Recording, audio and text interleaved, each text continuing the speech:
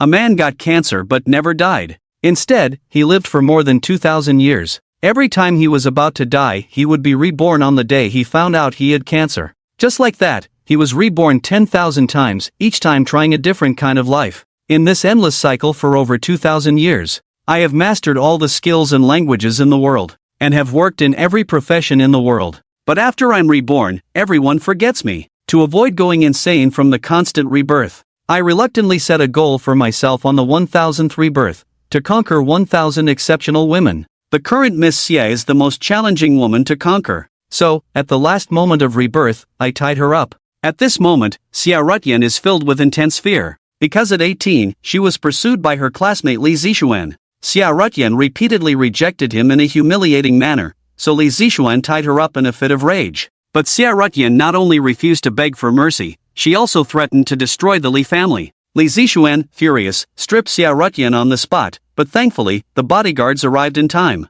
It's because of all this that she developed an extreme aversion to men. She won't even let her father touch her. As I finished speaking, everyone in the room fell silent and involuntarily turned their gaze to Xia Rutian. Xia Rutian turned pale. Besides her, the only other person who knew about this was one of the participants in the incident. Upon learning about this, Xia's father, Xia Yuan, was furious and unleashed a brutal retaliation against the Li family. The Li family was not only ruined, but also suffered great loss of life. Li Zixuan was also castrated and fled abroad in obscurity. The ruffians involved at the time died in various accidents within a few days. Xia Rutian looked puzzled, while I just smiled faintly. I can't remember which reincarnation it was when I caught your parents and used hypnosis to find out about these things. Suddenly, Xia Rutian interrupted me, her eyes filled with embarrassment. What do you want to do? I laughed heartily. Indeed, Miss Xia, you quickly grasped the crux of the matter. I certainly don't lack money. With the winning lottery numbers in my mind, I can earn countless banknotes.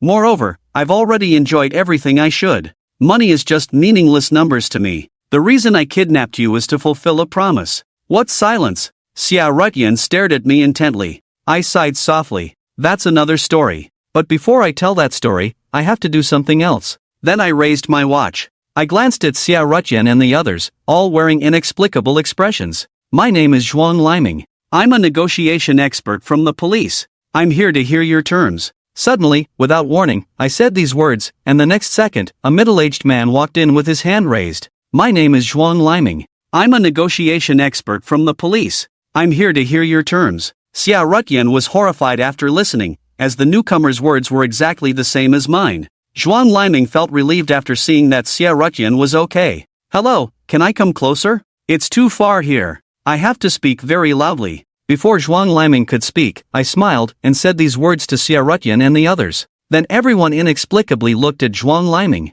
The next moment, Zhuang Liming indeed raised his hand and said these words. Xia Rutian was completely dumbfounded. She really felt that the person in front of her had been reborn 10,000 times. Just stay there. Don't move. I can't guarantee what will happen if you do. Without even looking at Zhuang Liming, I then picked up the black box from the ground and opened it in front of Xia Rutian and the others. When Xia Rutian saw what was inside the box, she was dumbfounded. There was a laptop inside, and underneath the laptop, a sniper rifle appeared. I put the laptop aside, then took out the sniper rifle and assembled it within a minute, then set it up on the dining table. Miss Xia, guess why, even though my body is so weak, I've been standing here without sitting down. As I spoke, I smiled and looked out the window, still smiling. Xia Rutian's expression flickered slightly through the scope. He looked at me first, then surveyed the surroundings. It seemed like he understood something. There's a sniper outside. I couldn't help but burst into laughter, laughing and then coughing. But this time the coughing was particularly intense,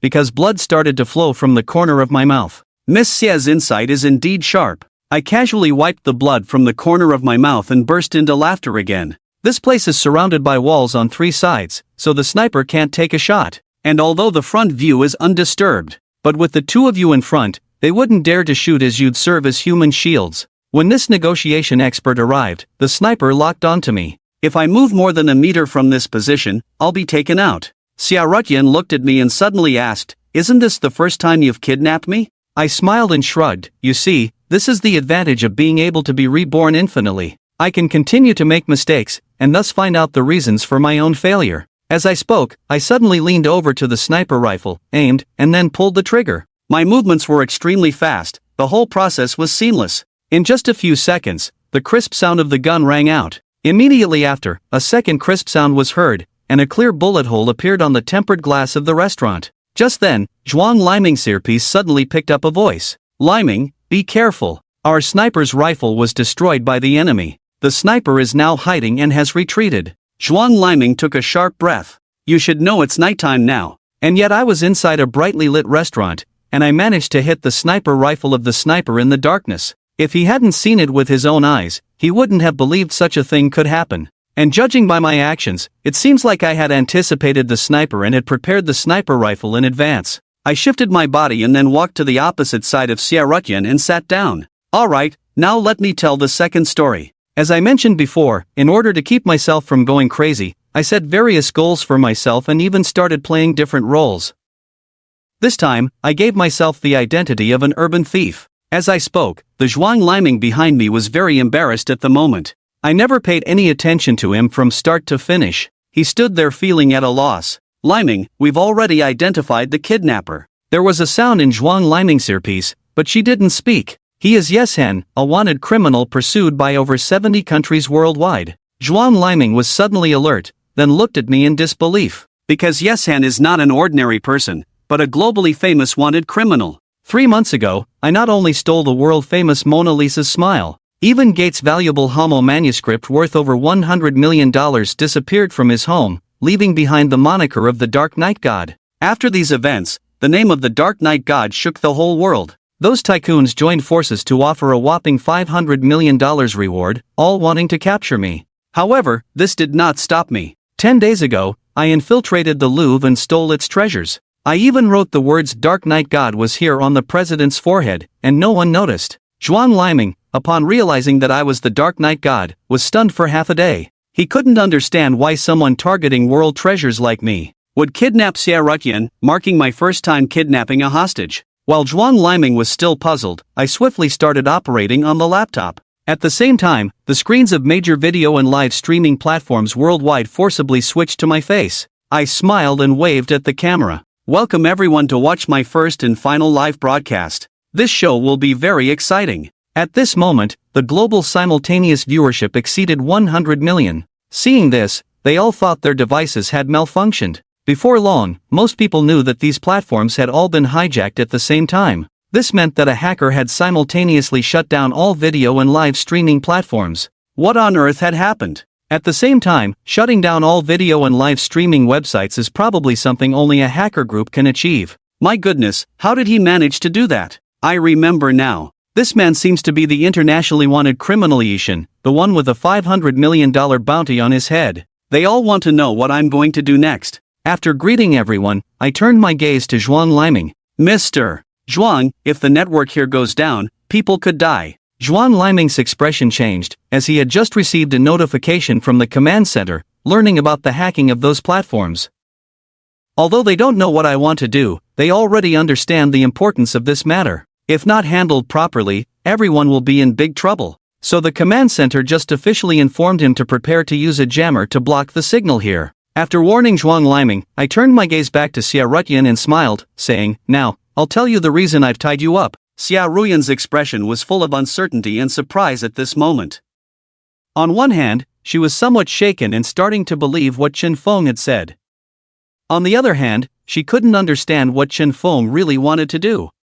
She had heard everything he said just now, and she never expected that this man would be live streaming at this time. What was he thinking? Chen Feng paid no attention to the puzzled expressions of everyone and continued with a faint smile. 10 days ago, I had just returned from the United States. Due to being wanted by many countries, I couldn't enter through normal means and had to contact a snakehead to smuggle me in. Unfortunately, the smuggling boat was discovered by the police just before reaching the shore, so I had to jump into the sea in advance and swim back to Pengchang. When I landed, I had lost everything, not a penny on me, and after being cooped up in the cargo hold for a long time, I basically looked like a beggar when I came ashore. However, for me, it was not a big deal, just a matter of spending more time. The first thing I did when I landed was to borrow money from someone. Well, I borrowed money from a stranger on the street. The exact words were, "Lend me 1,000 yuan in cash, and I can fulfill a wish for you." Not only Xia Ruyan and others looked bewildered, but those watching the livestream who understood Chinese almost burst out laughing. It would be truly miraculous if one could borrow money in this way from strangers on the street. Chen Feng noticed their expressions and chuckled, "Don't look at me like that. After living for so many years, one must find some strange things to do. However, it's pretty much as you imagine. Everyone treated me like a crazy beggar, some didn't even wait for me to speak before showing disdain and then keeping their distance. But there was one exception."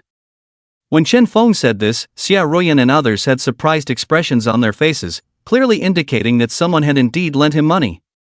Chen Feng continued with a smile. It was an elderly man in his 60s. When he heard my unreasonable words, he didn't mock or show disgust, but simply asked if I was in trouble.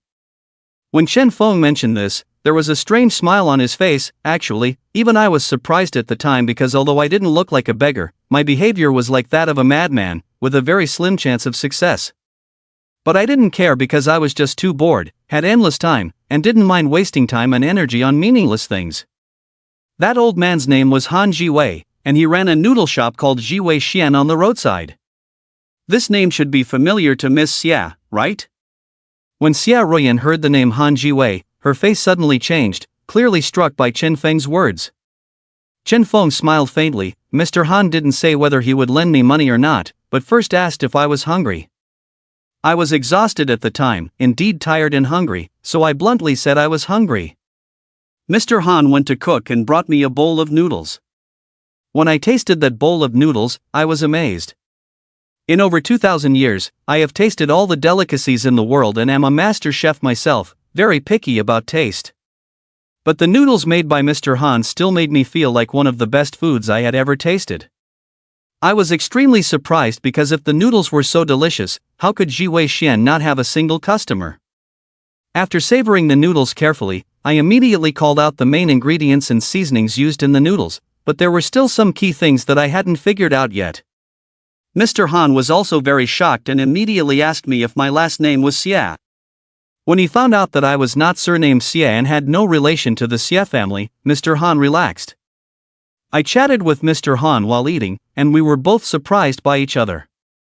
Our conversation ranged from astronomy and geography to business and technology, covering almost everything, and I was surprised that Mr. Han, a noodle shop owner, had such knowledge.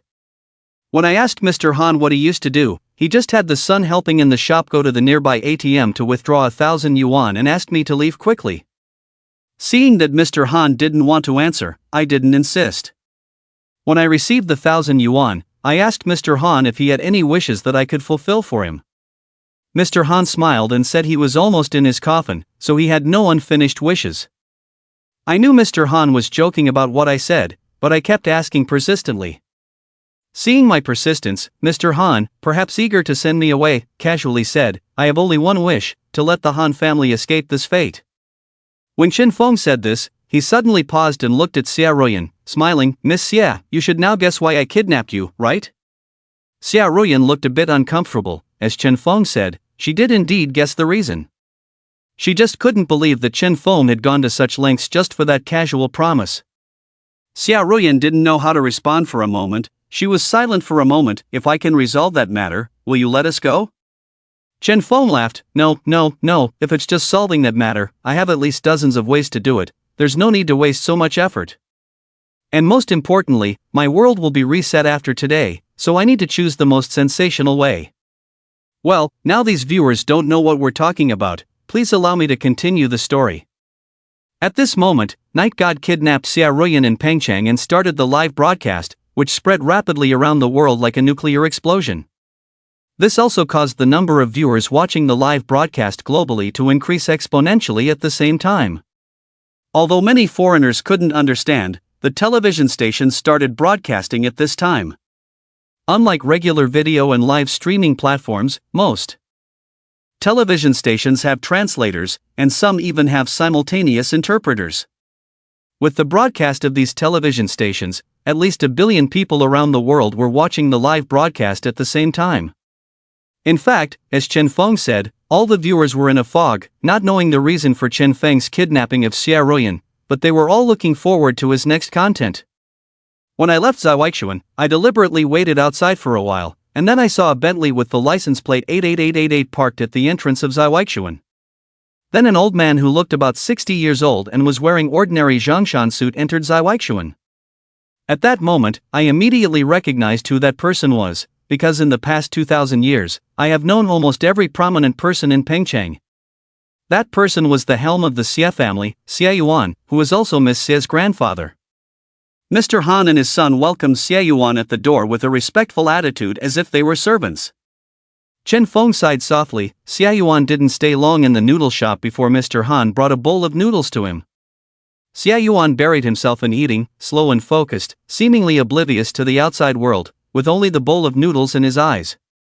After finishing, he didn't say goodbye, just left the Jiwei pavilion and then drove away. Mr. Han then closed the shop and went home with his son. When I saw this, I was initially surprised, but in a very short time, I realized that Jiwei Pavilion seemed to be open only for Xie Yuan. It only opened for a short while each day, just to make that bowl of noodles for him before closing. Jiwei Pavilion has a prime location in the commercial center, and if rented out, the monthly rent would not be less than 50,000. Of course, this amount is nothing to the Xie family, not a big deal at all. If Xie Yuan is willing to pay such a price to make Mr. Han his exclusive chef, there's nothing strange about it, as it's a mutual agreement. But after spending a few days investigating the whole situation, I couldn't help but sincerely admire the Xie family's dominance and unscrupulous behavior.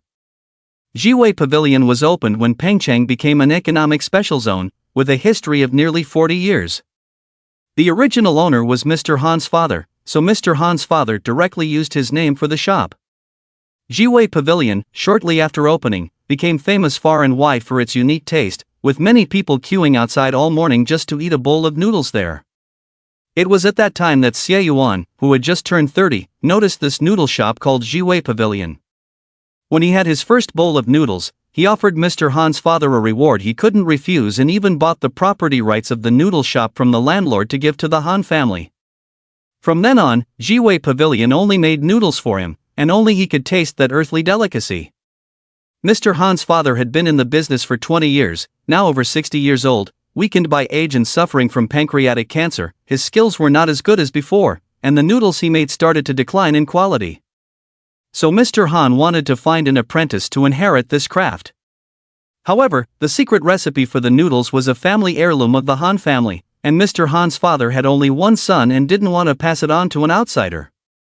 Mr. Han, at the age of 20, got into Yale University, where he struggled for 20 years, successfully immigrated to the United States, and became the CFO of a listed company in Silicon Valley. With Mr. Han's status at that time, he had no intention of inheriting his father's insignificant family business. But Xie Yuan used some means, and in the end, he came back and learned the craft. When Chen Feng reached this point, not only did the restaurant become quiet, even the audience watching the live broadcast couldn't help but gasp. CFO stands for Chief Financial Officer, one of the top executives of a listed company, second only to the CEO. Han Jiwei is still the CFO of a Silicon Valley listed company. For a Chinese to achieve this position in the United States, even now, you can count them on one hand, let alone Han Jiwei, who did it 20 years ago. Although Chen Feng didn't say what means Xie Yuan used to make Han Jiwei give up the CFO position, anyone with a bit of sense would know it wasn't a normal method. This also shows how terrifying Xie Yuan is, willing to sacrifice someone's future for his own desires, forcing the other person to come back and be his personal chef. At the same time, domestic audiences began frantically searching for all information about the Xie family, quickly making it the #1 trending topic.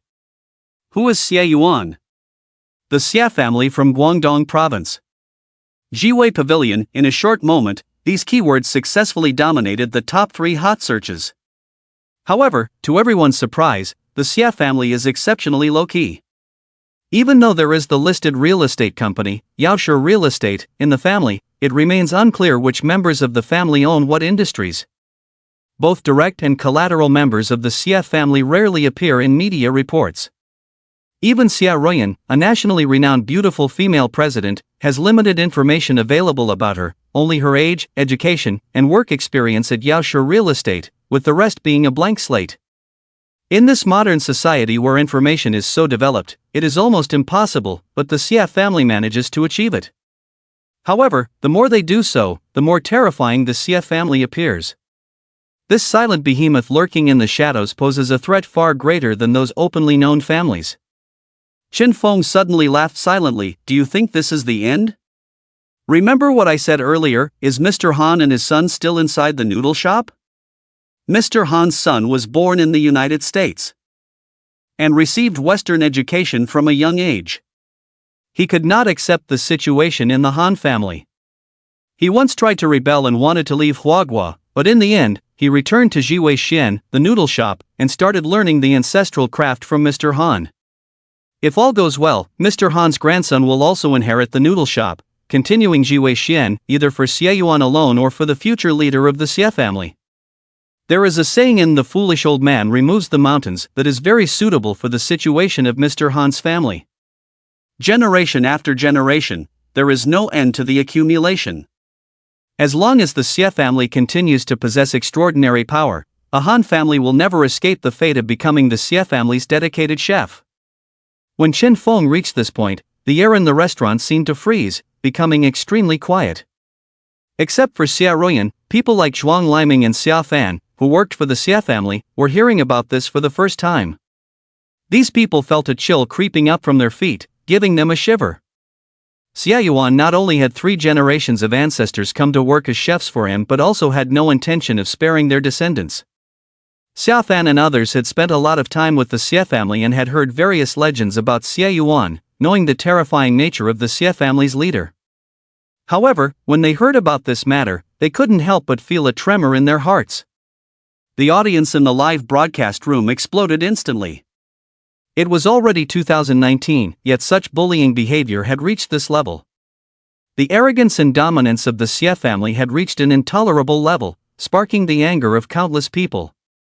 The current situation was clear: as long as Xie Yuan was alive, or even as long as the Xie family existed, the Han family at Jiwei Xian would probably not escape this fate. At that moment, any enterprise associated with the Xie family was being searched online. For example, the official website of Yaoshi Real Estate Group was maliciously attacked by a large number of netizens, causing the website to crash and become inaccessible. Those who had planned to purchase properties developed by Yaoshi Real Estate or had signed contracts without payment cancelled their transactions at that moment. Even indignant netizens organized to leave messages under the police's official social media accounts, demanding a thorough investigation of the Xie family. At this point, everyone knew that the Xie family was in deep trouble. If such a matter were exposed online, it could be suppressed by using connections. However, Qin Feng was broadcasting live worldwide, holding Xia Ruyan and others hostage, making it impossible to cut off the broadcast. At this stage, whether Xie Yuan had done this no longer mattered. Xia Ruyan's expression turned pale. She could already foresee the situation tomorrow. She feared that as soon as the market opened, the stock price of Yaoshi Real Estate would hit the limit down, and no one could save it. Xia Ruyan had never imagined that the powerful Xie family would be so fragile. She knew that her grandfather, Xie Yuan, was here at this moment, but he couldn't resolve the situation. Because the man in front of her was risking his life to do this, while the people of the Xie family were not willing to risk their lives, so they were at an unequal position from the beginning. In a mansion in Peng City. It was a seaside estate consisting of more than 10 luxury villas, covering several hectares of land, with a helipad outside and even a golf course, extremely luxurious. However, in one of the villas in the main house, there was a sound of furious yelling and things being smashed. The bodyguards and servants in the villa instinctively moved away from the villa. At this moment, Xie Yuan was madly smashing things in the living room, shattering everything from porcelain to jade ornaments on the table. Although he was 70 years old, he had been well taken care of and looked like he was in his 50s. But now he was furious, yelling as he smashed things, "Han Jiwei! You ungrateful wolf! I will make you wish you were dead!" In the living room, besides Xie Yuan, there were his 4 sons and other core members of the Xie family, including Xia Ruyan's father, Xia Yixian. Although these people had different expressions, they all shared a deep sense of worry and panic.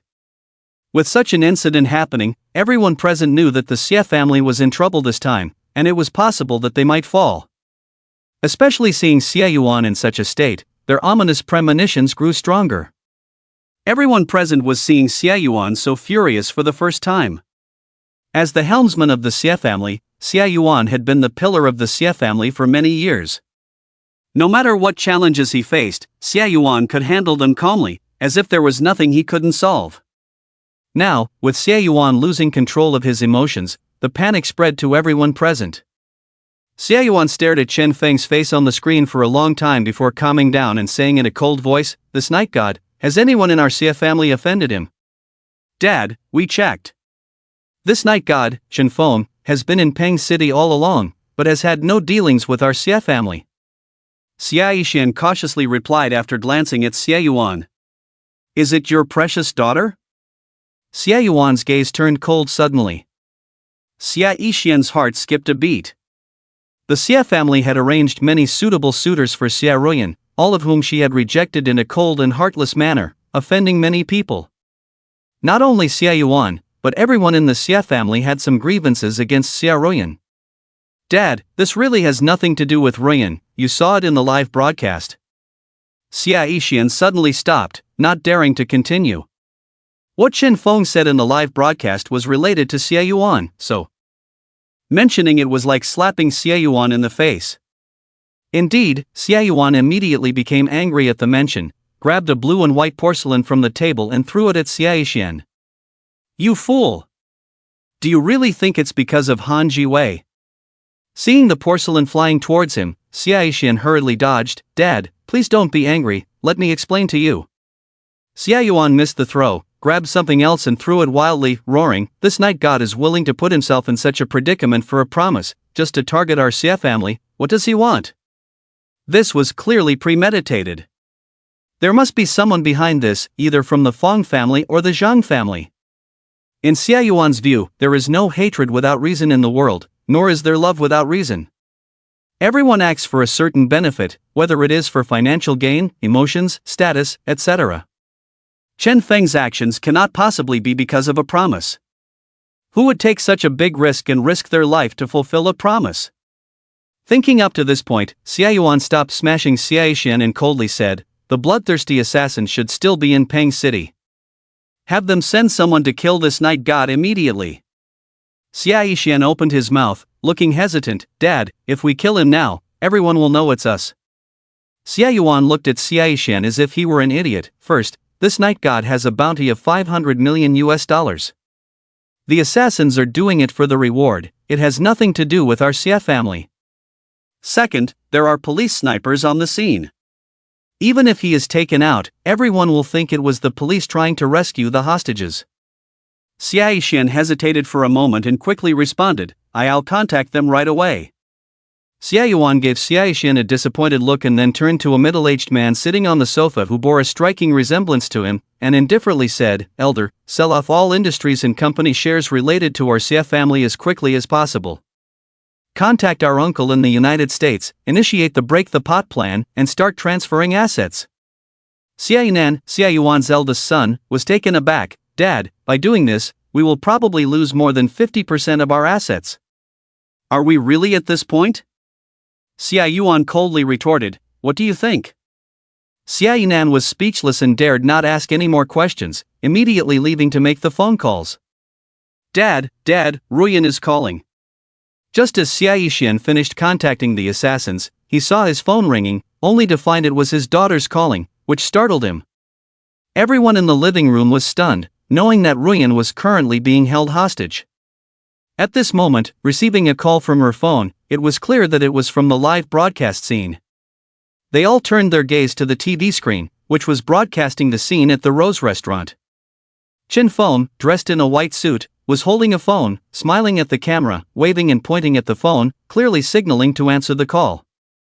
Xie Yuan's expression changed slightly. For some reason, even though Chen Feng did not explicitly mention talking to anyone, he could sense that Chen Feng was referring to him.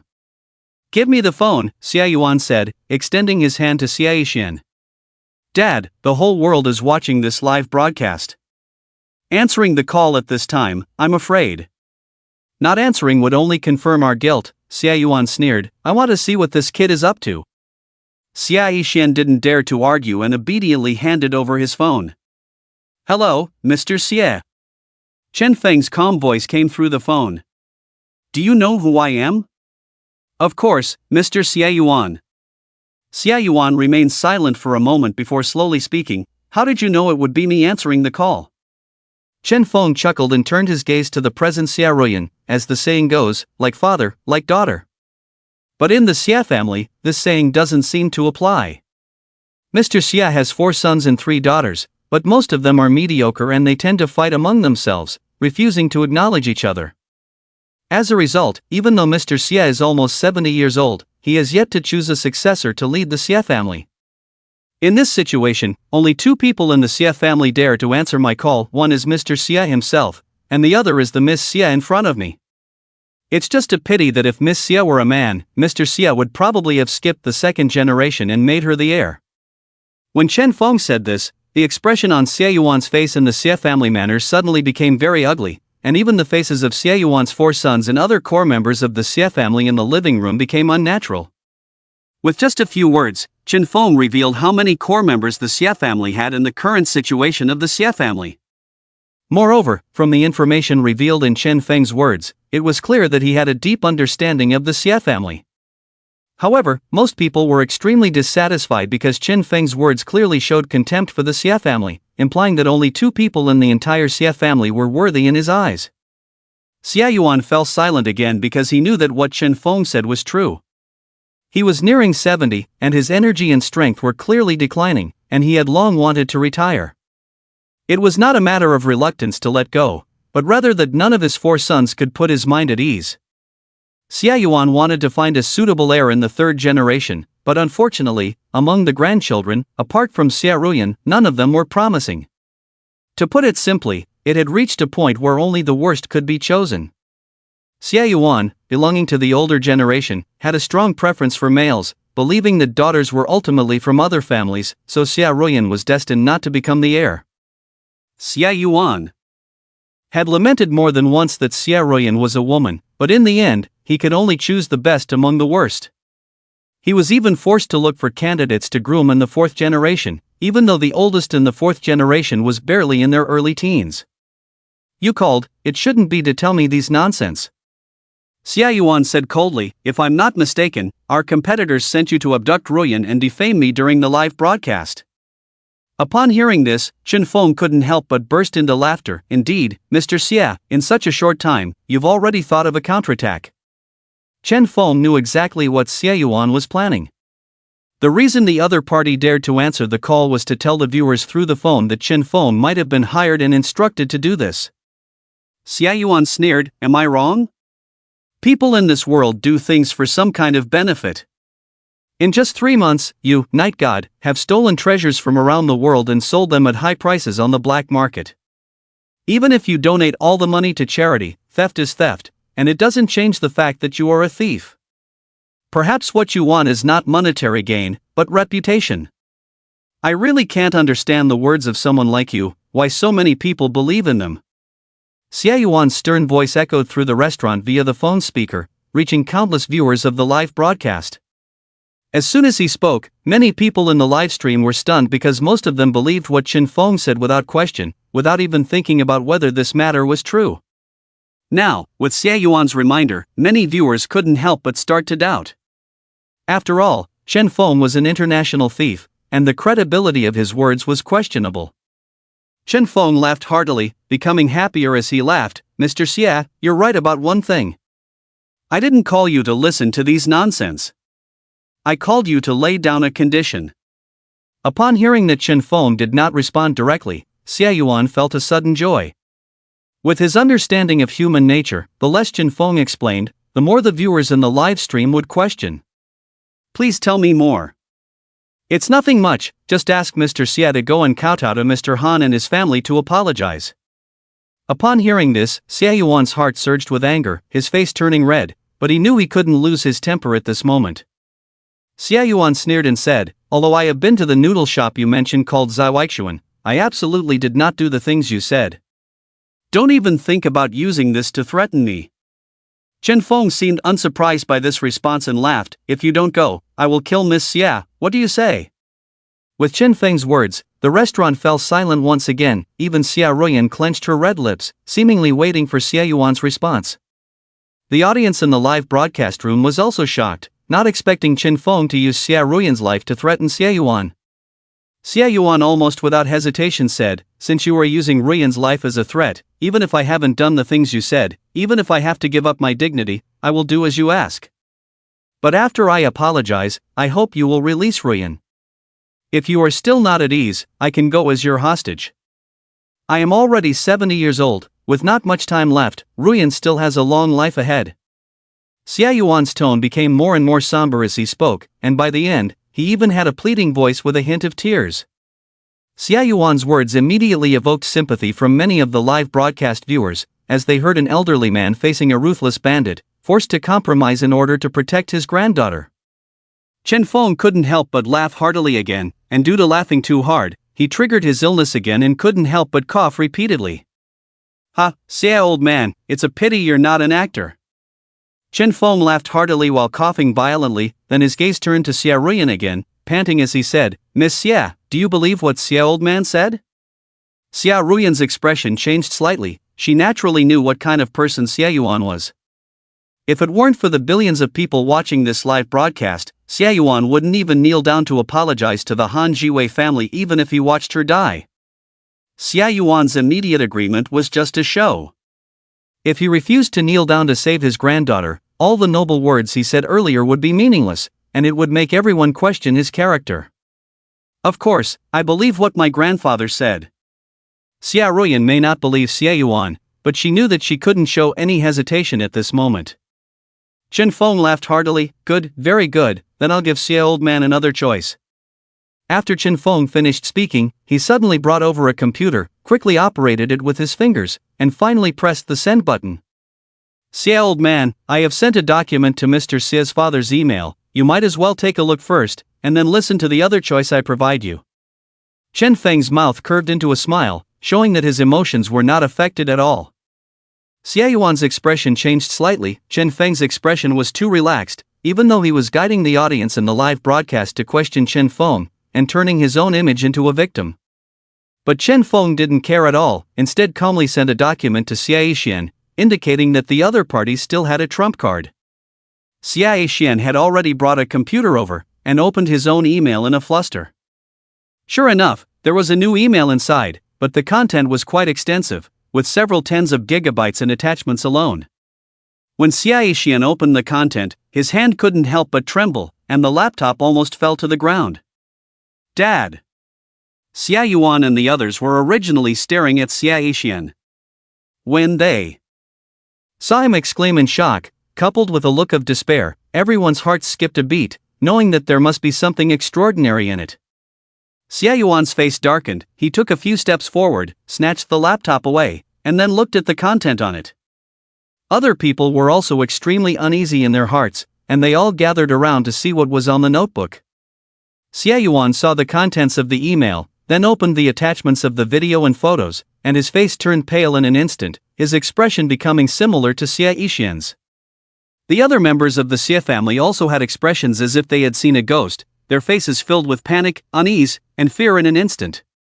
The contents of the email included many illegal activities that the Xia family had been involved in over the years, including bribery, stock manipulation, insider trading, hiring hitmen, money laundering, illegal possession of firearms, and more. Just mentioning these crimes wouldn't scare the Xia family members, but the key was that in Chen Feng's email, there was a complete chain of evidence. From planning the crimes to execution, there were photos, recordings, videos, and even confessions from the perpetrators. And these were things that the people present had done themselves or instructed others to do. They were certain that if this evidence were to be made public, everyone present would end up in jail, and even face the possibility of the death penalty. How did Chen Feng manage to do this? A boundless fear arose in everyone's hearts. With this evidence in the hands of Chen Feng, who was hostile towards them, it felt like doomsday. Chen Feng's ability to achieve this was not in question, as although he had only met Han Jiwei 10 days ago, collecting evidence of the Xia family's crimes was not something he had done overnight. During the rebirth when he had saved Xia Ruyan, Chen Feng had spent some time collecting evidence of the Xia family's crimes in order to help Xia Ruyan gain control of the family. With Chen Feng's almost omnipotent and all-knowing abilities, obtaining this information was not too difficult. For example, some of the events had taken place during the 90 days when Chen Feng was trapped. He had directly hacked their computers, phones, surveillance, and even recorded the entire criminal process. And the Xie family was not the first. Chen Feng had once given himself the title of a super investigator. Not digging into the affairs of celebrities, but specifically uncovering the secrets and scandals of prominent figures. He had thoroughly investigated all the prominent figures in Pengcheng out of boredom, and had even gone on to investigate all the top-tier cities in the country and the secrets of super-rich families abroad. In fact, it was proven that very few people could withstand such scrutiny. Chen Feng had countless dirty secrets of various prominent figures in his hands, but due to the constant resetting, he had simply memorized them. As for the evidence related to the crimes, some could not be discarded, such as the evidence of bribery by the Xie family, which they wanted to keep to threaten the recipients of the bribes, so they had kept it. Chen Feng knew where all this evidence was hidden, so he easily found it. It was no exaggeration to say that the secrets Chen Feng now held could fill more than 10 books, and revealing them would be enough to turn the world upside down. So, now Mr. Xie should be willing to hear my other choice. Chen Feng smiled slightly and continued speaking to the screen. Now, Mr. Xie, please make a choice between this information and Miss Xie. There are only 2 copies of this information, one that I sent to you, and the original backup. Choose the information, and Miss Xie dies, I will delete the backup. Choose to save Miss Xie, and I will make this information public. Mr. Xie, you have only 1 minute to decide, so please be careful. With Chen Feng's words, the restaurant fell silent once again, and everyone, except for Xie Ruoyan, couldn't help but swallow nervously. At this moment, even though Chen Feng was not directly threatening them, everyone could feel a palpable pressure and tension. The billions of viewers watching the live broadcast exploded in shock, as they had not expected Chen Feng to suddenly propose such a condition. But what really piqued their curiosity was what Chen Feng had sent to the Xie family. Xie Yuan on the other end of the phone fell silent once again, and Chen Feng did not rush him. The atmosphere was so quiet that even the audience held their breath, anxiously staring at the screen, waiting for Xie Yuan's answer. Xie Yuan silenced his phone, quickly turned to Xie Tian and others, and ordered, transfer the assets out at the fastest speed, at all costs.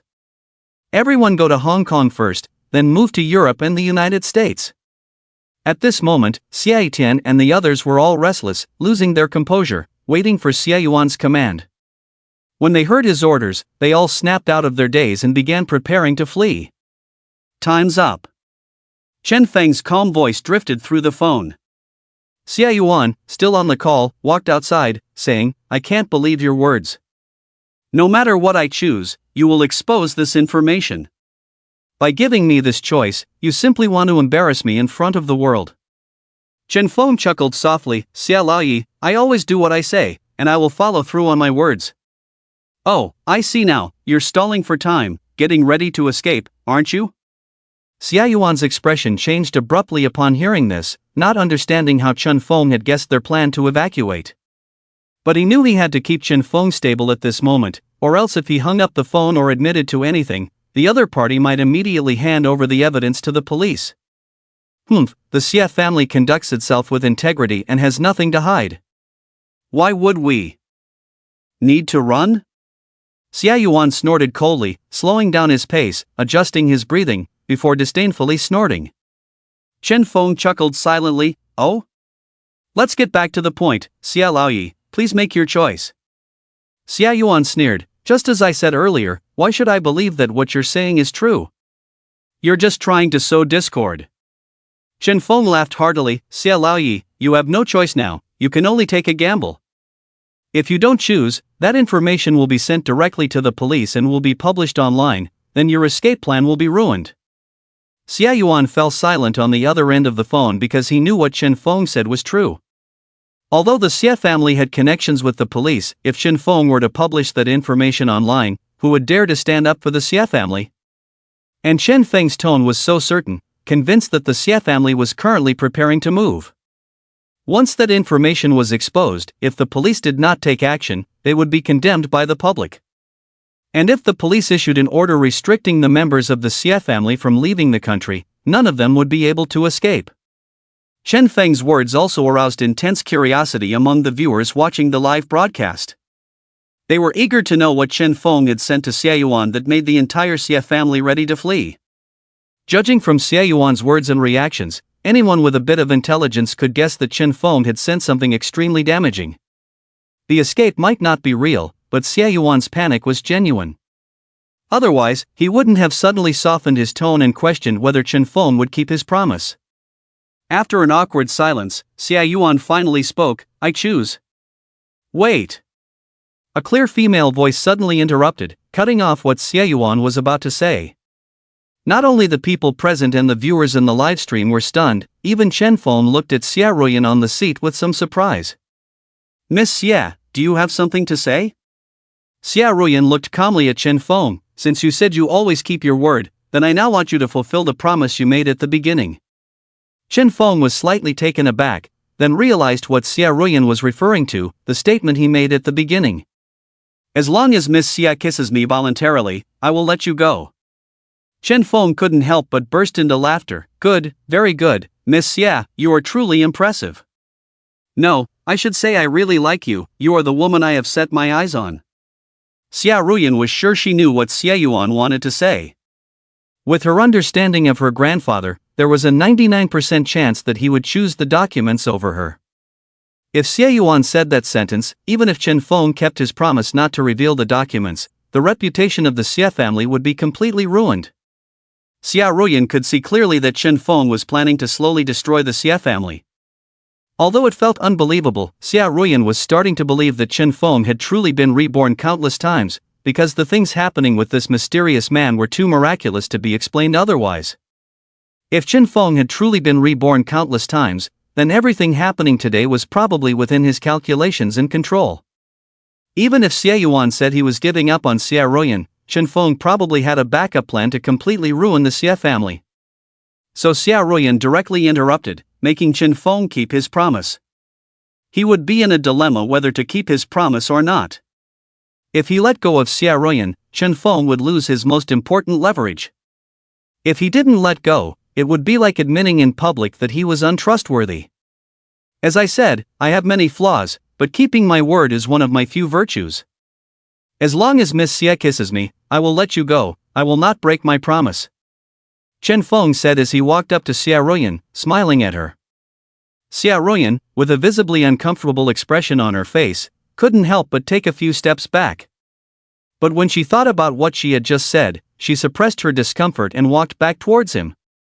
Chen Feng calmly stood in front of Xie Ruyan, then pointed to his mouth, and leaned down to kiss her. The audience in the live broadcast room was stunned, as they didn't know what promise Chen Feng had made to Xie Ruyan earlier. When they saw that Chen Feng was clearly going to kiss Xie Ruyan, they were shocked and didn't know how the situation had changed so suddenly. You didn't say it was a kiss." Xie Ruyan clenched her red lips, glaring at Chen Feng with an extremely angry expression. "The final decision is in my hands. When I say a kiss, I mean a kiss on the lips. Miss Xie, do you have a problem with that?" Chen Feng said with a smile, looking at Xie Ruyan. Xie Ruyan's expression changed several times, clearly engaged in intense internal struggle. But after a moment, she gritted her teeth and agreed. Xie Ruyan, looking determined, walked up to Chen Feng, with a resolute expression as if sacrificing herself, closed her eyes and kissed Chen Feng on the lips. Chen Feng, seeing Xie Ruyan's panicked yet shy expression, suddenly placed his phone on the table, put one hand around her waist, placed the other hand on the back of her head, and kissed her. As their lips touched, Xie Ruyan trembled, feeling a sense of disgust rising in her heart, about to push Chen Feng away. But at that moment, Chen Feng suddenly hugged her tightly, used his tongue to open her mouth, and deepened the kiss. Xie Ruyan's eyes widened instantly, feeling a mix of anger and urgency, struggling violently to break free from Chen Feng's grasp. Just then, Chen Feng abruptly opened his eyes, reached out a hand, and firmly grabbed the dining knife that Xie Ruyan was about to stab him with. With a resolute expression, Xie Ruyan then used her elbow to fiercely strike Chen Feng's abdomen. Chen Feng smiled faintly, pivoted on his right foot, swiftly moved behind Xie Ruyan, not only avoiding the strike but also embracing her from behind. Xie Ruyan remained calm, and with her right hand holding the dining knife, she suddenly stabbed behind her. Chen Feng chuckled, slightly dodged the knife, then raised his thigh and hit the acupoint on Xie Ruyan's right arm. A numb and weak sensation came over her, causing the dining knife in her hand to slip and fall to the ground with a crisp sound. Xia Ruoyan remained cold and did not give up. She fiercely slammed her left elbow backward, while her high heels stomped on Chen Feng's instep. Chen Feng smiled even more, calmly extended his left hand, and pressed on the acupoint on Xia Ruoyan's left elbow with his fingers. Xia Ruoyan felt a strong numbness in her arms, causing her hands to hang weakly. Miss Xia, I've told you that once I have you in my hands, I know you've been practicing martial arts diligently since being kidnapped, even obtaining a black belt in Taekwondo. Chen Feng skillfully avoided Xia Ruoyan's high heel strike, then embraced her waist, leaned close to her ear, and said with a light laugh. Xia Ruoyan felt extremely uncomfortable, resisting any physical contact with men, especially being tightly held by Chen Feng, and whispered to in her ear, making her feel even worse than being killed. Let me go. Xia Ruoyan struggled several times but couldn't break free. Although Chen Feng appeared weak, he had a special technique that kept her trapped, feeling like being entwined by a python with no room for resistance. The audience in the live stream was stunned. They had just seen the two kissing, and the next moment they were fighting for their lives, which was unexpected. What shocked them even more was that the fight between the two seemed effortless, but the movements were fast and fierce, all happening in less than a minute. Even without experiencing it firsthand, just by watching Xia Ruoyan's skilled and swift attacks, they knew being hit wouldn't be pleasant. This indicated that Xia Ruoyan was a skilled fighter, possibly even a master. When Chen Feng mentioned Xia Ruoyan's black belt in Taekwondo, the audience was once again astonished, but even more surprising was that Xia Ruoyan, with a black belt level, was not a match for Chen Feng. Chen Feng smiled, then released Xia Ruoyan. From the moment Xia Ruoyan asked him to fulfill his promise, Chen Feng knew she intended to take advantage of his weakness to defeat him and resolve the crisis facing the Xia family once and for all. Chen Feng admired this woman very much. There were not many people in the world he respected, and Xia Ruoyan was one of them. In this critical situation, she was not thinking about escaping safely but about permanently solving the troubles of the Xia family. Xia Ruoyan was well aware that she and the Xia family were in the same boat. If the Xia family fell, her fate would not be any better. Chen Feng easily controlled her despite his weakness, having mastered all forms of combat. He used the famous Brazilian jiu-jitsu, known for using weakness to defeat strength, using softness to overcome hardness, a combat style based on grappling and submission techniques. Miss Xie can leave, including your entourage. Chen Feng smiled and gestured for her to go. This statement shocked everyone in the Rose restaurant and the billions of viewers in the live stream. They never expected Chen Feng to let Xia Ruoyan go, let alone allow her entourage to leave, as if he had given up all his advantages. At that time, the police no longer had any reservations. Was Chen Feng not seeking death? Are you really letting me go? Although Xia Ruoyan's eyes showed disgust, she was still somewhat surprised at this moment. She had just attacked Chen Feng, so it wouldn't be strange if he used this as an excuse not to let her go. Chen Feng smiled faintly. I've always said that I always keep my word. Since you can overcome your psychological barriers, I will naturally keep my promise, please go. After saying this, Chen Feng threw the key to the handcuffs to Xia Fan and said, unlock them. Xia Fan hesitated for a moment, carefully looked at Chen Feng, and then at Xia Ruoyan. When she received confirmation from Xia Ruoyan's eyes, she hurriedly went over to unlock the 4 bodyguards who were handcuffed on the ground. You guys leave here first. As soon as this was said, everyone was stunned again, even Chen Feng looked at Xia Ruoyan in surprise. Miss, are you okay? Aren't you leaving? Xia Fan was at a loss, watching Xia Ruoyan sit back down as if nothing had happened. She was almost on the verge of collapse. The robber said to let them go, but Xia Ruoyan chose not to leave. Was she out of her mind? Not only Xia Fan and the bodyguards thought so, even the people in the live broadcast room were dumbfounded. Chen Feng looked at Xia Ruoyan, who remained calm, and couldn't help but burst into laughter. Due to laughing too hard, he started coughing violently again. You heard what Miss Xia said, hurry up and leave, or I will kill all of you. Chen Feng took out a gun from behind and slammed it on the table. Xia Fan and the bodyguards were startled and dared not stay any longer, so they hurriedly walked towards the elevator. Miss Xia, please don't act impulsively. If there's anything, we can discuss it downstairs, okay? Zhuang Liming was anxious. He couldn't understand why Xia Ruyan, who could have left, chose to stay. Bang! Chen Feng picked up the gun from the table, without even looking, and shot at Zhuang Liming. Zhuang Liming was shocked. He never expected Chen Feng to shoot without warning. In the moment the gun went off, he tried to dodge, but his body couldn't react in time. Fear surged in Zhuang Liming's heart, and he closed his eyes in despair, waiting for death. But after a while, death did not come. He only felt a chill in his lower body, and then no other sensation. Wen Zhuang. Liming looked down in astonishment. His face instantly turned red because his crotch had been grazed by the bullet, giving him a chilling sensation. Zhuang Liming felt embarrassed, ashamed, and terrified. It was obvious that the other party had no intention of killing him. If they had wanted to kill him, the bullet would have hit his private parts directly. Chen Feng's shot had grazed his crotch, clearly a warning. Thinking back to when Chen Feng had used a sniper rifle to shoot the sniper in the darkness, Zhuang Liming realized how terrifying Chen Feng's marksmanship was. "Mr. Zhuang, if you say one more word, the next shot will be an inch higher." Chen Feng turned to Zhuang Liming with a slight smile. "Now, please leave with them." Zhuang Liming's expression changed, and he dared not say anything more. He immediately followed Xia Fan and the others into the elevator. Soon, only Chen Feng and Xia Ruyan were left in the restaurant. Chen Feng looked at Xia Ruyan sitting across from him with interest, and asked with a smile, "Miss Xia, did you really think I wouldn't dare to kill?" Xia Ruyan calmly replied, "It's not that you wouldn't dare, but that you wouldn't." Chen Feng chuckled and asked, "Oh? How do you know?" Xia Ruyan calmly said, "Because your initial goal was not me. The kidnapping was just a way to create this situation. The ultimate goal was to destroy the Xia family. And I can tell that you are not only acting recklessly, but also have a deep-rooted sense of pride.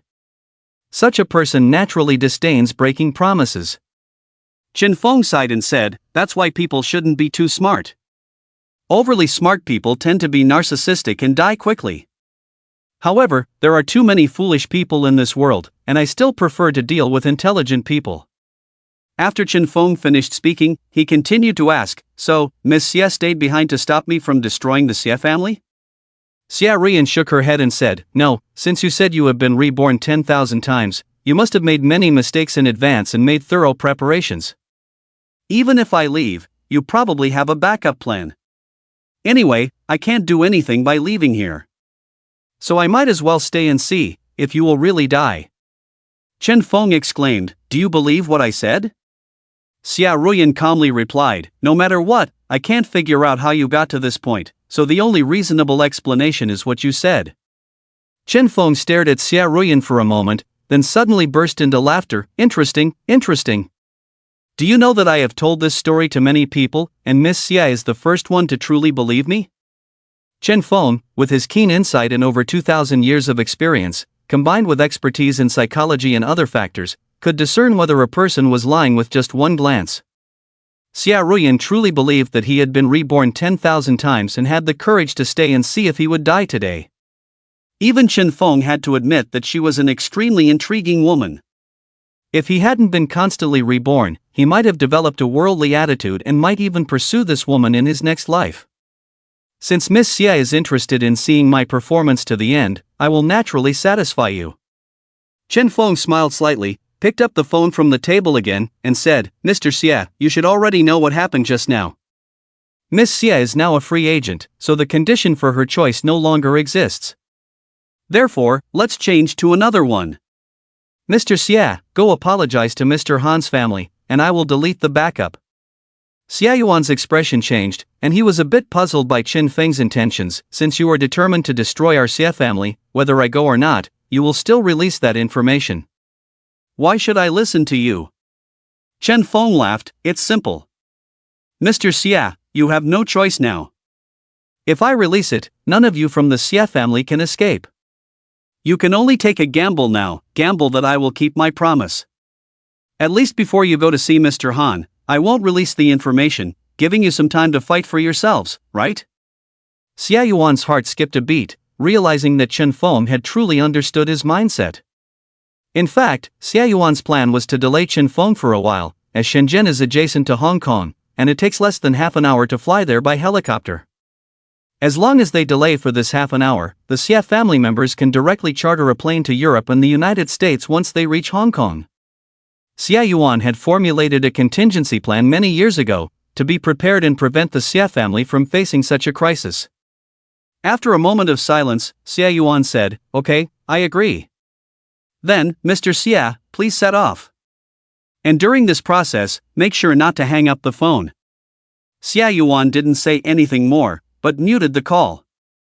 When the other end couldn't hear any sound, he immediately turned to his eldest son Xia Yinan and urgently said, "Transfer all the liquid assets through the underground banks in Hong Kong and send the bloodthirsty assassins over now."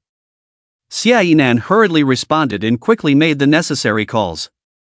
Chen Feng smiled, placed the phone back on the table, and calmly looked at Xia Ruyan sitting across from him. But at this moment, it was close to midnight, and Chen Feng's body was getting weaker, his face as pale as paper. Even sitting on the sofa, he was gasping for breath, as if even breathing had become difficult. Chen Feng struggled to take out a small box from his pocket, took out a few pills from it, and swallowed them. After these pills went down, a hint of abnormal flush appeared on Chen Feng's face, and he suddenly regained his vitality, even his breathing became much smoother. "Are you using stimulants?" Xia Ruyan had been silently watching. The man in front of her was mysterious and full of a strange charm. Even though he had kidnapped her and wanted to destroy the Xia family, she seemed to have little hatred in her heart, except for just now, that kiss. Chen Feng smiled and nodded. "Yes, it's something I researched myself, similar to adrenaline, completely stimulating a person's physical strength, but with severe side effects. However, the time should be enough." At that moment, there was a sudden beep from Chen Feng's body. Chen Feng smiled and took out another phone from his pocket, opened a notification message in English inside. "Your account 6265XXXX has received a transfer of $5 billion US. Chen Feng turned the phone around and showed the message to Xia Ruyan. "Is Miss Xia familiar with this number?" Xia Ruyan naturally understood English. When she saw this number, she didn't feel much, but when she saw the meaningful smile on Chen Feng's face, she suddenly felt a chill in her heart. Xia Ruyan was very familiar with the financial situation of the Xia family. The current liquid assets on the Xia family's books were almost exactly 30 billion renminbi, which was roughly equivalent to $5 billion US. This is the Xia family's money? Chen Feng laughed heartily. "It seems that Mr. Xia's efficiency is very high. In less than 10 minutes, he has converted such a large sum of money into US dollars and successfully transferred it out." Xia Ruyan suddenly understood something. She stared at Chen Feng with wide eyes, unable to speak for a while. The man in front of her was truly terrifying, causing a deep chill to surge uncontrollably in her heart. On the other end of the phone, Xia Yuan had been listening to the conversation at the Rose restaurant. When he heard Xia Ruyan mention the Xia family's money, he felt goosebumps all over his body because he also sensed that something was wrong. Xia Yuan quickly muted the phone, took out his phone, and called his eldest son, Xia Yinan. "Where did the money go?"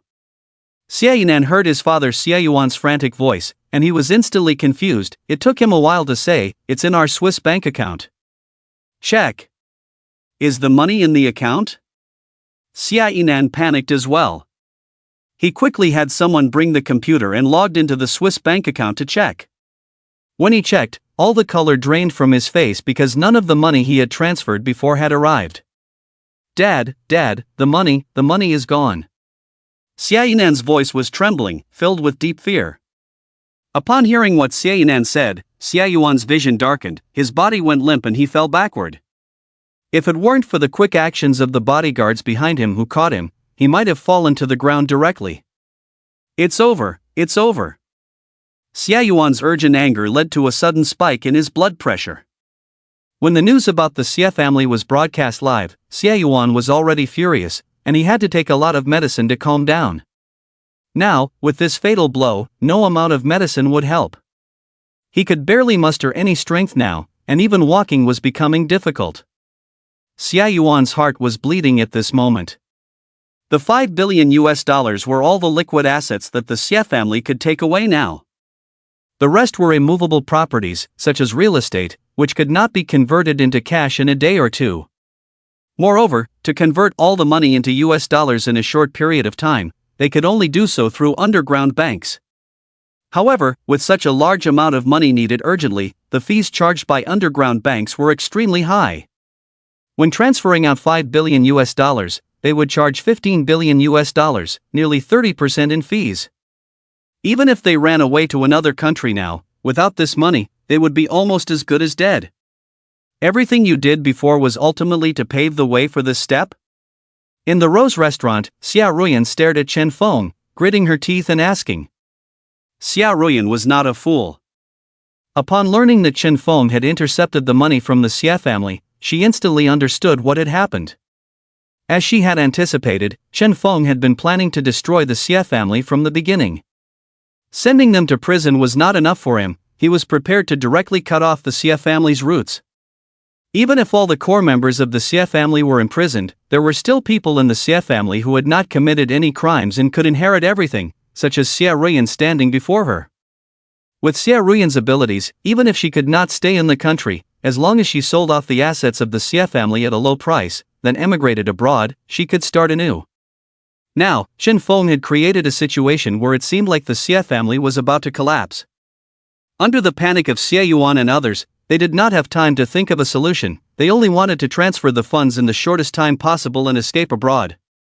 In fact, if Xia Ruyan were in Xia Yuan's shoes, her choice would probably be the same. This was the terrifying aspect of Chen Feng, he had planned everything from the beginning and left only one path for Xia Yuan to choose. Then, when the Xia family was transferring funds through underground banks, by some means, he intercepted that money. In other words, Chen Feng had even predicted in advance which underground bank Xia Yuan would use for the transfer. Chen Feng smiled slightly. No, one more step. As he spoke, he used his phone to donate 30 billion and transferred 20 billion US dollars to Han Jiwei's bank account in the United States. After doing these things, he tapped a few times on his phone and played a recording. The bloodthirsty killer should still be in Pang City. Send someone to kill the night god immediately. First, the night god has a $500 million reward. Boss, investigate all industries and company shares related to our Xia family. When Xia Ruyan heard the voice, she knew it was Xia Yuan's voice. And when she heard the content, her heart sank instantly to the bottom of the valley. She didn't need to think to guess what Xia Yuan's response would be to this situation. The hundreds of millions of viewers in the live broadcast room were not as familiar with Xia Yuan's voice as Xia Ruyan, so they were initially confused. However, since Xia Yuan had just spoken with Chen Feng, they quickly realized that the person speaking was indeed Xia Yuan. The content of the recording undoubtedly proved that Xia Yuan had been acting from the beginning of his conversation with Chen Feng. Hiring assassins, preparing to flee with the money, all these actions indirectly proved that the things the Xia family had done were true. They could even hire killers, forcing Han Jiwei's family to serve as chefs for generations was nothing. In the next moment, all the viewers felt deceived and insulted. They became angry and started to criticize the Xia family on social media and in the live broadcast room. Chen Feng smiled faintly and then said to the camera, I will now release all the evidence of the Xia family's crimes online and send a copy to the police. As for whether the people of the Xia family will receive the punishment they deserve, let the viewers supervise. Chen Feng casually opened his email and sent the complete information directly to the Pengcheng police's reporting email. At the same time, he also posted the information on many platforms. When Xia Yuan, who had already boarded the helicopter, heard what Chen Feng said, his body, which had just recovered, suddenly spurted out blood and then fainted. Dad! Dad! What's wrong with you? Xia Yuan's other sons were terrified by this scene and hurried to check on Xia Yuan's condition. Upon seeing this, everyone's faces turned pale because Xia Yuan was only exhaling through his nose, without inhaling, and it seemed like he was on the verge of collapse. The Xia family panicked, feeling like doomsday had arrived without even their backbone. When Chen Feng finished all this, he noticed Xia Ruyan looking at him with a deep gaze.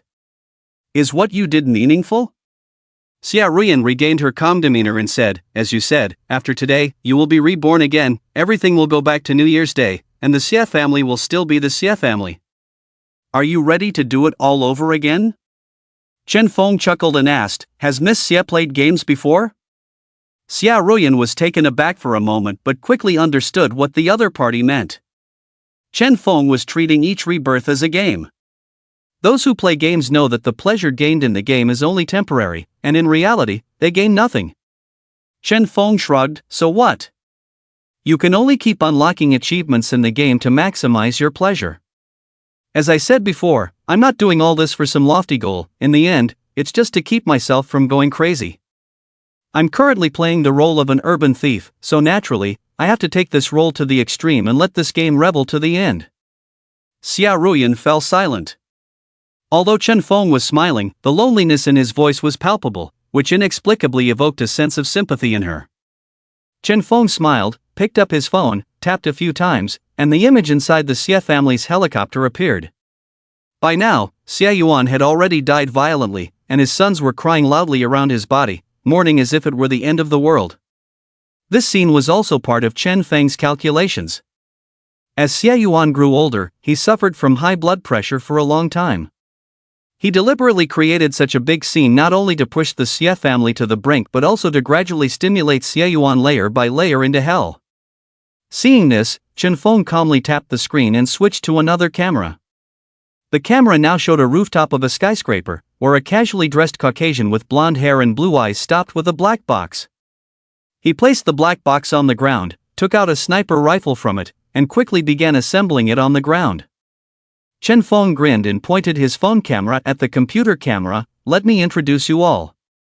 This is the ace killer of the international criminal organization Blood of Blood, codenamed Lucifer.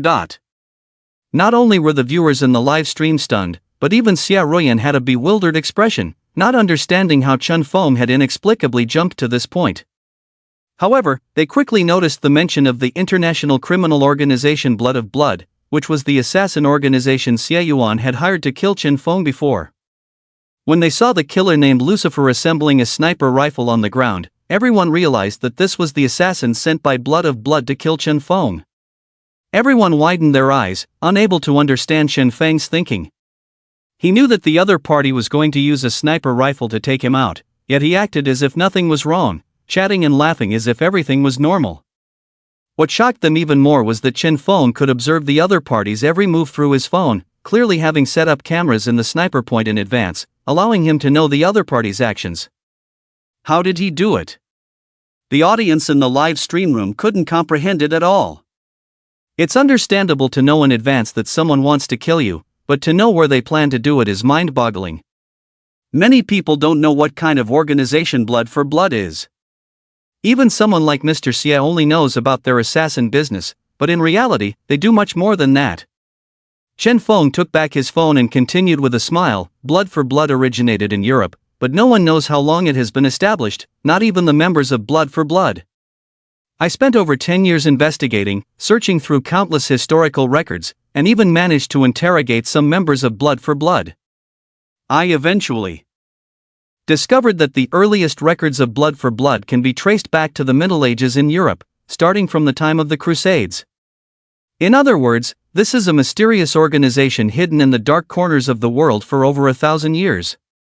In its early years, Blood for Blood started with the assassin business, but now they no longer rely on this business as their main source of profit. Known as the Sovereign Thieves, Blood for Blood has a deep-rooted influence in various Western countries, and their means of profit involve manipulating a country's situation behind the scenes to gain huge profits. For example, during the Dubai debt crisis years ago, which led to a sharp drop in European stock markets, they already knew the outcome in advance. By heavily shorting Dubai's currency, they made over billions of dollars in profit. The subsequent Greek debt crisis was even directly influenced by them following the Dubai debt crisis, continuing to short the Greek currency and easily gaining hundreds of billions of dollars in profit. As Chen Feng spoke, not only were the audience in the live stream room stunned, but even Xia Ruyan was so shocked that she couldn't speak for a while. Not to mention the ordinary viewers, even Xia Ruyan had never imagined that these international financial events were actually the result of someone secretly pushing behind the scenes. She thought her level of understanding was high enough, but now, upon hearing about the terrifying organization Blood for Blood, she realized she had been too naive. The influence of an organization like Blood for Blood is not limited to just Europe, it is likely spread globally.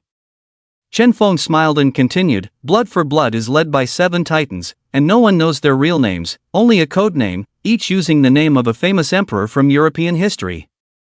Such as Alexander the Great, Caesar, Augustus, Charlemagne, Peter the Great, and so on.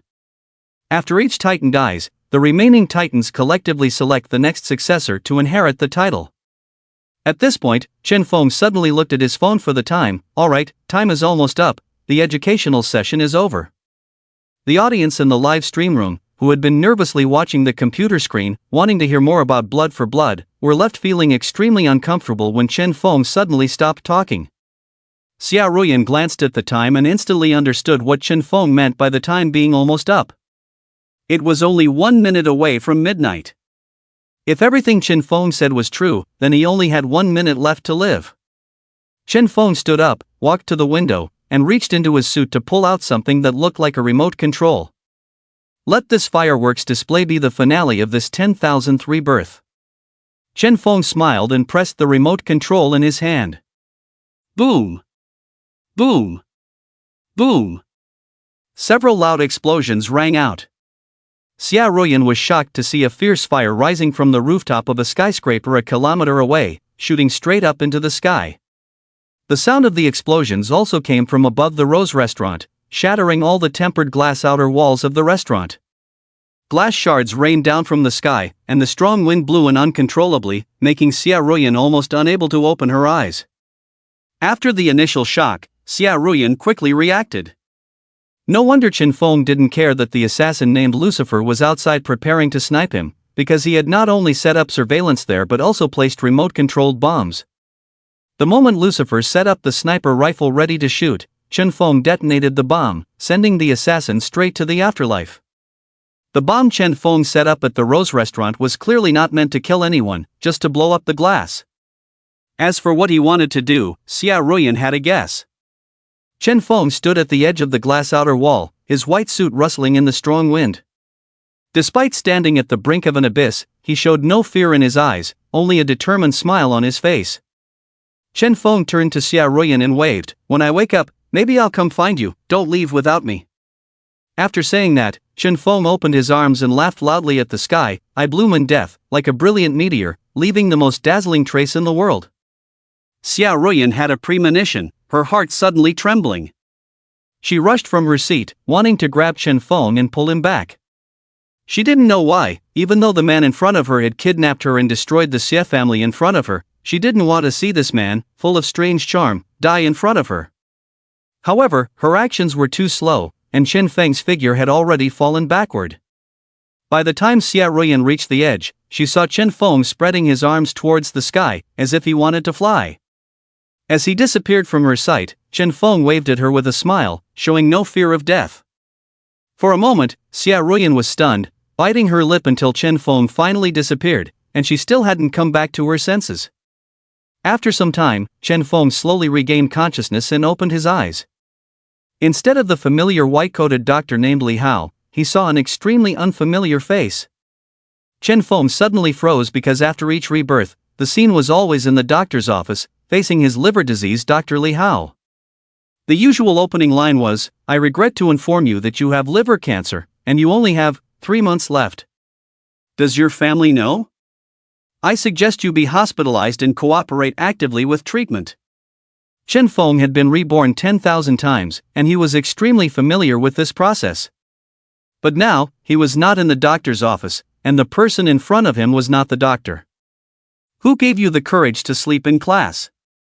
The unfamiliar face glared at Chen Feng, waving a textbook in his hand and smashing it down on Chen Feng. Was it the last in the class who gave you the courage? Chen Feng frowned and calmly avoided the attack from the unfamiliar man. Chen Feng looked around the classroom in confusion and was shocked to find himself inside a classroom. Inside the classroom, dozens of students in school uniforms were staring at him with expressions ranging from playful, mocking, to gloating. Chen Feng always felt that this place and the students in front of him looked familiar, but he couldn't remember where he had seen them before. Chen Feng became more and more puzzled in his heart, wondering if he had been reborn in another place. The next moment, when Chen Feng saw the way he was dressed, he was instantly stunned. He was wearing a school uniform with the words Dragon City High School written on it. What the hell? Dragon City High School was his alma mater in high school. Although he only studied there for 2 years, he experienced the most humiliating things of his life here, and he had wanted to commit suicide several times. So he couldn't forget this school. What's going on? Chen Feng couldn't help but look down at his body, only to realize that although he was physically weak, he felt completely different from when he was diagnosed with liver cancer. In simple terms, he felt more energetic and spirited than he did back then. Just as Chen Feng was amazed and puzzled, he suddenly noticed a line of words written at the front of the classroom: countdown to the college entrance examination, 179 days. Chen Feng was shocked, and he saw a strange man waving his textbook in a hurry. He grabbed the man's hand and anxiously asked, "What year is this?" The stranger, seeing Chen Feng daring to grab his hand, became extremely angry and shouted, "Let go of me! Are you out of your mind?" Chen Feng frowned at the man, feeling more and more familiar as he looked at him. Suddenly, a realization struck him: "You are Wang Aihua." The students in the classroom all stared wide-eyed, showing a hint of surprise in their eyes. According to past experience, Chen Feng should have been beaten up by the head teacher Wang Aihua, and maybe even have his parents called in for a scolding. But the Chen Feng in front of them actually grabbed the head teacher's hand, showing no signs of cowardice, and even called out Wang Aihua's name with an air of superiority. "You scoundrel," becoming more lawless by the day. Wang Aihua, with his right hand grabbed by Chen Feng, slapped him with his left hand. Chen Feng impatiently pushed him away, causing Wang Aihua to stagger back a few steps, avoiding the slap. After pushing Wang Aihua away, Chen Feng immediately began searching through his desk, eager to confirm the current timeline and paying no attention to Wang Aihua. Soon, Chen Feng found an old Nokia 3100 phone. As he checked the time on the phone's display, he was shocked to see that it was September 22, 2008. Even the hand holding the phone began to tremble slightly. This day happened to be his 18th birthday year. It can't be, have I been reborn at 18? Chen Feng muttered to himself. His voice was very low, but the entire classroom fell silent, and all the students heard him. Suddenly, someone chuckled, and the whole classroom couldn't help but burst into laughter, filled with mockery and ridicule. They almost all thought Chen Feng had been scared silly to say such crazy things. Wang Aihua's face turned pale with anger, and he walked up, wanting to continue punishing Chen Feng.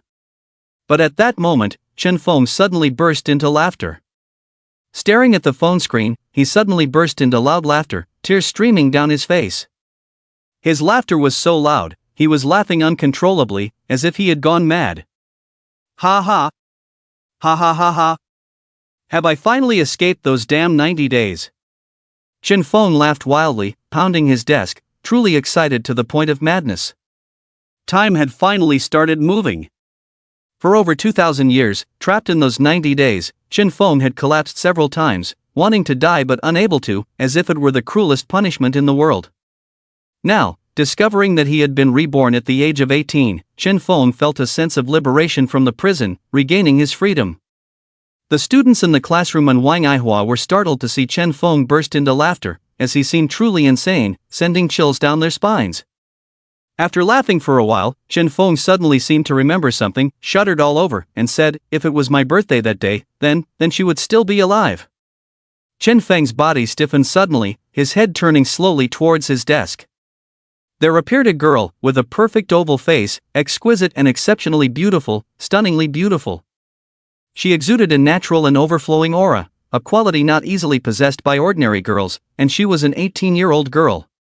Gu Qinghuan. Chen Feng's heart trembled, a tremendous joy surged within him, even greater than breaking the cycle of time. In the next moment, amidst everyone's astonished gazes, Chen Feng bent down and hugged this beautiful girl. "You're alive, you're alive."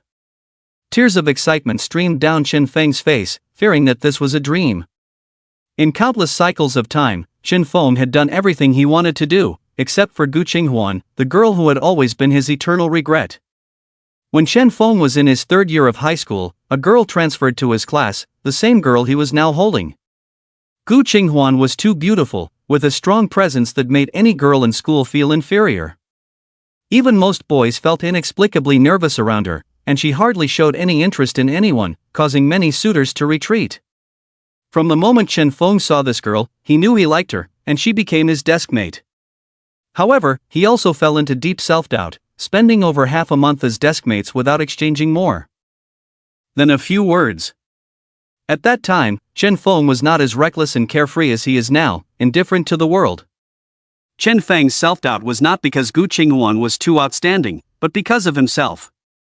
Chen Feng was not a native of Pengcheng. He was born in a rural family in Hubei province. When he was in 5th grade, his parents came to Pengcheng to work, leaving him with his grandparents. His parents, with only a junior high school education, had limited job opportunities and could only run a vegetable stall in the market in the Hualong district of Pengcheng, working hard from dawn till dusk to earn a living. In the eyes of his grandparents, their grandson was always an outsider, treated more like a lodger than family. From 5th grade to the 3rd year of junior high school, for 5 years, Chen Feng never received a penny of pocket money. It wasn't that his parents didn't give him any, but after giving the money to his grandparents, they never passed any on to him. If his grandparents bought fruits or anything, they would only share it with their biological grandson when Chen Feng was not around. At the age of 10, his parents left, and with the lack of care from his grandparents and uncle, Chen Feng, who had once been outgoing, suddenly fell into extreme self-doubt, even believing that his parents didn't want him anymore.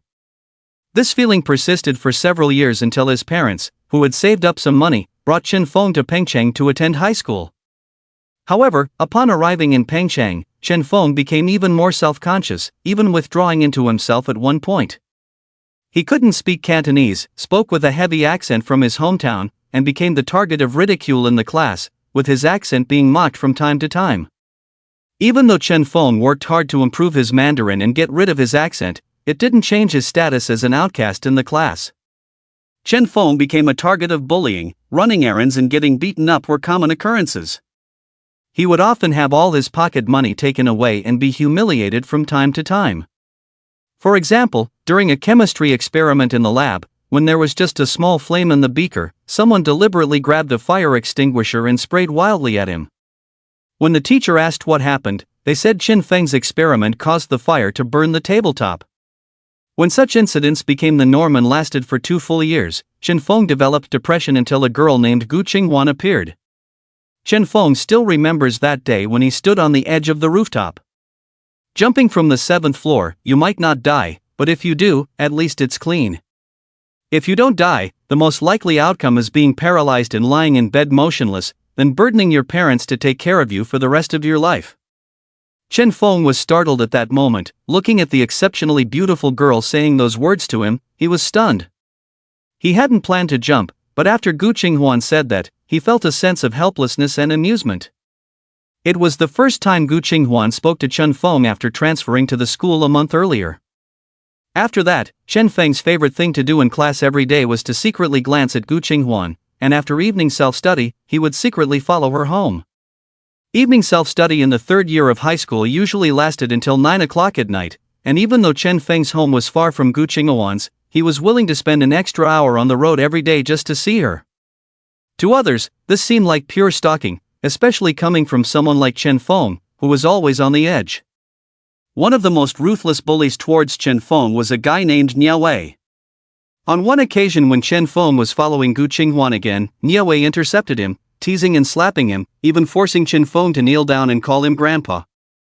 At that moment of fear and helplessness, Chen Feng was astonished to see Gu Qinghuan rushing over from a nearby restaurant with a pot of hot water and pouring it on Niawei and his group. While they were scrambling to avoid it, Gu Qinghuan grabbed Chen Feng's hand and quickly fled the scene. Chen Feng still remembers that night when the moon was round and bright, everything was covered in a hazy moonlight, filled with a romantic atmosphere. Chen Feng stared blankly as Gu Qinghuan pulled him forward, wishing time could freeze in that moment forever. After getting rid of Niawei and his group, Gu Qinghuan coldly said, "Don't follow me anymore in the future," and left without looking back. Chen Feng knew he had fallen completely in love with this girl from that moment on, but shortly after the incident, he received a devastating blow. Gu Qinghuan had committed suicide. Chen Feng felt like his whole world had collapsed at that moment. Since his parents left, his life had been spent in suppression. Meeting Gu Qinghuan was like a sun shining in his world, and just as he was preparing to work hard to deserve her, he received this terrible news. The impact on him was simply devastating. After Gu Qinghuan's death, Chen Feng spiraled downward and lost all motivation, feeling like life had lost its meaning. Following that, due to being from another city, he couldn't take the college entrance exam in Pengcheng, and with the continued bullying at school, he transferred back to his hometown school. His grades were already poor, and with the added weight of Gu Qinghuan's incident, he couldn't focus on studying. He failed to meet the cutoff for even a junior college in his first attempt at the college entrance exam and had to retake a year before barely getting into a third-tier university. Then it was a few years of confusion and haze, dating and breaking up in college, graduating and finding a job, and suddenly it was the year when Chen Feng was diagnosed with cancer at the age of 29. It can be said that besides his parents, the person who had the greatest impact on Chen Feng's life before the age of 29 was Gu Qinghuan. Over the past 2,000 years, Chen Feng had once investigated the reason for Gu Qinghuan's suicide. However, it had been 11 years since then, and many clues had completely disappeared. Chen Feng had contacted Gu Qinghuan's parents, relatives, and their conclusions were surprisingly consistent. Gu Qinghuan did not seem like someone who would commit suicide, nor did she have a reason to do so. But Gu Qinghuan left a suicide note, and the surveillance camera clearly captured her jumping off the rooftop. Chen Feng had also seen the contents of the suicide note from Gu Qinghuan's parents, which only contained a few words: "There is too much ugliness in the world, I only hope that there will be no more human life in the next world." When Chen Feng saw this sentence, the impact on his heart was imaginable. Chen Feng did not know what Gu Qinghuan had experienced, but her words revealed a disgust for the world and even a plea for no more human life in the next world. However, it also revealed an attachment to life, otherwise she would not hope for another life. At that moment, Chen Feng suddenly remembered the day he wanted to jump off the building to commit suicide, and Gu Qinghuan was also standing on the edge of the rooftop. It was not entirely a coincidence, perhaps she was already thinking about suicide at that time. But Chen Feng had never thought in that direction at the time because he did not believe that the extraordinary and beautiful girl would choose to commit suicide. At this moment, Chen Feng discovered that Gu Qinghuan was still alive, and his joy was beyond words. However, Gu Qinghuan's face was full of astonishment and anger because she had only transferred to this school less than half a month ago and had not even spoken a word to this classmate, treating him as a complete stranger. Now, a stranger suddenly hugged her in front of the teacher and the whole class. Even if she had good manners, she could not bear it. "Are you happy?" Gu Qinghuan asked casually. Chen Feng was slightly stunned, then suddenly burst into laughter, and hugged Gu Qinghuan even tighter. "Happy? Of course I'm happy. Whether this is the damn next cycle or time has really changed, this is the happiest moment of my life in these thousands of years." However, Gu Qinghuan suddenly stood up, pushed Chen Feng away, and then fiercely kicked towards him. Chen Feng was caught off guard, took a few steps back from the push, and then felt a sharp pain in his calf as Gu Qinghuan kicked his muscle, causing him to gasp in pain. But Chen Feng was not angry, instead, he laughed even more happily.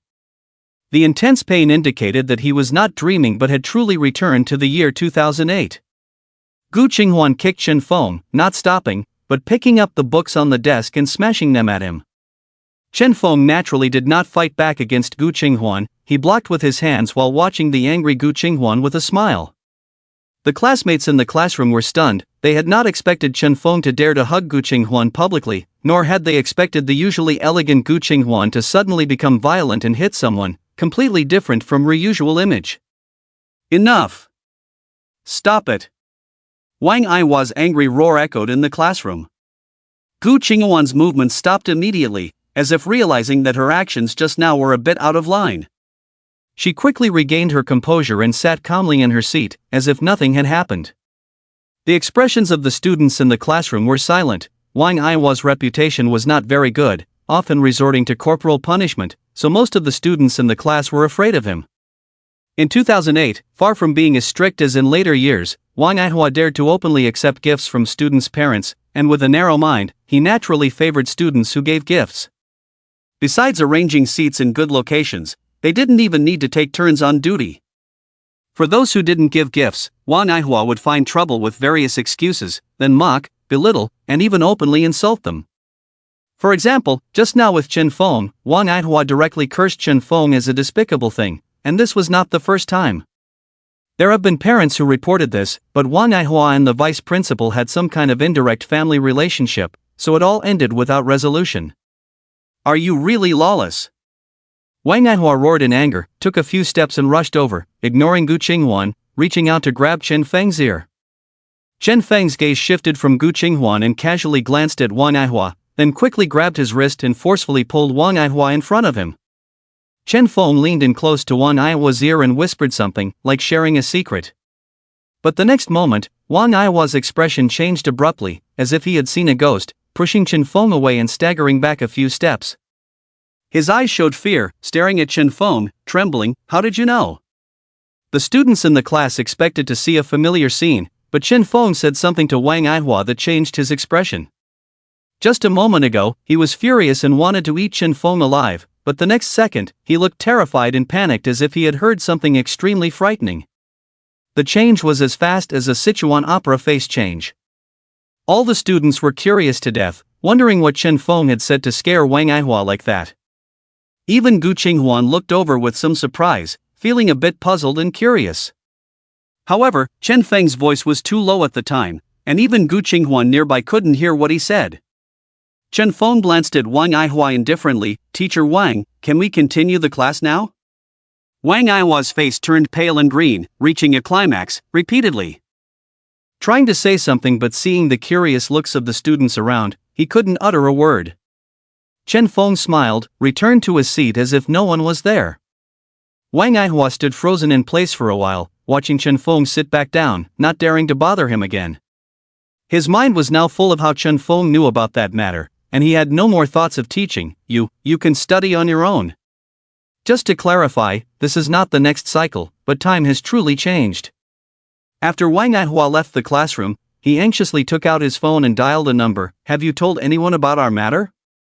A woman's voice came from the phone, but she kept it very low and sounded surprised. Wang Aihua, are you crazy? Can we tell others about our matter? Wang Aihua knew he was too flustered, almost losing his sanity, and the woman on the other end of the phone was not stupid. If that matter was mentioned to a third person, it would be like handing over leverage to someone else. But one of my students knows about that matter, and he told me during class just now. What? The woman on the phone exclaimed in shock, but then she seemed to realize something, lowering her voice again. Wait a moment. The woman immediately hung up the phone, and in a few minutes, she called Wang Aihua's phone again. What's going on? What did he tell you? The woman's voice was filled with urgency and anger. Wang Aihua was still in a panic at this time. He had no idea why Chen Feng had revealed the secret that only the two of them knew. He knows about Bifan Garden, and also about the 1 million. The woman on the phone's breathing became rapid at the mention of this, her voice involuntarily trembling. Wang Aihua, what's going on? You better explain it clearly to me. How could he know? I really don't know. Did you offend that student? The woman on the phone seemed to have figured something out and immediately asked. Wang Aihua was at a loss for words. He had not only offended Chen Feng. Chen Feng's family had never given him anything, coupled with his poor academic performance ranking last in the class, which seriously lowered the class average. He would often pick on Chen Feng and even physically punish him. It was not just offending someone, it was more like making an enemy. Well, maybe. Wang Aihua stammered. The woman seemed to know Wang Aihua very well, and she angrily said, Wang Aihua, you bastard, I've always told you to be more restrained, but now look at you. That student must have been following you to know about Bifan Garden.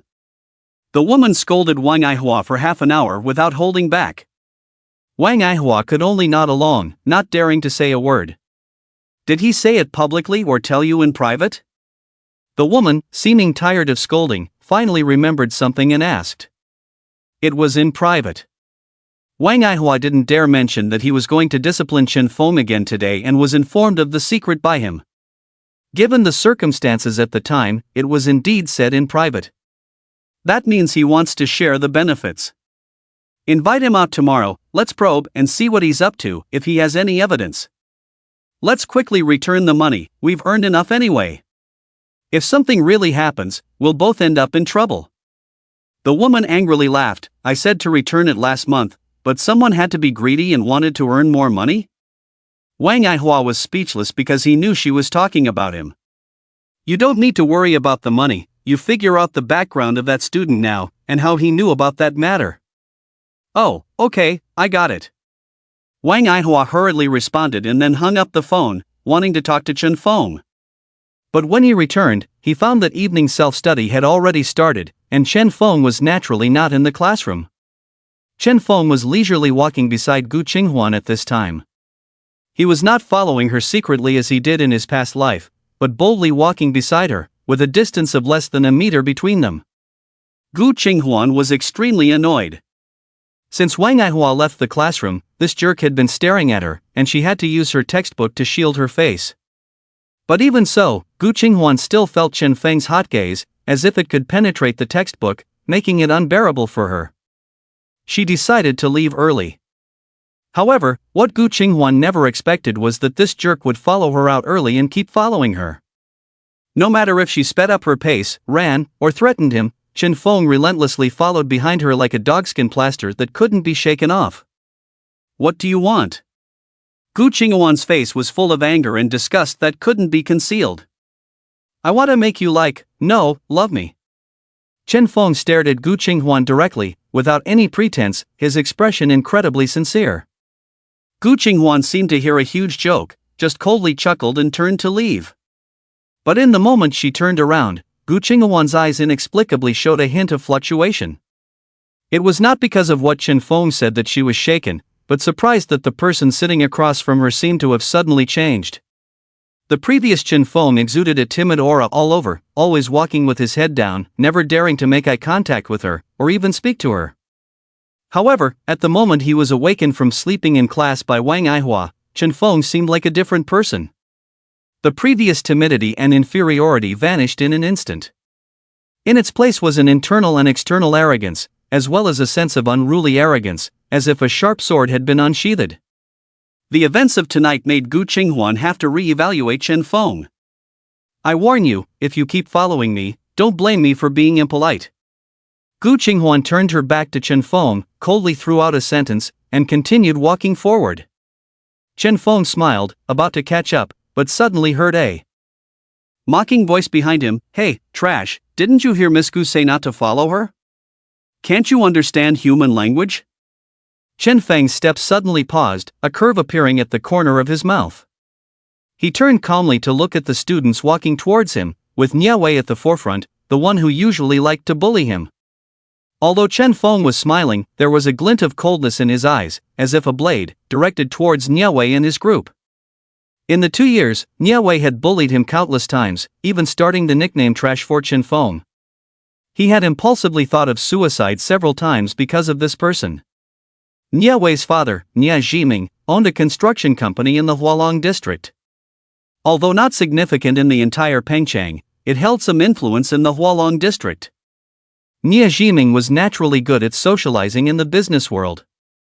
Although he had some connections with the local leaders, he did not take the school leaders seriously. He had given many gifts to the school leaders, even to those like Wang Aihua who were not on the same level, to maintain good relations. So whenever Nia Wei caused trouble at school, it could be suppressed, and Wang Aihua would turn a blind eye. Over time, Nia Wei became a little tyrant. Although Chen Feng never spoke about being bullied, his parents noticed his occasional bruises and swollen face. They knew he must be bullied, but when they asked him, Chen Feng remained silent because he knew it wouldn't help. Indeed, when Chen Feng's parents went to the teacher and principal to report the issue, not only was it not addressed, but they were met with disdain. Chen Feng felt increasingly uncomfortable knowing this, so every time he was beaten, he shielded his face to prevent his parents from noticing. Hey, trash! Nia Wei approached, his arrogant expression suddenly halted as he noticed Chen Feng's icy gaze. From a distance, the darkness obscured his view of Chen Feng's expression and eyes. As they approached, Nia Wei and the 3 people behind him all froze at the same time.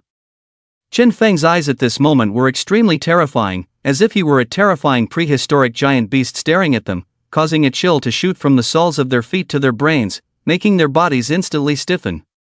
In the over 2,000 years that Chen Feng had been alive, he had killed not just thousands, but tens of thousands of people, and that killing intent did not disappear with the passage of time. At this moment, when Chen Feng released all of it, how could Nye Wei and the others resist? Gu Qinghuan had already walked a distance away, but when she heard Nye Wei's words, she paused slightly, then turned to look back. She had seen this scene several times before, but in the past, Chen Feng had not resisted, and she had not bothered to intervene.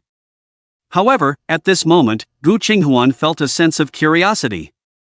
The aura that Chen Feng was emitting now was completely different from before. Would he still be beaten up as before? But with just one glance, she saw Nye Wei and the others frozen in place, their expressions as if they had seen a ghost. Gu Qinghuan felt surprised, not knowing what had happened to scare Nye Wei and the others. Curious, she wanted to get closer to find out what had changed. Chen Feng slowly walked up to Nye Wei, bent down to his ear, and whispered, "Driving without a license, causing a fatal hit and run, your father Nye Jiming covering it up for you. Do you think it's foolproof, with no one else knowing?" When Nye Wei heard this, he suddenly trembled, his eyes widened in disbelief, unable to fathom how Chen Feng knew about this. You. Nye Wei stammered, unable to form a complete sentence. "You want to know how I found out?" Seeing Nye Wei's panicked expression and nervous eyes, eager to hear Chen Feng's answer, he wanted to know how much Chen Feng knew and if there was any evidence. Chen Feng smiled slightly and calmly said, "If you don't want others to know, don't do it. Now, slap yourself. Until I say stop, don't you dare stop." Although Chen Feng's body was a bit weaker now, compared to his cancer period, he was much stronger. It would be effortless for him to teach Nye Wei and the others a lesson, but Chen Feng couldn't be bothered to do so, or to bother with someone like Nye Wei. After speaking, Chen Feng didn't even bother to look back at Nye Wei, but with his hands behind his back, he turned and walked slowly in the direction of Gu Qinghuan. "If I don't hear any movement within 3 seconds, I'll go to the police station tomorrow to report it." Nye Wei's expression changed drastically. He didn't know how much Chen Feng knew, but if he followed Chen Feng's instructions now, he might be at Chen Feng's mercy in the future. Especially since this person in front of him was someone he used to despise and bully. The sudden reversal of the situation left Nye Wei unable to accept it for a while. "You go. Are the police fools? What you say, they believe everything." Nye Wei shouted angrily at Chen Feng. Chen Feng still didn't turn back, just chuckled and said, "On the night of July 29, 2008, at 11:35 p.m., at the intersection of Jiangning Road and Hanhang Road." Nye Wei's face froze at these words, as the time and place Chen Feng mentioned matched the time and place of his hit-and-run incident. Nye Wei only remembered that it was around 11 o'clock at night, but Chen Feng knew the details so accurately. Is this guy really present? But it was late at night, and it was a quiet and deserted street. He clearly remembered that there was no third person at the scene. How did he know? Nye Wei was amazed and felt his head buzzing, unable to understand. "It's been almost 3 seconds. If I don't hear a sound, it's your own fault." Chen Feng still didn't turn around, but his tone was full of mockery. Nye Wei suddenly jumped in his heart, unsure whether to believe Chen Feng, but under strong psychological pressure, he instinctively reacted. Nye Wei gritted his teeth, raised his hand, and slapped himself hard in the face. Crack! When the crisp sound of the slap rang out, Nye Wei's followers and Gu Qinghuan were stunned. They had been listening to the conversation between Nye Wei and Chen Feng, but because they didn't hear Chen Feng's whisper at the beginning, they had no idea what was happening. However, they all knew that Nye Wei, who was usually arrogant, would not slap himself because of a few words from Chen Feng. What they couldn't imagine was that Nye Wei was actually slapping himself now. What happened? Gu Qinghuan and the followers also looked puzzled, as if Chen Feng had a strange ability to make people feel trapped with just a few words. Just like Wang Aihua in the classroom, now with Nye Wei, a similarly strange scene appeared. However, judging from the expressions and words of these two, they must have been caught by Chen Feng for something, otherwise these two who usually bullied Chen Feng the most would not have such a drastic change. After slapping himself several times, Nye Wei seemed to sober up a bit from the intense pain. His movements suddenly stopped, even though Chen Feng knew the specific time and place. It had been several months since the case was closed. Even the police couldn't find any other clues at the time. Even if Chen Feng went to the police station now to report, without evidence, how could the police believe him? Moreover, he often bullied Chen Feng and had intense conflicts with him. At that time, the police would only think that Chen Feng was retaliating on purpose, without any basis, and would probably not investigate the car accident, but would educate him through the school and parents. When Nie Wei realized this, he suddenly woke up, knowing that he was reacting too slowly and was being intimidated by Chen Feng. Slapping himself in front of these followers and the goddess Gu Qinghuan was simply embarrassing. "You have no evidence at all, do you?" Chen Feng suddenly stopped, turned around and looked at Nie Wei with a big laugh. "It seems you're not really stupid. Slapping yourself a few times finally made you a bit more awake." When Nie Wei saw Chen Feng stop and turn around, his eyes were full of hatred, anger, and pain, as if he wanted to eat him alive. Although Nie Wei was extremely angry, he dared not act rashly at this moment. Even though Chen Feng had no evidence, he mysteriously knew about this matter, which had already intimidated Nie Wei. He now just wanted to immediately contact his father, Nie Zhiming, and tell him about this matter. Chen Feng's mouth curved into a smile, then he said, "I like this look in your eyes, keep it up, remember to come find me for revenge." After saying this, Chen Feng didn't look at Nie Wei and the others again, and continued walking towards Gu Qinghuan. "Alright, the trash is taken care of, let's go." Gu Qinghuan rolled her eyes. Chen Feng's words made it seem like he was waiting for her, completely ignoring her as an outsider. Gu Qinghuan snorted impatiently and turned to leave, seeming to be completely disdainful of Chen Feng. Chen Feng leisurely followed behind, smiling and asking, "How can I make you fall in love with me?" Gu Qinghuan was speechless at once. She had many suitors, some of whom used various romantic methods to pursue her, such as laying flowers on the road, hanging banners, and so on.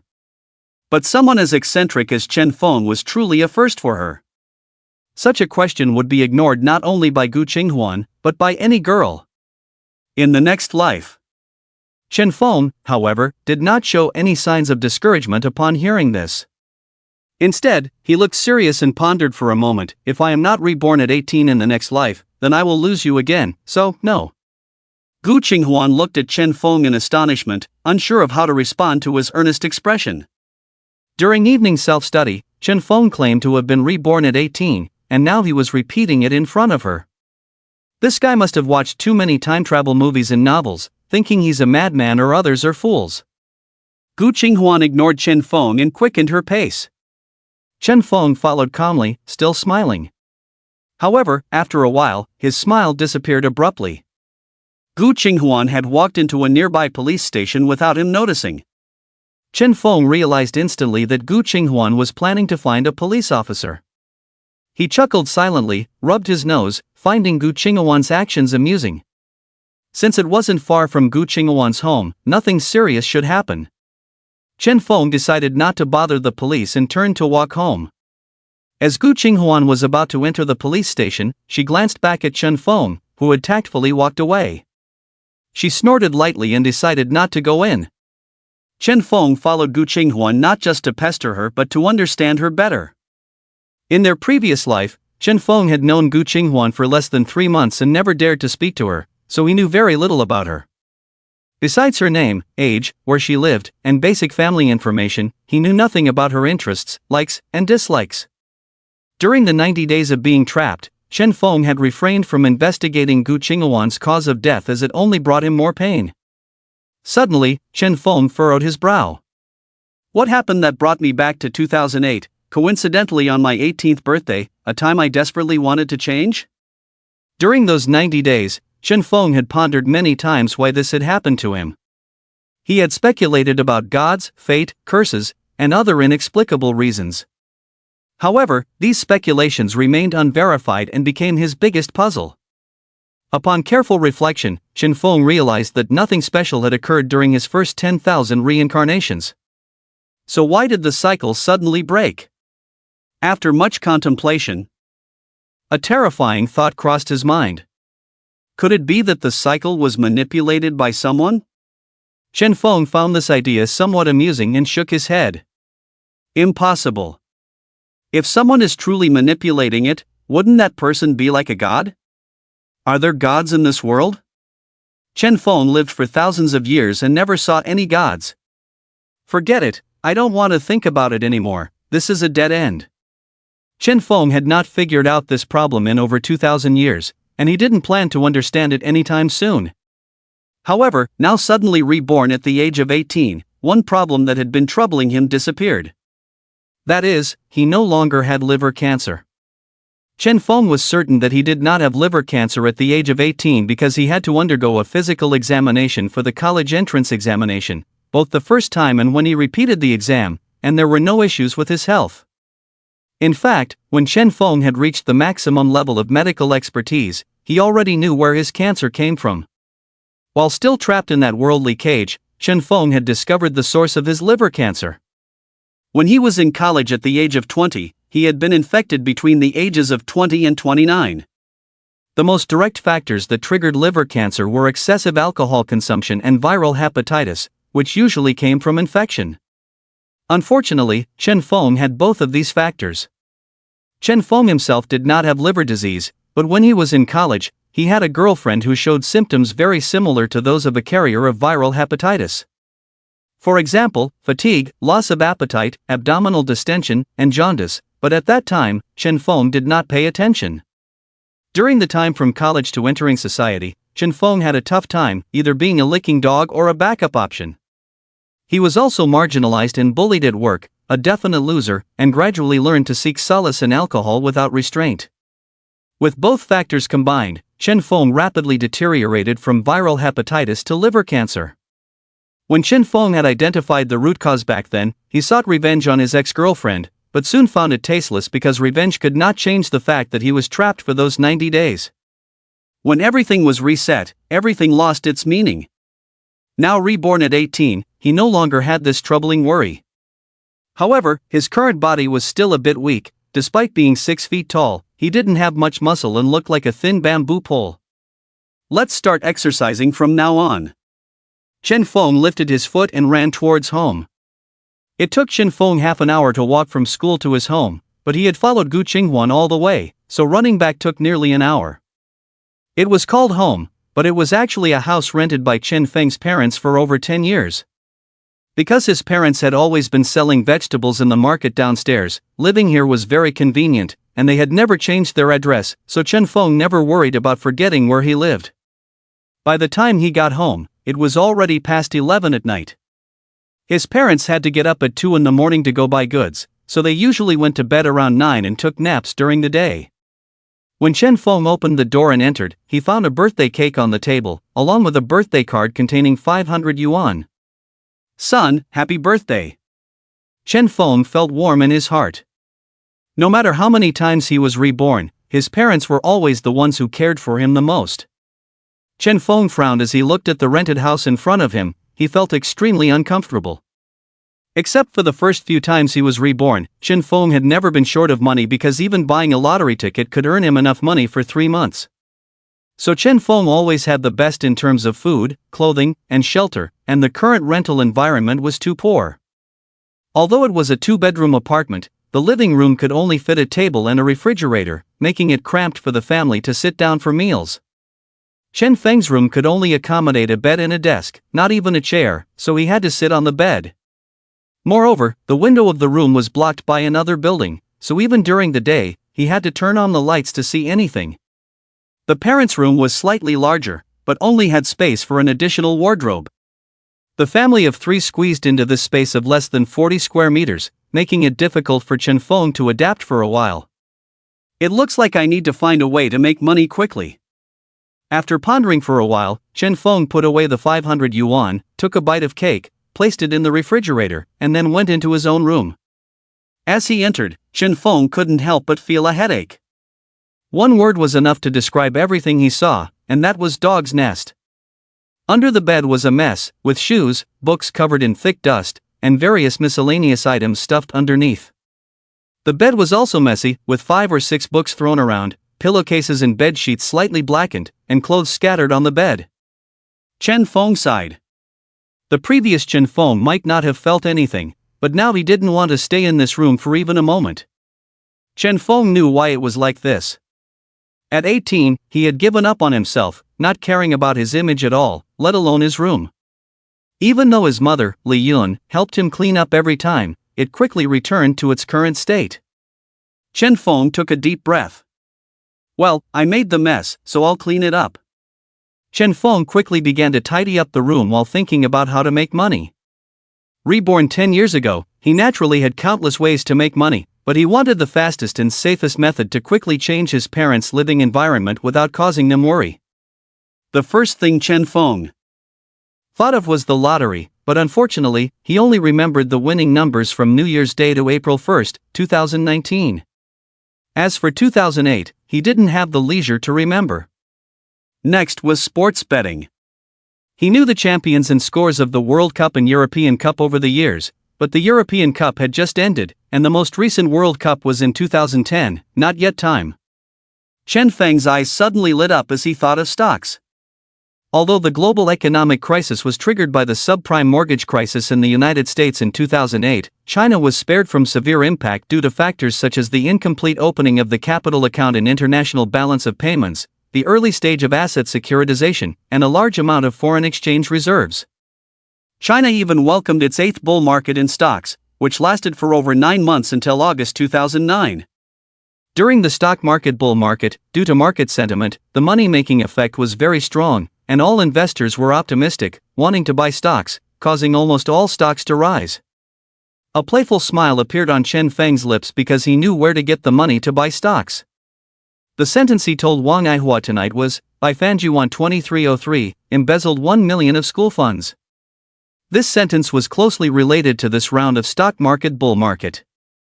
The cause of the incident was simple. Wang Aihua had been playing stocks for years. When he discovered this bull market, he incited his mistress, also the school's financial officer, Alvili, to embezzle school funds and invest in stocks. The two of them were extremely lucky. The stock they bought hit the limit up more than 10 times in just 1 month, turning the initial 1 million into over 5 million. However, having earned so much money, the two dared not spend it recklessly, as it was earned through embezzlement. Once discovered by someone with ill intentions, they would be in big trouble. So the two of them spent 2 million to buy a house in the upscale residential area of Hualong District, by Fanjuan, using it as a place for their secret meetings and to hide the remaining millions in cash. As for how Chen Feng knew about this, it was simple. The two later fell out, and due to a dispute over the distribution of the money, it led to a fatal incident, ultimately exposing the matter and making headlines. Chen Feng happened to see this news while he was in college, and he felt relieved. Naturally, he remembered it. When Chen Feng thought about it, a plan had already formed in his mind. As he pondered, he began to consider the next urgent issue. Gu Qinghuan committed suicide 2 months after his birthday, which meant he had 2 months to figure out the reason for her suicide and save her. Chen Feng felt that his rebirth on his 18th birthday was not a coincidence, perhaps Gu Qinghuan was the reason. Furthermore, Chen Feng also thought of something else, that is, there was only about a month left until Xia Ruyan was kidnapped by Li Zixuan. Xia Ruyan had told him that the date was October 23rd, and that incident had caused immeasurable harm to her, casting a shadow over her for more than 10 years, something she could never forget in her lifetime. Since the incident occurred just a month after Chen Feng's birthday, he easily remembered it. A strange thought emerged in Chen Feng's mind, that the significant events that happened to these two girls seemed to have occurred in the period after his 18th birthday. Both of these girls held a special place in Chen Feng's heart. Was it really just a coincidence? Chen Feng shook his head when he thought about it, deciding not to delve deeper. Just thinking about this issue would lead to a dead end with no answers. Since he had broken free from that time trap, he decided to cherish everything in front of him. At least now he had a new goal.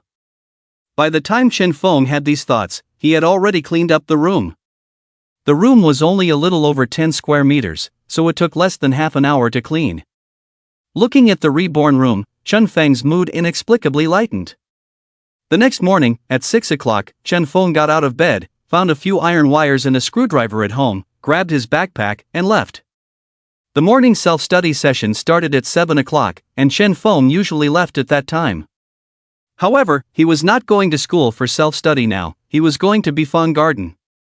Chen Feng didn't know the location of Bifang Garden, but the taxi driver would know. He hailed a taxi on the roadside and arrived at Bifang Garden 20 minutes later.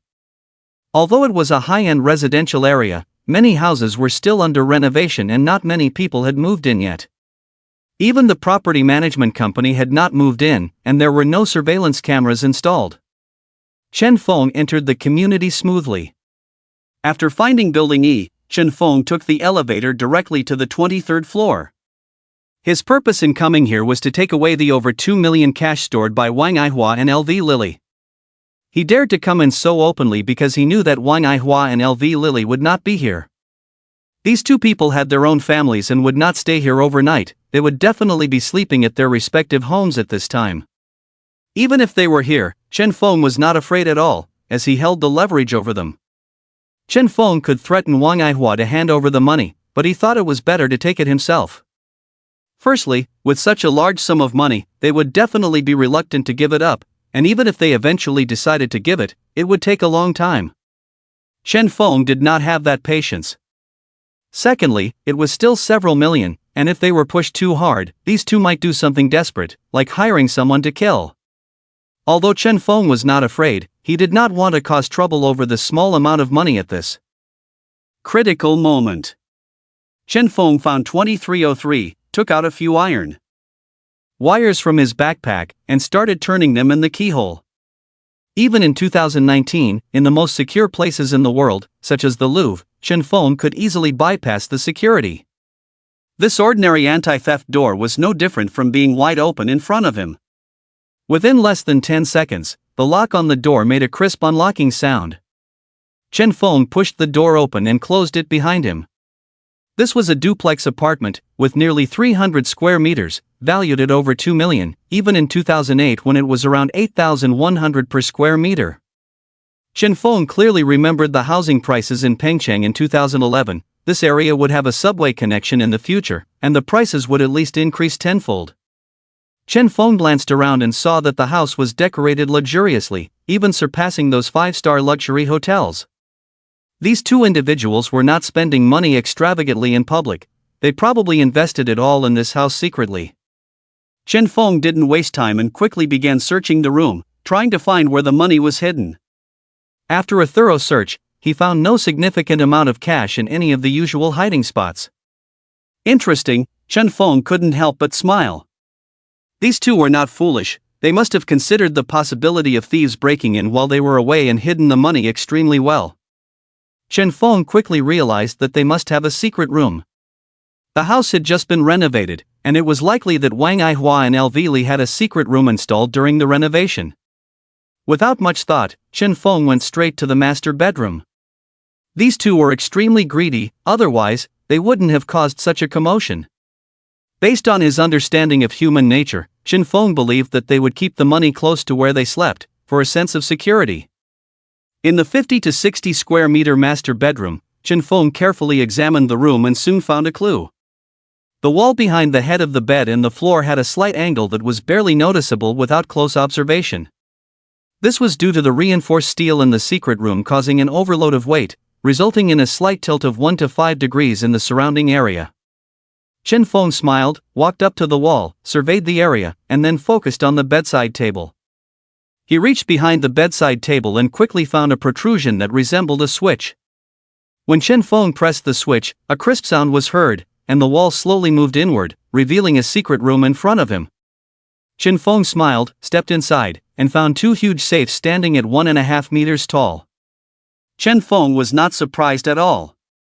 He calmly walked over, squatted down, and observed the safe. It was a combination safe with a dial lock and key, requiring both to open, making it highly secure. However, for Chen Feng, it was like having no security at all. He turned the dial a few times, listening to the sounds inside. After several attempts, Chen Feng had a rough idea of the combination. He immediately started turning the dial inside, and within a minute, he heard the safe unlock. Chen Feng then used a wire to manipulate the lock, and with a swift turn of a screwdriver, the safe door opened. Inside were stacks of bright red banknotes, filling the entire safe from top to bottom, totaling at least 1 million. Chen Feng was not polite either. He put his backpack under the safe and pushed all the banknotes inside. After filling the backpack, Chen Feng did not open a second safe, knowing that his backpack could not fit anymore. Also, if he took all the money, the two people would definitely go crazy, causing unnecessary trouble.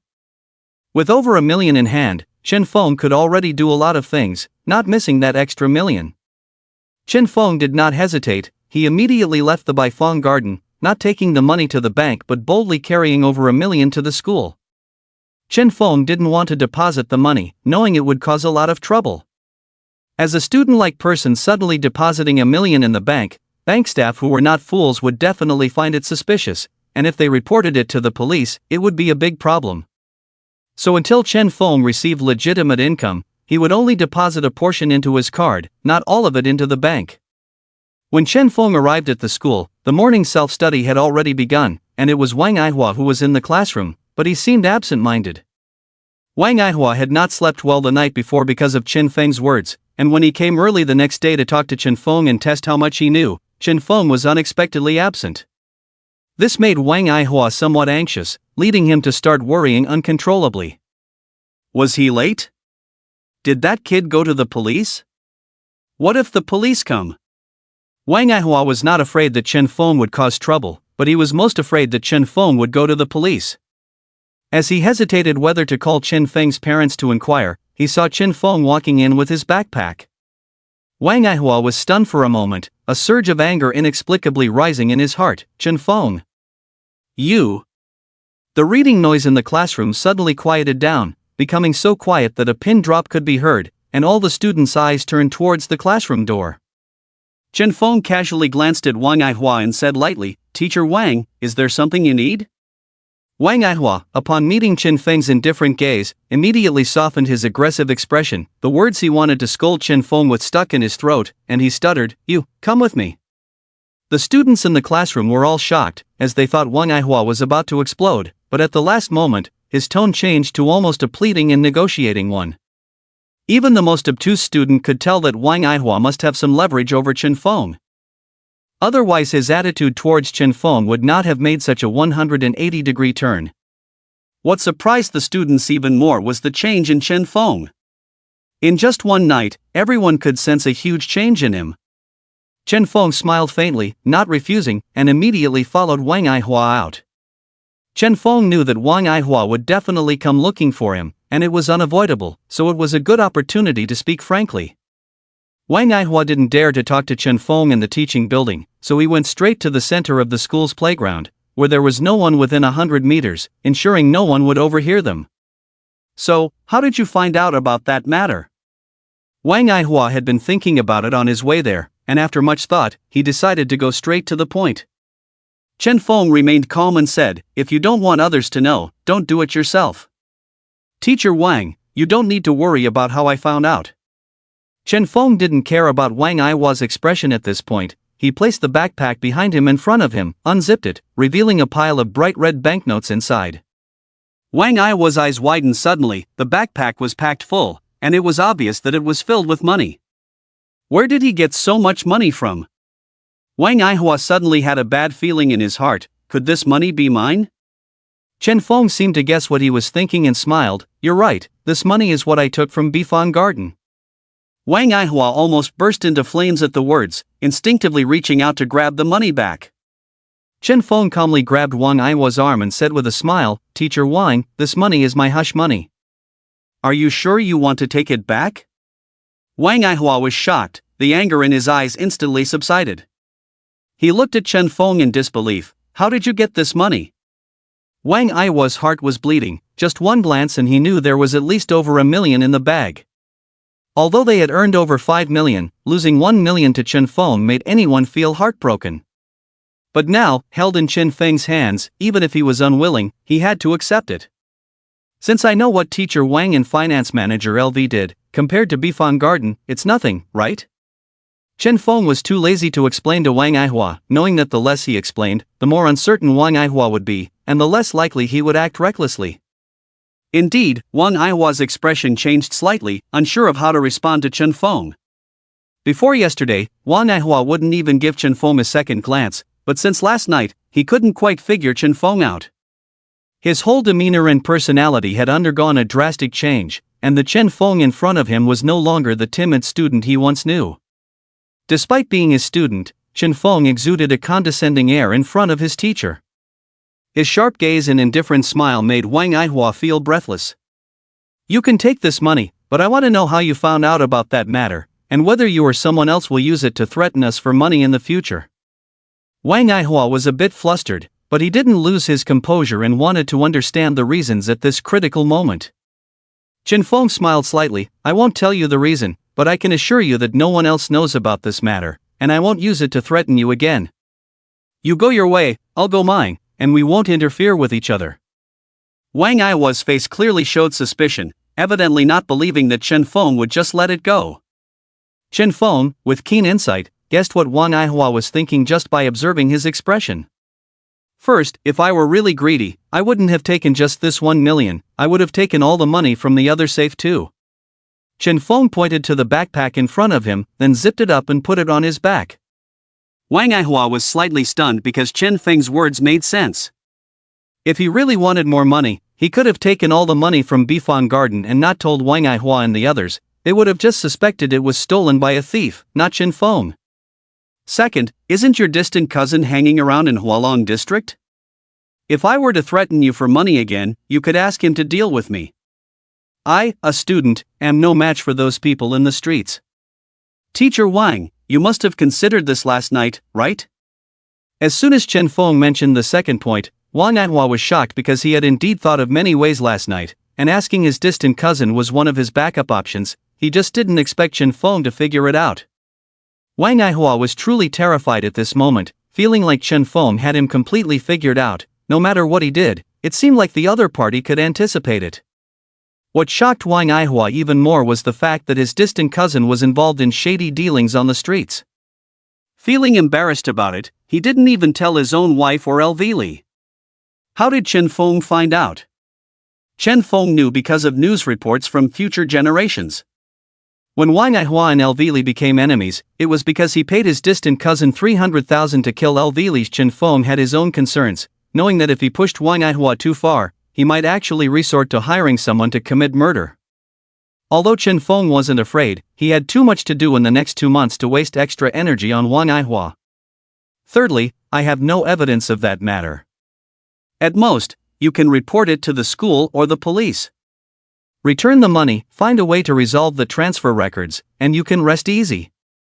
Elvit Saiwu is the school's financial manager and has ways to handle this matter. I don't need to teach you.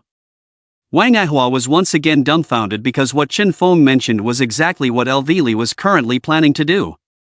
Wang Aihua felt a chill down his spine as Chen Feng not only knew about his plan to hire his distant cousin but also speculated on what Elvili was up to. It was simply unbelievable. While Wang Aihua was horrified, he also breathed a sigh of relief because Chen Feng systematically addressed these 3 points, dispelling many of his doubts. Chen Feng noticed the change in Wang Aihua's expression and continued calmly, Mr. Wang, you should be able to rest assured now. But I have one more condition. Just as Wang Aihua had relaxed, his heart tensed up again. What do you want to do now? Chen Feng chuckled, patting Wang Aihua's shoulder. Don't worry, it's nothing major. I have a lot on my plate lately, so I may not be able to come to school often. If other teachers or my parents ask, I'll need Mr. Wang's help. Wang Aihua breathed a slight sigh of relief. Compared to other events, this matter was indeed trivial. When other teachers inquire, he could simply say that Chen Feng had health issues and needed frequent hospital visits. Alright, I understand. Wang Aihua readily agreed, completely ignoring Chen Feng's earlier shoulder pat, as if he were instructing a subordinate. Chen Feng nodded, disregarding Wang Aihua's reaction, and walked towards the classroom without looking back. When he returned to the classroom, the sound of reading inside seemed to have been muted, once again becoming eerily silent. Except for Gu Qinghuan, all the students in the class were staring at Chen Feng. Most of the students looked surprised, while the students who had been reprimanded by Chen Feng the night before, like Niu Wei, glared at him with hostility. Chen Feng paid no attention to these gazes, never taking these brats seriously. From the moment he entered the classroom, his eyes were fixed on one person.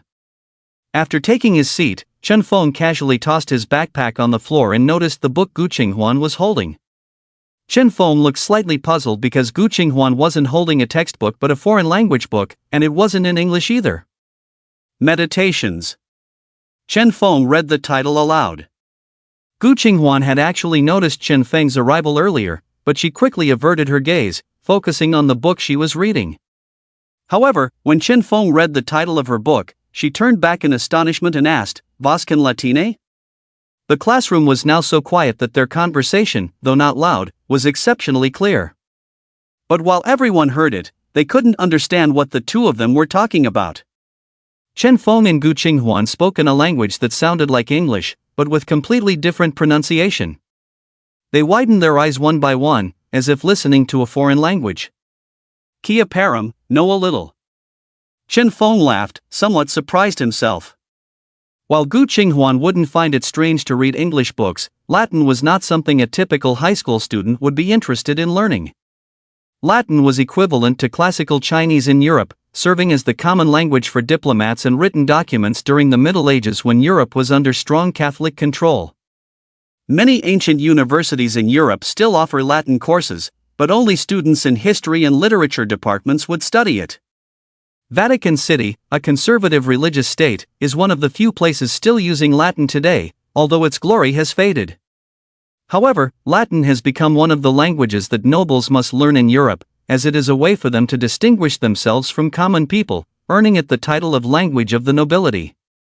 The Latin original version of Meditations that Gu Qinghuan was reading was very famous, written by Marcus Aurelius, one of the greatest emperors of the Roman Empire and the only philosopher-emperor in Western history.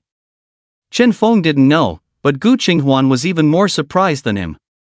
Although Chen Feng only spoke a few sentences in Latin, his pronunciation was extremely accurate, even more so than the person who taught her Latin. Have vos leger librum hunc? Have you read this book? Gu Qinghuan, still skeptical, asked in Latin. This book embodies two core ideas of the Stoic school: first, to view everything in the universe from a holistic perspective, and second, to live a life in accordance with nature and ideals. Chen Feng continued speaking in Latin, leaving all the other students in the class puzzled except for Gu Qinghuan. Gu Qinghuan was now certain that Chen Feng could indeed speak Latin, and his pronunciation and proficiency level were at least close to that of a native speaker. Gu Qinghuan couldn't understand it. Although she had transferred to the school recently, she had heard others mention that Chen Feng had been at the bottom of the class in terms of academic performance since the first year of high school. Moreover, being an outsider with an average family background, it was evident from Chen Feng's demeanor and attire that learning a foreign language like English was already a challenge, let alone Latin. Finding a Latin teacher was even more difficult than finding an English teacher, as it was considered a minor language with very few learners, making it tens of times harder to find a teacher compared to English. Even if one was found, the cost would be beyond what Chen Feng's family could afford. However, Gu Qinghuan noticed the strange atmosphere in the classroom at that moment. All the students were staring at them with astonishment. Disliking the attention, Gu Qinghuan decided not to continue conversing with Chen Feng in Latin and instead withdrew her gaze expressionlessly, returning to reading Meditations. Chen Feng smiled and didn't attempt to engage Gu Qinghuan in conversation. Instead, he took out his chemistry textbooks from the desk and quickly skimmed through them. Although he didn't know much about Gu Qinghuan, he understood that she was not someone who sought attention, as reflected in her academic performance. In their past life, although Gu Qinghuan and he had only been deskmates for a brief 3 months, her grades were consistently peculiar during monthly exams. Even in subjects like Chinese, which involved subjective essay grading, her scores fluctuated around 120 points, always ranking above average in the class. Chen Feng initially didn't think much of it, but later realized that Gu Qinghuan was deliberately controlling her scores. She is capable of answering all those questions, but she doesn't want to score too high to attract attention. Chen Feng also plans to spend some time improving his grades, not for anything else, but just to see the smile on his parents' faces. In the past life, his parents were heartbroken because of his grades, and they couldn't hold their heads up in front of relatives and friends. Later on, they were almost desperate, just hoping he could get into a university, whether it was a bachelor's or associate degree. Chen Feng took out the chemistry textbook from his first year of high school, his eyes scanning like a machine, quickly flipping through the first page in a few seconds, then moving on to the content of the second page. Speed reading and memorization was the first skill Chen Feng learned, and it served as the foundation for him to learn countless other skills and knowledge. After thousands of years of practice, photographic memory was a piece of cake for Chen Feng. If he wanted to, he could even recite it backwards with pinpoint accuracy with just one glance. Chen Feng chose the science track in high school, and for someone who had won Nobel Prizes in the fields of chemistry, biology, and physics, it was as simple as college students doing kindergarten-level questions. With a vast knowledge base in his mind, Chen Feng flipped through all 3 years of high school chemistry textbooks in less than 10 minutes. After finishing the chemistry book, Chen Feng didn't stop but took out all the textbooks for the remaining subjects and started flipping through them. Chen Feng's reading speed was beyond just looking, it was more like flipping. His speed increased, making it impossible for normal people to read the content of the books. The classmates in the classroom, who had already shifted their attention away from Chen Feng and Gu Qinghuan after they stopped talking, were now drawn back by the loud flipping sound Chen Feng made. They all had speechless expressions, thinking that Chen Feng was just showing off. "This kid is too good at pretending, isn't he? I've learned a new trick, the grand art of showing off. Ha, is he pretending to be a fool now? Look at his speed, who is he competing with?" Laughter and whispers filled the classroom, mocking Chen Feng. Only Gu Qinghuan looked surprised, she could clearly sense the state of her deskmate, Chen Feng. Chen Feng's eyes were moving rapidly, highly focused, with nothing in his eyes except the textbooks in his hands. Unlike Gu Qinghuan and the other students, she could tell at a glance that Chen Feng was not pretending, as other students thought, but was in a state of flow. Entering this state would completely block out external perceptions, feeling like time had stopped. Gu Qinghuan knew this because she had experienced this state herself and observed her behavior while in a state of flow through recordings. Therefore, Gu Qinghuan was increasingly amazed because this state was not something that could be easily entered, even with countless practices. What kind of person is this guy, really? After flipping through all the books in one go, the morning self-study was almost over. He took out pen and paper, wrote down the 2 key dates, and began to consider which one to prioritize. There were 2 months left before Gu Qinghuan's suicide, and compared to Gu Qinghuan, Xia Ruyan's situation was not that significant.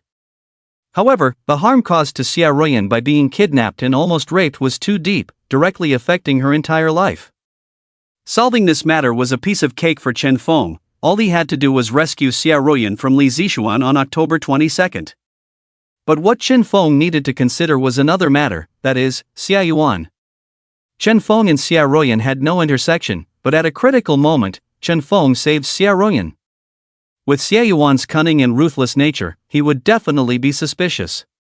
He has no foundation now, no power or influence. Once targeted by Xia Yuan, it will be a headache. In 2019, Chen Feng didn't care because he could do whatever he wanted, knowing he would always return to New Year's Day.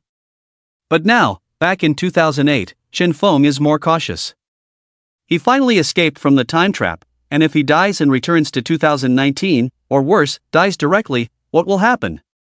Death used to be a relief for the old Chen Feng, but now that time has changed and he has returned to the time he most wanted to go back to, he is not willing to die like that or be trapped in those 90 days again. Chen Feng pondered and felt it necessary to at least get to know Xia Ruyan before she was kidnapped, so that rescuing her wouldn't seem so abrupt. Chen Feng's intention to save Xia Ruyan was not just because he admired and liked the interesting woman, but also because he considered leveraging the power of the Xia family in the future. Even 10 years ago, the Xia family was a powerful entity, even more influential than in 2019. In 2019, with the rapid development of the internet and the widespread use of smartphones, society has become an era of information explosion where everyone is a content creator and media outlet, receiving a massive amount of information daily. Any inappropriate remarks are recorded and immediately cause a stir when posted online, so arrogant statements like, "My dad is Li Gang," have gradually decreased. Families like the Xie family have also started to become more discreet, trying to avoid any media exposure. But in 2008, the Xie family was not as low-key. In the past life, Xia Ruyan was kidnapped, Li Zixuan's family had a tragic encounter, and those hooligans met a violent end, which was the best example. Although Chen Feng despised Xia Yuan's character, like Xia Yuan, he was a pragmatist, and the Xia family now had high utility value, so he naturally wanted to find a way to utilize it. Leaving aside the fact that the bully Nie Wei, whose father Nie Jiming was influential in the Hualong district, could easily be dealt with by Xie Yuan. Those people should be useful. Chen Feng's mouth suddenly curved into a smile as he muttered to himself. Pengcheng was Chen Feng's starting point for each reincarnation, and his parents had always been there, so he spent a considerable amount of time in Pengcheng. Chen Feng knew all the prominent figures here and many of their secrets and weaknesses. Now back 11 years ago, some of these people had not yet grown up, while others, like Xie Yuan, were still big shots. Those who had not grown into big shots could be invested in now, while those who were already big shots could naturally be used to achieve his goals. Chen Feng closed his eyes and thought for a moment, quickly writing down a few names on paper, then lightly tapping them with a pen and thinking quickly in his mind. Chen Feng did not notice that when he wrote down those names, Gu Qinghuan's pupils suddenly shrank slightly, and her expression showed a subtle change, as if she recognized those names. But it was just a moment, and Gu Qinghuan's expression returned to normal without looking at Chen Feng again. Every few taps of Chen Feng's pen, a name was crossed out. In a short time, only 3 names remained out of the dozen or so listed on the paper. The ones crossed out were not without value, on the contrary, they were powerful and had potential, but for Chen Feng at the moment, they were not needed. The 3 left were the ones Chen Feng was currently confident he could control. After Chen Feng confirmed the list, he casually completely smeared the names on it so that nothing could be seen clearly, and then, still uneasy, tore it to shreds and threw it into the trash can. At this time, the bell signaling the end of morning self-study also rang. Chen Feng was about to get up to go to the cafeteria for breakfast when a figure quickly walked over and said to him in a sinister tone, "Your revenge starts today, get ready to enjoy it." When Chen Feng turned around and saw that it was Nie Wei, he couldn't help but furrow his brow because this guy now had a smug smile on his face, indicating that he must have prepared some means to deal with him. Smack! Without hesitation, Chen Feng slapped Nie Wei across the left side of his face, leaving a bright red palm print. Nie Wei was instantly stunned, and the students in the classroom who were originally preparing to go out for breakfast were also dumbfounded, almost doubting their own eyes. Because normally, it was always Nie Wei who slapped Chen Feng, and he would obediently endure the hits and insults without daring to resist. But now, the situation in front of them had unexpectedly reversed, with Chen Feng publicly slapping Nie Wei? Is he crazy? UF*****. Nie Wei's face turned red, as a young man who cared a lot about his reputation, being slapped in front of the whole class by Chen Feng was even more unbearable than being killed. Smack! Before Nie Wei could erupt in anger, Chen Feng unexpectedly slapped him again without warning, leaving another palm print on the right side of Nie Wei's face. Who do you think you are? I hate it when people are more arrogant than me. A silent dog bites people, have you heard of that before? You haven't even sought revenge yet, and you dare to show off in front of me. Are you brain dead? With each sentence Chen Feng spoke, he followed it with a slap, leaving Nie Wei bewildered, and he could only instinctively cover his head to avoid Chen Feng's slaps. The classmates in the class watched Chen Feng disciplining Nie Wei with a series of slaps, one after another, as if scolding a child, and they were all stunned, unable to say a word. Their eyes involuntarily looked at Nie Wei's usual followers, only to find that they either avoided eye contact or left the classroom directly. These few people had witnessed Chen Feng's skills last night and knew very well that even if they teamed up now, they would still be no match for Chen Feng. Instead, they would end up embarrassing themselves in front of the whole class, so each of them chose to turn a blind eye. At this point, all the students knew something was wrong. If Chen Feng had caught Wang Aihua with something that made her so fearful, then Nie Wei and his group were completely unreasonable. They were the ones who usually bullied Chen Feng the most, and just now Nie Wei was clearly preparing to pick a fight with Chen Feng, so how could things change overnight? What had happened to Chen Feng? After slapping Nie Wei a dozen times, Chen Feng stopped, feeling that it was not worth it to bully a little kid, and he had other things to do and didn't want to waste time on this brat. After picking up his backpack from the ground and putting it on, Chen Feng greeted Gu Qinghuan with a smile and said, "I'll come to pick you up tonight." Without waiting for the reaction of his classmates and Gu Qinghuan, Chen Feng left without looking back. After leaving the school, Chen Feng first went to the bank to deposit 100,000 into his bank account, and then went to the residential area where Gu Qinghuan lived. Gu Qinghuan's family conditions were good. Her mother, Yilwanyu, was a professor at Pengcheng University, and her father, Gu Itao, ran a hardware manufacturing factory. With their superior family conditions, they lived in a high-end residential area. Chen Feng specifically asked the property management if there were any vacant units in the building where Gu Qinghuan lived, and unexpectedly, there was one unit upstairs that had just become available. The owner was a single mother who wanted to rent out the place because her son was studying in Australia, and she wanted to accompany him there. Although the owner wanted to rent out the place, she didn't want to deal with the property matters as she would be abroad for the next few years. So she asked for a minimum lease of 3 years, with 1 year's rent as deposit in payment. These strict conditions have made it difficult to rent out the house. Chen Feng was naturally overjoyed and agreed without hesitation, arranging for the property management to contact the owner's relatives in China to sign the contract that same day. By the afternoon, Chen Feng had already entered room 1502 in building C with the keys in hand. He casually tossed the bag of money into a cabinet and began inspecting the room. It was a spacious 3-bedroom apartment, over 100 square meters in size, fully furnished with high-quality furniture and appliances, ready for immediate move-in. Of course, the price was not cheap, with an annual rent of 50,000, plus a deposit of 100,000. Chen Feng was not particularly concerned about money, especially since it wasn't his own, so he didn't hesitate to spend it. What he liked most about the house was its proximity to Gu Qinghuan's home upstairs. From his balcony, Chen Feng could see Gu Qinghuan's balcony, which meant he could easily visit her anytime. Chen Feng's plan was simple. Even if he didn't know the reason for Gu Qinghuan's suicide 2 months later, he wanted to prevent her from jumping off the building. After inspecting the room, Chen Feng took some cash and went to a nearby shopping center to buy clothes and makeup. In his youth, Chen Feng didn't pay much attention to his appearance, exuding a vibe that would make people look away after the first glance. He first got a fresh haircut and bought over 10 sets of clothes, including casual wear suitable for his age, high-end suits for adults, and even clothing for the elderly. As for makeup, Chen Feng went all out, even buying wigs and false eyelashes. His purpose in buying these items was simple: disguise. Chen Feng could freely enter famous places around the world, such as the heavily guarded residence of the US president.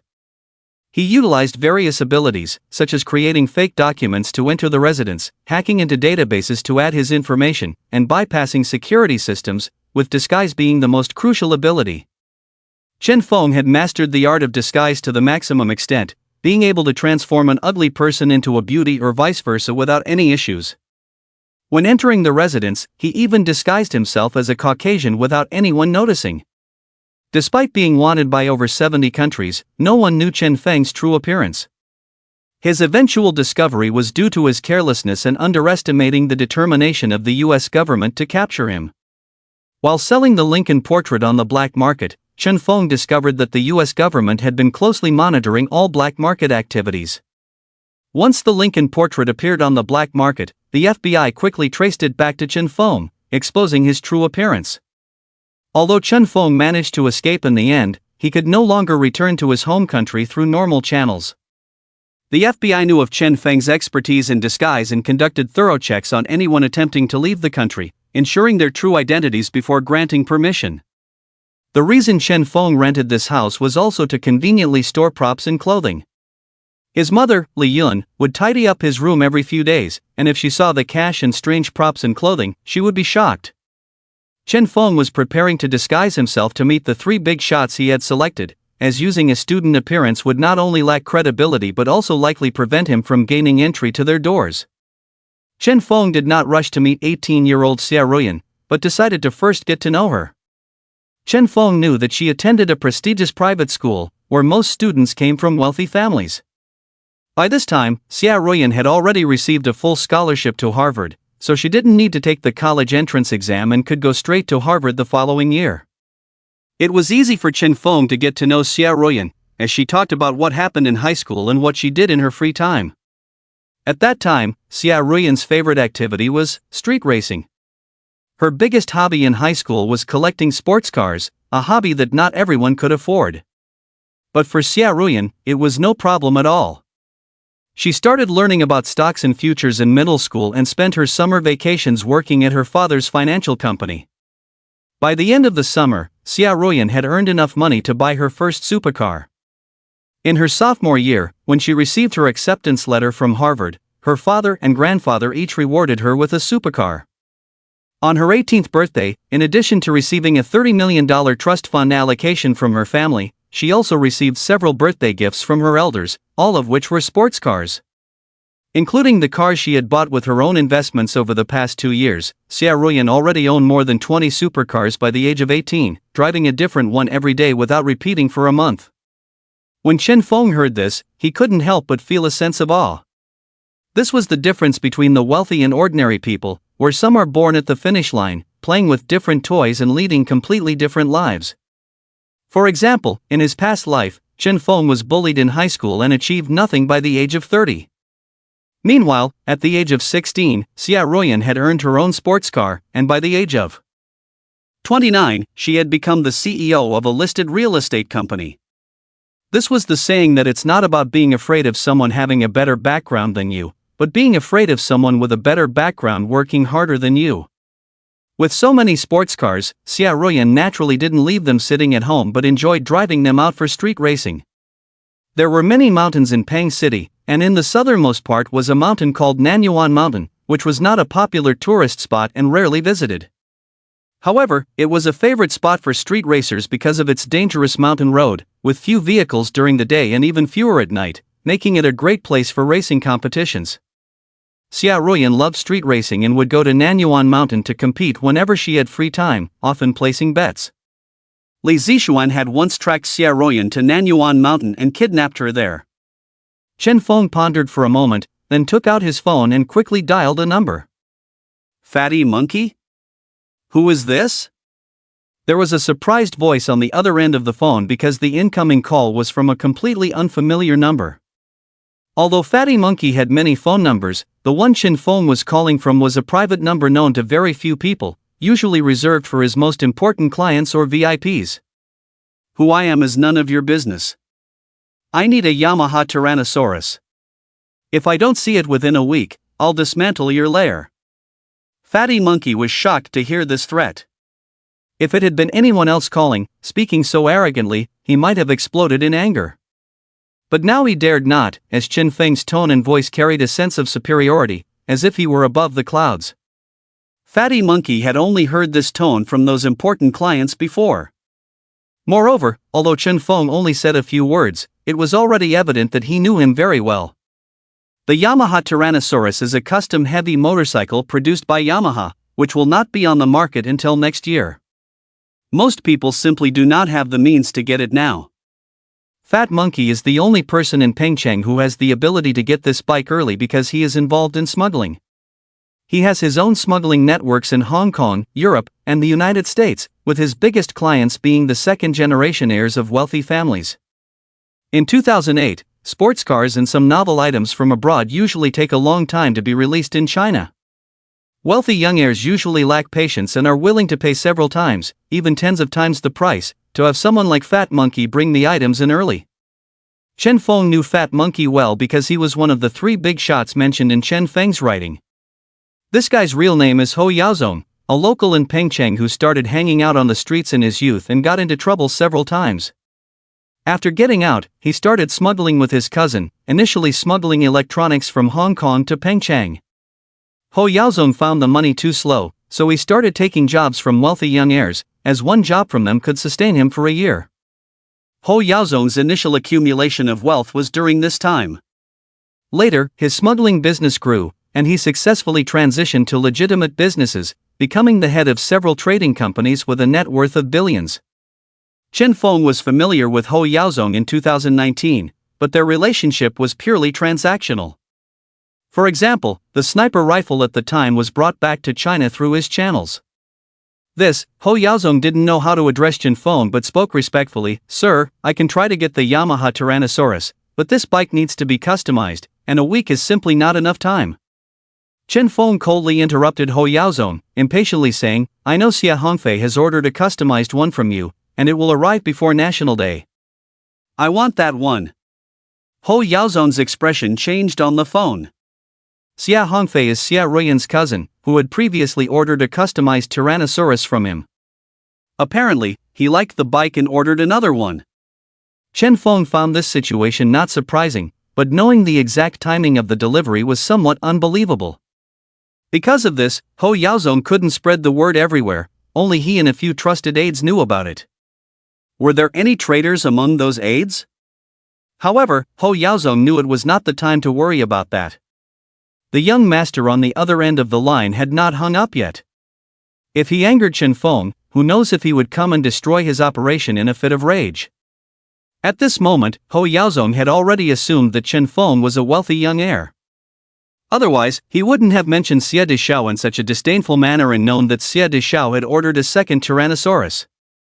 Such a person must come from a prominent family and wouldn't be any less than Xie de Xiao. However, Ho Yaozong couldn't match Chen Feng with any of the major families in Pengcheng. Sir, I really can't make this decision. You know Xie de Xiao's temper.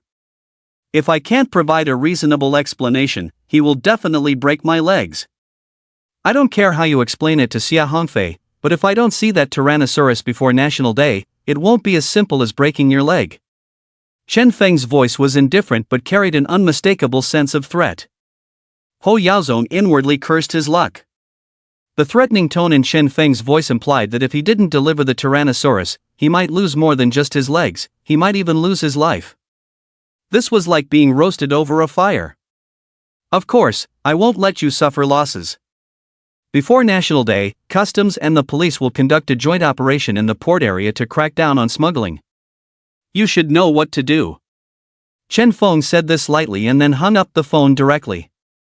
The port area is an administrative district by the sea in Pengcheng, and it is the most important area for smuggling to come ashore. Ho Yaozong's lair is near Longkou Port in the port area. Chen Feng knew in advance, actually it was Ho Yaozong who told him during a casual conversation. During the National Day in 2008, Ho Yaozong escaped this special crackdown because a few days before the customs operation, he found out that he had an informant from the police among his subordinates. After angrily getting rid of the informant, Ho Yaozong immediately transferred all goods and manpower in the port area, avoiding this deadly blow. Chen Feng hung up the phone at this point, knowing that the more he said, the more mistakes he could make. By hanging up now, he could maintain his sense of mystery and power, and give Ho Yaozong enough time to imagine. Ho Yaozong on the other end of the phone was really stunned, and he didn't react for a long time even after the call was cut off. If it were someone else saying this, Ho Yaozong wouldn't have taken it seriously at all, because in his line of work, how could there not be some connections involved? Without some manipulation, how would one even know how they died? However, Ho Yaozong has not received any news about this special operation that Chen Feng mentioned. Ho Yaozong's expression changed several times, and he immediately dialed a number on his phone. Leader, have you heard any rumors recently? What rumors? Don't worry unnecessarily, if there's really something, do you think I wouldn't inform you? Are you sure? Don't jump to conclusions. Alright, I'm busy now, we'll talk later. Before Ho Yaozong could react, the call was directly hung up on the other end. Ho Yaozong's face instantly became extremely ugly because he had sensed that something was wrong. The response he received was clearly a premeditated excuse without any hesitation, telling him to relax, which was likely just a way to stall him. Ho Yaozong narrowed his eyes and immediately dialed another number on his phone. Haozi, go to the amusement park right away and see if that woman's lover is still there. Yes, boss. In less than an hour, Ho Yaozong's phone rang again. Boss, that woman is not here, I checked the surveillance in the room, she packed up and left 3 days ago. Veins popped on Ho Yaozong's hand, almost crushing the phone in his hand. He gritted his teeth and said, I know.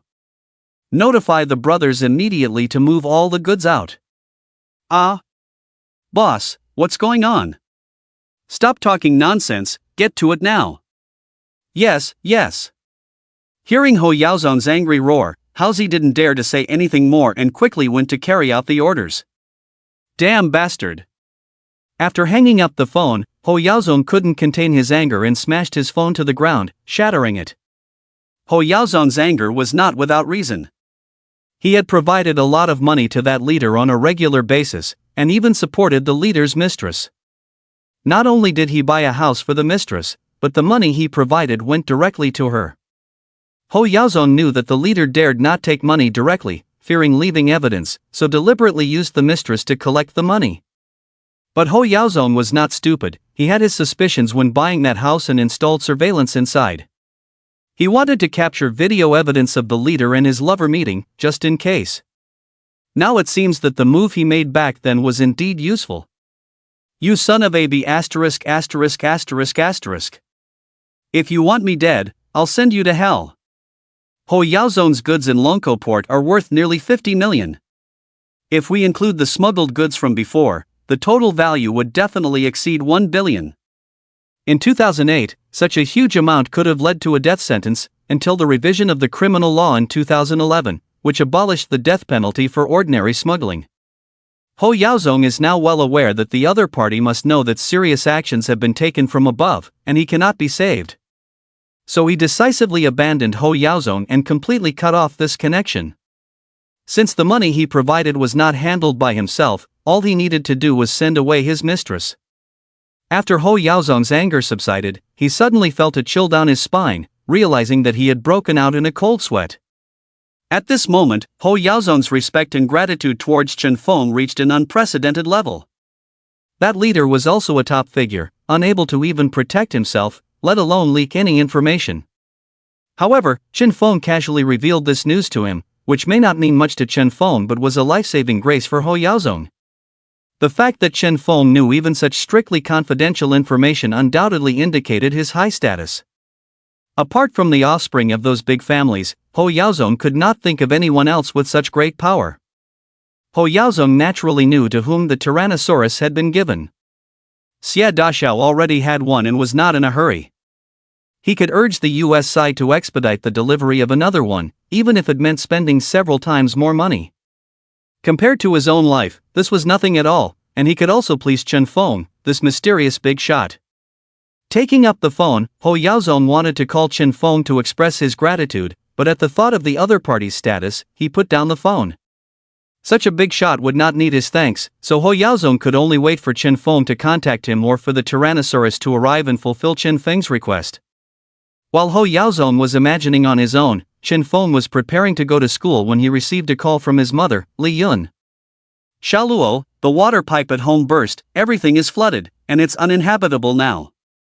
Go to your aunt's house after evening self-study to sleep. I've already informed your aunt. Chen Feng's pupils suddenly contracted, sensing something amiss in his mother's tone.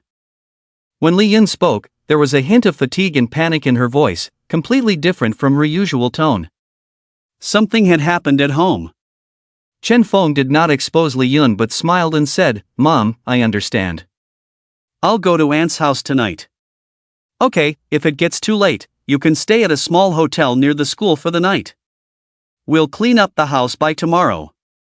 "Okay, Mom, I have to go to class now, bye." "Alright, hurry up."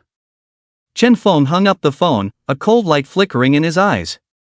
Although he didn't know what had happened, Li Yun not letting him go home clearly indicated that the situation at home was not good. His parents were well aware that Chen Feng was already in the final countdown to the college entrance examination, and they didn't want him to worry or let anything affect his exam.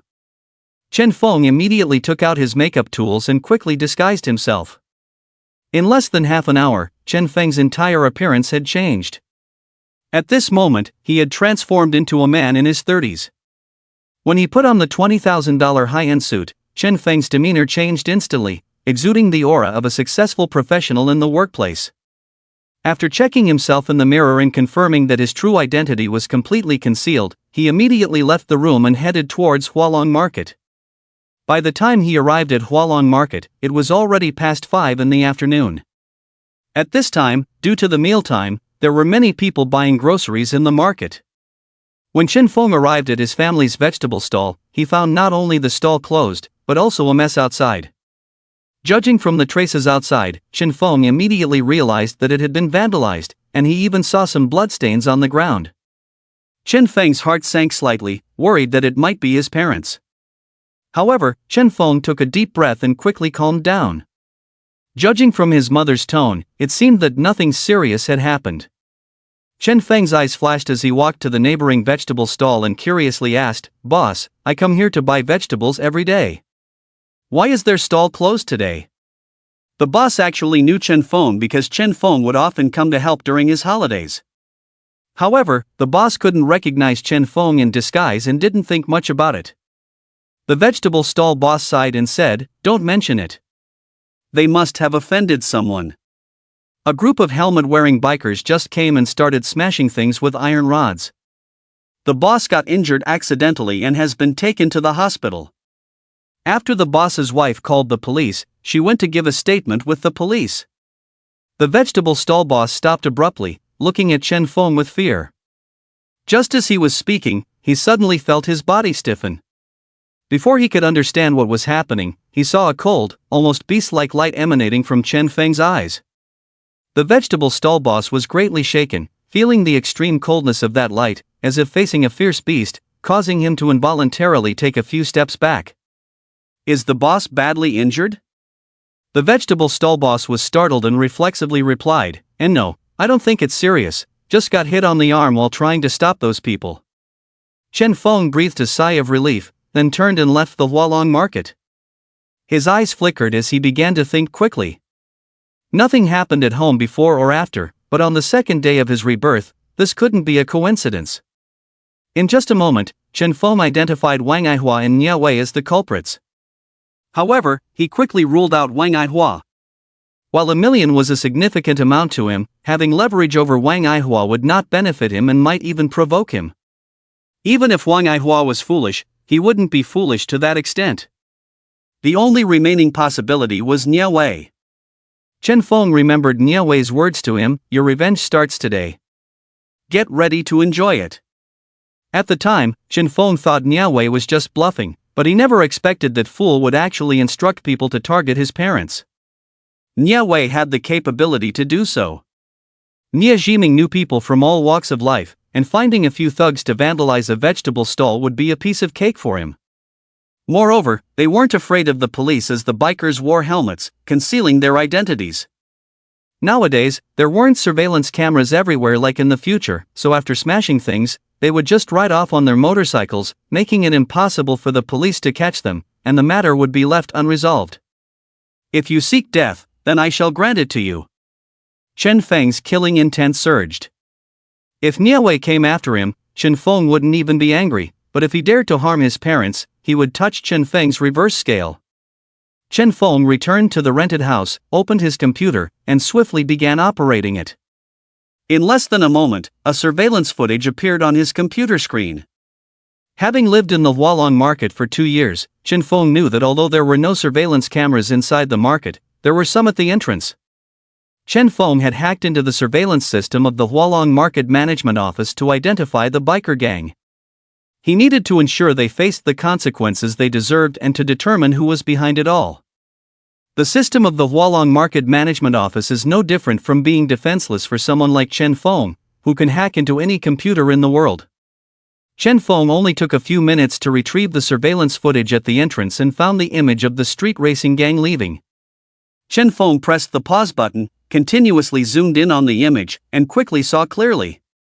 The gang of street racers came with 3 motorcycles in total, all heavy Suzuki motorcycles, with 2 people on each motorcycle. However, the surveillance cameras these days are generally not good, with low resolution, and these 2 people were wearing helmets and had their backs to the camera, making it impossible to see their faces clearly. Chen Feng did not give up and continued to stare at the surveillance footage, observing other details.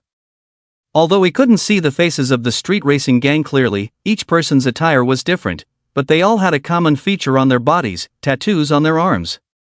However, these tattoos were not only very blurry, but also only partially captured by the surveillance, making it impossible to discern what the tattoos were. Chen Feng took out paper and pen from the drawer and sketched the 6 tattoos he saw. Chen Feng's drawing skills were already at a master level, so copying a few tattoos was a piece of cake, like directly copying and pasting, transferring the tattoos from the screen to the paper. Although the tattoos were blurry, Chen Feng stared at these tattoo fragments for a while, picked up the pen in his hand, and started to complete these tattoos. Tattoos and drawings have some similarities, as the first thing to do in the tattoo process is to examine the design.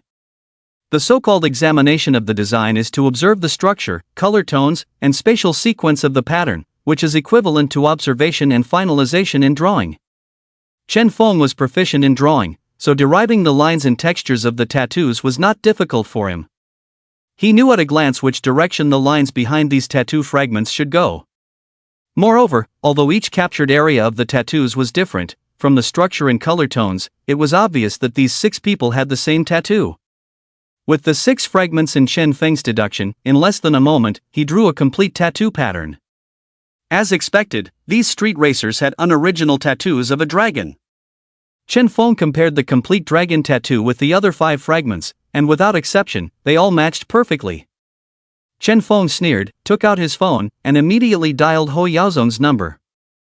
Hello, I am Ho Yaozong. Ho Yaozong had just saved Chen Feng's number, so when he saw his call, he was startled, hastily answered the phone, and asked in a very respectful tone, "May I know how to address you, sir?" "My surname is Chen." "Hello, Mr. Chen." Ho Yaozong quickly went through his mind, but he realized that there was no prominent Chen family in Pengcheng. However, this did not prevent Ho Yaozong from continuing to believe that Chen Feng came from a prominent family. With the vastness of China, at his level, he could only interact with the young masters of Pengcheng, and it was impossible for him to know all the wealthy families in the country. "I am looking for a group of street racers who ride heavy Suzuki motorcycles and have a tattoo of a blue dragon on their arms.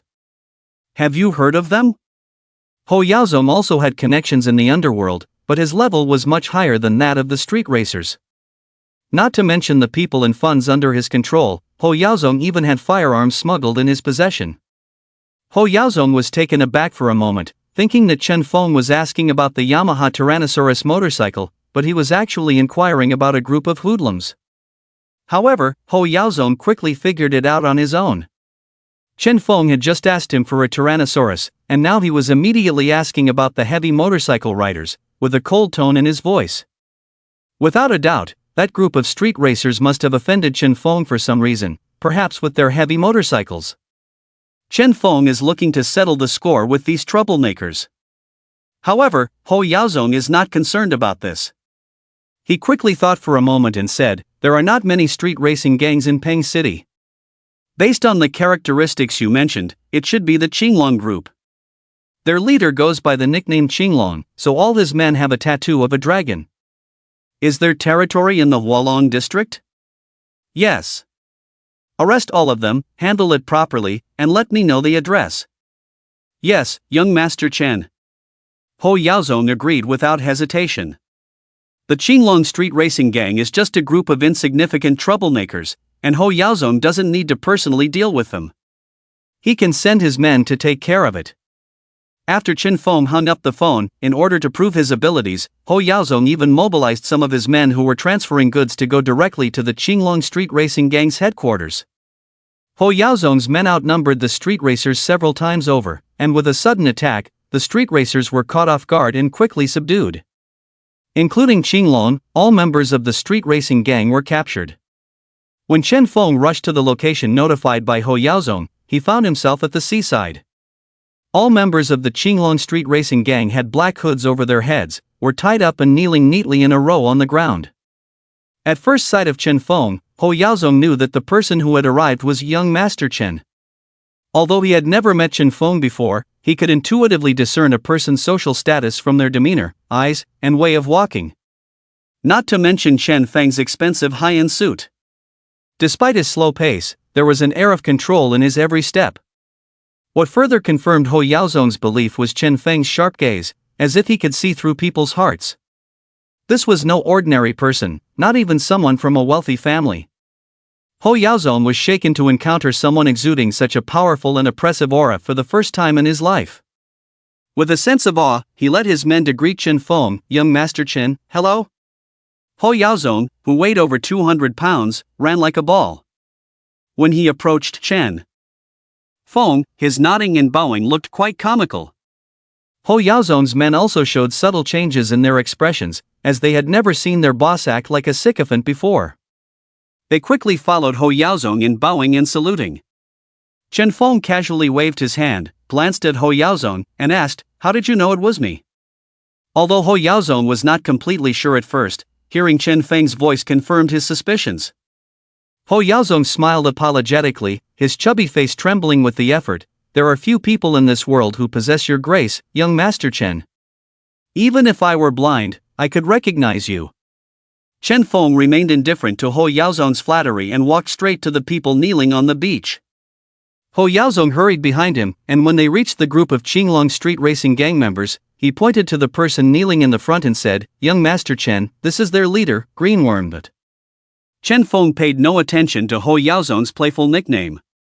He walked up to Qinglong, removed the hood from his head, and asked, "Who ordered you to vandalize that vegetable stall in the Hualong market this afternoon?"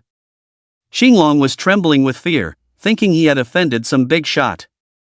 However, after much thought, he realized that he hadn't offended anyone recently who couldn't be provoked. Although Qinglong was a small-time thug, he was not stupid and knew very well who he could provoke and who he couldn't. When Chen Feng asked this question, not only Qinglong was stunned, even Ho Yaozong was astonished. All this happened just because of smashing a vegetable stall? However, Ho Yaozong quickly regained his composure, as many of these wealthy young men had eccentric temperaments. Perhaps when these people smashed that vegetable stall, Chen Feng saw it and simply didn't like it, so he wanted to deal with this group of people. Ho Yaozong had seen many such incidents, even stranger ones. For example, he knew of a wealthy young man who, when a passerby glanced at him and smiled, even though the person meant no harm, the wealthy young man was in a very bad mood at the time and ordered his men to beat the passerby half to death on the spot. "I won't ask a second time." Chen Feng's indifferent tone made Qinglong shudder, and he quickly said, "Yes, I sent someone." But, Chen Xiao, it was Nie Jiming of Hongwei Company who ordered us to do it. If I had known they were acquainted with you, I wouldn't have dared, spare my life." As Qinglong spoke, he repeatedly kowtowed to Chen Feng. As someone in the underworld, Qinglong naturally knew Ho Yaozong and what kind of place this was. When Ho Yaozong dealt with enemies, he would take them to the seaside, kill them, put the bodies in oil drums, and then transport them to the deep sea on his smuggling ship to sink them. When Qinglong's blindfold was removed, and he saw a neat row of oil drums by the seaside, he was immediately scared, knowing full well what it meant. Very well, all sunk. Chen Feng confirmed his suspicions. Without any hesitation, he left after saying this. Ho Yaozong seemed unsurprised by this, as if he had anticipated Chen Feng's orders. Ho Yaozong was extremely skilled at handling such matters, and he immediately gestured to his men, then hurriedly followed Chen Feng. "Chen Xiao, spare me." Chen Xiao, I still have value, I know Nie Jiming's weaknesses, and some things he doesn't want others to know." Qinglong was terrified, banging his head on the ground in extreme fear. Chen Feng suddenly stopped, turned around, and walked back to Qinglong, saying calmly, "Let's hear it. Whether you live or die depends on the value of what you say." By now, Qinglong had a broken head, with blood and sand mixed together, some entering his eyes, some slipping into his mouth, causing extreme discomfort. But upon hearing Chen Feng's voice, he felt as if he had caught a lifeline and hurriedly began to talk about Nie Jiming's affairs. Ho Yaozong's men had already taken out knives and were holding them to the necks of the members of the street racing gang, ready to cut their throats. The street racing gang members also heard Chen Feng's orders and were terrified. They were just small-time thugs who usually bullied ordinary people, and they had never seen such a situation before. Some were so scared they were paralyzed, some tried to struggle and run away but were kicked to the ground and couldn't get up for a while. Some even wet themselves, the smell of urine filling the air, showing their fear. However, at that moment, Ho Yaozong suddenly waved his hand, and his men immediately withdrew their knives and stepped back. Nie Jiming's son, ran over and killed someone before he got his driver's license. Yes, I found a subordinate to take the blame, and he gave me 50,000.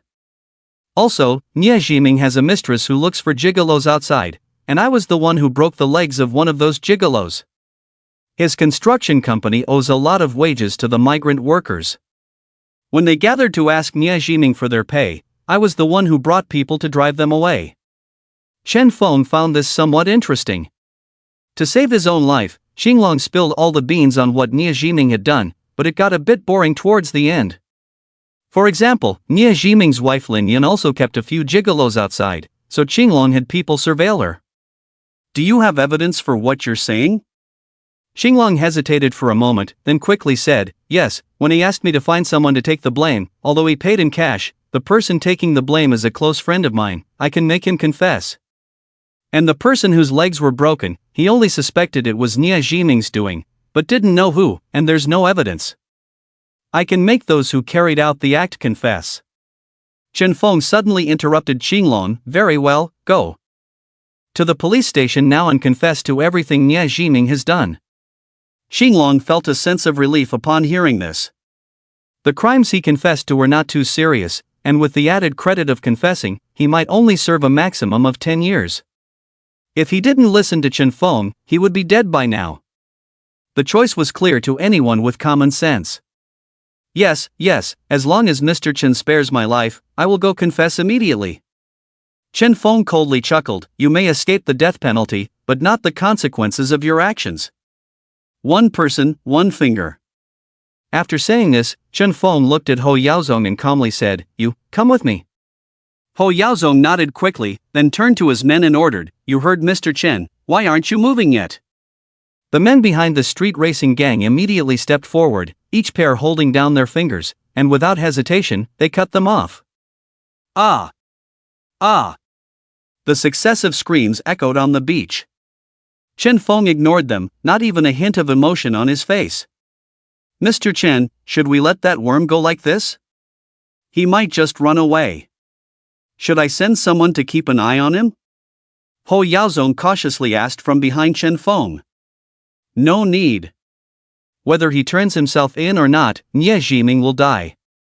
For Chen Feng, the moment he found out that Nie Jiming had sent Xinglong to harm his father, Nie Jiming was as good as dead. Because regardless of whether Xinglong turned himself in or not, Chen Feng planned to personally end Nie Jiming's life. In fact, he was well aware that based on what Xinglong had said, at most, it would only cause some trouble for Nie Jiming, and it was unlikely to send him to prison. With the information from Xinglong, Chen Feng quickly formulated a plan in his mind and realized he no longer needed Xinglong, the informant. When Chen Feng spoke those words, Ho Yaozong immediately understood the implication and wisely chose to remain silent. My car will go back first. You can take me to the city center. It's my pleasure. Please, this way. Ho Yaozong couldn't help but feel delighted and promptly led the way ahead, stopping in front of a BMW, opening the door for Chen Feng. In 2008, the most common cars on the streets of Pengcheng were mostly Volkswagen and Toyota, with sedan sales dominating over luxury cars, which were not as prevalent as in later years. To Longquan Hotel in Hualong District. After getting into the car, Chen Feng instructed the driver and then turned to Ho Yaozong beside him, his expression calm as he asked, have you ever thought about quitting this business? Ho Yaozong was taken aback. After so many years of operating in the shadows, although he made a lot of money, he still harbored a sense of insecurity. He feared that one day he might wake up to find a group of police officers storming in to handcuff him. They are not unwilling to come ashore, but they cannot find a way to clear their names. Xin Xiao, people like us have already been marked. It's hard to come ashore unless we leave Peng City, change our identities, but if we leave Peng City, we lose our foundation. I'll teach you a way. Ho Yaozong was stunned, then a surge of joy filled his heart. It was obvious that Chen Feng was going to teach him a way to clear his name and come ashore. Thank you for valuing me, from now on, I will look up to you. Ho Yaozong didn't ask if Chen Feng could help him successfully clear his name and come ashore, but he immediately showed his loyalty. This was the cleverness of Ho Yaozong, as he guessed that Chen Feng was expressing his intention to recruit him, otherwise why would he teach him a method? Chen Feng smiled faintly, but did not respond. He knew very well the nature of people like Ho Yaozong who operated in the underworld. These people could only be influenced by power and interests, they would show loyalty on the surface, but it wasn't genuine. Ho Yaozong now imagined himself as a wealthy young master, plus the information given to him saved his life, so he willingly submitted to Chen Feng. But if he knew that beneath this facade was just a high school student, he might have been in danger. The method is not difficult. Since you and your cousin have connections in Hong Kong, obtaining Hong Kong citizenship shouldn't be a big problem for you. Change your name when you naturalize. Open a legitimate company in Hong Kong, run it properly for a while, then return to Peng City as a Hong Kong investor. You speak Cantonese, so when you shed your old identity and pose as a Hong Kong tycoon, who would recognize you? The most troublesome part is the money you have. If you don't find a way to clean it, it will just rot in your hands. Ho Yaozong hesitated. He actually knew the method Chen Feng mentioned, and it wasn't difficult to execute. But as Chen Feng said, all the money he had was dirty money, and there was no way to transfer it through legitimate channels. He also didn't dare to keep too much money in the bank, as large amounts could trigger anti-money laundering alerts. If the police investigated, he would be finished immediately. Most of the money Ho Yaozong smuggled was in cash, either used to buy properties or stored in banks through different identities in small amounts. This was very troublesome, and when he needed to use a large sum of money, it took a long time to gather it. Do you know online games? Ho Yaozong looked puzzled because Chen Feng's train of thought was too fast for him to keep up. I know a little. I used to play Legend back in the day.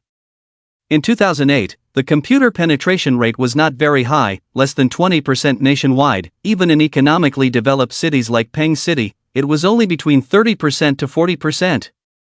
Ho Yaozong, nearing 40, wasn't very good with computers, but he had played Legend for a while in his younger years and spent quite a bit of money, becoming a paying player.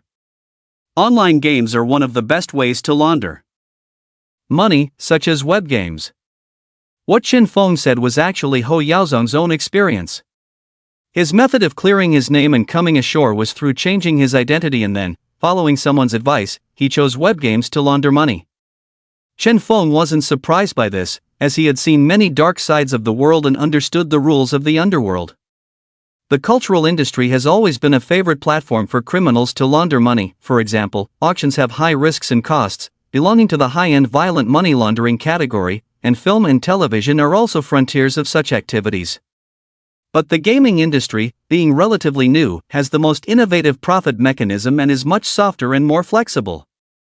A low-end web game server, the cost can be controlled to tens of dollars a month. A low-end server can host hundreds or thousands of independent zones. And there are indeed actual consumer groups. Recharging and checking accounts are cheaper, and throwing tens of thousands of dollars into web games won't necessarily trace the source. However, most of the big shots who really use this trick to launder money are not too powerful. For example, those at the level of blood, they earn money that doesn't need to be laundered at all, and they don't even bother with this low-end model. But for Ho Yaozong, it's like opening the door to a new world. In this day and age, no one has even thought of laundering money this way. When Chen Feng finished explaining the operation of web games and the methods of money laundering, he was amazed. Chen, you actually came up with this method. You are simply a genius. I admire you wholeheartedly. Ho Yaozong was excited, as if he couldn't wait to get started on this. Chen Feng glanced at him and said calmly, "You handle this matter yourself. And there's one more thing I want you to do, get some paper and a pen." Ho Yaozong didn't dare to delay. He quickly searched in the car and soon found paper and a pen to hand over. Chen Feng quickly wrote a line on it with the pen, then handed it back. Ho Yaozong respectfully took the note, and when he saw the content on it, he was once again stunned. The note read, "Este Yenha, Este Hongfa, Este Along. Go to Pengcheng Stock Exchange and buy these 3 stocks. Remember, use your clean money to buy as much as you can. As long as the price of these stocks increases tenfold, sell them all immediately." Ho Yaozong was dumbfounded. He understood stocks. Stocks with the code starting with ST mean that the financial condition or other conditions of the listed company are abnormal, warning investors that the stock carries investment risks and is a loss-making stock. Chen, these stocks. Although Ho Yaozong admired Chen Feng at this moment, he still had some concerns. They will rise. Chen Feng directly interrupted Ho Yaozong's words and said decisively. Although Chen Feng did not remember the stock price increases of all stocks in 2008, in 2019, he inadvertently saw news about the top 10 stocks with the highest increase in 2008. The top 3, without exception, all started with ST and each one surged more than 10 times, stabilizing only at the end of the year. If there was only one stock starting with ST, Chen Feng might not remember, but all 3 of the top 3 started with ST, so he remembered this pattern all at once. Before coming, Chen Feng deliberately compared all the stocks starting with ST one by one, awakening his memory at that time, and found the names of those 3 stocks. The reason Chen Feng was so prescient was that when Ho Yaozong heard this, he was shocked, naturally not thinking that Chen Feng was a reborn person, but thinking of the common insider trading in the stock market. Some people use their positions to know some insider information in advance, such as a listed company about to restructure its assets, or a major product about to be released, and there are many who buy stocks in advance using this information. Those who can know this information in advance are known to have great power, and Chen Feng actually told him about 3 consecutive loss-making stocks, which indicates the magnitude of the power behind it. But what made Ho Yaozong somewhat doubtful was, since Chen Feng knew this insider information, why didn't he use his own funds to buy these stocks, but instead asked him to do it? Chen Feng seemed to see the doubt in Ho Yaozong's mind, and he continued calmly, I am being watched now. If my funds enter the market, someone will immediately follow suit. Our group has too much capital. Once we enter the stock market, it will cause turmoil. One misstep will trigger an investigation by the Securities Regulatory Commission, leading to endless trouble. Ho Yaozong suddenly realized, no wonder there was no one accompanying Chen Feng, obviously to shake off any trackers. As for why someone was watching Chen Feng, it was not surprising at all. Because in those prominent families, such incidents were almost commonplace, with family members fighting each other for power and profit. Ho Yaozong once again speculated on his own, rationalizing another doubt about Chen Feng. I see. At this point, Ho Yaozong already believed Chen Feng's words wholeheartedly. In addition, I want half of the profits from your purchase of these stocks. Upon hearing this, Ho Yaozong immediately shook his head and said, Chen Xiao, you think highly of me and have shared such important information with me. How could I dare to take your money? All the profits naturally belong to you. Chen Feng calmly said, I said half, so it's half. Ho Yaozong, feeling the indifference in Chen Feng's eyes, quickly responded, yes, I will follow your arrangements. Chen Feng's main purpose in this trip, besides dealing with the matters of the Qinglong Fei Che gang, was actually about stocks. The remaining 1 million in his hands would not make much of a splash in the stock market. So from the beginning, he had no intention of using that money to speculate on stocks, but rather as daily operating funds, such as renting accommodation, buying clothes, and props, etc. Chen Feng did not want all the profits, but people like Ho Yaozong, if not given enough benefits, if not fed to satisfaction, would not willingly accept being driven. As the two were talking, the car had already stopped outside Longquan Hotel. Contact me as soon as the Tyrannosaurus arrives. Yes, Chen Xiao. After Chen Feng finished speaking, he opened the car door, got out, and walked towards Longquan Hotel. This was a 5-star hotel. In order to prevent Ho Yaozong from noticing anything unusual and to avoid exposing his address, Chen Feng had already booked a room here in advance. After entering the hotel room, Chen Feng quickly started removing his makeup, restored his original appearance, changed into casual clothes, and leisurely headed towards the direction of the school. This was the time when their class had evening self-study. Although Chen Feng had many things to do, he never went back on his word.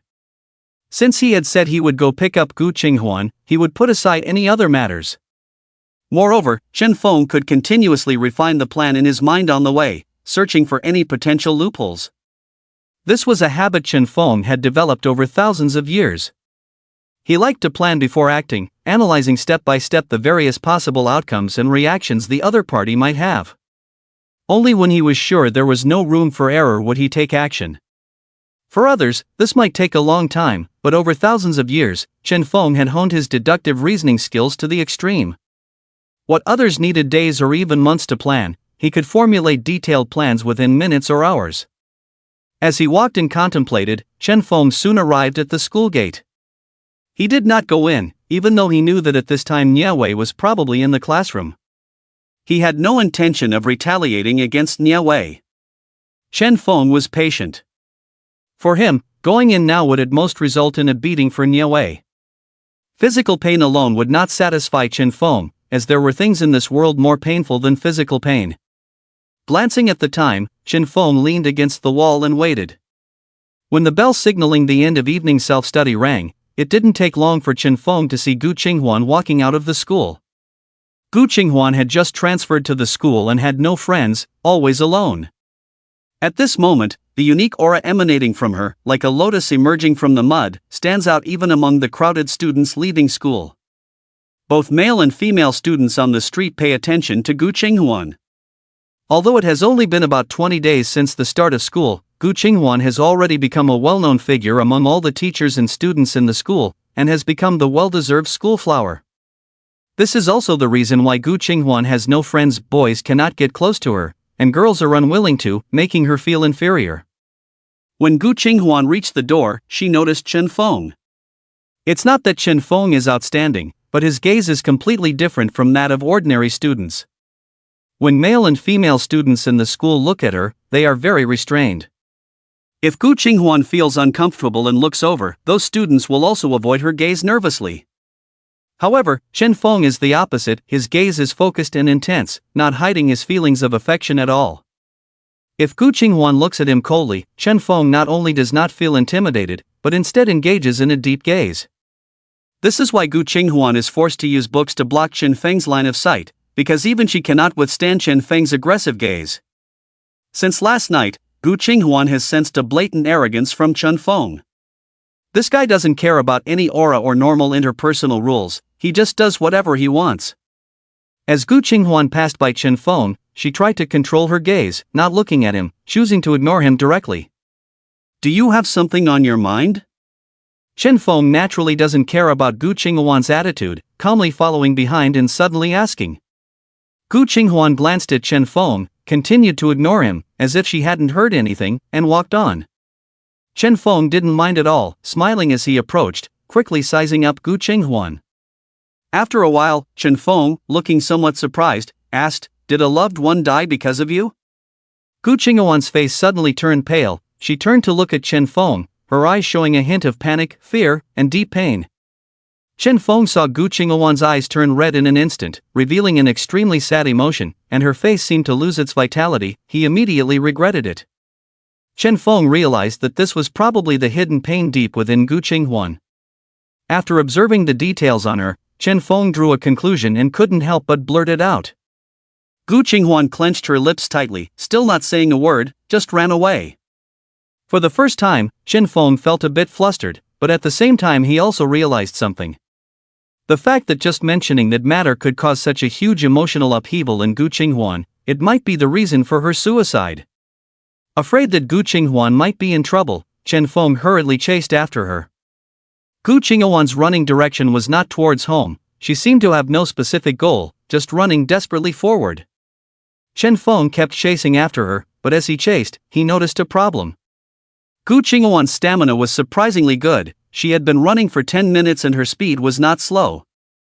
Chen Feng roughly estimated that she had run at least 3 kilometers, but Gu Qinghuan showed no sign of stopping. At this point, Chen Feng had been left far behind, almost unable to see her figure, and even his stamina was starting to give out. Running 3 kilometers in 10 minutes was almost at the level of a professional athlete, considering the world record is just over 7 minutes. If Chen Feng had time to train specifically for a while, reaching or surpassing this level would be completely achievable. But he only came back yesterday, his body hasn't had time to exercise, naturally not as good as an athlete. What surprised Chen Feng the most was that Gu Qinghuan seemed to have many secrets, first Latin, then this almost athlete-like physique. No matter from which aspect, it does not fit the identity of an 18-year-old high school student like Gu Qinghuan. Could it be that she is also a reborn person? Chen Feng couldn't help but feel a sense of absurdity in his heart. But soon Chen Feng shook his head and denied it. Although there were many unreasonable things about Gu Qinghuan, the various signs he saw indicated that she could not have had the same experiences as himself. Chen Feng chased after her for a while, but his physical strength could not hold up and he had to stop to rest. Just as he was panting heavily, he unexpectedly found that Gu Qinghuan had also stopped and then turned around in his direction. "How did you know about that?" Gu Qinghuan had been running for so long and was only slightly out of breath. When she walked up to Chen Feng, her breathing had already calmed down. And when Gu Qinghuan walked up to Chen Feng, she directly asked a question that she had been unable to understand. Chen Feng took a breath and pointed to a stone bench on the side of the street. "Let's sit down and talk, let me catch my breath." Gu Qinghuan's expression was cold. She didn't say anything, she just walked over to the stone bench and sat down, then stared at Chen Feng. Seeing Gu Qinghuan's expression, Chen Feng didn't beat around the bush anymore. His expression became serious as he first pointed to a linen thread on her wrist. You have a linen thread wrapped around your wrist, which is a kind of penance bracelet from Thailand. Most people who have been to a Thai temple will wear it. As the name suggests, a penance bracelet is something that people who feel guilty and need to atone for their sins will seek. So my first guess is that maybe you did something wrong that made you feel guilty and remorseful, so you have been wearing this penance bracelet.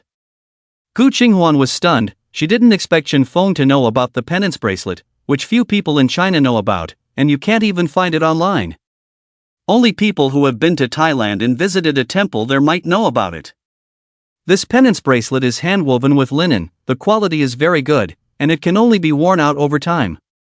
Judging by the wear and tear on your penance bracelet, considering the wear and tear from bathing and washing hands, you have only been wearing it for about 3 months. That means you went to Thailand during the summer vacation of your sophomore year and sought this penance bracelet. If I'm not mistaken, your parents took you on a trip abroad during the summer vacation to help you relax. But when you came back, you immediately transferred schools, which means that the trip and the penance bracelet did not make you feel better, but rather made you feel worse. This can be judged from the bloodshot eyes and haggard appearance in your daily life. That incident has been affecting you until now. I'm very curious now, what could be the matter that has been affecting you for so long? Gu Qinghuan clenched her lips. She was amazed and inexplicably surprised because when Chen Feng said this, he almost hit the nail on the head. She didn't answer Chen Feng's question, but asked again, "How did you know it was my family member, not a friend or classmate?" Chen Feng sighed. Seeing that Gu Qinghuan was unwilling to speak, he didn't force her, so he continued to explain, "There is a faded heart-shaped tattoo under that penance bracelet of yours. Because the fading is too severe, if you don't look closely, you won't be able to notice it at all. Judging by the degree of fading, it has been at least close to 10 years, which means that you were probably only 8 years old at that time. An 8-year-old child, parents will definitely not allow you to get a tattoo, but there must be an adult with you, otherwise the tattoo artist would not dare to tattoo 2 young children. And your parents are very trusting of that person, otherwise they wouldn't let him take you out to play, most likely it's a close relative of your family." Gu Qinghuan's expression changed again, obviously being hit by Chen Feng's words. She asked stubbornly, "Why do you say you guys? Why can't it be just me? That heart is not broken, but split in half. Where is the other half? It can't be the relative who took you. An 8-year-old girl cannot go get a tattoo of the same heart as a boy, so it must be a girl of similar age or slightly older. She has a very close relationship with you, possibly even grew up together since childhood, closer than real sisters. I guess she is a cousin? And the relative who took you to get the tattoo should be her father, your aunt's husband or uncle?" Gu Qinghuan's face turned pale when she heard this. Chen Feng had hit the mark all the way up to now, and his tone was so certain, as if he knew for sure that this had happened. But Gu Qinghuan knew that Chen Feng could not possibly know about this. Only 3 people knew about the tattoo incident. Even if her parents found out at the time, they were somewhat amused but didn't care, and eventually forgot about it. Naturally they wouldn't mention it to outsiders. But Chen Feng managed to deduce so much just from the atonement bracelet she wore and a tattoo. Was this guy even human? Chen Feng sighed softly and continued, "Before you transferred, you were at Yizhong, the best public high school in Pengcheng, much better than Longcheng High School, and even closer to your home than Longcheng High School. You had no reason to transfer to a worse school, so it can only prove that there was something at that school you couldn't face. Your cousin should also be studying at Yizhong, so as soon as you entered that school, you thought of her. That's why you couldn't continue studying there. Let me boldly speculate, her accident should have happened in your 2nd year of high school, right?" Gu Qinghuan looked at Chen Feng in shock, unable to say a word. She couldn't understand how one person's thinking could be so powerful. Gu Qinghuan didn't reveal a word, but Chen Feng seemed to see it with his own eyes, deducing so much from just what he saw. "Who are you exactly?"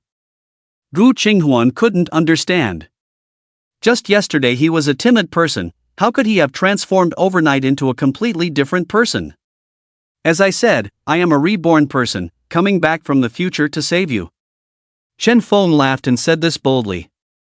If there was one person in this world who didn't want to deceive, it was definitely Gu Qinghuan, so he didn't make up a reason to deceive her, but told her the truth directly. Chen Feng also knew that even if he told the truth, Gu Qinghuan probably wouldn't believe it. Sure enough, Gu Qinghuan gave him a cold look and got up to leave. Chen Feng smiled and got up to follow her immediately. Gu Qinghuan didn't try to chase Chen Feng away, she probably knew that even if she did, he wouldn't leave. Plus, she was feeling extremely bad at the moment, so she just let Chen Feng follow her. Can you tell me what happened? No. Gu Qinghuan refused without hesitation. It's okay if you don't tell me, I'll go to Yizhong to find out, it shouldn't be too hard to figure out what happened. Actually, Chen Feng couldn't be sure at first that the girl was dead, but Gu Qinghuan's emotions were too intense. If she were still alive, Gu Qinghuan would definitely not act like this. If there was a fatal incident at the school, the students at number 1 middle school could not be unaware, and even by looking back at the local news from the past year, they might be able to find out what happened. How dare you! Gu Qinghuan glared at Chen Feng angrily, as if she wanted to eat him alive. Seeing Gu Qinghuan's expression, Chen Feng knew she was serious. If he provoked her further at this moment, she would really turn hostile.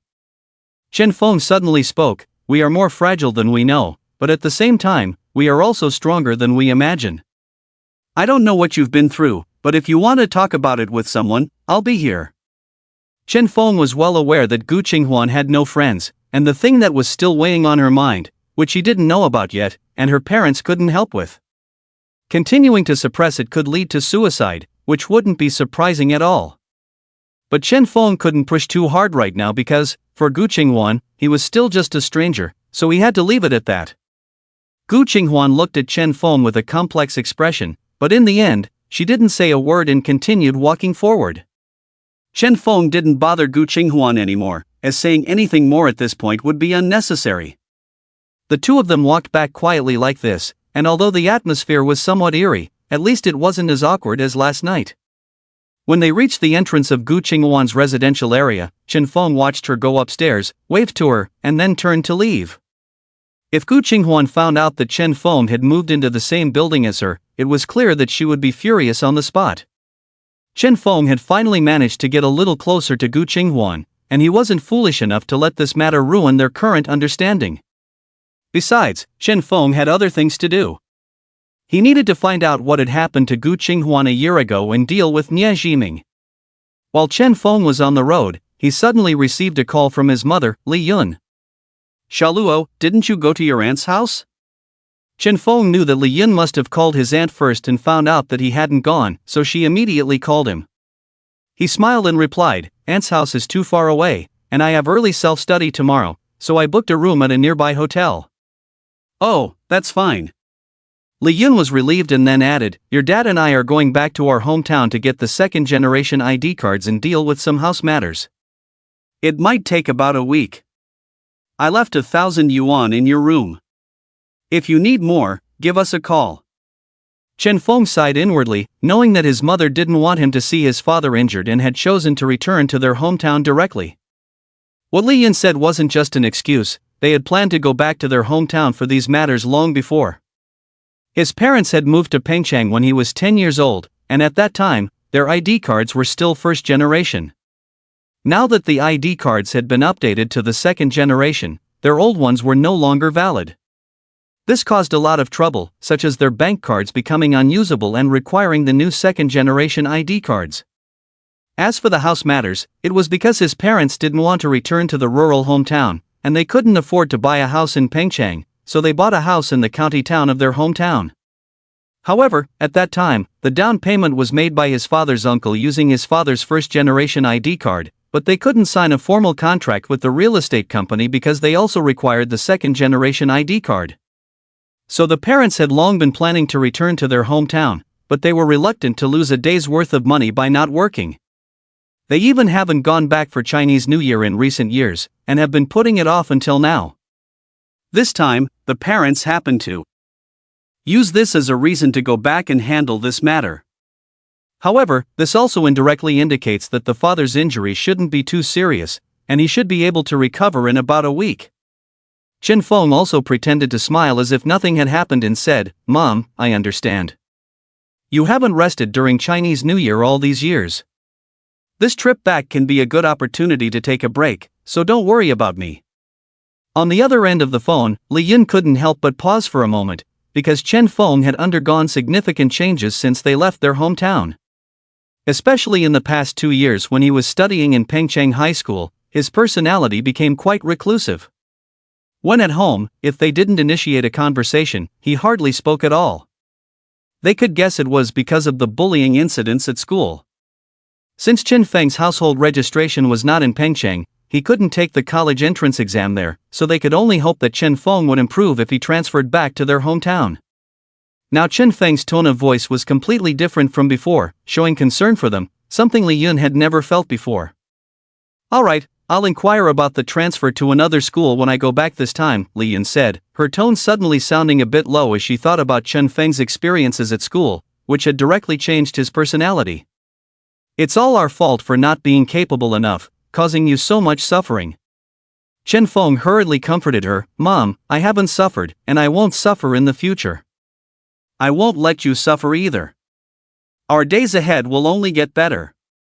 Li Yun almost doubted her own ears, hearing her usually quiet son say these words. She said with a choked voice, "Xiaoluo, as long as you do well and get into a good university, your father and I will be satisfied." Chen Feng let out a slight sigh in his heart.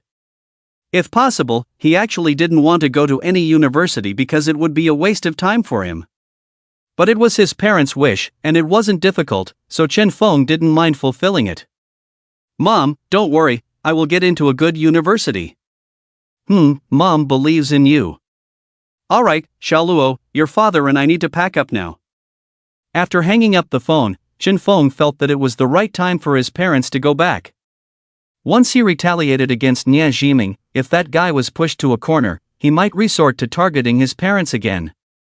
This time, with his parents back in their hometown, there wouldn't be as many concerns. Thinking of this, a cold smile appeared on Chen Feng's lips. The next morning, Chen Feng went to buy a miniature camera and installed it in the room at Longquan Hotel. After installing the camera, Chen Feng left the hotel, hailed a taxi on the street, and headed towards Pengcheng No. 1 High School. Although Chen Feng said he was willing to listen to Gu Qinghuan talk about that matter, he hadn't promised not to investigate it. He was now certain that that matter had led to Gu Qinghuan's suicide in his past life. If he didn't figure out the reasons behind it, he wouldn't be able to sleep soundly. Pengcheng No. 1 High School was not only the best high school in the city but also a key provincial high school, with top-notch hardware and software facilities. In terms of area, Pengcheng No. 1 High School's high school department alone consisted of 2 campuses, east and west, covering nearly 100,000 square meters, with a library holding 150,000 volumes. The campus included a media center, student affairs center, teacher affairs center, art building, science and technology museum, gymnasium, student dormitories, and more. These facilities could easily rank among the best in the country. Standing at the towering school gate, Chen Feng could see a wall made of red-brown marble with the golden words Pengcheng High School written on it. Upon entering the school, the first thing you see is a huge stone with a sentence written in large red official script by a great man, "Study for the rise of China." Even before entering, you can feel a majestic atmosphere. When Chen Feng entered, it happened to be lunch break, and there were people coming and going inside the school, but he did not rush to ask anyone about Gu Qinghuan. If he randomly approached someone to ask about Gu Qinghuan, he might be considered crazy, and no one would answer his question. While Chen Feng was thinking about who to ask, he suddenly heard a sharp whistling sound coming from behind. At the same time, there were many exclamations. Chen Feng did not turn around, but it was as if he had eyes on the back of his head. He reached out his left hand and caught a basketball that was flying towards him. Holding the ball with one hand, Chen Feng calmly turned around and saw a group of students looking at him from over 20 meters away on the outdoor basketball court. However, the students were all wearing surprised expressions because they had clearly seen Chen Feng with his back to the basketball just now. As the ball was about to hit him, Chen Feng, in a strange manner, seemed to anticipate it and caught the basketball with his other hand. If they hadn't seen it with their own eyes, they wouldn't believe that a normal person could react so quickly. What surprised them even more was that Chen Feng was holding the basketball with one hand at that moment. It is well known that catching a ball with one hand is a very difficult thing that most people cannot do because it not only requires a large enough palm but also a certain level of practice to master. Chen Feng's ability to catch the basketball was only partly due to his reaction speed. The main reason was the consciousness he had developed from training in his past life for a long time. Chen Feng learned many abilities out of boredom, but throwing and shooting were skills he actively pursued. In countless cycles, there were many situations where he needed to use a gun, and this ability played a crucial role in saving his life, so he dedicated years of hard work to training. From ordinary handguns to sniper rifles and even rocket launchers, Chen Feng could achieve a 100% accuracy rate. Next came his mastery of archery, darts, and throwing knives, where he could hit the target every time with precision. When he had reached the pinnacle in both firearms and cold weapons, a sport like basketball posed no challenge for him. With a little practice and mastering the technique of exerting force, he could achieve a perfect shot every time. When he got bored, Chen Feng even learned to use playing cards as hidden weapons, inspired by a movie called God of Gamblers. In fact, if playing cards were made of a certain hardness of paper and were thin enough, they could be used to incapacitate someone. When all of this became too easy, Chen Feng found it dull and began practicing a higher level of difficulty, throwing with his eyes closed. To achieve this, he first practiced on stationary targets and then on moving targets. After several years of practice, he could locate targets by sound alone, much like a blind person. For example, in clay pigeon shooting, the moment the clay pigeon flew out, Chen Feng could judge its position in the air by sound and hit it precisely. What made Chen Feng even more remarkable than a blind person was his ability to roughly determine what was flying towards him based on the speed and sound it produced. When the basketball flew towards him just now, Chen Feng already knew what it was and where it was flying, so he effortlessly caught the basketball. As for catching the ball with one hand, besides having relatively large palms, he relied on friction and the basketball's texture to grip it easily. However, this was a skill he had mastered through countless practices in his cycles of reincarnation. Chen Feng held the basketball with one hand and glanced at the situation on the basketball court, understanding what had happened. It seemed that a game was in progress on the court, with students on both sides wearing the basketball team uniforms of Ijeong, probably for a practice match. A group of students by the court were watching, indicating that the basketball team at Ijeong was very popular, as there wouldn't be so many people watching a practice match otherwise. Clearly, someone had failed to catch a pass earlier, causing the basketball to fly out of the court. Impressive! Wow, who is this? Their reflexes are amazing. Must be from the basketball team, right? The students stared in amazement and discussed Chen Feng. Excuse me, can you throw the ball back? A member of the basketball team ran over, also surprised, but currently in a game, so it wasn't the time to satisfy curiosity. Chen Feng's eyes flashed, he slightly raised his foot, took a step forward, made a throwing motion like throwing a baseball, and then swung his right arm forcefully. Amidst the astonished gazes of all the students, the basketball traced a beautiful trajectory in the air and swished into the basket. The entire basketball court fell silent for a moment, then erupted into a commotion, with an incredible chorus of exclamations. Oh my, what is this? I must be seeing things. That must have been from 20 meters away. It's so scary, how did he do that? The basketball court was stunned by Chen Feng's shot, even the team members and coach were momentarily dumbfounded. Unlike the onlookers, they could only watch the excitement, but the coach and basketball team members at least understood basketball. To accurately hit the basket from such a distance, even professional basketball players would find it extremely difficult. Just the strength required for over 20 meters is not something an ordinary student could achieve. Because in that distance, it's like Chen Feng shooting from the left baseline, flying over the entire basketball court, and hitting the basket on the right side. And it had to be a precise swish, something that students couldn't possibly do. Was it luck? Yes, it must be luck, it must be luck. The coach of the basketball team even ignored the game, suddenly reached out and grabbed a basketball from the side, pushed aside the onlooking students, and quickly walked up to Chen Feng. Student, try shooting another one. Chen Feng glanced at the coach's expectant face, smiled, and said, Sorry, I have something else to do. Chen Feng finished speaking and walked away leisurely, showing a disdainful and arrogant attitude.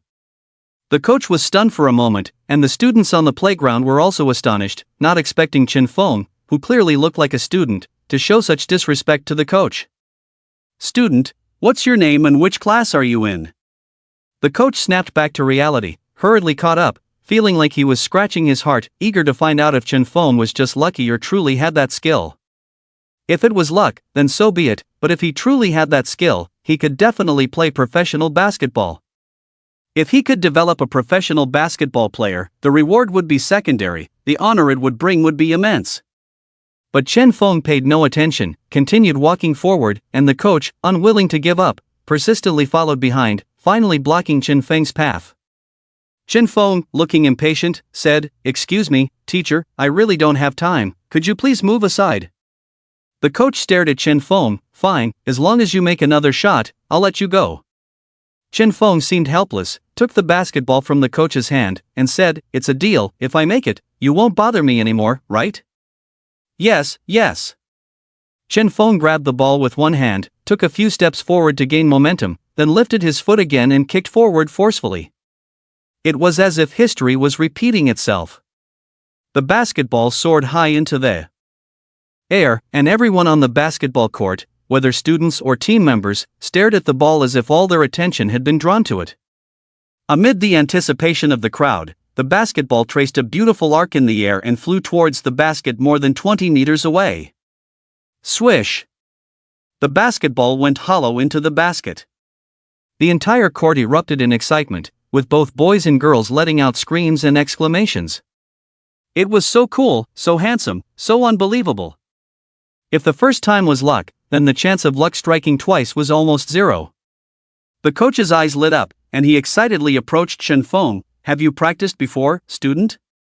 Chen Feng looked puzzled and said, "Of course I have practiced, otherwise how could I make the shot?" The coach, full of anticipation, asked, "Student, do you want to join our basketball team?" "I don't want to," Chen Feng replied decisively, with no room for negotiation. The coach was taken aback for a moment, then hurriedly said, "Student, our school's basketball team is very strong and can already participate in the National High School League. If you perform well in the provincial competition, you have a chance to qualify for special admission to Tsinghua University and Peking University. If you win the MVP in the final, you don't even need to take the college entrance exam, you will be guaranteed special admission. Although you are a bit thin, with some training to improve your physical fitness, you can even participate in Cuba or even CBA." The coach, fearing his persuasion was not enough, listed out all the benefits. "But I can get into Tsinghua University and Peking University with my eyes closed, why should I play basketball?" The coach was dumbfounded, and the students around him widened their eyes, amazed at Chen Feng's arrogance. Even in a provincial key high school like Pengcheng, there were over 1,000 students who took the college entrance exam last year, but only 13 were admitted to Tsinghua University and Peking University, 5 of whom were recommended. However, no one was as arrogant as Chen Feng, claiming they could get in with their eyes closed. Well, seeing Chen Feng turn and walk away without hesitation, the coach didn't know how to persuade him. "Student, wait, please wait." The coach hurried to catch up and stood in front of Chen Feng. "Your talent is too precious to waste if you don't play basketball. Think about it, if you join the CBA, with your talent, you will definitely shine and become a basketball star." It's no wonder the coach was so anxious. Hitting a shot accurately from over 20 meters away is a skill that few professional athletes in the CBA possess. This means that as long as Chen Feng undergoes some formal basketball training, he will surely excel in the National High School League. Chen Feng looked somewhat troubled, seemingly unable to bear the coach's persistence. Suddenly, he spoke up, "Coach, I have some questions. If you can answer them, I will consider." The coach couldn't hide his joy and immediately nodded, "Go ahead, I am very clear about basketball and special admissions." "Then let's find a quiet place to talk." Without hesitation, the coach called out to the players on the basketball court, "Practice match is over, everyone go rest." The students and basketball team members looked at each other in surprise, never expecting the coach to leave the entire team behind for Chen Feng alone. Especially the basketball team members felt a sense of injustice, but at this moment, the coach happily followed Chen Feng, and they had no choice. Ask whatever you want to know. The coach led Chen Feng into the office of the gym, smiling as he asked, "Do you know Gu Qinghuan, teacher?" The coach was stunned, thinking Chen Feng wanted to ask about basketball, but instead he was asking about Gu Qinghuan, which caught him off guard. Chen Feng's initial purpose was to inquire about Gu Qinghuan, so he deliberately made a splash on the basketball court to attract attention. Whether it was a student or a coach, and this coach was obviously more excited than the students, so Chen Feng naturally chose the coach as the person to inquire about. "Aren't you from our school?" The coach's expression suddenly became strange because in Pengcheng No. 1 High School, not knowing the teachers and principals was not surprising, but knowing Gu Qinghuan was rare. Even the freshmen who had just entered the school had heard of Gu Qinghuan's name. Moreover, most of the students in No. 1 High School had moved up from the junior high school section, so they almost all knew Gu Qinghuan. "Yes, I am from Longqing High School, and I am in the same class and sit at the same table as Gu Qinghuan." Chen Feng did not lie and directly revealed his background. "Longqing High School? Did she transfer there?" The coach was somewhat surprised because there were nearly 80 high schools in Pengcheng, and compared to No. 1 High School, Longqing High School was not prestigious at all. After being stunned for a while, the coach suddenly realized and pointed at Chen Feng, shaking his head and smiling, "I understand now, you kid like Gu Qinghuan, that's why you came here to inquire about her." Chen Feng smiled and calmly nodded, admitting, "She went through something painful at No. 1 High School, and I don't know what happened exactly, so I couldn't comfort her, that's why I wanted to come here to find out." The coach stared at Chen Feng for a moment, not having carefully observed him in his haste earlier. Upon closer inspection, he noticed that Chen Feng's eyes were clear and calm, exuding a sense of composure that was not typical of a student. He also suddenly smiled, "If I tell you, would you join our basketball team?" Chen Feng was surprised, "I already told you, I am from Longqing High School." "It doesn't matter, I can apply for a special admission for you to enter No. 1 High School, as long as you agree." Chen Feng shook his head with a wry smile, "Thank you for your kind offer, but it's not necessary, I really have no interest in basketball." "Do you know how difficult it is for students from other high schools to transfer to our No. 1 High School?" "What does that have to do with me?" The coach was momentarily speechless, as Chen Feng's words did make sense. There was indeed no appeal for someone who did not want to come to No. 1 High School. "What if I don't tell you then?" "Teacher, with so many students at No. 1 High School, it shouldn't be difficult to find one person to ask, right?" Chen Feng stood up to leave the office. Come back, I'll tell you." The coach helplessly called Chen Feng back. "If you go ask those students, they will just embellish and tell you some processed information, it's better for me to tell you." "Thank you, teacher." The coach sighed, glanced at Chen Feng, and slowly began, "What happened to Gu Qinghuan is actually not complicated.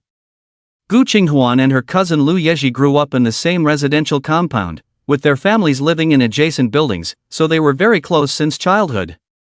And because they were born only a month apart, they were classmates from kindergarten to high school. These two girls were not only beautiful but also at the top of their class academically. Although they spent every day together like conjoined twins, they also secretly competed and supported each other in times of difficulty, making many people envious of their relationship. At that time, the entire No. 1 High School, whether teachers or students, knew about the two of them. But something happened in the second year of high school that completely changed their lives. Chen Feng's attention suddenly focused, because he knew he was about to hear key information. In the first year of high school, they made an appointment to climb Pangshan together, but something happened on the way down the mountain. They encountered a serial killer named Edmund who was hiding nearby, and Lu Yeji was caught by him, while Gu Qinghuan managed to escape. By the time Gu Qinghuan escaped and reported to the police, Lu Yeji had already been. The coach suddenly stopped talking at this point. Chen Feng was shocked, as he realized something when he heard the name of the serial killer Edmund. Chen Feng's face darkened instantly, and in a very short time, many memories flooded his mind. After connecting all the clues together, he finally understood what had happened. This person named Edmund was not Chinese, but a deranged serial killer from the United States. After committing more than 30 murders in the US, he was on the run and fled to China. Edmund's nickname was the Cross Killer, and he specifically targeted underage schoolgirls, committing violent rapes, murders, and dismemberments, leaving his signature, an inverted cross, behind. After fleeing to Pengcheng, he committed 3 cases, but managed to escape each time, causing a sensation in the entire city. At that time, Chen Feng was also in the 2nd year of high school. Even though he was indifferent to the outside world, he had seen this person's wanted order on TV and in newspapers. However, at that time, he was also caught up in his own troubles and did not pay much attention to this matter. What Chen Feng did not expect was that Gu Qinghuan's cousin turned out to be the 3rd victim. Although the coach did not say the rest of the words, Chen Feng could guess what had happened. Gu Qinghuan knew the tragic fate of her beloved cousin Lu Yeji, and the pain in her heart was unimaginable.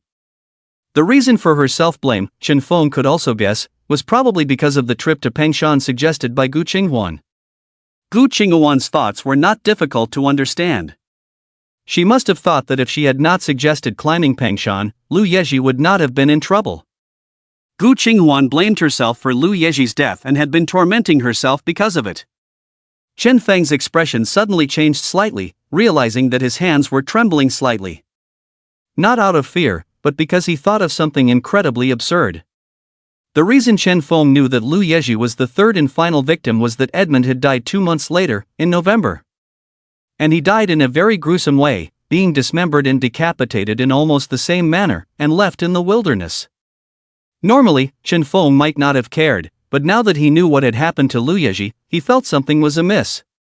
Because the date of Gu Qinghuan's suicide was less than 3 days after Edmund was killed. Chen Feng then thought of Gu Qinghuan's extraordinary physical strength, and his body trembled slightly. Could this be the reason for Gu Qinghuan's suicide?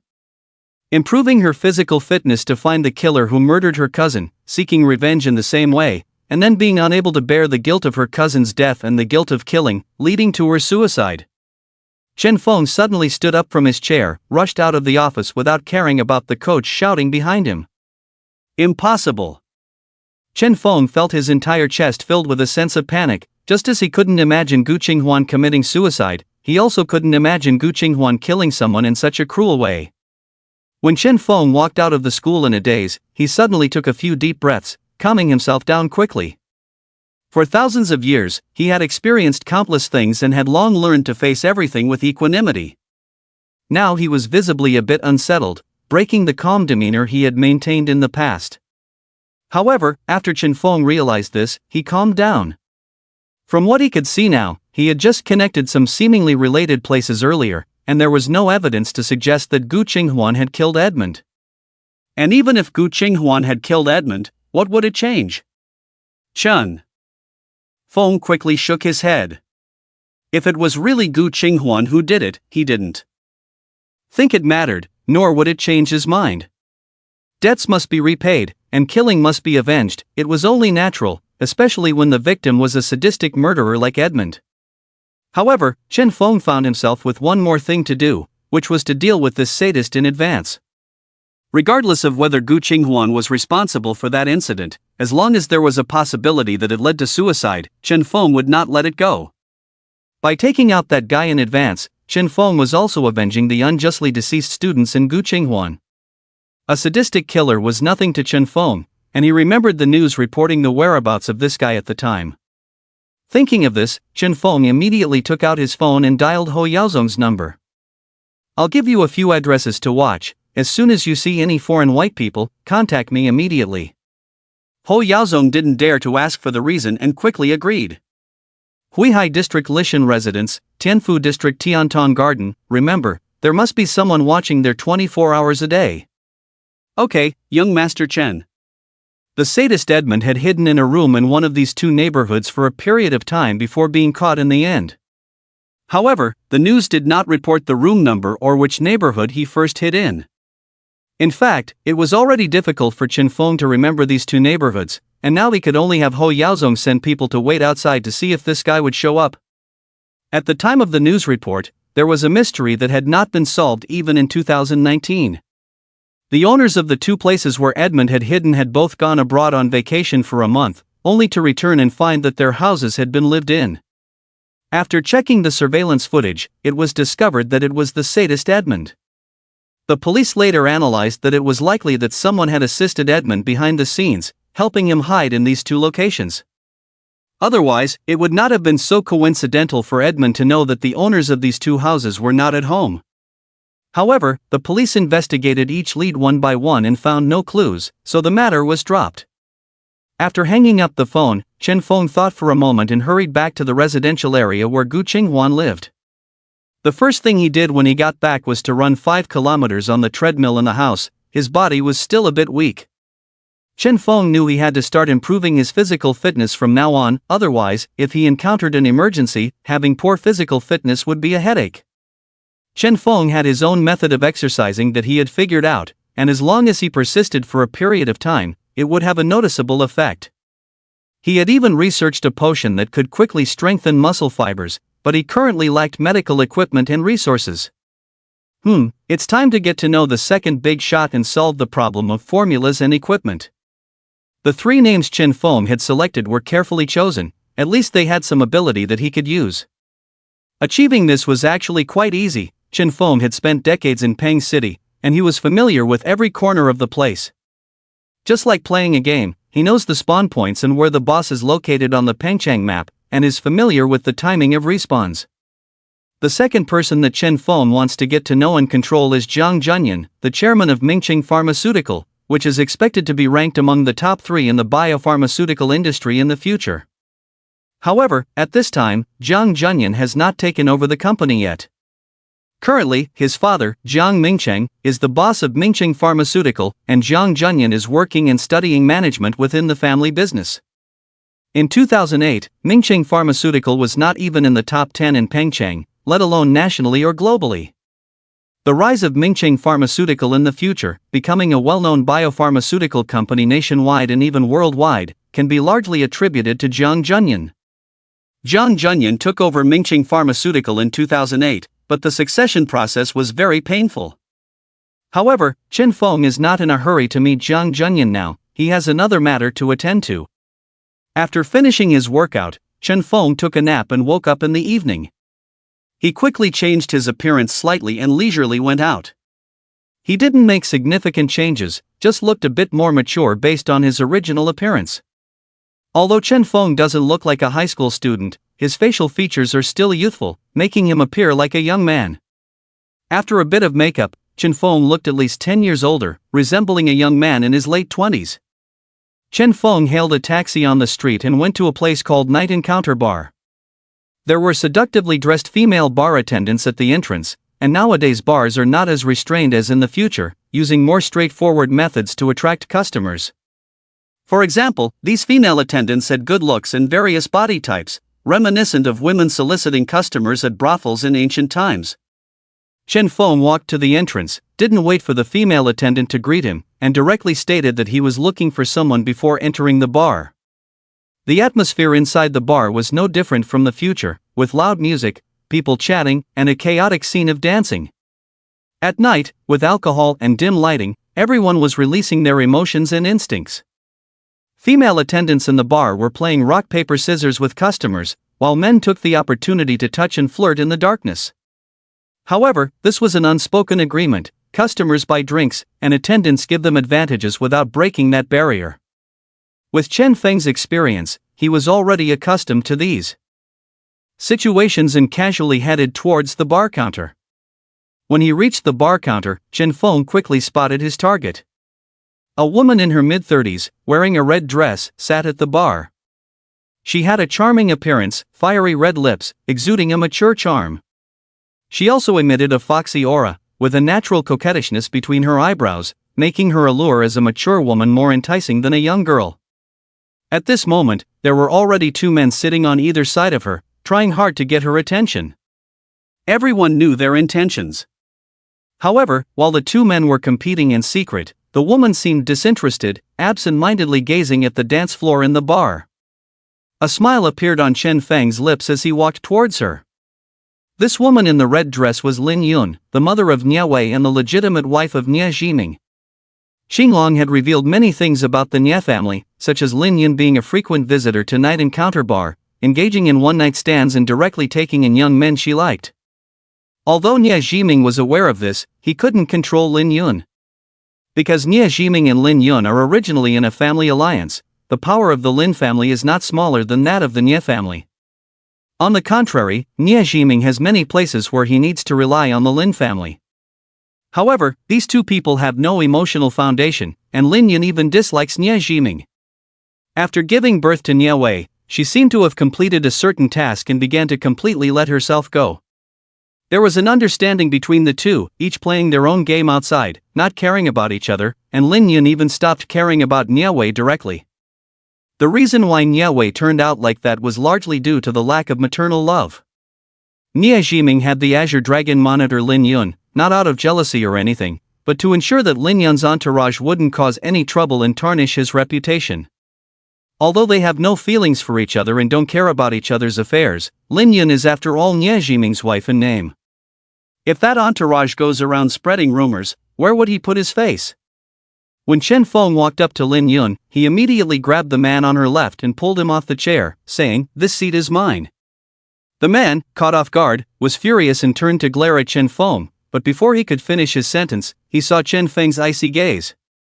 In that moment, he felt a chill emanating from within him, spreading rapidly throughout his body, causing him to shiver involuntarily. It was terrifying.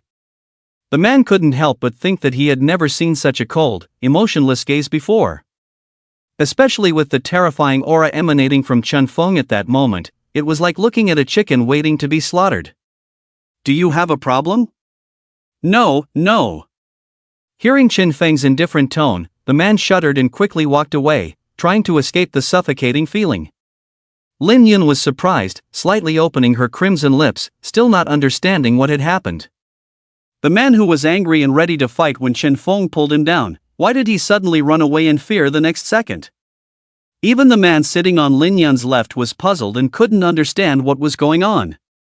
In the dim light of the bar, with Chen Feng's back turned to the two of them, they naturally couldn't feel the murderous intent Chen Feng deliberately directed at the man. Chen Feng casually sat on the chair, not looking at Lin Yun, but at the man on her right, saying, "Aren't you leaving yet?" Lin Yun was taken aback for a moment, then couldn't help but chuckle, looking at Chen Feng with interest. The man, hearing Chen Feng's blunt and disdainful words, and then Lin Yun's laughter, also became furious. He stood up from his chair, took a few steps, and rushed to Chen Feng without a word, throwing a punch directly. But before his fist could reach, Chen Feng grabbed a bottle from the bar and smashed it on the man's forehead. Bang! The bottle shattered, and the man staggered back, blood instantly flowing down his forehead. Although the music in the bar was loud, the sound of the bottle breaking startled the nearby people, causing them to look over. Lin Yun's expression didn't change much, her look of interest on her face even more pronounced. Not only was she not scared, but most of the people in the bar were also startled by the sound. When they saw that a fight was happening, they showed a nonchalant expression. In a bar like this, with people drinking a lot, it's easy to get carried away under the influence of alcohol, and fights due to jealousy and competition are a common occurrence. Not only the guests are used to it, even the bartenders have become numb. The man was hit, feeling that the people in front of him were all blurry.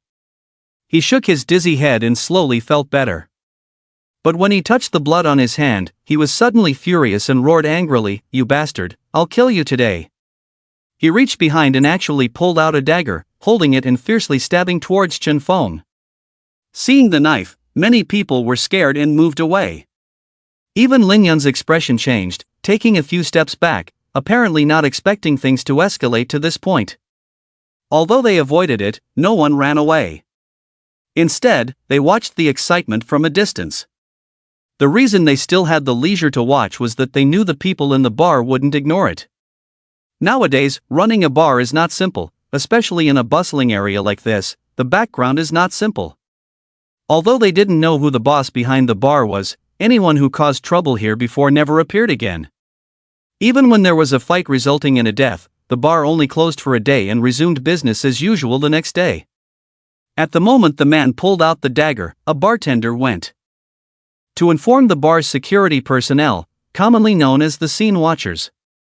But before the scene watchers arrived, they saw Chen Feng casually standing up. A hint of disdainful smile appeared on his face, and before the dagger could stab him, his hand had already reached out. Chen Feng's speed was astonishing.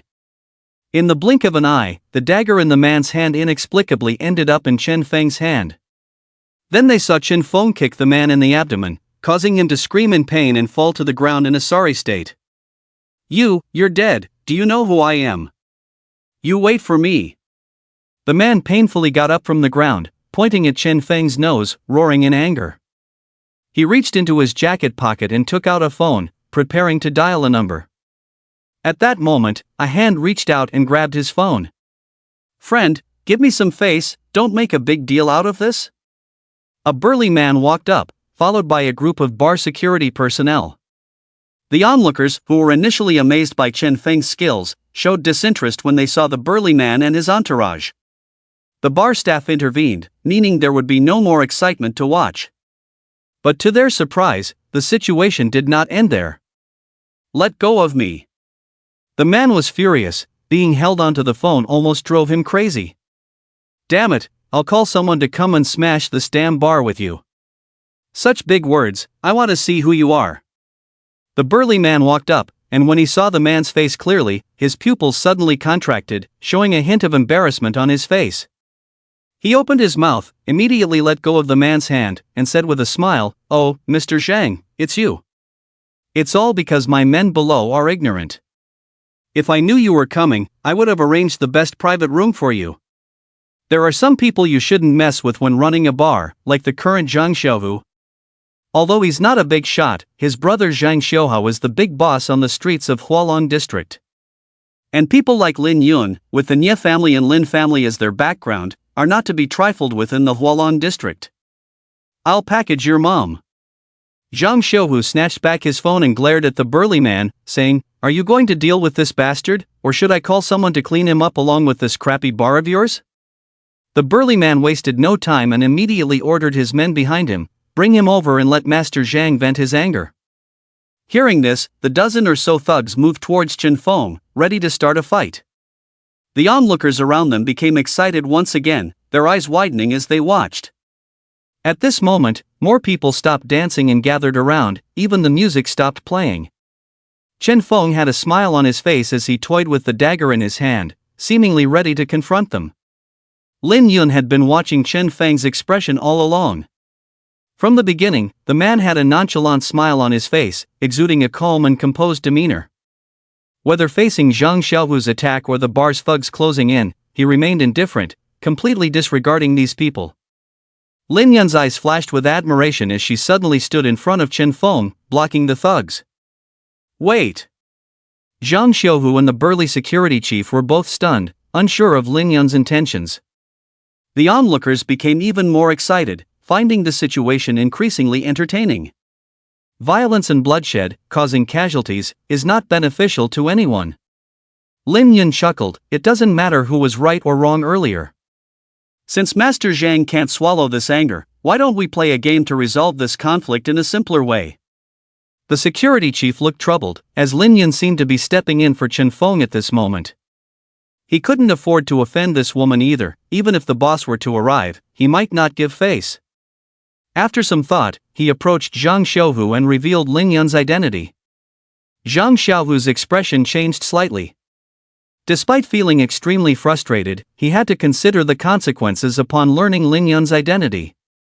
If he forced the security chief to act against Chen Feng, it could lead to a troublesome situation, especially if Lin Yun got involved, as she might not listen to him. What game? Zhang Xiaohu's expression darkened. After learning Lin Yun's identity, his desire waned, but he still needed to save face.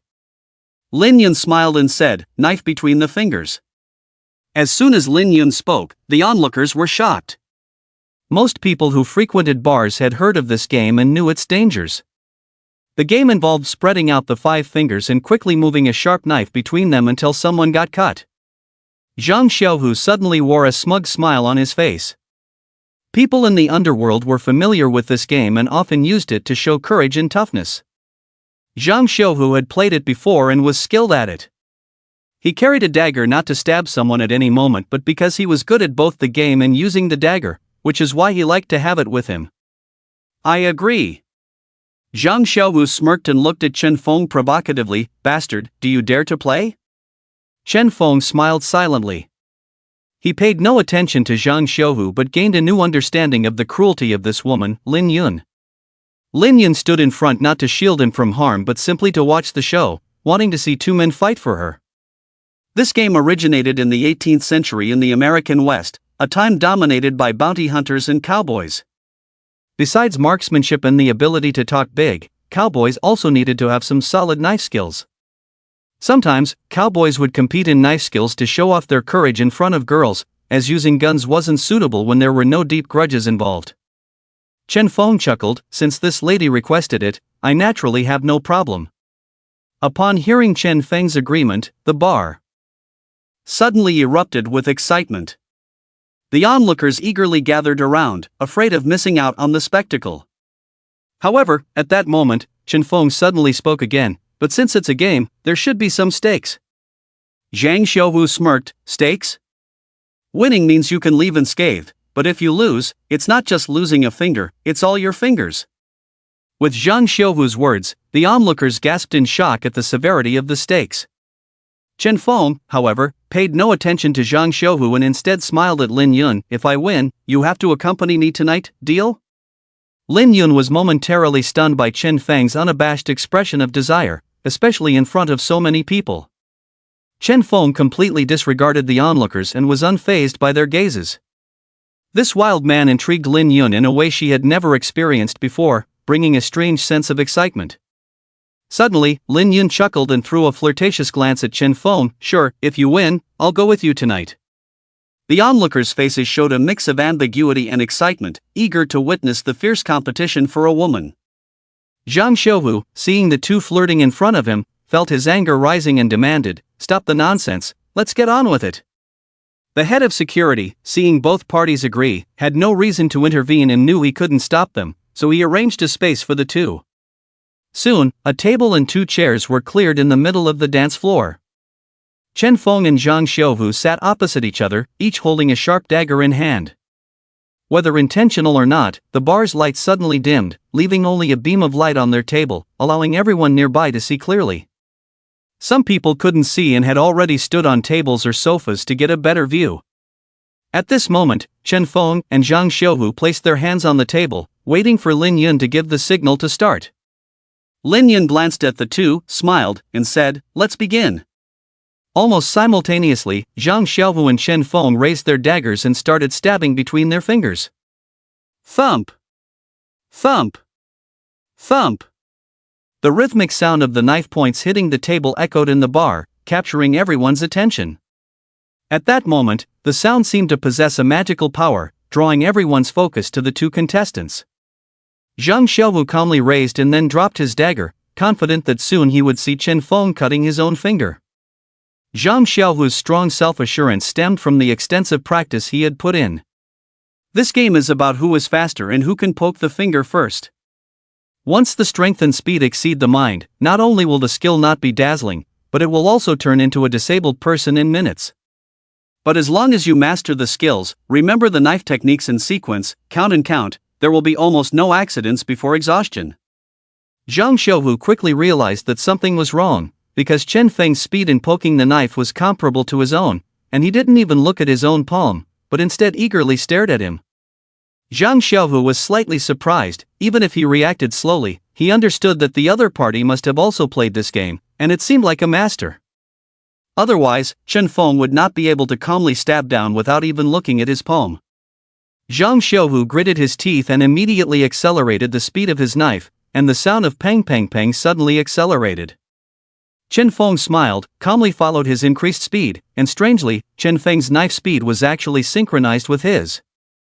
No matter how fast Zhang Xiuhu's speed was, Chen Feng's speed matched it, even the sound of impact overlapped, as if they had become one. The onlookers were all excited, especially Lin Yun, who was closest and felt most directly. This kind of probing one's nerve limit with sharp metal, the fear of possibly stabbing the knife on one's own back at any time, can bring great tension and excitement to the viewers. Lin Yun's eyes were shining as she looked at Chen Feng, apparently surprised that Chen Feng could play this dangerous game so well.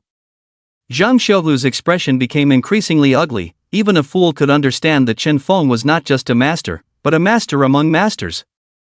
Zhang Xiuhu was extremely unwilling in his heart. he couldn't believe that he had encountered someone who was not only a master at playing with knives, but even more skilled than him. "Aren't you at the same speed as me? Come on!" Zhang Xiaohu roared, and the speed of his knife increased at least twice.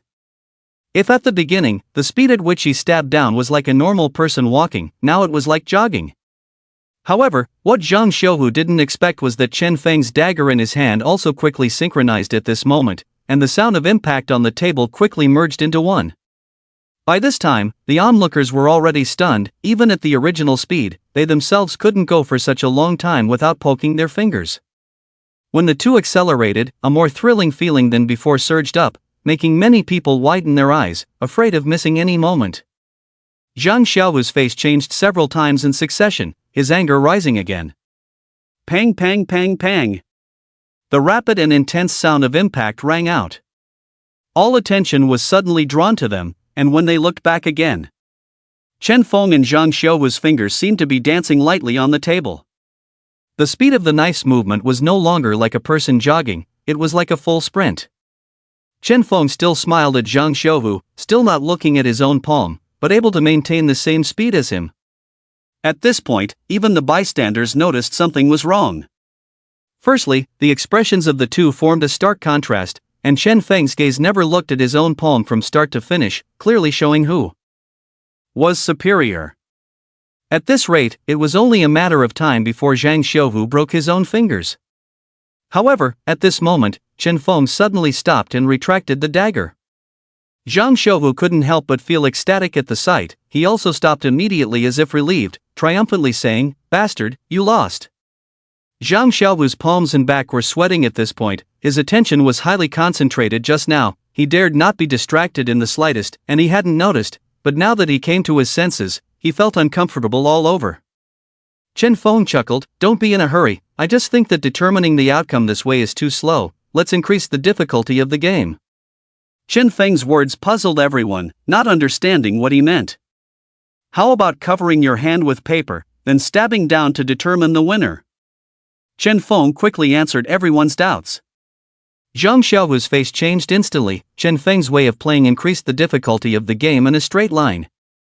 Because if the hand is covered with paper, it is impossible to judge where to place the knife with the eyes, only by feeling. One mistake will result in stabbing the hand, which brings greater psychological pressure and more excitement. "Why? You stopped early, you have already lost. Why should I play with you?"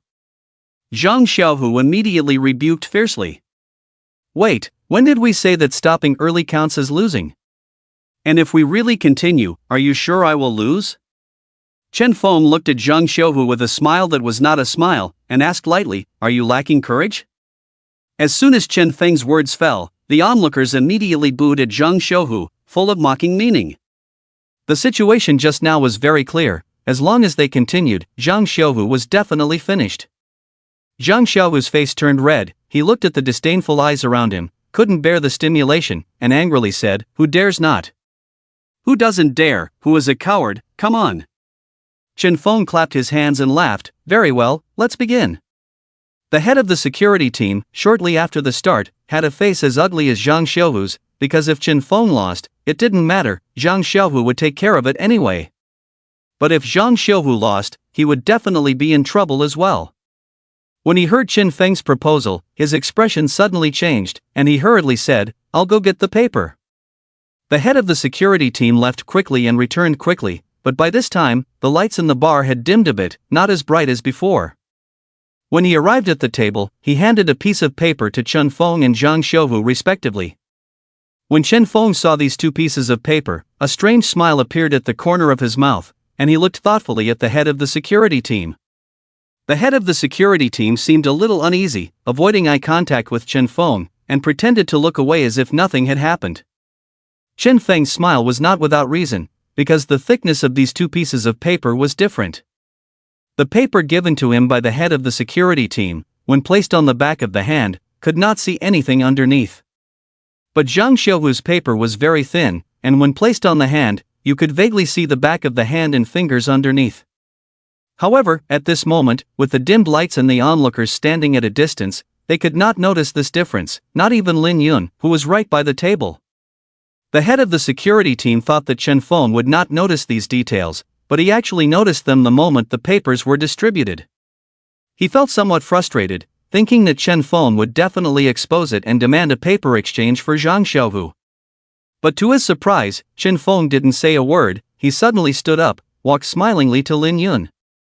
The people present were puzzled. Just when they were curious about what Chen Feng was going to do, they suddenly saw him reach out and embrace Lin Yun's waist, pulling her into his arms. Chen Feng smiled lightly and said, "Beauty, I want to borrow something from you." Lin Yun, being suddenly embraced, showed no signs of panic or shyness. Instead, she leaned against him with a silky look in her eyes, and asked softly, "What do you want to borrow?" "I want to borrow this."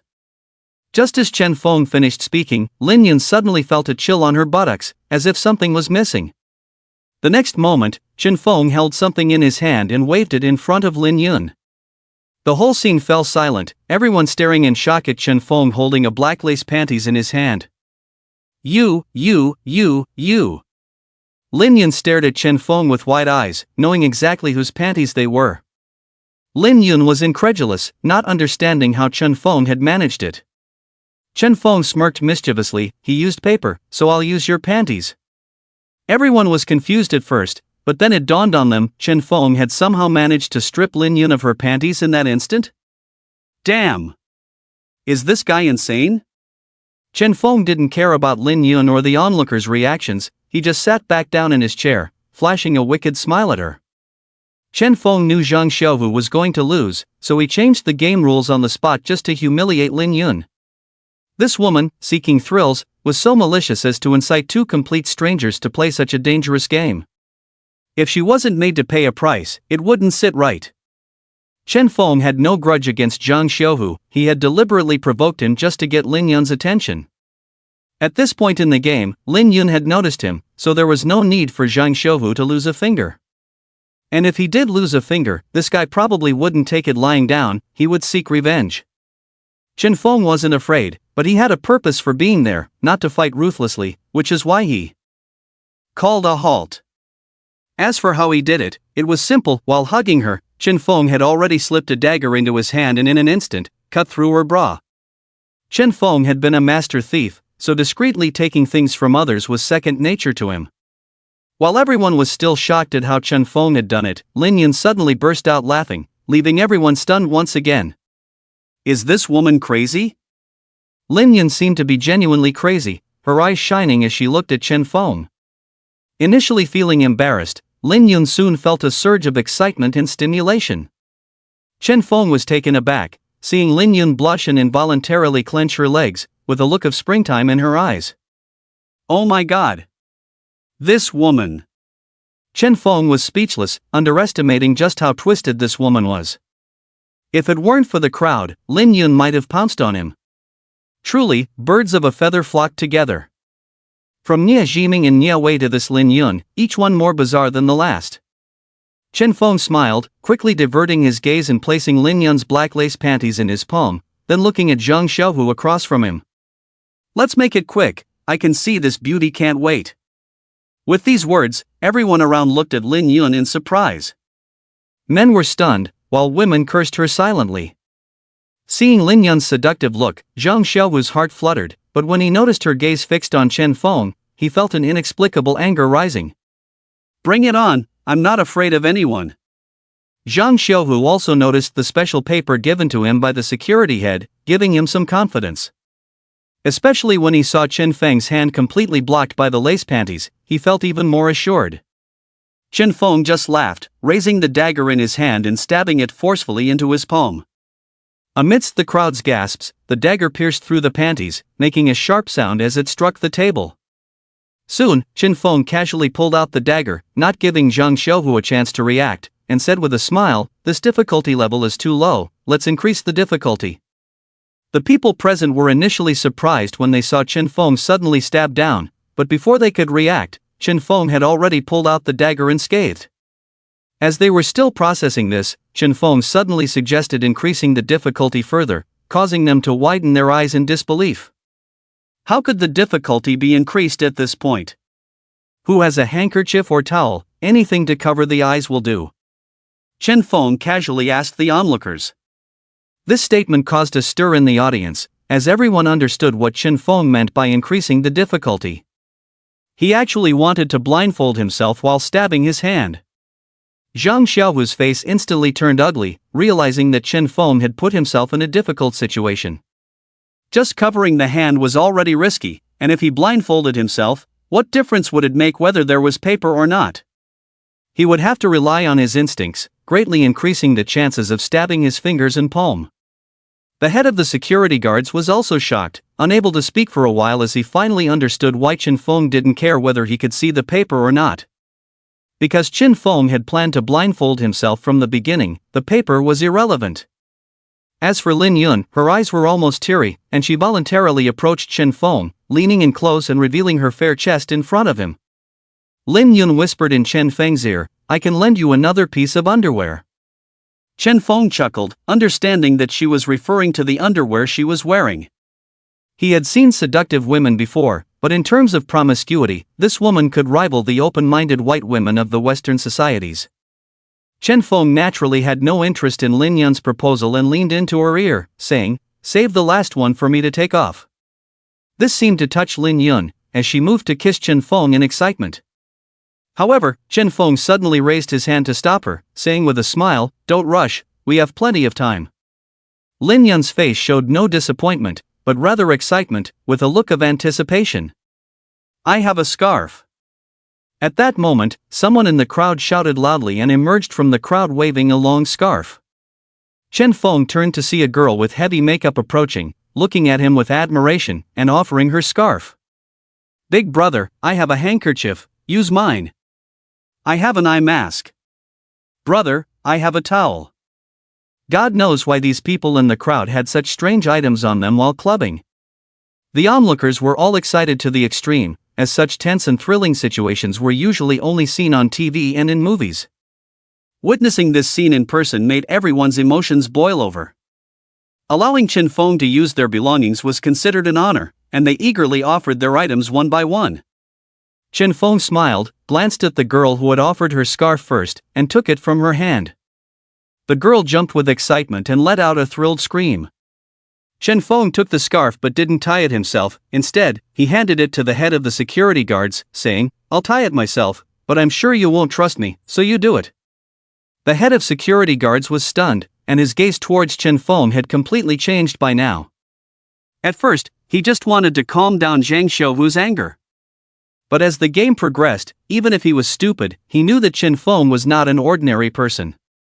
Being able to play such a dangerous game with ease, just this mental toughness was not something an ordinary person could possess.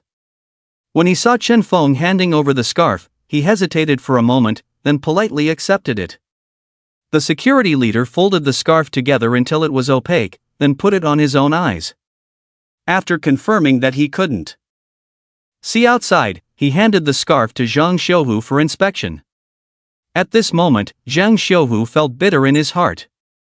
He didn't know what was going on, but inexplicably he was about to play this high-difficulty game.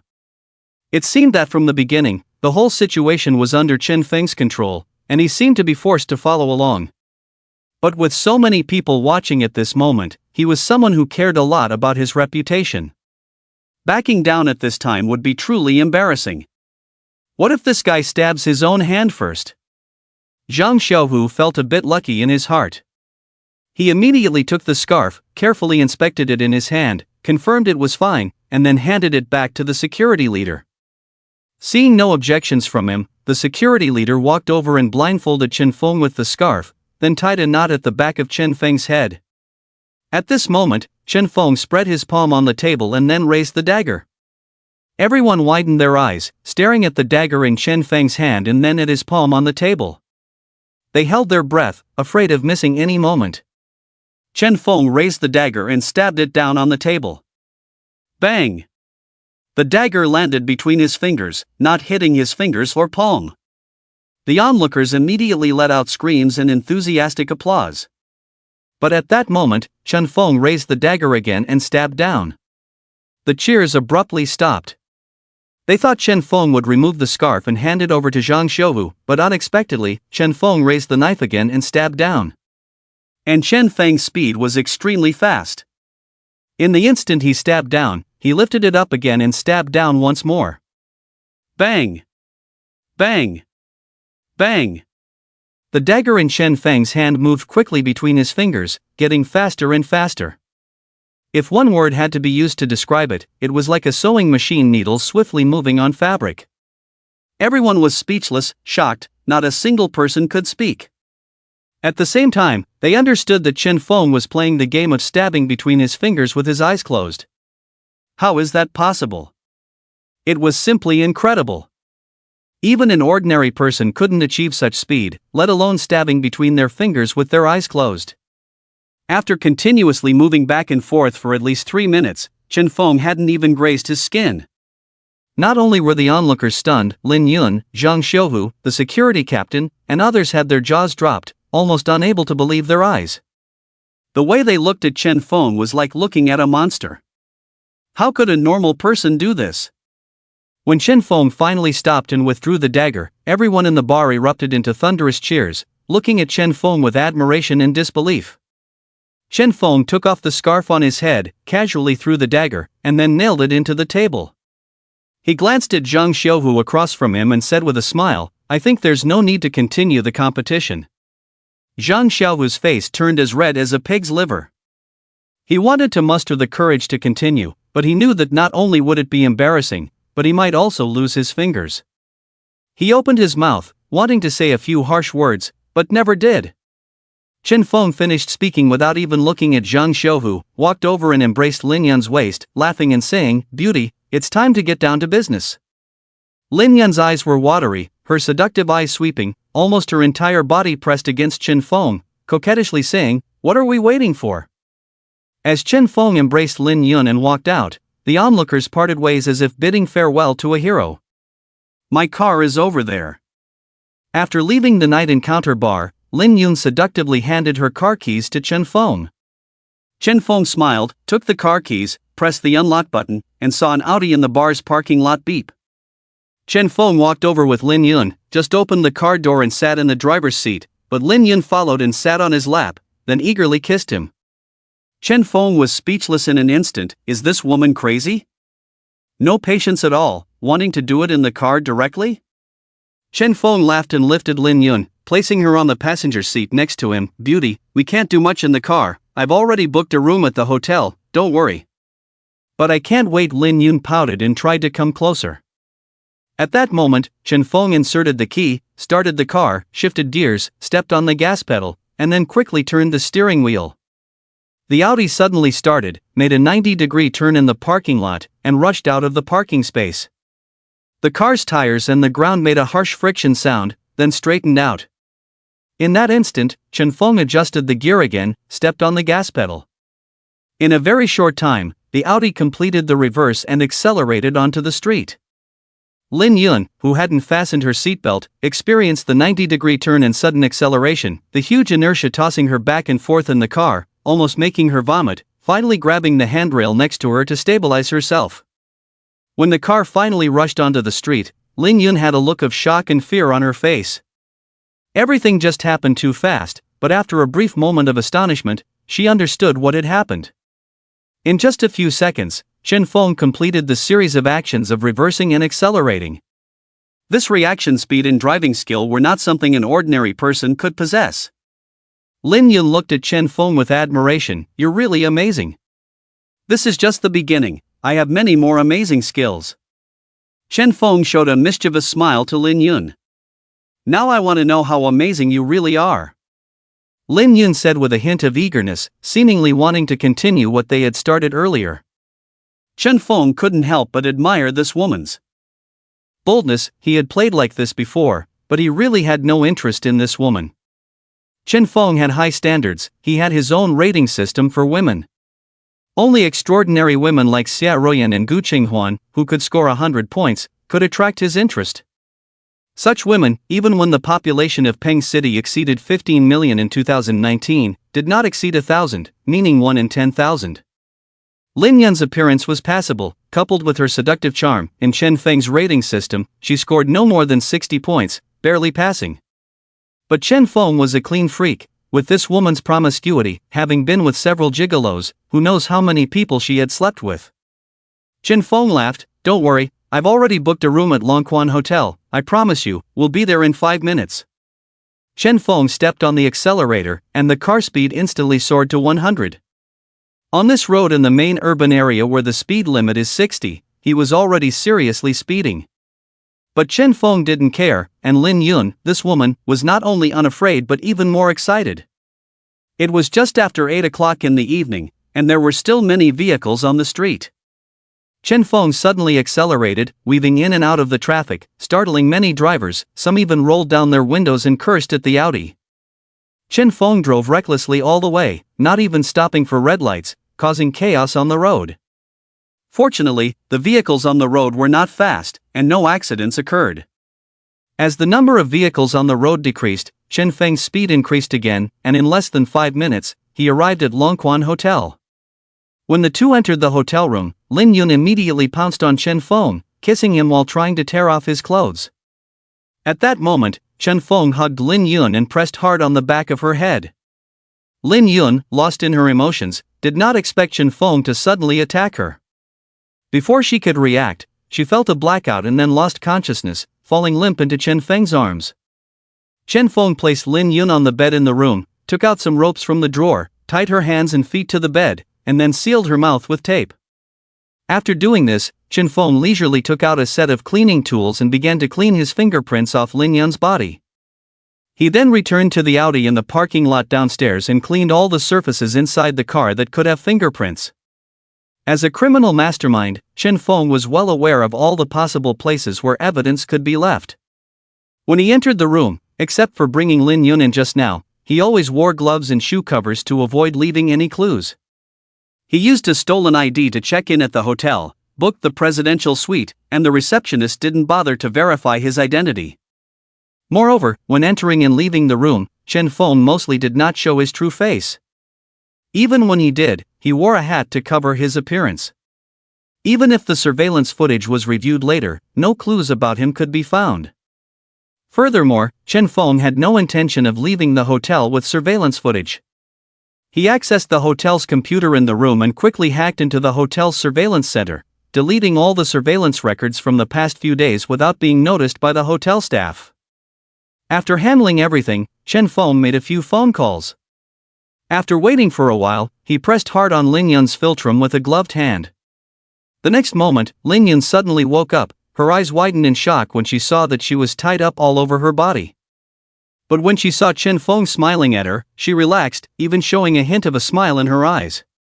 Chen Feng instantly understood what Lin Yun was thinking, couldn't help but chuckle, and removed the tape from her mouth. "You naughty girl, if you like playing like this, you should have told me earlier. I have a whip in my car." Lin Yun seemed quite excited. Chen Feng laughed heartily. "Ms. Lin Yun, oh no, I should call you Mrs. Nya. It seems you haven't quite grasped the situation.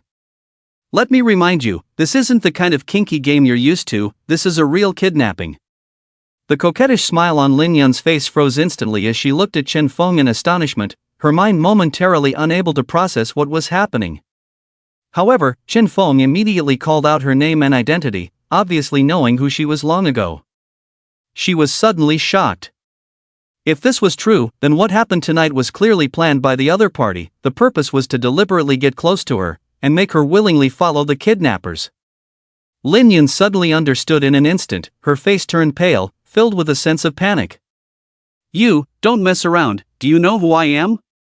Chen Feng chuckled. "Lin Yun, the third daughter of Lin Haohai, the chairman of the Lin Group, and the wife of Nia Jiming, the owner of Hongwei Company, am I right?"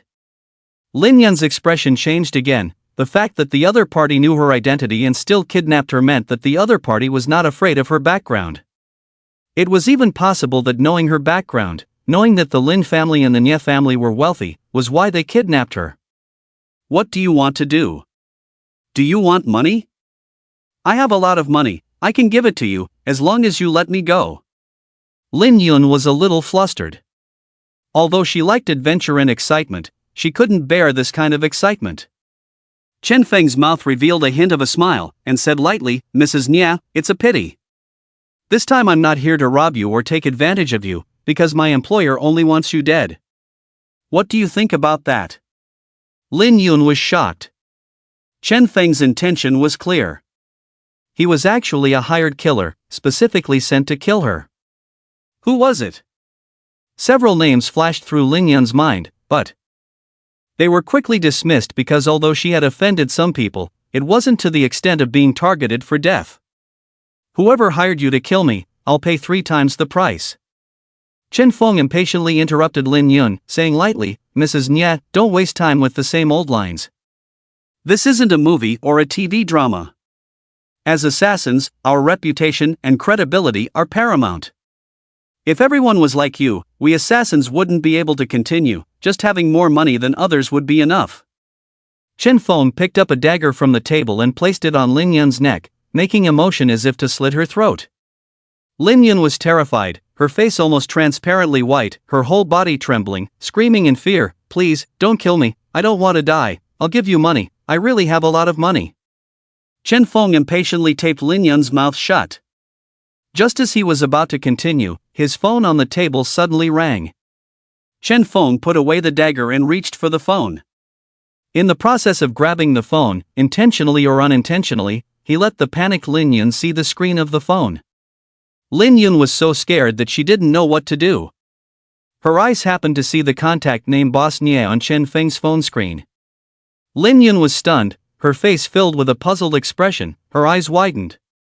Boss Nye? That bastard Nye Jiming. Boss, your task is about to be completed. Chen Feng answered the phone lazily, Do you want me to cut her face a few times, and also cut that place? Oh man, boss, do you have such strong tastes? Alright, you're the boss, you have the final say. I've recorded a video, I'll bring it back for you to enjoy later. When Chen Feng hung up the phone, he noticed Lin Yun's face full of sorrow and indignation. The anger in her eyes was about to burst out, and she kept whimpering.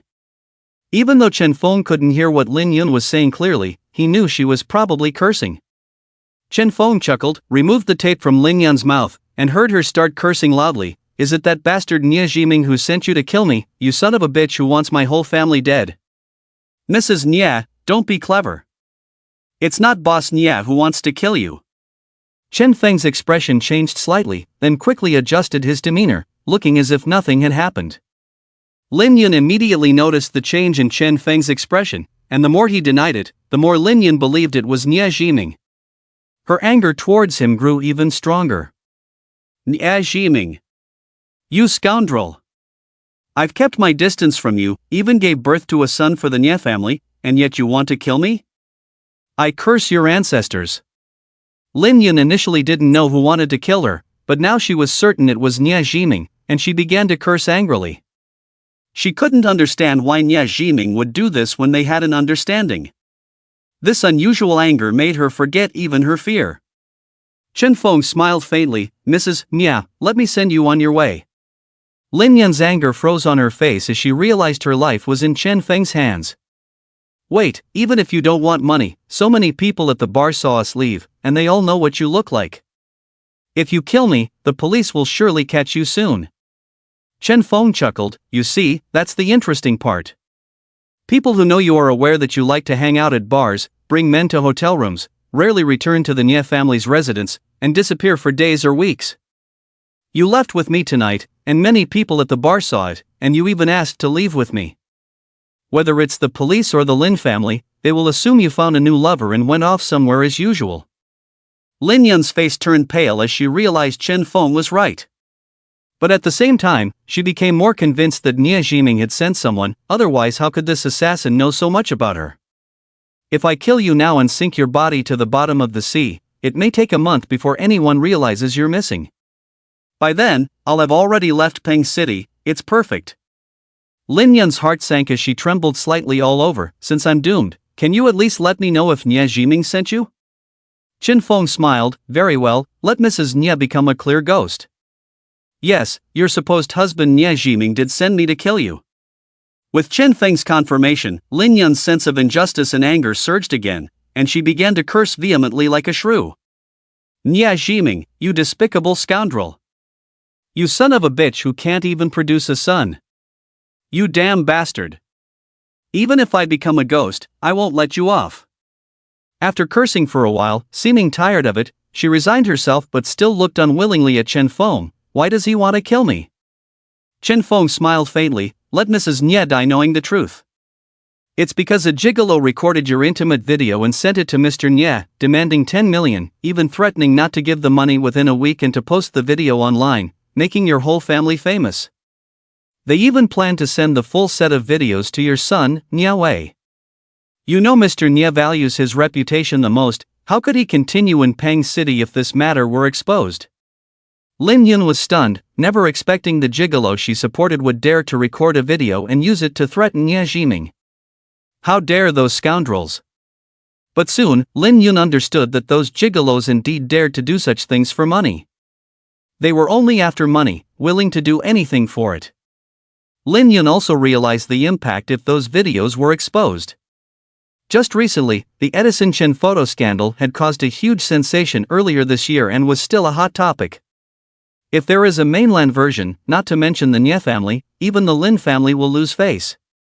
No wonder Nye Jiming was so furious that he wanted to kill her, even having the assassin record a video, wanting to scar her face, cut off parts of her body to vent his anger.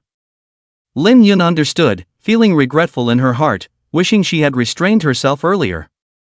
But her hatred towards Nye Jiming was deeper. Even if the video was recorded, he could have discussed it with her and resolved the matter together.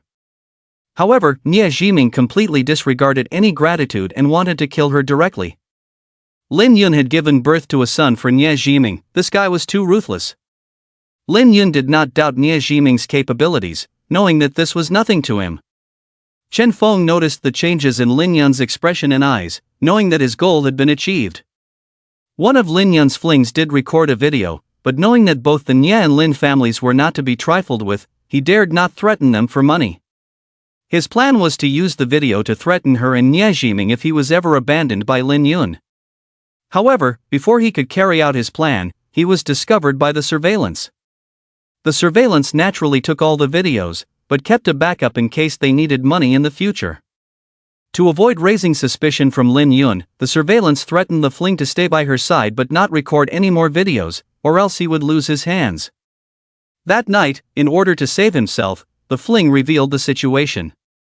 When Chen Feng heard about it, he quickly formulated a plan, which was finalized yesterday. The first step of the plan was to turn the Lin family against Nye Jiming completely.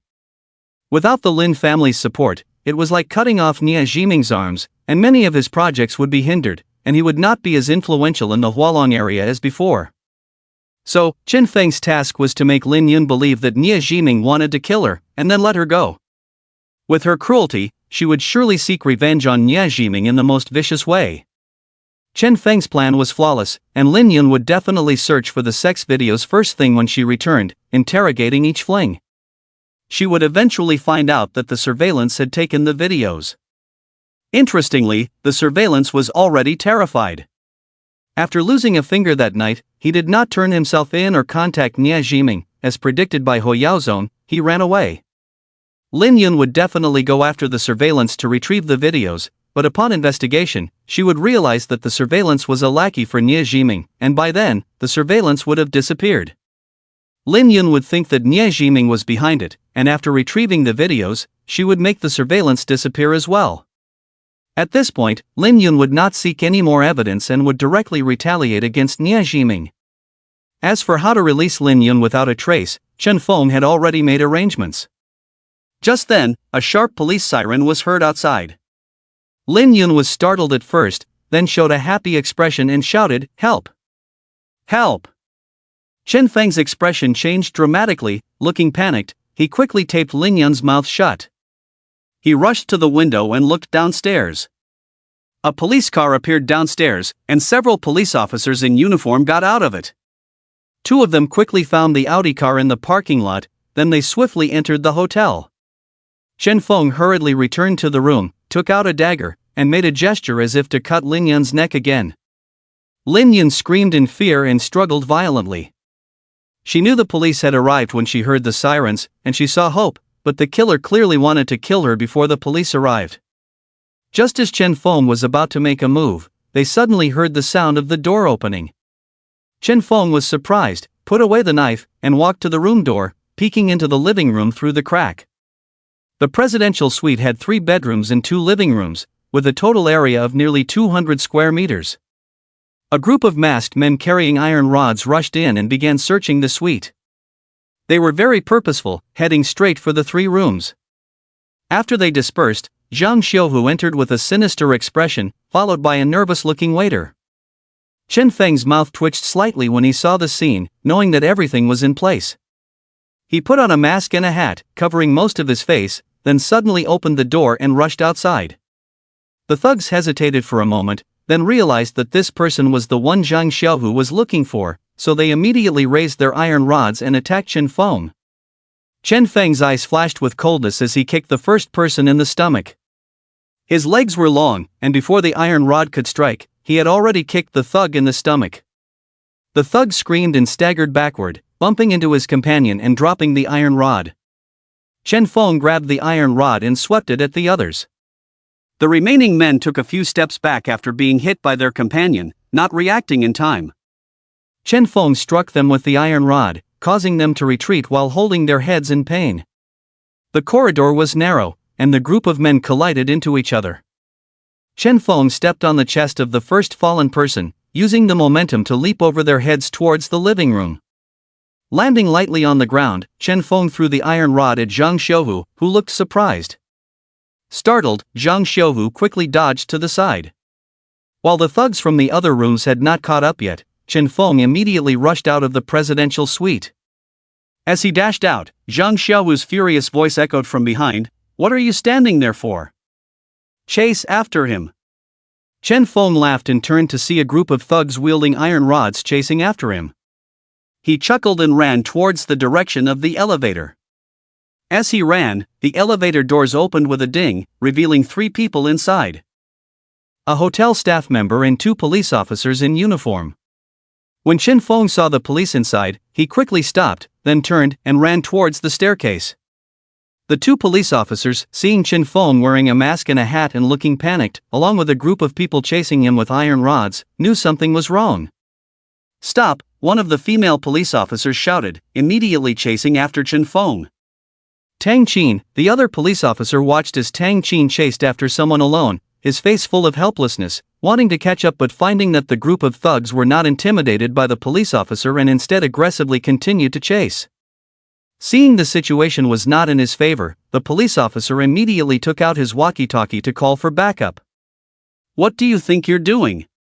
Stop right there!" The group of thugs, seeing the male police officer alone, completely ignored him and charged towards the hallway entrance. The male police officer, alone and not daring to intervene, as the group of people were armed, could only anxiously pick up the walkie-talkie to continue calling for backup. Meanwhile, Chen Feng rushed out of the hallway, taking big steps and jumping down below. Instead of going step by step, he leaped 7 or 8 steps at a time, accelerating forward with each fall. Just as he was about to hit the wall, Chen Feng stepped on the wall to cushion the impact, landing lightly on the platform, then jumping down to the next flight of stairs. The pursuing female police officer Tang Qin was stunned by Chen Feng's swift and agile movements, clearly practiced countless times. As she reached the hallway entrance, Chen Feng had already leaped down to the second step, resembling parkour. Tang Qin knew she couldn't catch up with Chen Feng, but still angrily followed. As expected, when she reached the second step, Chen Feng had already descended 3 floors. Chen Feng seemed to notice Tang Qin following him, stopped, looked back, and waved at her. This jerk was provoking her. What made Tang Qin even more furious was when Chen Feng laughed and dropped a comment, 80 points for looks and temperament, if we include the 30-60, it could barely make a 90. Tang Qin felt a surge of anger, her chest heaving, showcasing her perfect figure. "You jerk! Stop right there!" Tang Qin roared and chased after him. Chen Feng laughed and jumped down again. Just as Tang Qin thought, Chen Feng had indeed dabbled in extreme sports, even while battling cancer. Parkour was child's play to him. He engaged in activities like rock climbing, sky surfing, and extreme off-roading. For Chen Feng, perhaps only the most thrilling activities could keep him from going insane until even those no longer excited him. From the 15th floor where the presidential suite was located, Chen Feng leaped continuously, quickly leaving Tang Qin behind, now on the 6th floor staircase.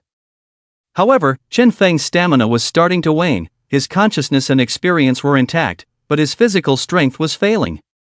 The descent had taken a toll on his energy. Chen Feng stopped in the stairwell, took a few deep breaths to calm his heavy breathing. He removed his jacket, turned it inside out, and put it back on. The outfit could be worn in reverse, with the black side facing out when worn normally and gray when reversed. After adjusting his appearance, Chen Feng nonchalantly pushed open the fire door and headed towards the hotel elevator. Chen Feng calmly pressed the elevator button and waited. Soon, the doors opened to reveal several guests inside, including the male police officer who was with Tang Qin. Chen Feng's expression did not change at all. He walked in with a smile on his face, politely nodding to the police officer at the elevator door. The male police officer kept his eyes on the elevator door.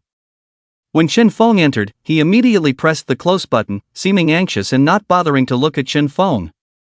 When the elevator reached the first floor, the male police officer rushed out and, together with the police officers who came to support downstairs, ran to the corridor entrance to intercept someone.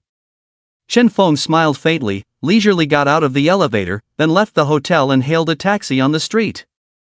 For safety reasons, Chen Feng did not let the taxi stop directly at the Shuyuan Mingjia community, but got off early and walked back. As he passed a stone bridge, Chen Feng took out 2 mobile phones. One was a new phone he bought during the day, and the other belonged to Zhang Xiaohu. He took out the SIM card, broke it in half, and threw it into the river along with the phone. After reviewing the events of the evening on the bridge and finding no flaws, Chen Feng walked back with peace of mind. The events that happened tonight, with the police and Zhang Xiaohu rushing over, were all orchestrated by Chen Feng. On the way to the hotel with Lin Yun, Chen Feng deliberately drove fast, speeding and running red lights, not to show off, but to attract the police to catch him. Even if the police did not notice for a while, there would surely be onlookers on the road, some of whom would definitely report it. However, this did not guarantee that the police would definitely come knocking, so Chen Feng made a second plan, which was to prepare to report himself anonymously. But when he clashed with Zhang Xiaohu at the bar, he changed his mind temporarily and chose Zhang Xiaohu as the backup plan. When Chen Feng saw the security chief in the bar shouting for Zhang Eryi and showing extreme respect, observing the man's demeanor and the dagger he carried, he guessed that he was likely a street thug. Such people usually seek revenge for the sake of their reputation. Chen Feng could guess without thinking that after he left with Lin Yun, Zhang Xiaohu would definitely go crazy looking for him and then seek revenge. Therefore, Chen Feng took the initiative to send a text message to Zhang Xiaohu using the new phone he bought during the day, informing him that he and Lin Yun were staying at Longquan Hotel and providing the room number. To provoke Zhang Xiaohu, Chen Feng deliberately placed Lin Yun, who had fainted, in a seductive pose and sent a photo. When Zhang Xiaohu saw this photo, he naturally concluded that Chen Feng was humiliating him. This guy had humiliated himself in front of so many people at the bar once, then took away Lin Yun, a seductive woman, and sent a bed photo to humiliate him a second time. Not to mention Zhang Xiaohu, a street thug, even a normal person would not be able to tolerate it. Chen Feng did not know Zhang Xiaohu, but finding out his phone number was not difficult. Because Zhang Xiaohu's characteristics were very obvious, it was easy to inquire about his background from Ho Yaozong, and obtaining his phone number was not a difficult task. With Zhang Xiaohu's temper, upon receiving the message, he would be so angry that he wouldn't think about why Chen Feng knew his phone number. Chen Feng answered the call at the right time for Ho Yaozong to call, but he hung up after connecting, acting alone. When the police and Zhang Xiaohu arrived, Chen Feng had already taken Zhang Xiaohu's phone when he rushed out, leaving no evidence behind. Chen Feng went to such lengths to make this kidnapping and murder scenario appear reasonable and flawless. The entire story script designed by Chen Feng was for the assassin to lure Lin Yun away from the bar, bring her to the hotel to prepare for the murder, but due to speeding in the city, the police were attracted. Because of offending someone in a bar due to jealousy, not realizing that the person was a member of the underworld, they came after me with their men, and by a twist of fate, I ended up saving Lin Yun. As for being seen by so many people in the bar, Chen Feng didn't care at all, as that was not his true self. Even the police wouldn't come looking for him, because Lin Yun was unlikely to report to the police and would choose to seek revenge in private. Lin Yun was well aware that the killer had escaped, and there was no evidence to prove that it was Nie Jiming's doing. Even if they really caught Chen Feng, the attempted murder would only result in a few years of imprisonment, which wouldn't satisfy Lin Yun's desire for revenge. Chen Feng targeted Lin Yun because he had prior knowledge of this woman. She was similar to Nie Jiming, both seeking revenge for any wrongdoing. Whoever provoked her would face retaliation tenfold. Even during the jealousy-fueled incident at the bar, neither Chen Feng nor Zhang Xiuhu had any grudges against her. She deliberately provoked both sides to play dangerous games for excitement. That's why Chen Feng said they were not a family and didn't belong together. With Lin Yun's ruthless personality, this matter wouldn't just end there. Moreover, Chen Feng had sent a helper to her, choosing Zhang Xiuhu as Lin Yun's savior for a reason. Zhang Xiuhu had been eyeing Lin Yun's beauty at the bar, and Lin Yun, being flirtatious by nature, had just been saved by Zhang Xiuhu. Even if it was a coincidental rescue, she would undoubtedly feel grateful, and it was only a matter of time before these two got together. With one involved in the underworld and the financial power of the Lin family, Nie Jiming would be in trouble. Chen Feng could already imagine how Lin Yun would manipulate Zhang Xiuhu, likely to eliminate Nie Jiming and use Nie Wei to control the Nie family's assets. With the support of the Lin family, once Lin Yun married Zhang Xiuhu, he could rightfully claim the Nie family's inheritance and even clear his name. Chen Feng had already planned this out from the moment he learned Zhang Xiuhu's identity and had made the necessary arrangements. Chen Feng wasn't blindly confident but based his actions on the personalities of these two individuals and how they would react to situations. Chen Feng had set the stage for them, and they just needed to act according to their nature. Even if they didn't follow the roles Chen Feng had predicted, his goal was to create conflict between the Nie and Lin families and let them destroy each other. Chen Feng headed towards the famous Scholars Academy, thinking about meeting Gu Qinghuan. He knew that approaching her deliberately every day would only annoy her. Chen Feng also needed to investigate some matters in preparation to meet Jiang Junyan. By now, Lin Yun had likely escaped from the hotel room, maybe without even going to the police station. When she returned and caused chaos, Chen Feng would give her another gift.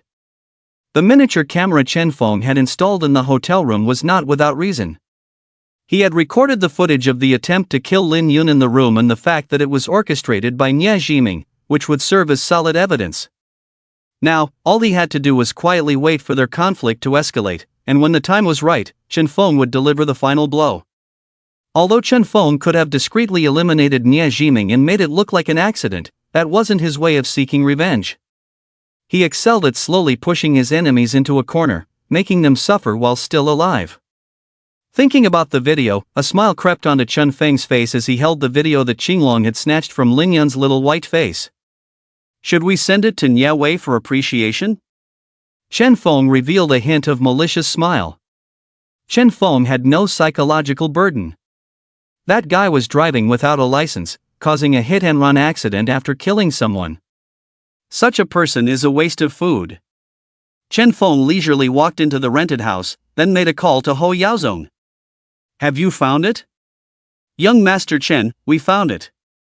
Jiang Mingcheng is currently hospitalized at the First People's Hospital and it is said that he may not make it. Every time he is on the brink, he manages to be saved, but it probably won't last long. My people asked the doctors, it could be 3 days at the fastest, or a week at the slowest. Okay, I got it. Keep a close watch on those two neighborhoods, send more people, we must not miss it. Understood, I dare not be careless with the tasks you've assigned. Ho Yaozong respectfully said, Young Master Chen, there is another matter I'd like to report to you.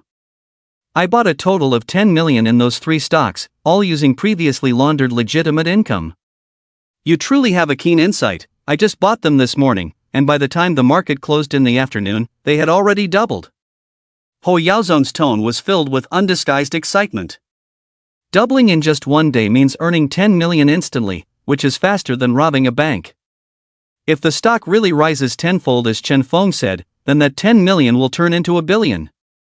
If he had known stocks could make so much money, why bother with the risks of smuggling?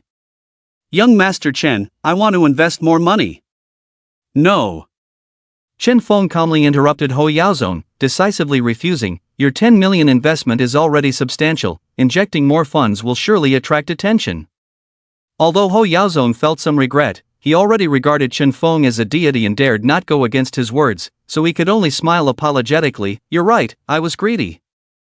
Remember what I said, once it reaches tenfold, sell everything immediately, don't hesitate. Yes, I understand. Ho Yaozong knew full well that when the stocks reach tenfold, it might also be the time for the big players to cash out. After hanging up the phone, Chen Feng fell into contemplation, thinking about what to do the next day. Shortly after, he made a plan and went to bed. Chen Feng woke up at 6 in the morning the next day, ran 5 kilometers on the treadmill, then proceeded to exercise his muscles for 2 hours. After showering, Chen Feng transformed himself back into the appearance of young Master Chen to meet Ho Yaozong. Chen Feng hailed a taxi on the roadside and went straight to the People's Hospital. In his past life, Jiang Mingcheng died at the First People's Hospital. Shortly after his death, Jiang Junyan began to encounter troubles. Chen Feng couldn't recall the exact time, but he knew he had to meet Jiang Junyan before these events occurred, to give him some warnings. When Chen Feng arrived at the hospital, it was already past 9 in the morning, the busiest time for the hospital. After inquiring about the location of the inpatient department, Chen Feng headed straight there. The inpatient department had a total of 29 floors, and Jiang Mingcheng resided in the VIP area on the top floor. When Chen Feng took the elevator to the 29th floor, as soon as the elevator doors opened, before he could step out, a little girl with a crutch hurriedly rushed in. Chen Feng was taken aback. The little girl was probably around 10 years old, with bandages wrapped around her right foot. She was hopping on one foot, struggling to get inside. However, she was already having difficulty walking, and in her panic, the crutch accidentally got stuck in the gap between the elevator floors. She stumbled and fell to the side. Oh! The little girl screamed in surprise, her right foot injured at the moment. With her crutch slipping, she couldn't support herself anymore and could only watch helplessly as her body lost balance and fell towards the ground. Chen Feng acted quickly, stepping forward and reaching out to support her back, preventing her from falling. The little girl had already prepared herself for a hard fall, but she was unexpectedly saved. She calmed her shaken emotions for a moment, then looked up at Chen Feng and broke into a big smile, saying, "Thank you, uncle." While supporting the little girl, Chen Feng quickly assessed her situation, including the bandage on her foot, and figured out what was wrong with her. His eyes flickered slightly, and he suddenly smiled at the little girl, asking, "Little one, are you trying to avoid getting a shot, or do you not want to take medicine?" The little girl chuckled and stuck out her tongue at Chen Feng, saying, "I don't want either." "Uncle, let me go." Chen Feng stopped her, saying, "Your leg is going to have surgery soon, right?" Seeing the elevator doors closing, the little girl's face fell with disappointment. She glared at Chen Feng and said, "Uncle, you're so mean." Chen Feng laughed and said, "Where is your ward? I'll take you back." The little girl snorted and ignored Chen Feng, instead frantically pressing the elevator button and glaring at him as if the button were him. Chen Feng found her quite spirited, but it was clear she was a spoiled child. He smiled and decided not to rush to find Jiang Junyan. The little girl's situation was actually more critical than Jiang Junyan's, as mishandling it could be fatal. So he waited in place. In less than a moment, the second elevator arrived, and the little girl hurried to get in. Chen Feng suddenly picked her up from behind, crutch and all, and headed towards the nurse's station. "Let me go! What are you doing?" The little girl screamed and tried to grab Chen Feng. Chen Feng dodged her attempts, and her short arms and height disadvantage made it impossible for her to reach him. She accidentally aggravated the injury on her right leg, causing her pain and making her stop moving. Hey! What are you doing? Let go of RE! At that moment, a middle-aged couple rushed over, seeing Chen Feng holding their daughter, and immediately shouted in shock and anger. Behind them was a female doctor in a white coat. Chen Feng glanced at the couple and could tell from their appearance and worried expressions that they were Yi's parents. Yi's father was dressed in an expensive suit and wore gold-rimmed glasses, exuding an air of nobility that marked him as someone important. Yi's mother, around 40, was elegant and graceful, dressed like a noblewoman, exuding a dignified air. Chen Feng briefly looked at them before focusing on the female doctor behind them. He smiled and said, 90 points. The female doctor, in her late 20s, with long hair tied back, exuded a classical charm. She wore a black pencil skirt and stockings under her white coat, radiating a mature and intellectual beauty. The doctor noticed Chen Feng's gaze and furrowed her brow, a hint of disgust flashing in her eyes. She interacted with many people at the hospital daily and was used to such looks, but Chen Feng's gaze was too intense, making her extremely uncomfortable.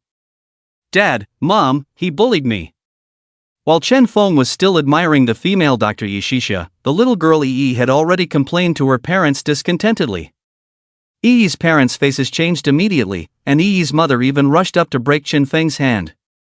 "Rongyan, call the police." Yi's father Lu Rongyan looked stern and took out his phone to call the police. Chen Feng smiled wryly, handed Yi over to her mother, and said calmly, "Your daughter wanted to run away. I think she is about to undergo surgery, so you should be in a hurry to find her and bring her back." Lu Rongyan and his wife were stunned, even stopping the action of calling the police, and the female Dr. Yi Shixia also looked surprised. Because they had indeed discovered that they couldn't find Yi just before she was about to undergo surgery. But how did this strange person Chen Feng know? "Did Yi tell you?" Louis suddenly shouted, "I didn't tell this weirdo." If it weren't for him, I would have run away long ago." As soon as Louis's words came out, her face suddenly changed, realizing that she had let slip. Lu Rongyan and his wife suddenly became somewhat embarrassed. They knew their daughter's personality very well, and as soon as she said that, they knew she was deliberately causing trouble again. "How did you know she was going to have surgery?" Yi Shixia suddenly stared at Chen Feng and asked. "Her toes are a bit twisted, the nails are unevenly worn, and there is a small dark red bruise under the nail of her left big toe, indicating that she often engages in intense physical activity. And this activity should often put pressure on her toes, causing toe injuries. If I'm not mistaken, the little girl likes playing soccer, right?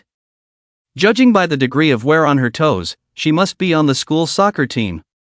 Yi Shixia and Lu Rongyan were once again stunned, not expecting Chen Feng's observation skills to be so meticulous. "Wow, how did you know, weirdo?" Louis looked at Chen Feng in amazement, also inadvertently confirming his speculation. Chen Feng smiled, pointed to Yi's foot, and continued, "The skin color on this little girl's ankle and foot is different, and there is still a smell of plaster, obviously indicating a serious ligament injury. Just remove the plaster.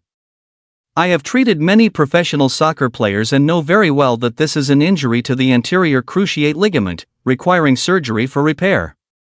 "Are you a doctor too?" Yi Shixia reacted immediately, looking at Chen Feng in astonishment. "Sort of." Chen Feng was not just a doctor. It is no exaggeration to say that no doctor in the world could surpass Chen Feng, not even in 2019, let alone in 2008. In order to cure his own liver cancer, he mastered all medical disciplines, including internal medicine, surgery, and even traditional Chinese medicine, to the max. He didn't even know how many Nobel Prizes in medicine he had won. Chen Feng was different from ordinary doctors. He had countless time to study and practice. What ordinary doctors could do in surgery, Chen Feng could do the best. The high-risk surgeries they dared not perform, Chen Feng could perform even when the patient was extremely weak in the late stage of cancer. He had even conducted experiments that were strictly prohibited by law, such as live experiments and live dissections. However, Chen Feng still had some bottom line. He only experimented on himself or those ruthless criminals. The medical experience he gained in this way was far beyond the reach of those who graduated from medical school and worked in hospitals. When he could not make a breakthrough in medicine, he had to resort to researching anti-cancer drugs, developing many drugs that could delay the onset of cancer and enhance one's physical strength in the late stage of cancer. "Oh, by the way, I also wrote that book, I Created the World, so the protagonist's name and the author's name are the same."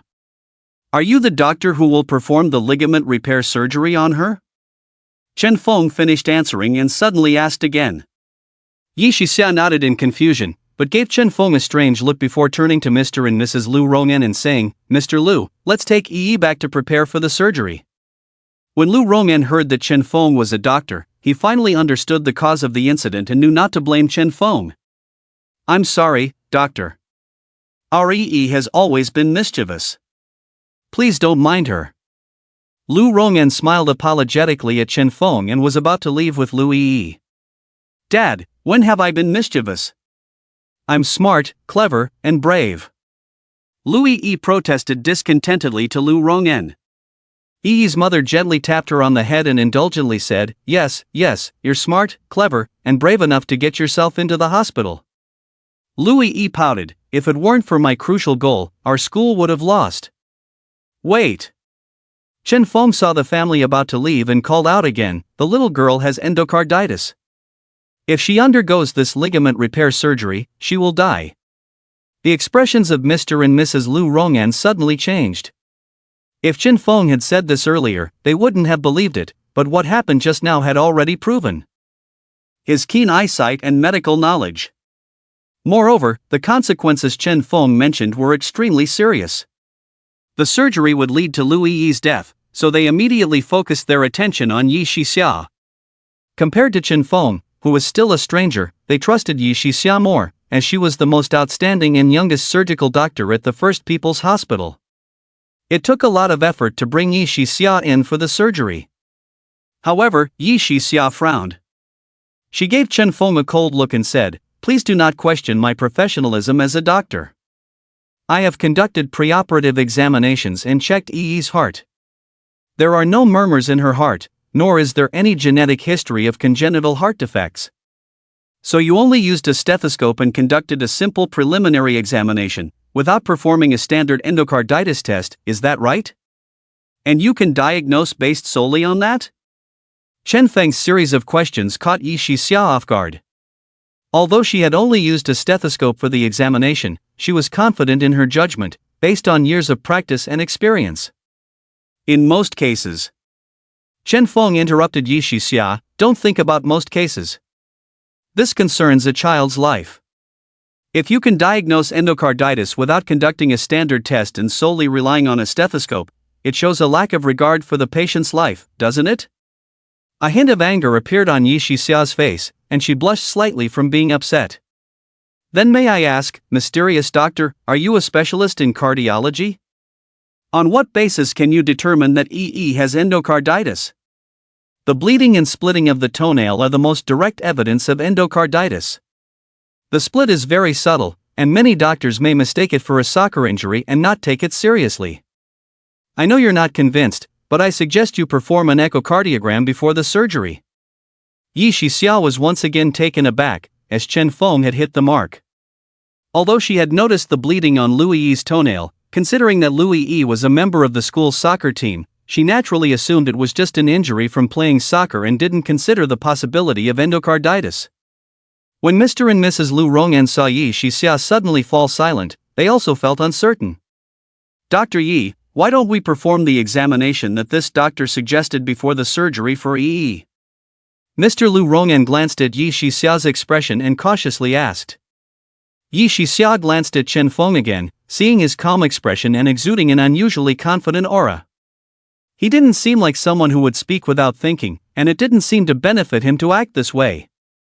Moreover, the examination was not very troublesome, and results could be obtained quickly. "I did notice the blood on Yi's toenail, but I didn't examine it carefully, which was my negligence. Let's go for another checkup, hoping that what you said is correct." Yi Shixia looked deeply at Chen Feng and then left with the Lu Rong'an family. Chen Feng smiled, finding Yi Shixia somewhat interesting. Most doctors, when publicly questioned, would likely become angry or find various reasons to refute. Chen Feng was prepared to follow the Lu Rong'an family and make sure Lu Yi underwent an echocardiogram before leaving. However, Yi Shixia directly admitted her negligence, showing that she valued the patient's life more than her own reputation. Chen Feng saw no need to accompany them for the examination. He turned and walked towards Jiang Mingqing's ward. When he reached the door of the ward, he didn't knock but pushed the door open without hesitation. The ward was spacious, with an area of over 100 square meters, furnished with sofas, a television, and nurses on duty.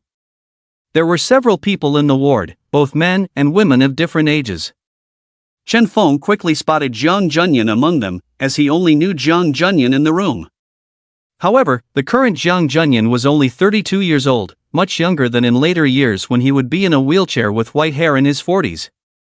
He almost didn't recognize him at first glance. "Who are you?" The people in the room were surprised to see Chen Feng enter, as no one recognized him.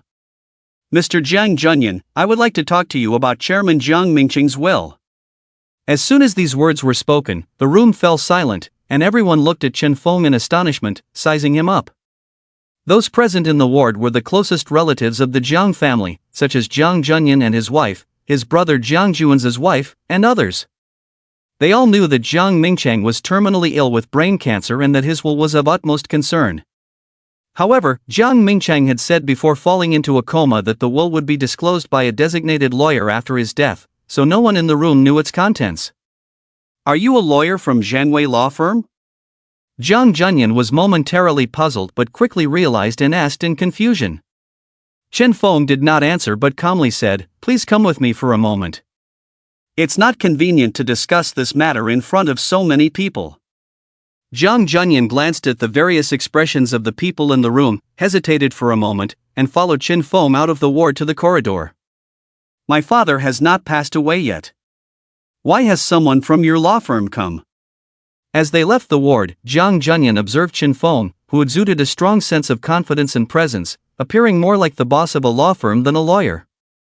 "After Mr. Jiang Mingqing's death, the police will come to arrest you for the murder of his two illegitimate sons." Jiang Junyan was stunned, feeling a bit dazed and unable to react for a moment. The information in Chen Feng's previous words was too overwhelming, as he seemed to know when his father would die and even mentioned the police coming to arrest him. If it weren't for the sentence about murdering the illegitimate children later on, Jiang Junyan would definitely have thought Chen Feng was crazy. Because Jiang Mingqiang had two illegitimate children, only he and his twin brother Jiang Juanza knew about it. After Jiang Mingqiang was hospitalized with brain cancer, there was a period when he was lucid.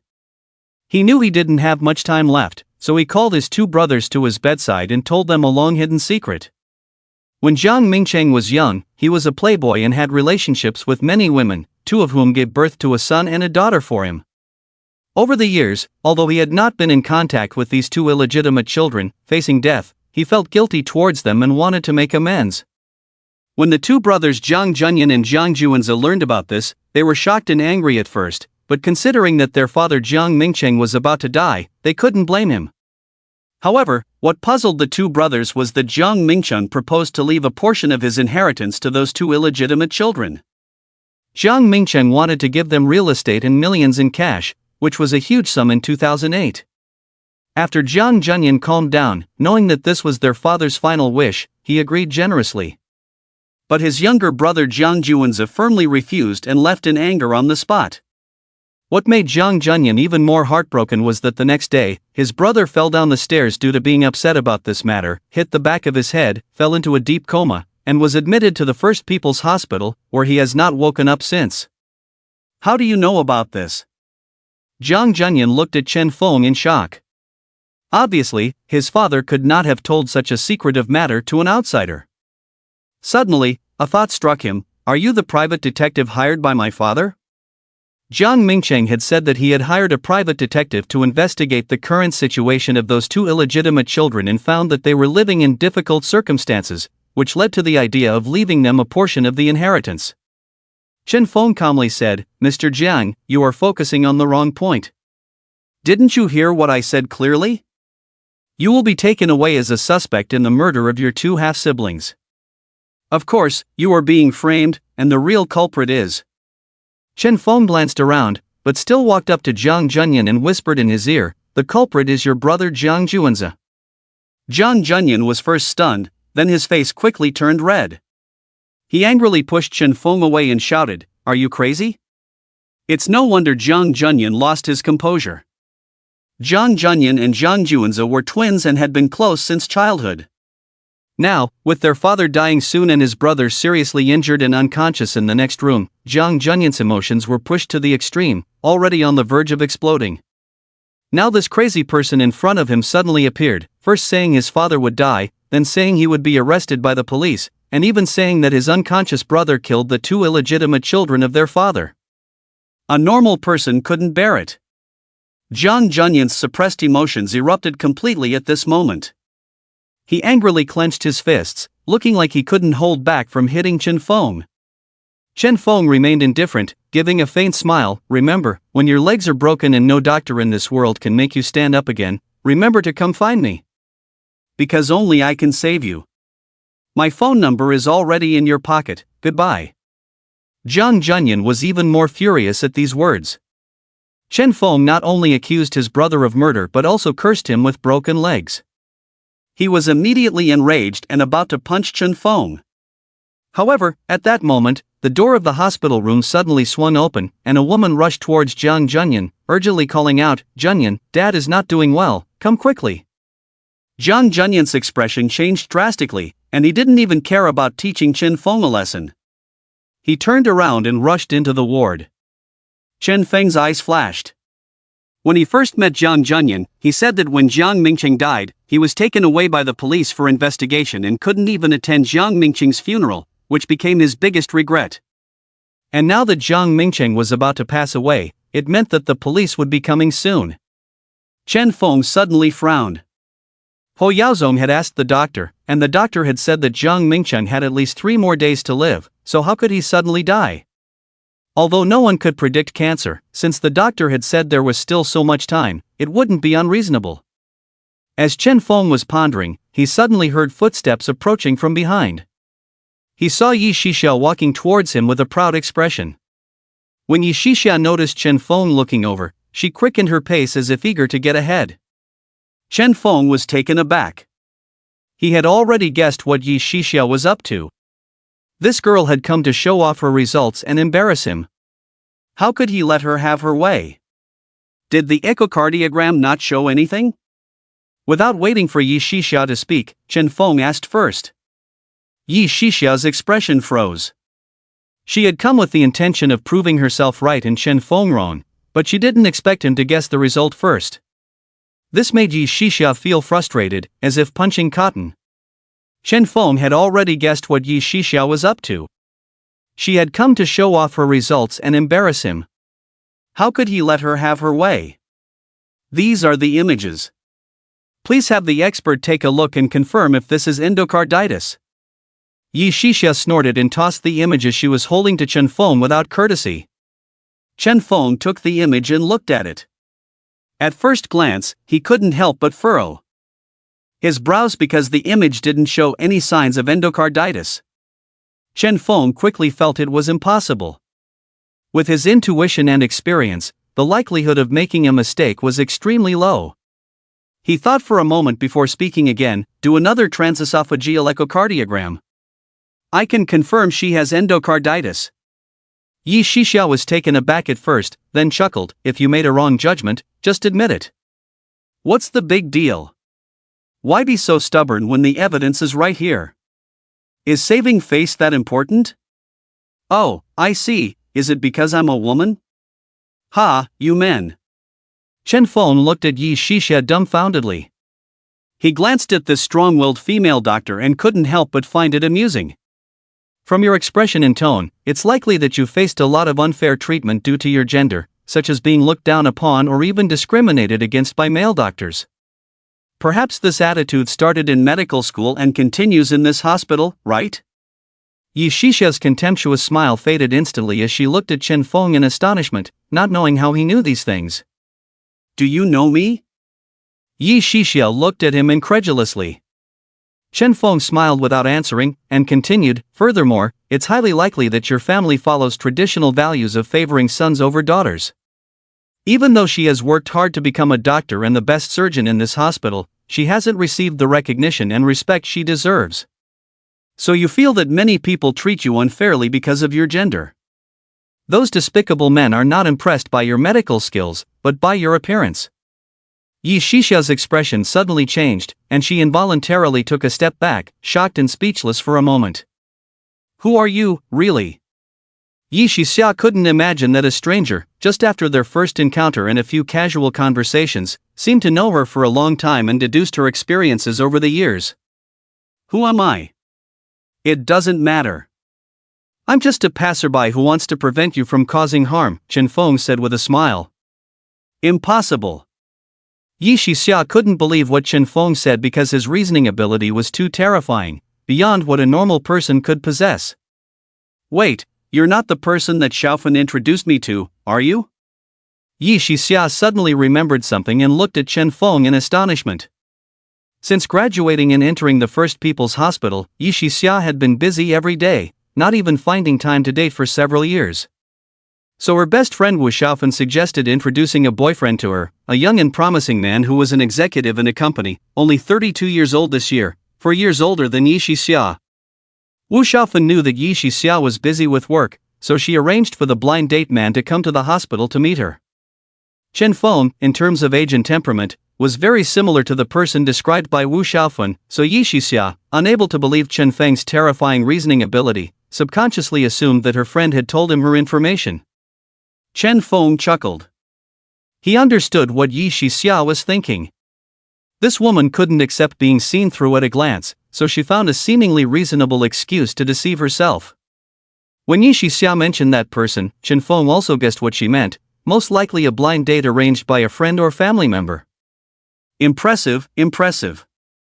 You actually guessed it. No wonder you're a doctor. Chen Feng teased Yi Shixia playfully. Yi Shixia visibly relaxed, actually believing without any doubt.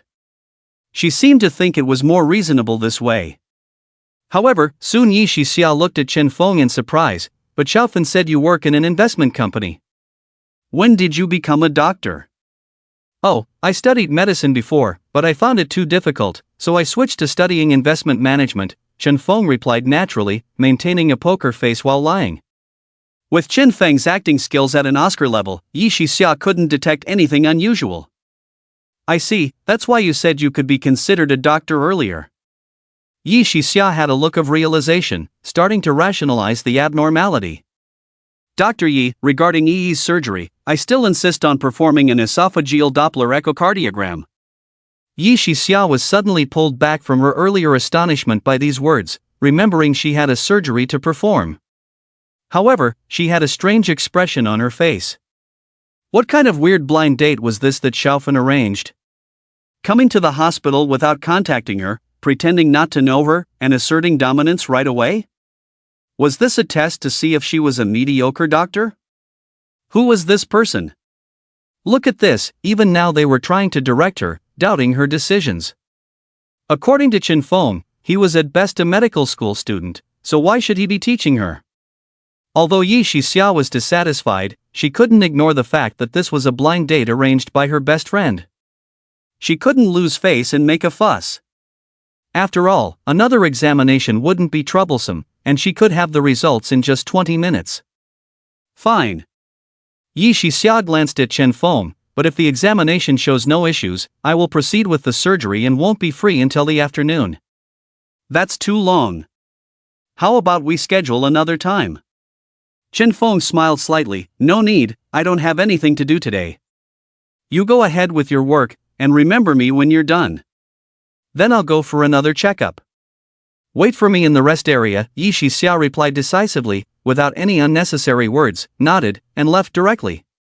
When Yi Shixia left, 3 police officers in uniform, led by a nurse, passed by her and walked towards the ward. Yi Shixia was puzzled as to why police officers were in the VIP ward area, so she couldn't help but stop and turn to look back. At the same time, Chen Feng also had a strange expression on his face as he looked at the 3 police officers. The appearance of the police officers as expected indicated that something was about to happen. However, Chen Feng was surprised not by the presence of the police officers, but because the 3 of them included a woman, who was none other than Tang Qin, the woman with 36D that Chen Feng had encountered the night before. Chen Feng was surprised by the coincidence but remained calm.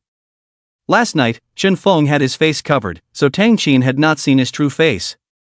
Indeed, when Tang Qin and her 2 companions reached the door of Jiang Mingqing's ward, she calmly glanced at Chen Feng, then followed the nurse and pushed open the door to enter the ward. Chen Feng's eyes flickered, and he immediately followed inside.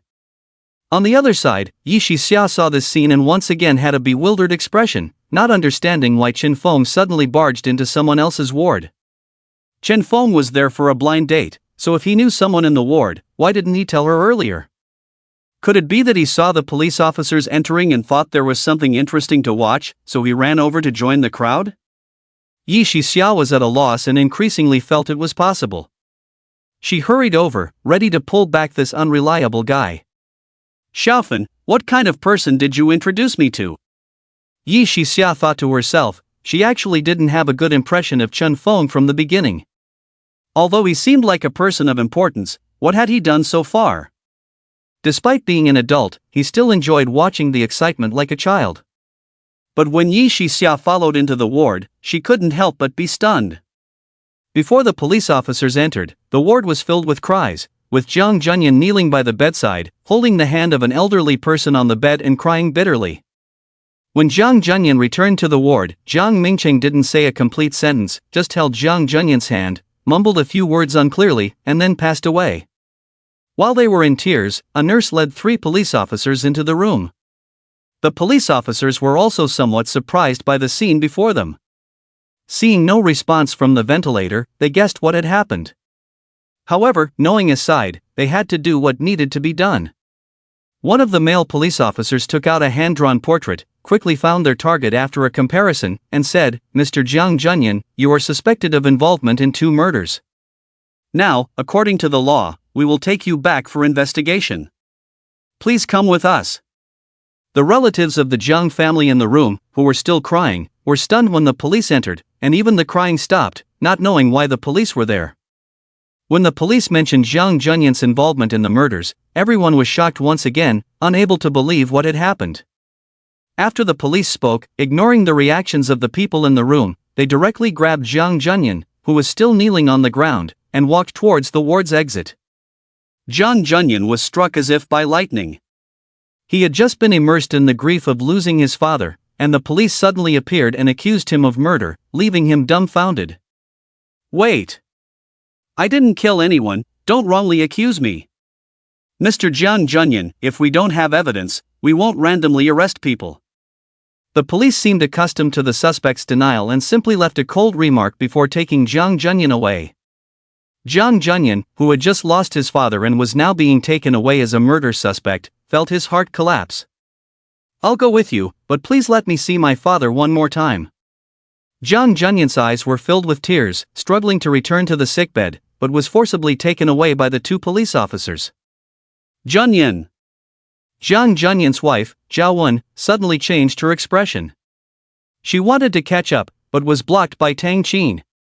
When Jiang Junyan was taken to the door of the ward, he suddenly saw Chen Feng inside the ward. His whole body trembled, thinking of the words Chen Feng had just said. "After Mr. Jiang Mingcheng's death, the police will come to arrest you, accusing you of murdering his 2 illegitimate sons." Jiang Junyan forgot to struggle, just staring at Chen Feng with wide eyes, stuttering, you. Jiang Junyan tried to speak for a long time, but couldn't say a complete sentence. At this moment, he was filled with shock, grief, anger, and deep confusion, a mix of emotions that left him speechless. The police, lacking patience, directly took Jiang Junyan away.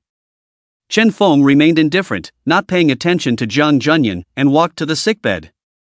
Chen Feng actually had the ability to help Jiang Junyan clear his name and avoid losing his legs, but this guy didn't believe in himself at all. Without letting Jiang Junyan suffer a bit, knowing he was his only savior, there was no way to control this person. The people in the ward had not yet recovered from the shock, and when they saw Chen Feng approaching, no one questioned him, thinking he was a lawyer coming to read the will. An elderly man in his 60s suddenly spoke up, "Lawyer, did you come with the will?" The old man's words were harsh, as Jiang Mingcheng had just died, Jiang Junyan had been taken away, and Jiang Juanzi was still unconscious, yet he was already asking about the will. "Uncle, what do you mean?" Zhao Wen's expression changed drastically, glaring at Jiang Mingi as if she was about to devour him. Jiang Mingi regretted asking the question as soon as it left his mouth, as his words seemed highly inappropriate given the current situation. However, facing Zhao Wen's questioning, he remained unapologetic and coldly said, "What do I mean? The company is in turmoil now that the eldest brother is gone, and neither Junyan nor his brothers can handle the business. We must prioritize the overall situation and stabilize the company first. You. Zhao Wen was trembling with anger, unable to speak as she pointed at Jiang Mingi. Jiang Mingi gave Zhao Wen a cold look. What about you? You should quickly find a lawyer to see what happened to Junyan. The atmosphere in the room suddenly became tense, even the previous grief was swept away. The Jiang family had long coveted Mingcheng Pharmaceutical, but the company was built from scratch by Jiang Mingcheng. Although Jiang Mingi had some shares, he couldn't compare to the shares held by Jiang Junyan and his brothers. With Jiang Mingcheng still in charge, he couldn't make any big moves. Now that the Jiang family was on the verge of collapse, if they didn't act now, when would they? Tang Qin had just reached the door of the ward when she heard the argument inside. She couldn't help but shake her head at the behavior of these people, feeling a chill. However, it was none of her business, and she had no interest in continuing to listen to the melodramatic struggle for inheritance among the wealthy. Just as Tang Qin was about to leave, she suddenly heard a voice behind her. Officer, please wait a moment. Chen Feng had been observing Jiang Mingcheng's body at the bedside, even picking up his hand and wrist to examine them carefully for a while. In just a moment, a strange color appeared in his eyes. Because at that moment, Chen Feng knew why. Despite the doctor saying Jiang Mingcheng had at least 3 more days to live, he suddenly died. Tang Qin's figure paused, turned around and looked in the direction of Chen Feng. The others in the ward were also stunned, their eyes focusing on Chen Feng. Mr. Jiang Mingcheng did not die of natural causes, he was murdered, Chen Feng said. The room fell silent for a moment, everyone staring at him in disbelief. But soon, except for Tang Qin and the just-arrived Yi Shixia, everyone else wore a ridiculously incredulous expression. They all knew that Jiang Mingcheng had less than a week, or even less time to live, so who would be so foolish as to go and kill him? You're talking nonsense, Yi Shixia said, momentarily stunned, then hurried over to pull Chen Feng away. She was truly angry and anxious at this moment. This guy was her blind date, and he had come into this ward for no reason, took one look at the body, and shouted to the police that someone had been murdered. Is this person crazy? Or has he watched too much of the animated Detective Conan? Chen Feng smiled, you've come at the right time. Can you determine the cause of his death? Yi Shixia was not in the mood to listen to Chen Feng at this moment. After all, this guy was her blind date, and if he messed up here, she would be embarrassed as well. I'm sorry, he's a bit. Yi Shixia didn't know how to describe Chen Feng for a moment. She couldn't just say he was crazy, that would be even more embarrassing. Tang Qin frowned, looking at Chen Feng and then at Yi Shixia, also wearing a strange expression on her face, not knowing what the relationship between these two people was. However, she did not leave immediately, but looked at Chen Feng and asked, how do you know he was murdered? Tang Qin actually wanted to hear Chen Feng's explanation. If there was no reason, she would naturally not waste any time. Dr. Yi, please explain the cause of Mr. Jiang Mingcheng's death. Yi Shixia felt a headache coming on. She just wanted to get away from here, but Chen Feng seemed determined not to leave, making her want to turn and leave. But seeing everyone's attention focused on her, she couldn't help but look at Jiang Mingcheng's body. There is a small blue spot on the old man's head, below the hairline, which is a marker for positioning chemotherapy, indicating that the deceased had brain cancer. There are blood clots on his body, but these are common complications of cancer, and the blood clots led to pulmonary embolism, ultimately causing the old man to die of heart failure. This is a natural death, not a murder. Yi Shixia did not know the Jiang family, nor did she know what disease he had, but as a professional doctor, her ability was beyond doubt, and she immediately determined the cause of Jiang Mingcheng's death. As soon as Yi Shixia spoke, the others in the ward looked at Chen Feng with strange expressions. As a doctor, Yi Shixia had made a judgment of natural death, while Chen Feng, a person of unknown origin, said that Jiang Mingcheng had been murdered, which made the Jiang family feel dissatisfied and even angry. Jiang Mingi spoke directly, unceremoniously asking, are you really a lawyer at Zhangwei law firm? Chen Feng didn't even look at him, but walked to the bedside, grabbed Jiang Mingcheng's finger, and presented it to Yi Shixia. Take a closer look at this place. Yi Shixia was stunned for a moment, she leaned in closer, and only then did she notice a blood clot on Jiang Mingcheng's finger, occupying half of the fingertip. Death from heart failure is the surface cause, but in fact it was caused by adrenaline, Chen Feng explained as Yi Shixia observed. Yi Shixia frowned. Cardiovascular complications from cancer treatment have always existed, and it is not uncommon for some cancer patients in the early stages of cancer to be cured of cancer, only to die of heart disease. The old man must have developed cardiovascular complications during the treatment process. Adrenaline is a common medication for treating heart disease, so what's the problem? That's correct, there's no problem with that, but the blood spot on his finger is the issue. Yi Shixia's brow furrowed even deeper. This is local bleeding, caused by the contraction of the blood vessels in the elbow joint, leading to tissue death, possibly caused by the adrenaline injected into his arm. The interesting thing here is that you overlooked a very important factor. Adrenaline is usually only used when the disease occurs. If hormones were only injected during his heart stoppage process, it wouldn't cause local ischemia after his heart stopped. Yi Shixia's expression suddenly changed. She didn't know what she was thinking and exclaimed, "Are you suggesting that someone intentionally injected adrenaline into this old man when his heart was fine?" Yi Shixia and Chen Feng's conversation was easy to understand, even for those present who didn't understand medical knowledge. The blood spot on Jiang Mingqing's finger was caused by heart failure due to adrenaline injection when he was not ill. The people from the Jiang family had different expressions. Some were full of suspicion, some were puzzled, and some had a cold expression, seemingly unconcerned about how Jiang Mingqing died. But at this point, no one interrupted, not even Jiang Mingi, who was questioning Chen Feng aggressively, closed his mouth in surprise. After listening to the conversation between the two, Tang Qin also realized that something was amiss, and just as she was about to ask, Yi Shixia suddenly spoke again. "Wait. Adrenaline acts quickly, it takes effect immediately after injection. Did someone inject medication into this old man just now?" Yi Shixia's last sentence was directed at the people from the Jiang family present. The Jiang family members all looked puzzled, but soon shook their heads. "No, we were all here in the room until Big Brother passed away, and no one injected him with medication." Jiang Mingi looked coldly at Chen Feng and suddenly spoke. This time, including Tang Qin, everyone's gaze in the room focused back on Chen Feng, wanting to see how he would explain. There were 10 relatives from the Jiang family present, each with their own contradictions. If it was indeed one of them who injected the medication, they wouldn't cover up for each other. Chen Feng smiled faintly. "So, you were all not here just over 10 minutes ago, right?" The people from the Jiang family were first stunned, then all showed strange expressions on their faces. "About 20 minutes ago, a cleaner wearing a mask came in and said he needed to disinfect the ward, so he asked us to leave for a while." Zhao Wen suddenly exclaimed in surprise. The members of the Jiang family all paled, realizing what had just happened. All these connections, it's possible that Jiang Mingqiang was really murdered? Chen Feng calmly pointed to the intravenous tube still in Jiang Mingqing's wrist. The killer mixed adrenaline into the intravenous injection and then lowered the infusion pump rate. So, before the patient died, the killer had at least 10 minutes to escape calmly. Yi Shixia's face changed again, and this time even Tang Qin walked over to check the infusion pump's displayed rate.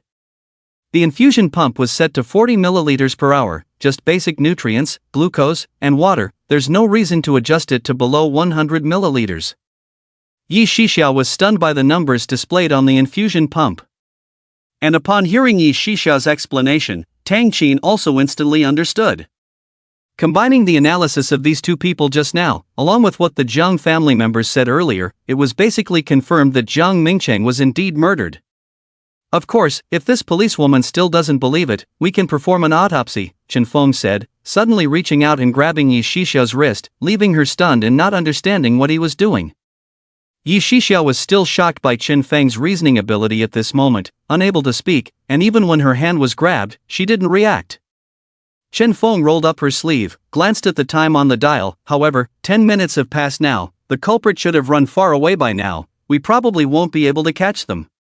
Chen Feng said this, then suddenly changed the subject, smiling at Yi Shixia. "Well, don't you still have examinations and surgery to do? Let's go." Chen Feng didn't care about the stunned people in the ward. He casually held Yi Shixia's hand and walked towards the exit.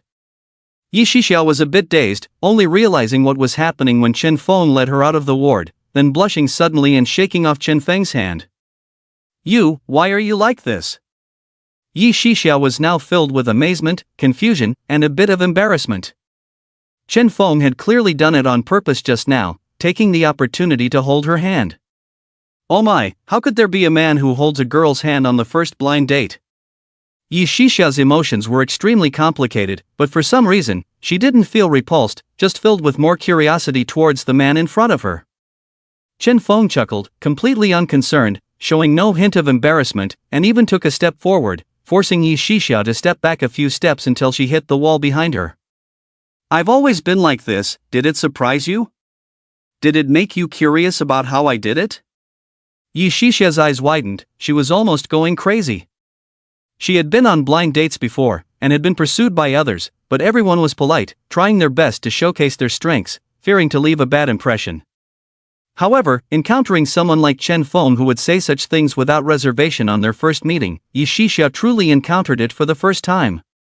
What made it even more unbearable was that Chen Feng was openly trying to corner her in the hospital corridor. Yi Shixia hurriedly avoided Chen Feng, speaking urgently, I'm going to check on Yi, goodbye. Watching Yi Shixia's flustered appearance, Chen Feng couldn't help but smile, finding this female doctor truly adorable. She appeared proud and strong on the surface, but deep down, she was a fragile and shy woman, using this facade to protect herself from getting hurt. Chen Feng saw through her disguise at a glance, unable to resist teasing her, finding her shyness and panic quite amusing. Just as Yi Shixia ran off, the door of the ward was pushed open. Tang Qin walked out from the ward, her gaze shifting, suddenly looking at Chen Feng in confusion. Have we met somewhere before? Chen Feng remained calm. This policewoman is so beautiful, if we had met before, I would definitely remember. Chen Feng quickly pondered in his mind, there were no flaws left behind at the hotel last night. Firstly, his appearance was different yesterday after disguising, and even when he took off his mask in the elevator, he stood in a blind spot of the surveillance camera, so his face couldn't be captured. Moreover, when he spoke last night, Chen Feng also altered his voice, not using his original voice. The issue of voice, Chen Feng had considered it early on. For example, in his current identity as Chen Xiao, he used a mature and steady voice. When teasing Tang Qin yesterday, he used a different young and playful voice, completely different from the voice he was using now. This is extremely difficult for ordinary people, but it is not a problem for Chen Feng. Chen Feng has not only honed his acting skills to the level of a film emperor, but he has also worked as a voice actor, known as a Siyu, reaching the pinnacle of perfection in simulating various voices. Chen Feng has even recreated the content of the article Oral Skills from the middle school textbook, where the oral performer uses various sound effects to realistically simulate a rhythmic and continuous life scene. After a moment of contemplation, Chen Feng knew where the problem lay. Although Tang Qin couldn't recognize Chen Feng from his appearance and voice last night, a person's gaze does not easily change. They had made eye contact, and the woman seemed to have some impression of him, which is why she remembered. It seems that even my gaze needs adjusting in the future. Chen Feng realized where the problem lay and had a solution. They say the eyes are the windows to the soul, but for highly skilled actors, they can bring any character to life by understanding the character's innermost thoughts and portraying them. At that level, both the gaze and demeanor will adjust accordingly. Chen Feng found it not difficult to achieve this because over thousands of years, he had developed a carefree and willful personality and was too lazy to adjust to play other roles. Tang Qin stared at Chen Feng for a few moments, feeling familiar but unable to recall where she had seen him. However, she did not delve deeper and simply asked, "What is your relationship with the Zheng family? Why were you there? Why did they think you were a lawyer?" Faced with Tang Qin's series of questions, Chen Feng just smiled and said, "I am just a passerby who happened to stumble upon some clues. Instead of suspecting me here, officer, why don't you check the hospital's surveillance cameras first? You might find the suspect's appearance." Before Tang Qin could react, Chen Feng left. Watching Chen Feng's retreating figure, Tang Qin wanted to call him back but had no reason to. Because what Chen Feng said made sense, the murderer had just left, and if caught on camera, his movements could be tracked, possibly leading to his capture. Although there were many doubts about Chen Feng, she had asked the Zhang family, and Chen Feng appeared after the janitor. And Tang Qin had not yet seen the murderer return to the crime scene and confess to the murder. As she quickly headed towards the hospital's surveillance room, Tang Qin called the station to report what had happened and requested a forensic examination. At this point, Tang Qin realized that this might be a major case. Jiang Mingcheng's son had just been taken away on 2 murder charges, and now Jiang Mingcheng had been murdered, all while he was terminally ill with brain cancer. Why couldn't the killer wait a few more days? Why was he so impatient to see him dead? Chen Feng found a seat in the rest area and leisurely waited for Yi Cici's test results. He knew who the killer was and why they were so eager to see Jiang Mingcheng dead. But Chen Feng needed the killer to reveal their entire plan before exposing them. With a hint of a smile on his lips, Chen Feng anticipated that Jiang Junyan would contact him soon. Meanwhile, in the interrogation room of the Hualong Sub-Bureau, a police officer was questioning Jiang Junyan. "Where were you on the night of September 5th? Jiang Junyan had calmed down by now, and upon hearing the officer's question, he thought carefully but couldn't remember due to the passage of time. "It's been too long, I can't remember." The questioning police officer sneered, "You're not forgetful, you're pretending to be forgetful, aren't you?" Jiang Junyan frowned, his expression calm as he said, "Then may I ask this officer, what did you do on September 5th, do you remember?" The police officer was taken aback by the question, but quickly regained his composure and coldly replied, "You need to understand the current situation, we are the ones asking the questions, not you. I have already answered you, it's been too long, I can't remember. Does this officer even have such a short memory?" Jiang Junyan was clear that he had never killed anyone. After the initial panic, he had calmed down and was not afraid of the police officer's attitude. With his experience, he could see through the tactics these police officers were playing. It was just a routine of good cop bad cop, trying to see if he looked guilty. The police officer was almost choked by Jiang Junyan's fearless attitude. He suddenly slammed the table and asked again, "You can't remember what happened on the 5th, then where were you on the night of September 20th, 5 days ago, do you remember?" Jiang Junyan hesitated for a moment, but quickly replied, "In the past week, I have been dealing with some matters at the company during the day, going to the hospital in the afternoon, and resting at home in the evening." "Very well, then where were you at 10 o'clock on the night of September 20th? Jiang Junyan did not hesitate, but quickly replied, "After leaving the hospital, because of my father and brothers. Situation, I was feeling very depressed, so I sat in the nearby park for a while. I should have left around 11 o'clock. Did anyone see you?" Jiang Junyan shook his head, "No, it was too late, there were hardly any people in the park at that time." "So no one can prove that you were in the park?" When Jiang Junyan heard this, he realized where the problem lay. The police officer had asked about 2 evening time points in a row and inquired if anyone could prove it, indicating that those 2 time points mentioned by them were definitely related to the 2 murder cases. After the police officer finished speaking, he took out 2 photos and placed them in front of Jiang Junyan. "Do you know them?" Jiang Junyan's gaze suddenly sharpened, his face changed in an instant. Since the police officer took out the photos, he had been watching Jiang Junyan's expression. When he saw the change in his face, he immediately smiled, "It looks like you know them." Jiang Junyan not only knew them, but these 2 people were Jiang Mingcheng's 2 illegitimate children, one was his half-brother and the other was his half-sister. When Jiang Mingcheng told Jiang Junyan about his siblings, he also gave them their information. But what shocked Jiang Junyan was not this, but the sentence Chen Feng had said, that he would be taken away because of these 2 illegitimate children who had murdered their father. At the beginning, Jiang Junyan had held out some hope, thinking that Chen Feng might be talking nonsense. But now, seeing the photos of these 2 people, even if he was foolish, he understood that these 2 people were really dead. How did Chen Feng know in advance? Could it be that Chen Feng framed him? But soon Jiang Junyan felt it was unreasonable, because if the other party wanted to frame him, why bother telling him in advance? Moreover, Chen Feng's prediction of the time was very accurate. Indeed, just after his father's death, he was brought here by the police. How did Chen Feng know the exact time of his father's death and that the police would come at that time? It was almost like predicting the future. Who exactly was that mysterious person? Jiang Junyan was at a loss for a moment, and even forgot to answer the police officer's question. "What's wrong, can't speak now?" Jiang Junyan was startled by the other's voice, took a deep breath, and slowly said, "I know them, they are my half-brother and half-sister from the same father." The police suddenly stared at Jiang Junyan and assessed him. So, do you know that they are dead? Although Jiang Junyan had expected it, hearing this news from the police still made his heart sink, and his face immediately turned ugly. This is a surveillance video near your half-brother's house.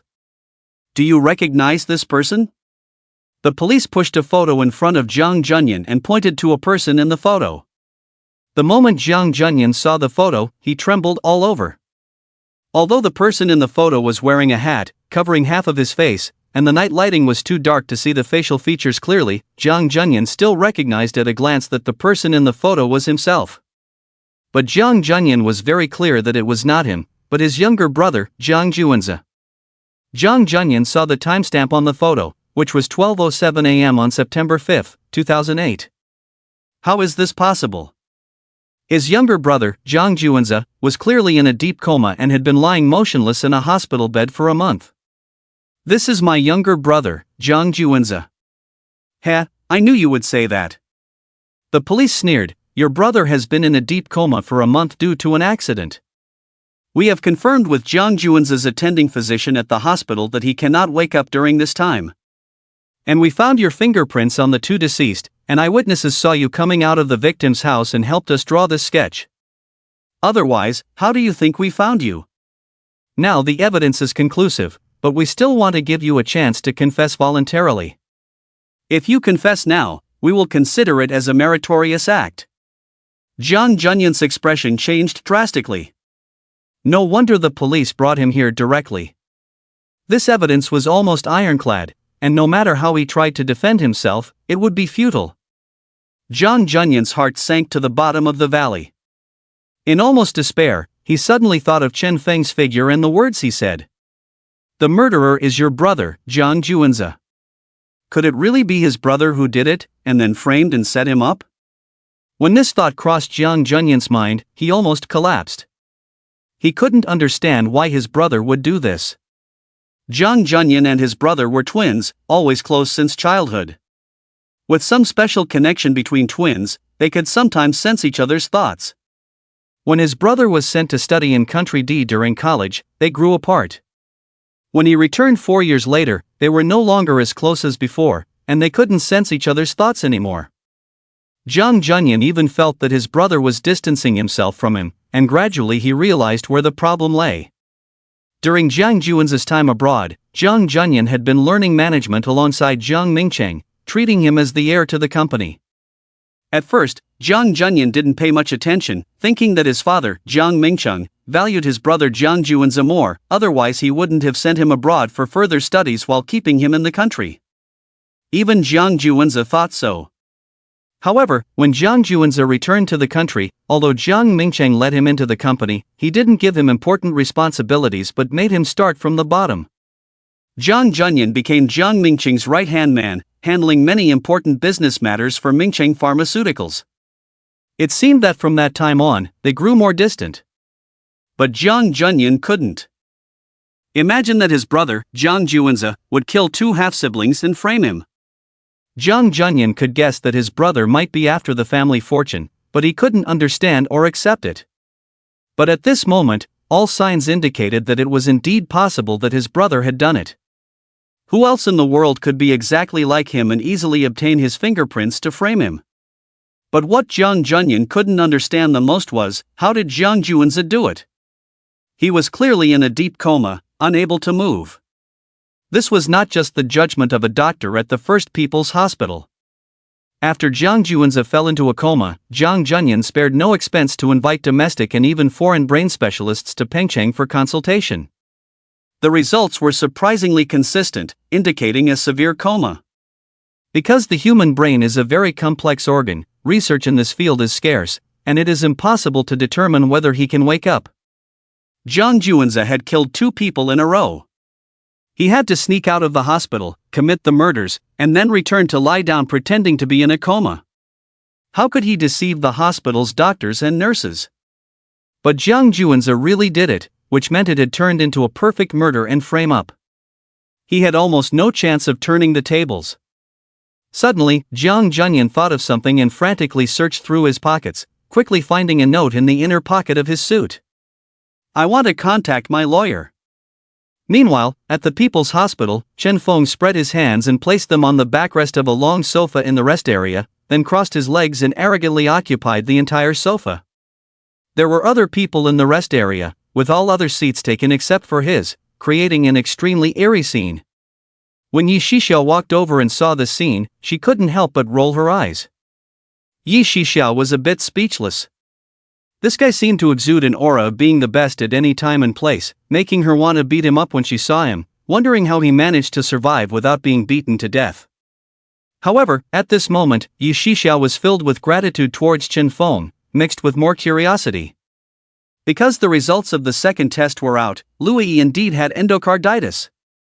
Endocarditis can lead to embolism in the lower limbs and cerebral arteries, which under normal circumstances would not pose a significant problem. But if ligament repair surgery is performed without considering the effects of endocarditis, there is a high chance of developing deep vein thrombosis in the lower limbs or pulmonary embolism after surgery, which is highly fatal and reacts very quickly post-surgery, not even allowing time for rescue. If Yi Shixiao did not listen to Chen Feng and insisted on ligament repair surgery, Lu Yi's chances of death would be as high as 99%. Once Lu Yi died, not only would Yi Shixiao's career be over, but the Lu family would probably not let it go. Moreover, if a 10-year-old girl died due to her negligence, Yi Shixiao would never have peace of mind in her life. So at this moment, Yi Shixiao's gratitude towards Chen Feng was self-evident. Yi Shixiao's curiosity was also heightened to the extreme at this moment. How could Chen Feng, if he had really left the medical school halfway, see at a glance that Lu Yi had endocarditis? And what happened in Zhang Mingcheng's ward just now was not something that a person who had abandoned medicine for years could have judged. To achieve such experience and judgment, it requires a lot of repeated practice and practical experience. And medical knowledge is advancing every day. If one does not study the latest knowledge for a period of time, they will fall behind. It's already noon. Let me treat you to lunch. Yi Shixiao suppressed her curiosity and decided to treat Chen Feng to a meal to thank him properly, and also satisfy her curiosity during the meal. Sure, where's the most expensive place here? Chen Feng chuckled and asked Yi Shixiao. Yi Shixiao looked at Chen Feng speechlessly, never having encountered such a peculiar blind date partner. She invited him to dinner, and instead of being polite, he directly asked where the most expensive place was. However, Yi Shixiao was not angry, just feeling that Chen Feng exuded an unpredictable feeling, making her more eager to find out. There is a Western restaurant nearby, which should be the most expensive.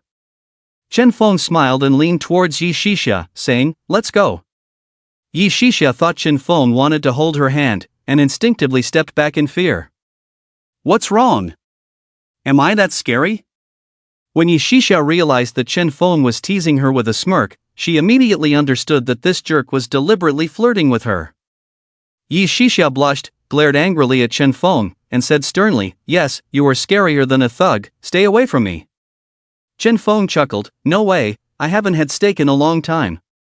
I must treat you to a meal today." Yi Shixiao sighed helplessly, followed Chen Feng into the elevator, went to the parking lot downstairs, and then drove towards their destination. Upon entering the upscale Western restaurant called Zhizhen, Chen Feng's first impression was very positive. The French plane tree decorations at the entrance made the restaurant elegant and unique, with a comfortable and pleasant interior design, exuding an exotic atmosphere. Every corner of the restaurant was meticulously arranged, with beautiful lighting and warm cushions, creating a relaxed dining atmosphere. The business here was exceptionally bustling, especially during mealtimes, with almost all the tables occupied. When Chen Feng and Yi Shixiao entered, there was only one empty seat left, saving them from queuing. After sitting down, Chen Feng glanced around the surroundings, and when the waitress brought the menu, without waiting for her to speak, he bluntly said, "No need, just bring us your most expensive steak."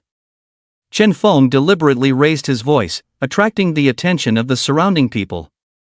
Yi Shixiao was shocked by Chen Feng's uncouth behavior, and when she noticed the curious looks from others, she felt embarrassed and wished to leave immediately, pretending not to know this jerk. Yi Shixiao covered her face with one hand to avoid those strange glances. However, she soon realized that Chen Feng was looking at her with an amused expression, full of laughter in his eyes, and she instantly understood. This jerk was doing it on purpose. He wanted to make fun of her. Yi Shixia felt both embarrassed and angry, wishing to punch Chen Feng in the face, but with so many people around, she couldn't bring herself to do it. Yet, she couldn't swallow this humiliation, so she suddenly lifted her foot and stomped hard on Chen Feng's foot under the table. Chen Feng seemed to anticipate it and calmly withdrew his foot, avoiding Yi Shixia's stomp. Instead, she almost sprained her own foot due to the excessive force. A smile appeared on Chen Feng's face, but he ignored Yi Shixia and ordered another bottle of liqueur, addressing the waitress who was trying to hold back her laughter. "Bring another bottle of 90-year-old liqueur." The waitress hesitated for a moment. "Sir, we have several types of liqueur here." "The 90-year-old, the most expensive one," Chen Feng replied without hesitation. The waitress almost burst out laughing, clearing her throat. "All right, sir, please wait a moment."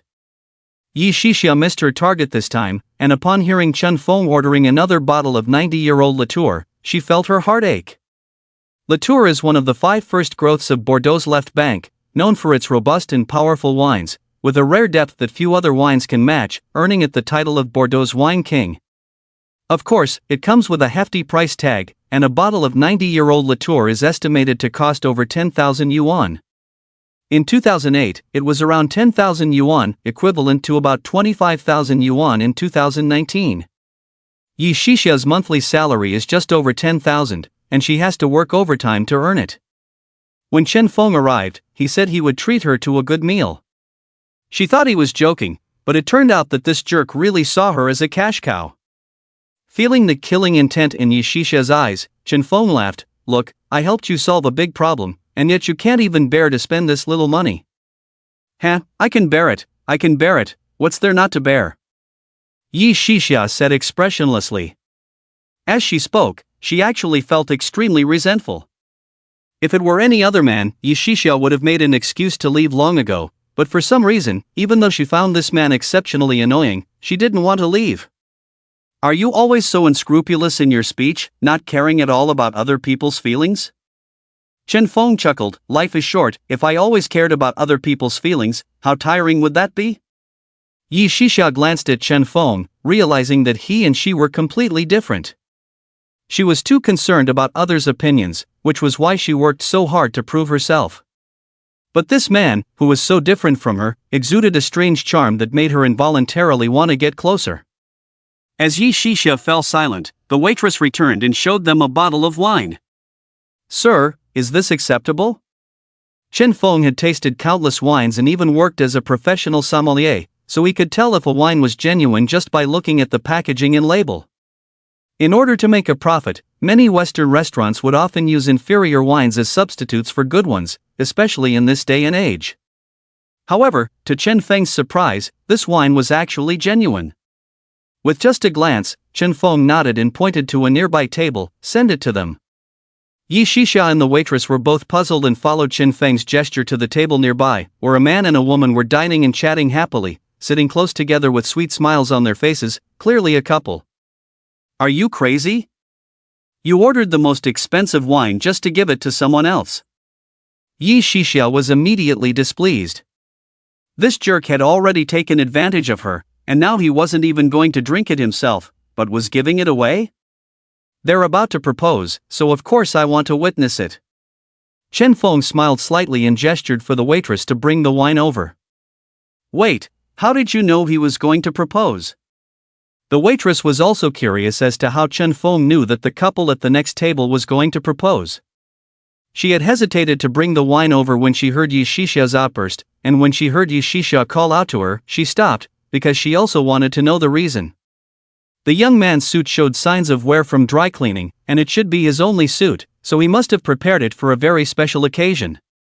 "When I sat down just now, I noticed that he looked very nervous and kept touching the inside pocket of his suit, as if he was confirming that something valuable was still inside. He's going to propose, so I want to give them this expensive wine to celebrate, or mourn." Both Yi Shixia and the waitress were stunned. Chen Feng had only just sat down, and yet from several meters away, he had deduced so much?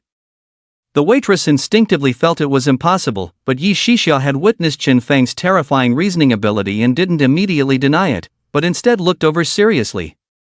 After a while, Yi Shixia seemed to have noticed something, and she nodded to the waitress. "Go ahead and take it over." When you deliver it, don't mention that it's from us, or the price. Just say that your restaurant specially sent it to congratulate them. The waitress was taken aback by the words, but quickly understood. With a sense of wonder and curiosity, she took the bottle of wine and walked over. Just as the waitress was about to approach, the young man suddenly took out a ring box from his pocket, then knelt in front of his girlfriend. Ting Ting, will you marry me? The surrounding guests quickly noticed the scene and turned their attention this way, understanding what was happening. Smiles appeared on their faces, mostly with good intentions and blessings, and some even cheered. Say yes. Say yes. Ting Ting, the girl, had a look of surprise and excitement on her face, tears welling up in her eyes as she nodded repeatedly, I do. The waitress was stunned, holding the bottle of wine in her hand for a while before reacting.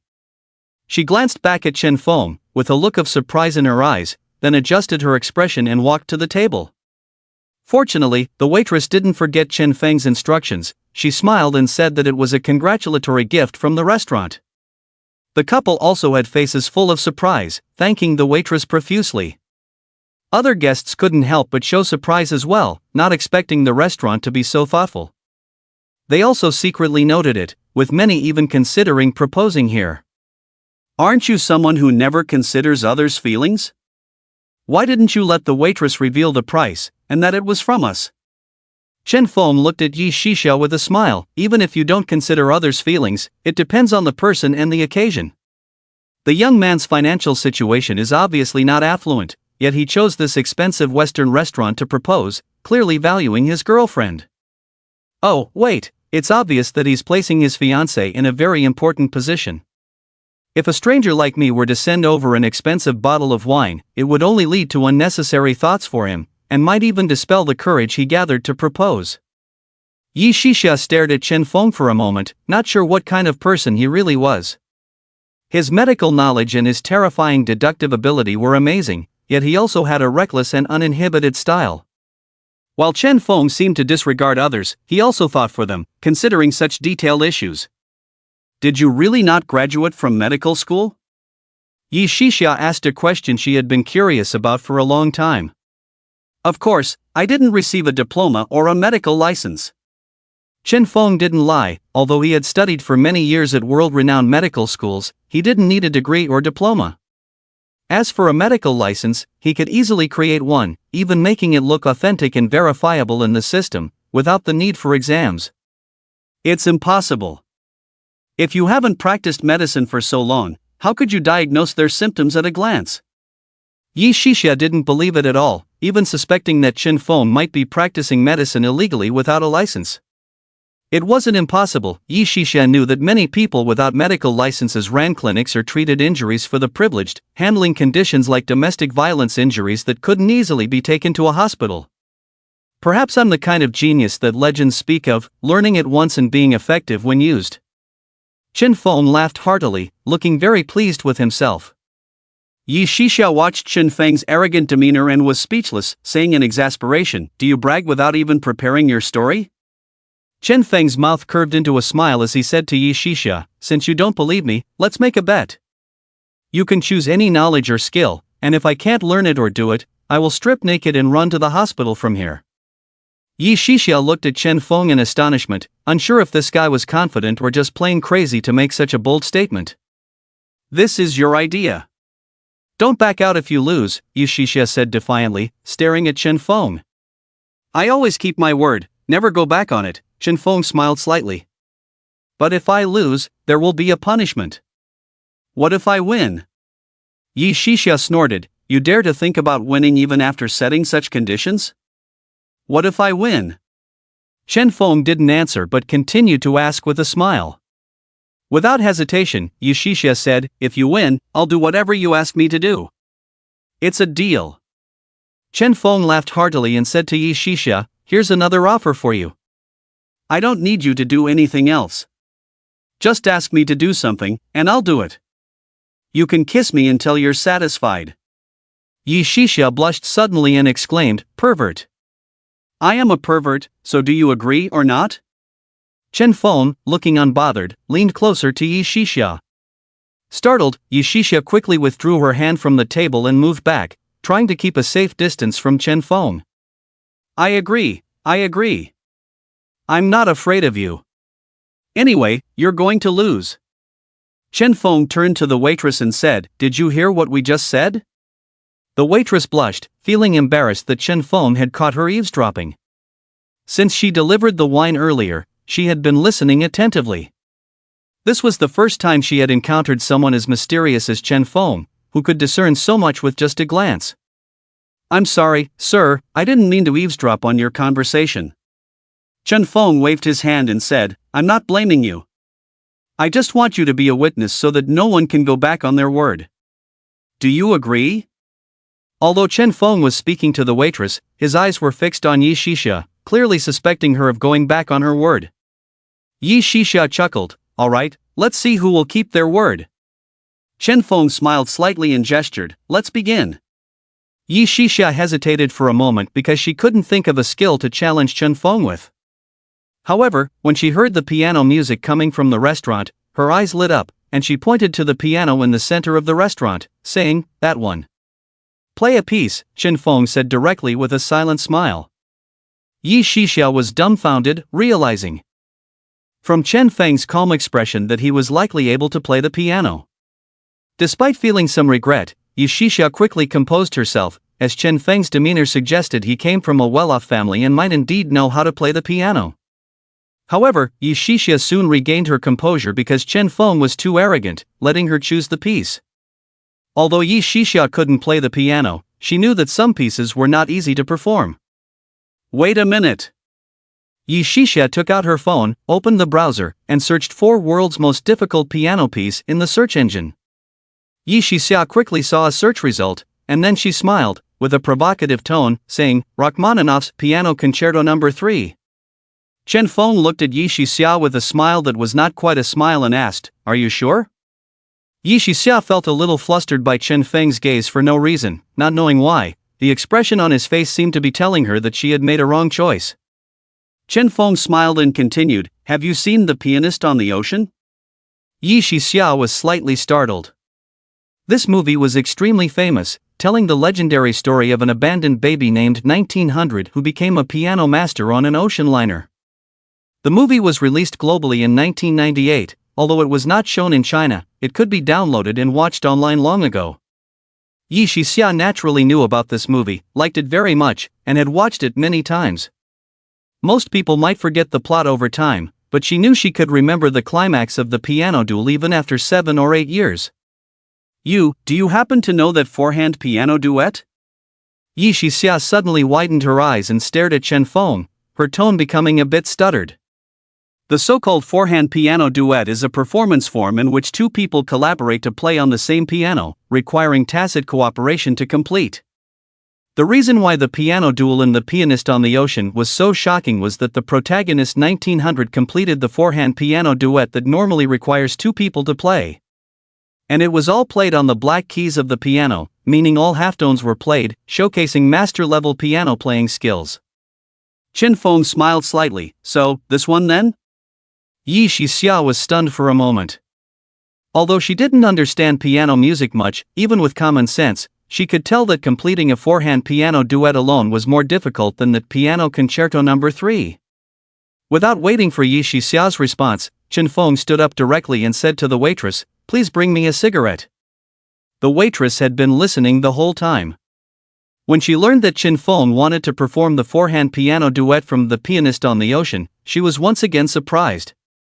Unlike Yishisha, she had witnessed Chen Feng's abilities at the hospital, so although she was skeptical, she didn't think it was completely impossible. However, deep down, the waitress didn't believe it at all. She had also seen the movie, and the kind of piano playing skills shown were something only a piano master could achieve, an ordinary person simply couldn't do it. When she heard what Chen Feng said, she was actually quite skeptical, even holding a bit of anticipation to see what would happen. Okay, sir. Chen Feng walked slowly to the piano and sat down. At this point, the other customers were still unaware of what was happening. When they saw Chen Feng sitting down, they thought it was the restaurant's pianist coming to perform and didn't pay much attention. Yi Shixia, on the other hand, had already stood up from her seat and walked closer, staring at Chen Feng's hands. Even when the waitress and a male colleague quickly brought a cigarette, they rushed over. As a result, the surrounding customers couldn't help but shift their gaze involuntarily. Mainly because Yi Shixia was so beautiful and had an outstanding figure, she stood out so conspicuously that it was difficult not to notice her. When they saw both women staring at Chen Feng, they were all surprised and turned their attention to figure out what was going on. The next moment, they suddenly heard a burst of urgent piano music. Chen Feng had once been obsessed with recreating those incredible or eye-catching scenes from movies, such as the explosive car stunts in the Fast and Furious series. For example, in the 007 and Mission Impossible series, he can faithfully recreate those thrilling action scenes. Even though many are created with special effects, existence is reasonable, and Chen Feng has the time and energy to accomplish these things. He naturally did not miss the classic piano duel scene in The Legend of 1900.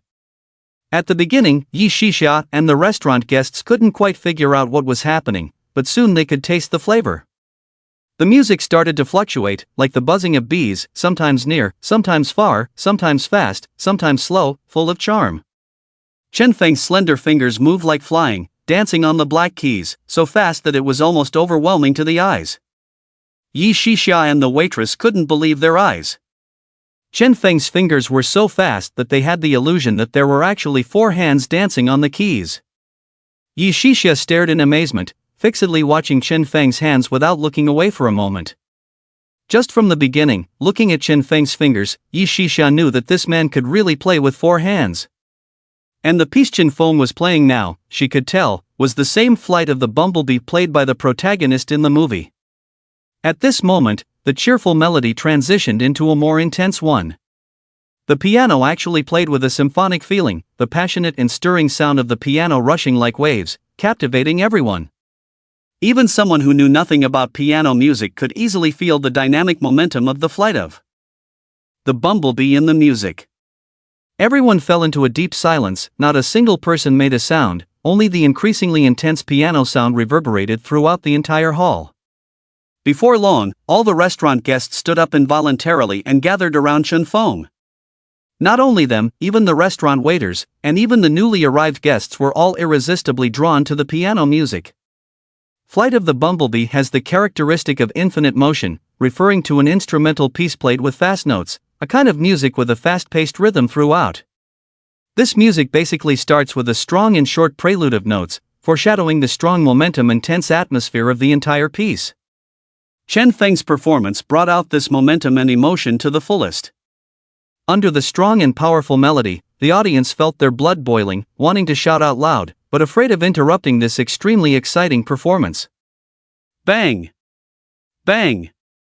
Just as everyone was immersed in this stormy performance, feeling breathless, Chen Feng's fingers pressed heavily on the keys, ending the final melody.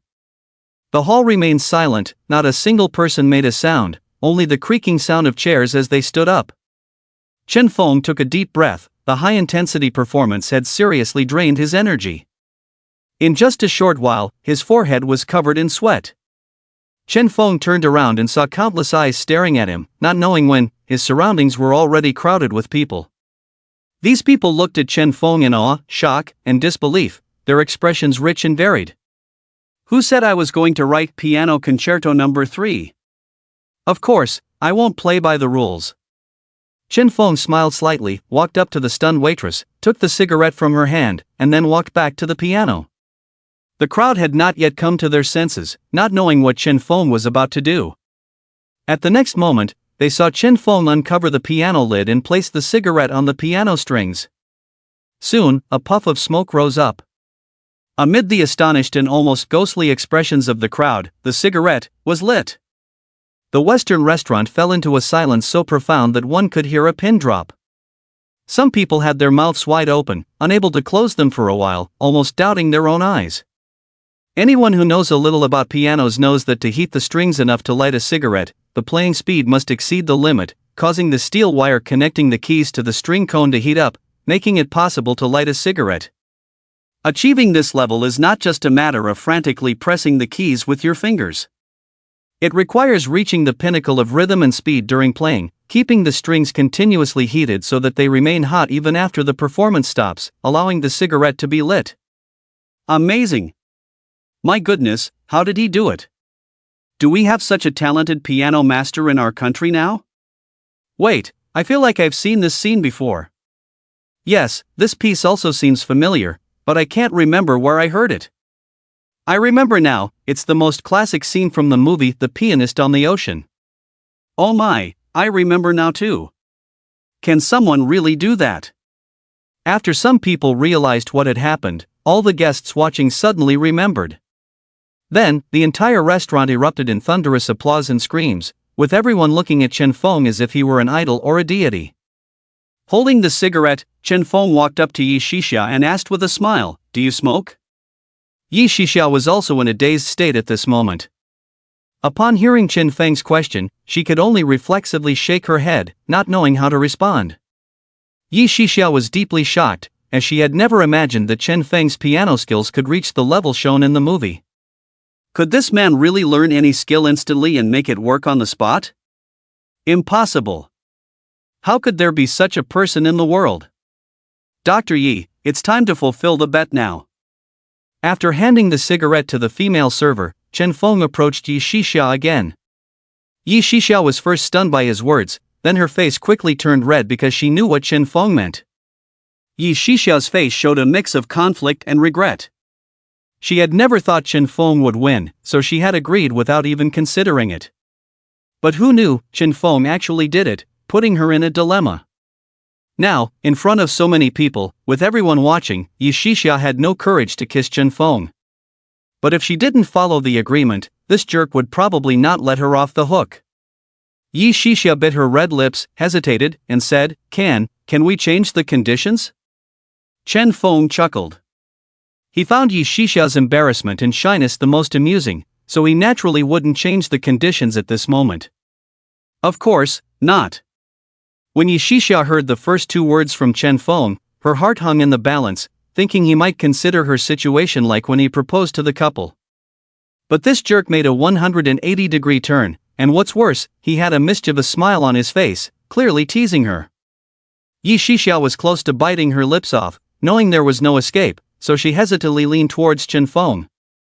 At this moment, the surrounding guests all stared wide-eyed at them. They hadn't heard about the bet between Chen Feng and Yi Shixia, so they were all curious about what these two were doing. When Yi Shixia saw that Chen Feng was about to die, she closed her eyes and quickly leaned in to kiss Chen Feng on the face, causing a commotion among the onlookers. The guests clapped and screamed, making Yi Shixia's face turn as red as if she had been stained with blood, and she just wanted to run away as far as possible. When Chen Feng was kissed by Yi Shixia, he did not force it into a French kiss like he did with Xia Ruyan, because he knew that Xia Ruyan and Yi Shixia were not the same type of woman. Xia Ruyan was a very dominant woman, both in appearance and personality. Even though she had androphobia, she could still overcome her psychological barriers to kiss a man for the greater good. On the contrary, Yi Shixia used arrogance to disguise herself, but deep down, she was a very shy woman who had never been in a relationship. A woman like her kissing his face in front of so many people was already pushing her limits, and she wouldn't be able to handle a French kiss. "Do you want to continue?" Chen Feng asked Yi Shixia with a smile. Yi Shixia was flustered at this moment, being watched by so many people. She just wanted to escape their gaze and had no intention to continue gambling with Chen Feng. Just as Yi Shixia was about to refuse, her phone suddenly rang. Yi Shixia breathed a sigh of relief. The call came at just the right time. "Sorry, I need to take this call," Yi Shixia said as she walked outside with her phone. The guests made way for her to pass, and Chen Feng smiled and returned to their table, then waved to the waitress. "Sir, hello, how can I help you?" The waitress's eyes sparkled as she looked at Chen Feng, and she eagerly brought the POS machine over for him to pay. When she returned with the receipt, there was a phone number written on it. Chen Feng saw it and just smiled, not saying anything, and kept the receipt. He admired her courage a bit, seeing that his companion was Yi Shixia, yet she still left her phone number. After a while, the 2 steaks Chen Feng ordered were served, and Yi Shixia finished her call and walked back in. However, Yi Shixia's face was full of anger and embarrassment as she walked in, her high heels clicking loudly as she seemed very upset. Yi Shixia walked up to Chen Feng in a few steps and asked angrily, "Who are you exactly?" Ignoring Yi Shixia's angry expression, Chen Feng laughed and said, "Looks like I've been found out. The one who called you just now was your friend Xiaofan, right?" Seeing Chen Feng's carefree smile, Yi Shixia was truly about to explode with anger. Because Chen Feng's guess was correct, the one who called just now was indeed Wu Xiaofan. When the blind date partner Luo Kai arrived at the hospital and couldn't find Yi Shixia, he called Wu Xiaofan to ask for her contact information to confirm the meeting time and place. But when Wu Xiaofan revealed this, Yi Shixia was stunned. She had always thought Chen Feng was Luo Kai, so how could there suddenly be another person? The two immediately explained the situation, and they both understood that Chen Feng was impersonating the blind date partner. When Wu Xiaofan found out that Chen Feng had ordered the most expensive wine and steak, she immediately wanted to call the police and have him arrested. However, Yi Shixia stopped Wu Xiaofan because regardless of whether Chen Feng was the real blind date partner, he had helped her after all. Yi Shixia didn't care about the money, but she couldn't tolerate the jerk teasing her like that and enjoying it. Upon seeing Yi Shixia widen her eyes, looking fierce as if she wanted to eat herself, Chen Feng stood up with a smile and walked over to her. "I've always said I'm just a passerby. It's you who insisted on treating me as your blind date, right?" Yi Shixia was speechless, unable to say a word. She recalled the incident at the hospital, realizing that she had mistakenly assumed Chen Feng was there for a blind date, fearing that he wouldn't admit it. In fact, it's a common human psychology to not want to admit being seen through at first glance. Chen Feng's reasoning ability was too terrifying, forcing Yi Shixia to come up with a plausible explanation for herself. "But you can explain, why don't you say anything?" Yi Shixia was initially taken aback, but quickly raised her voice in anger, trying to appear confident by deliberately raising her voice. The surrounding guests, who had been watching Chen Feng's amazing performance, turned their attention to them when they heard Yi Shixia's angry outburst. They were surprised to see the couple who had been affectionate just moments ago now arguing. Chen Feng, with a smile in his eyes, took a step forward and said, "Because I find you cute and I'm interested in you." Yi Shixia's angry expression froze for a moment, then a blush quickly appeared on her face. She never expected Chen Feng to be so straightforward. Yi Shixia had been confessed to before, but she had never felt so flustered as she did at that moment. Her mind was in chaos, unsure of what to do. You jerk, I don't believe your nonsense." Yi Shixia saw Chen Feng approaching step by step, getting closer to her, and she suddenly felt a bit panicked.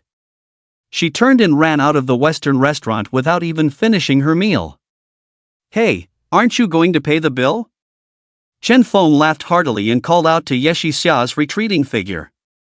Just as Yi Shixia reached for the door handle, she heard Chen Feng's voice and remembered that she was the one treating. She hesitated, then silently turned back towards the cashier. Chen Feng watched as Yi Shixia, with a mix of panic, shyness, and embarrassment on her face, walked back silently like a bullied child. Unable to contain himself, Chen Feng burst into laughter. Without waiting for Yi Shixia's reaction, he walked over, held her hand, and led her outside. Yi Shixia was confused again. When they reached her car, she finally realized and quickly pulled her hand away from Chen Feng. "What are you doing? We haven't paid yet."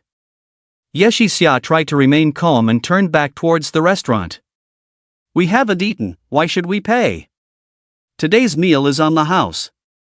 Chen Feng laughed and led Yi Shixia towards her car. "No way. What if the restaurant calls the police on us later?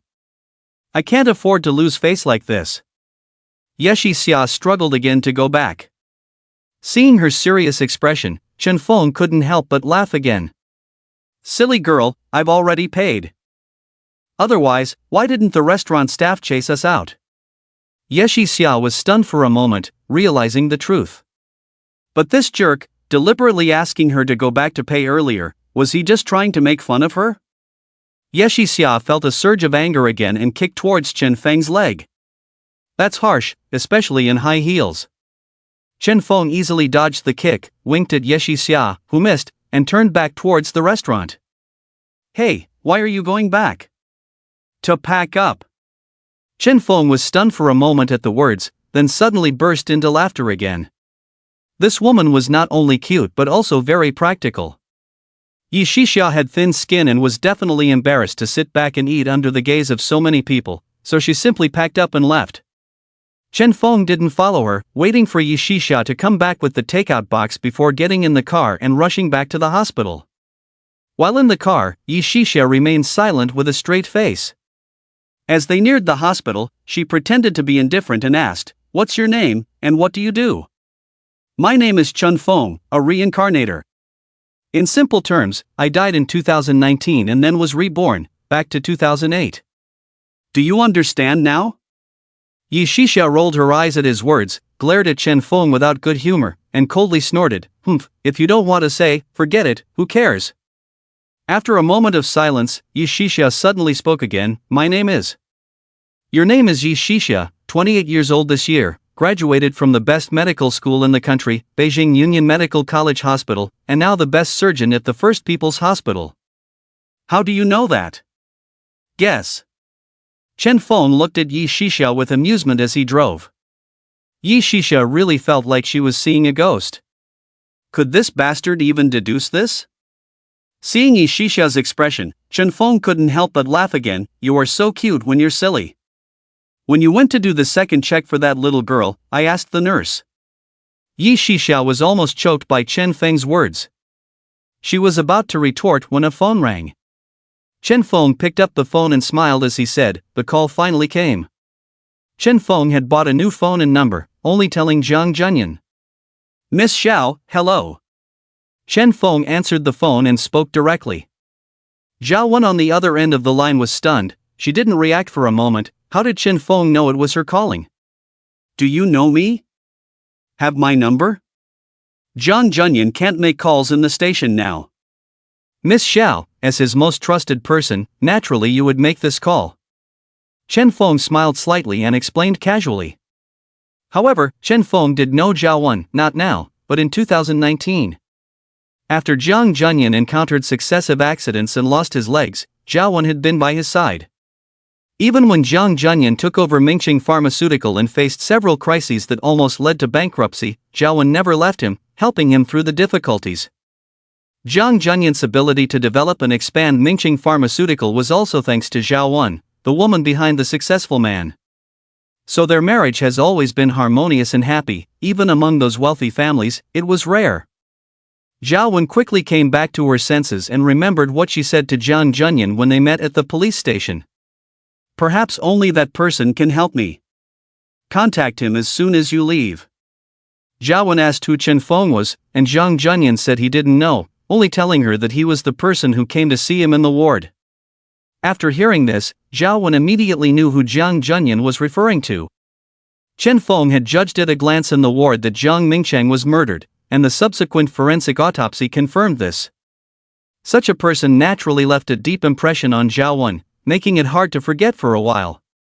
However, with Jiang Mingqing's recent death, one of the Jiang family brothers was in custody, and the other was in a coma, causing unrest among the Jiang Mingese people. Both Mingqing Pharmaceutical and the Jiang family were in a state of anxiety, making Zhao Wen hesitant to trust a mysterious stranger. However, Zhang Junyan's words dispelled her thoughts. How much worse can it get? The current situation is indeed like this. Once Zhang Junyan is convicted, it is highly likely that he will be sentenced to death. Money can be earned back, but once a person is gone, there is truly nothing left. As long as Chen Feng can save Zhang Junyan, she is willing to exchange the entire Zhang family's assets for it. Since you know who I am, you should know the purpose of my call. Zhao Wen remained calm, not showing any sense of urgency, because she knew that the more urgent she appeared, the other party might demand more. Chen Feng smiled, quite appreciating this woman. Very well, I like straightforward people. To not waste each other's time, I will state the conditions directly. I can help clear Zhang Junyan's suspicion. After he is released, I need to have access to Mingqing Pharmaceutical's biological laboratory at any time. When medication is needed, it will also be provided by you. Zhao Wen was taken aback by this. She thought Chen Feng would ask for money or more stringent conditions. But Chen Feng unexpectedly wanted to use Mingqing Pharmaceutical's biological laboratory, which puzzled her. However, Zhao Wen was soon shocked. You're not a drug dealer, are you?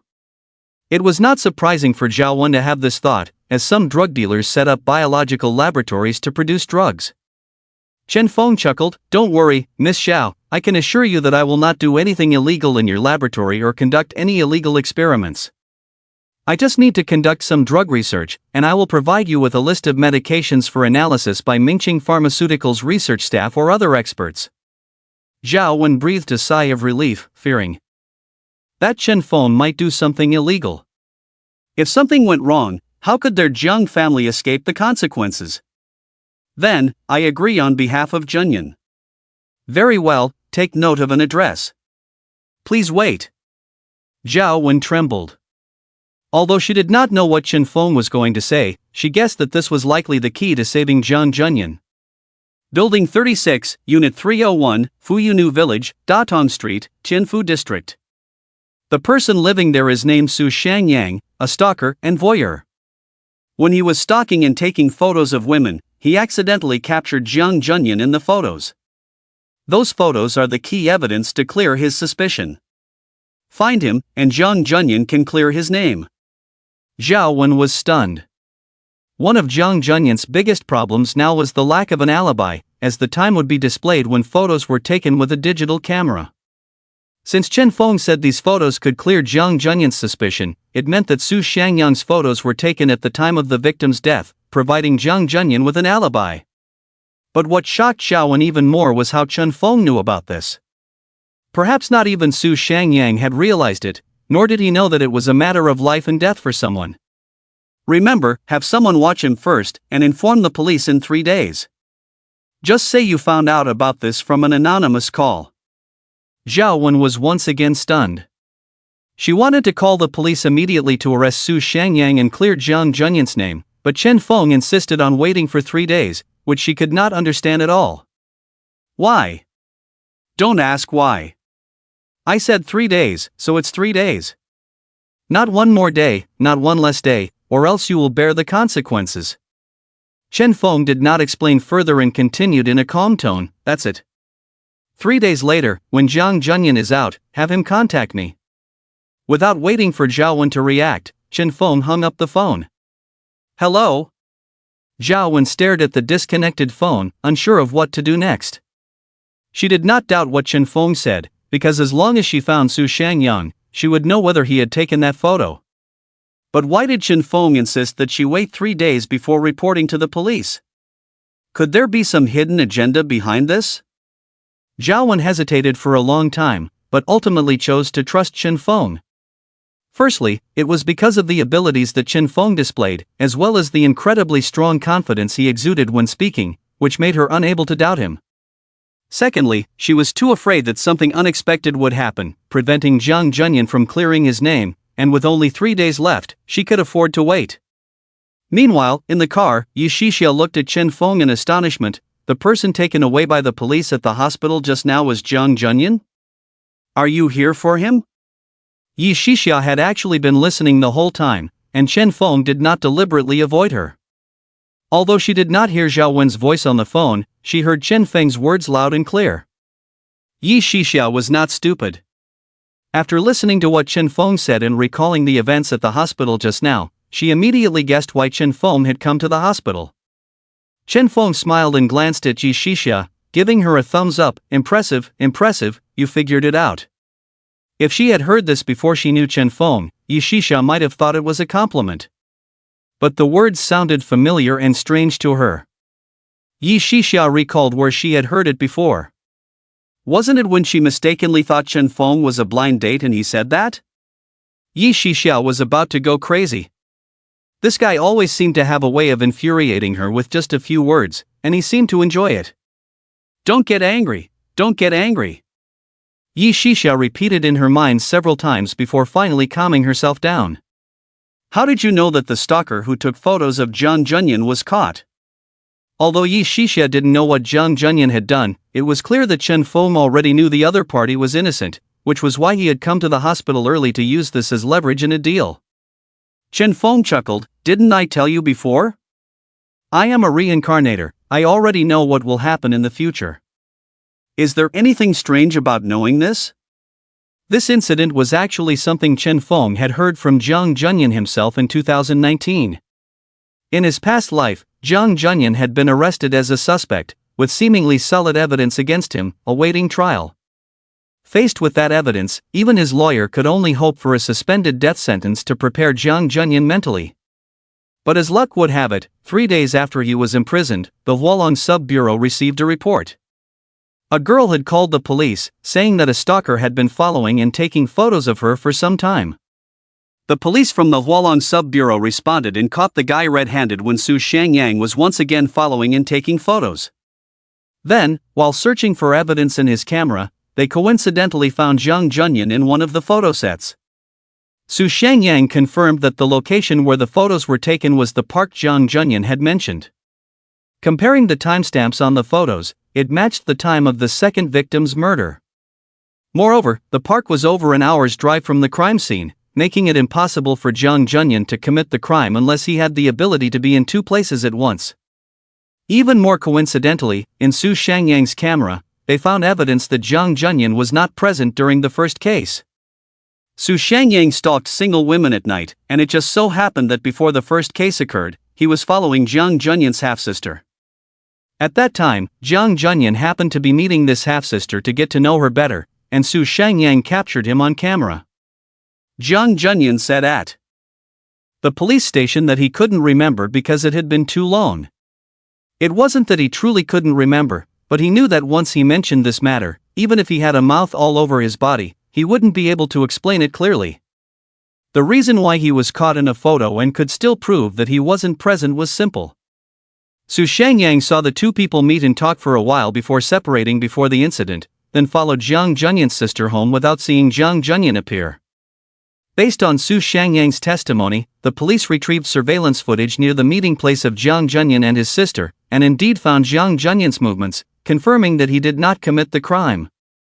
In addition, the unclear faces on the surveillance footage and the different clothes Jiang Junyan was wearing at the time helped clear his suspicion.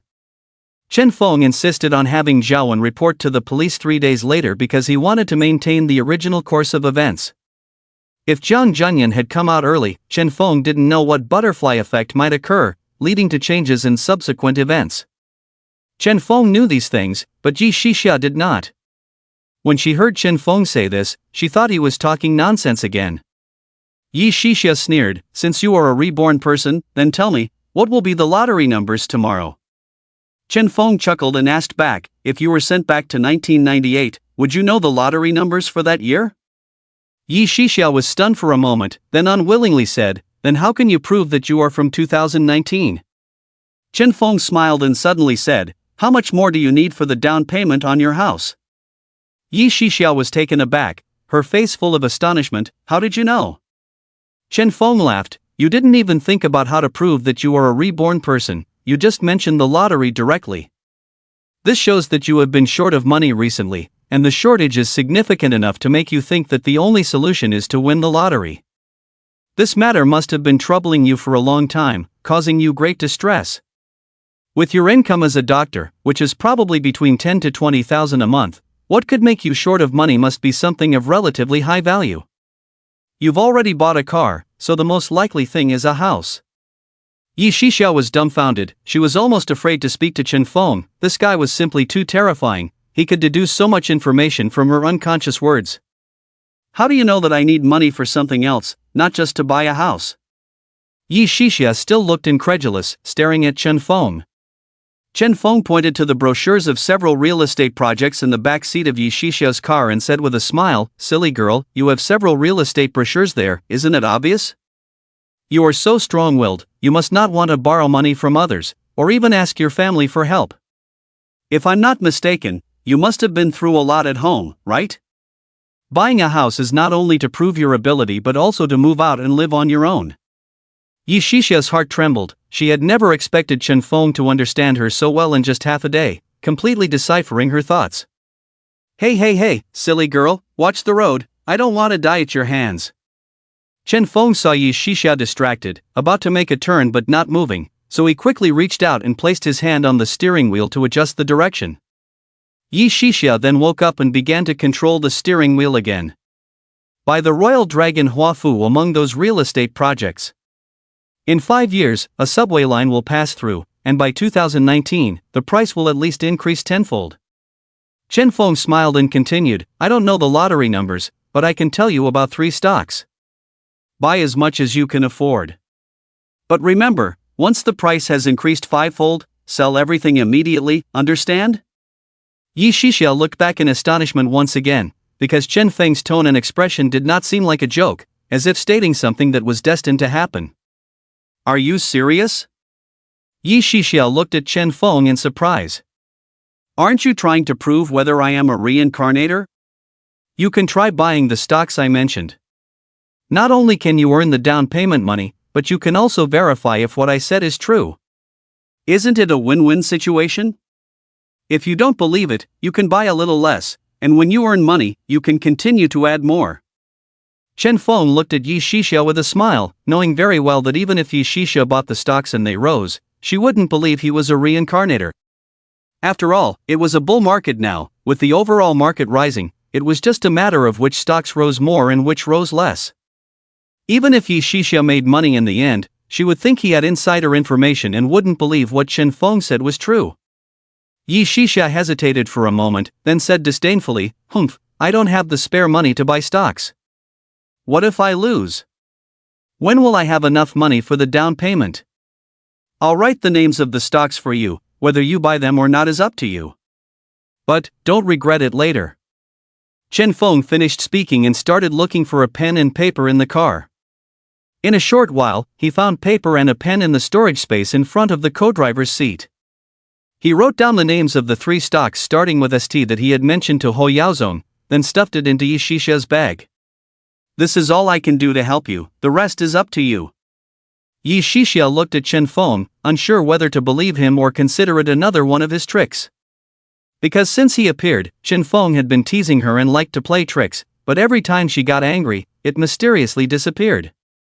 If he was trying to trick her into buying stocks, was it to play a trick on her again? Well, maybe I'll buy one to try, just invest a little money. If I lose, I'll kill this bastard. While Yi Shixia was engaged in complex psychological activities, the car had already arrived at the hospital parking lot. When the two got out of the car and arrived at the hospital building, a man in a black suit suddenly walked over, looking puzzled, and asked, You are Dr. Yi Shixia, right? Yi Shixia looked at the man in the suit in surprise, Who are you? Hello, I'm Luo Kai, from Xiaofan. Luo Kai smiled and introduced himself, reaching out to shake hands with Yi Shixia. At this moment, Chen Feng suddenly took the initiative and shook hands with Luo Kai, saying, Hello, I'm her boyfriend, nice to meet you. The smile on Luo Kai's face froze instantly, and he looked at Yi Shixia in astonishment. Dr. Yi, what do you mean by this? Yi Shixia was also puzzled. She stared at Chen Feng with wide eyes, realizing that she had underestimated Chen Feng's shamelessness. It was one thing for him to take advantage of opportunities to hold her hand twice, but now he was directly claiming to be her boyfriend in front of a real blind date. Yi Shixia had never seen such a shameless person in her life.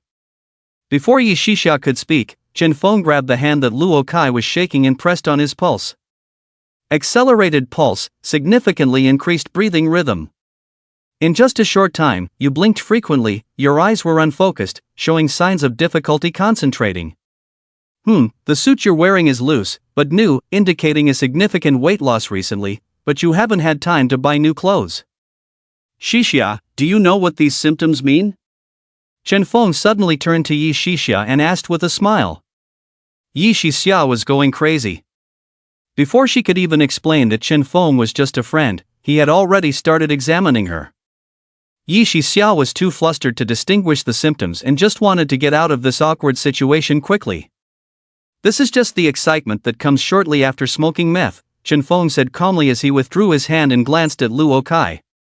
Perhaps you have drugs hidden in your pocket right now? After Chen Feng finished speaking, both Yi Shixia and Luo Kai were stunned. Yi Shixia never expected her blind date to be a drug user and couldn't help but scrutinize Luo Kai.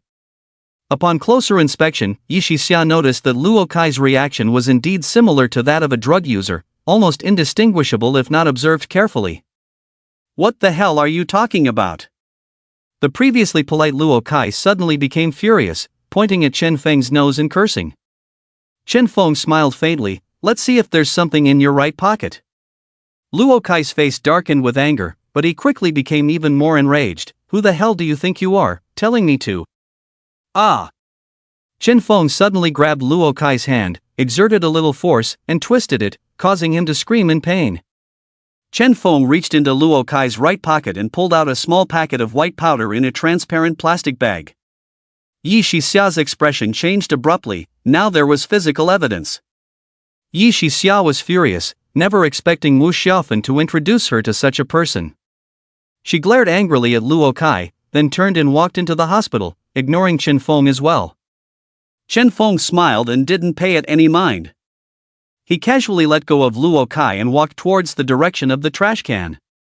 Give it back to me. After being released, Luo Kai completely ignored Yi Shixia's reaction and immediately rushed towards Chen Feng in anger, trying to snatch back the bag of drugs. Chen Feng showed a playful smile at Luo Kai and opened the bag of drugs right in front of him, spilling it all into the trash can. Seeing this, Luo Kai was furious and threw a punch at Chen Feng.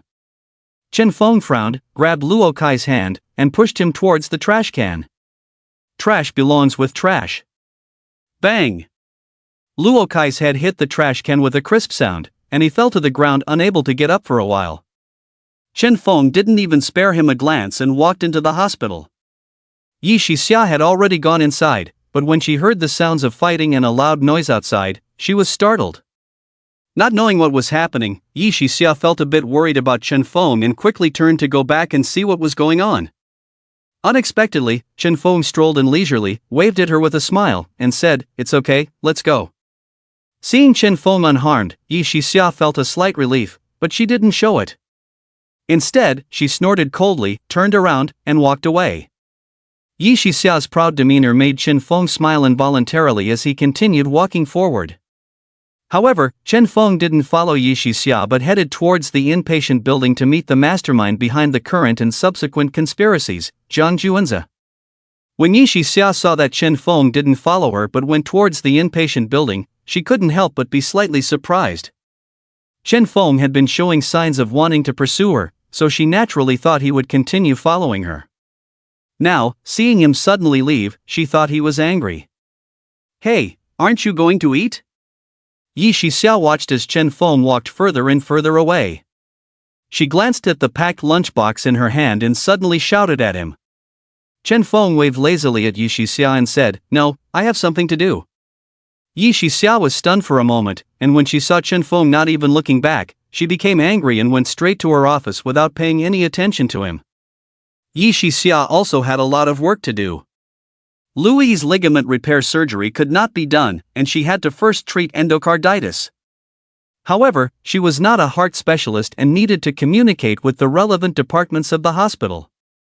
It was already difficult for her to find time to have lunch with Chen Feng at noon. Chen Feng strolled slowly to the VIP floor of the inpatient department. On the way, he sent a text message to Zhaowen, asking her to send Zhang Juanzi's ward number. Although Zhaowen did not know what Chen Feng wanted to do, she already saw Chen Feng as her last straw and did not ask for the reason, but directly replied with the ward number. When Chen Feng found the ward according to the ward number, he looked around and suddenly smiled. Interesting. Zhang Juanzi's ward was obviously deliberately arranged. When you came out of the ward and turned right, it was the emergency exit, which could directly lead to the corridor and was conveniently located in the blind spot of the surveillance.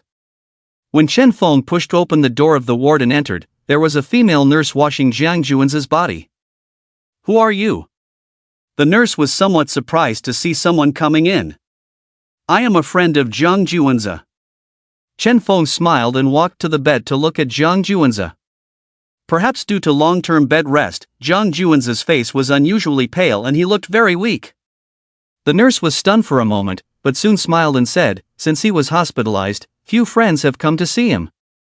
"Is that so?" Chen Feng casually replied with a smile, "I am also a doctor." "Can I check his condition?"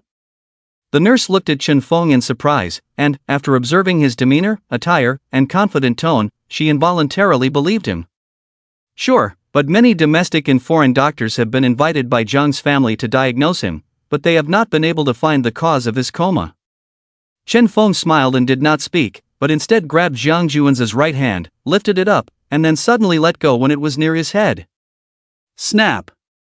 Jiang Juan's right hand naturally fell down and hit his own face, making a crisp sound. The nurse widened her eyes and looked at Chen Feng in astonishment. "What are you doing?" Chen Feng seemed to have anticipated this, and immediately reached out to open Jiang Juan's eyelids, saying, "This is called a false coma test. Place his hand above his face, then let go. If his hand hits his face when falling, then it is a real coma. However, this can be easily faked." After examining Jiang Juan's pupils, a smile suddenly appeared on Chen Feng's lips, just as I thought. A false coma test can be faked, but breathing and pupil reactions cannot. Jiang Juan's had indeed fallen into a real coma, but it was achieved with the help of a professional. Chen Feng confirmed his suspicions and suddenly smiled, then turned and walked out of the ward. Just as Chen Feng turned to leave, a female doctor in a white coat pushed open the ward door and walked in. "Who are you?" The female doctor looked at Chen Feng in surprise and asked with some confusion. Chen Feng looked at the female doctor with a playful expression and asked, "Are you Dr. Yu Yan?" Yu Yan was even more surprised when she heard this, not knowing how Chen Feng knew her. "It's me, who are you?" Chen Feng laughed. "Oh, I heard that Dr. Yu is very beautiful, so I came specially to take a look." With that, Chen Feng left, leaving Yu Yan bewildered and a female nurse looking confused. In the future, Jiang Junyan had just cleared his name and had a car accident within 3 days. But Jiang Junyan was incredibly lucky. The driver and secretary in the car both died, but Jiang Junyan survived alone. However, due to a spinal fracture and nerve compression caused by the accident, he was left partially paralyzed from the waist down and had to use a wheelchair. Jiang Juanza failed to kill Jiang Junyan twice and unwillingly planned several more murder attempts. Strangely, all these attempts failed inexplicably. Jiang Juanza secretly poisoned Jiang Junyan, but he was promptly taken to the hospital for treatment. On the day the brake line of Jiang Junyan's car was cut, the driver suddenly decided to inspect the vehicle for no apparent reason and was discovered in time. Since then, Jiang Junyan realized that someone was plotting to kill him and became extremely cautious, depriving Jiang Juanza of any opportunity to harm him. Jiang Junyan initially suspected his second uncle Jiang Mingyi, but later Jiang Juanza was suddenly arrested by the police, revealing the truth. It turned out that when Jiang Juanza learned that Jiang Mingchen wanted to divide the inheritance among the 2 illegitimate children, he harbored murderous intentions, planning to kill all the heirs, including Jiang Junyan, and take the family fortune for himself. He found his mistress, Yu Yan, and staged a fall to fake an injury, then used drugs to induce a coma. Yu Yan, a doctor at the People's Hospital, helped him replace the brain CT scan and deceived all the doctors who came to examine him. Jiang Juanza had long been monitoring Jiang Junyan, and during his feigned coma, the person monitoring him was in contact with Yu Yan. When Yu Yan learned that Jiang Junyan was going to see his half-sister, she immediately realized it was a perfect opportunity and injected a drug to wake Jiang Juanza up.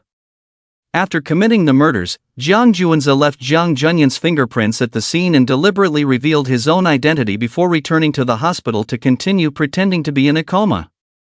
The same scenario played out with the second victim, where Yu Yan seized the opportunity to wake up Jiang Juanza and frame Jiang Junyan. The interesting part is how they eventually got caught, as Jiang Juanza and Yu Yan turned against each other. Yu Yan agreed to do these things for Jiang Juanza because he promised that once he obtained the entire inheritance, he would divorce his original wife and marry her. However, despite all his efforts, Jiang Juanza failed to kill Jiang Junyan and only managed to get a small portion of the shares. He needed the support of his wife's family to secure his position at Mingcheng Pharmaceutical, causing delays. Yu Yan couldn't wait any longer and divorced him first, but after waiting for 2 years, Jiang Juanza refused to divorce her, making various excuses. Yu Yan took great risks following Jiang Juanza's orders, living in constant fear and insecurity. She urgently needed to marry Jiang Juanza to feel secure. As Jiang Juanza refused to divorce, Yu Yan lost her patience and gave him an ultimatum: if he didn't divorce her, she would reveal everything.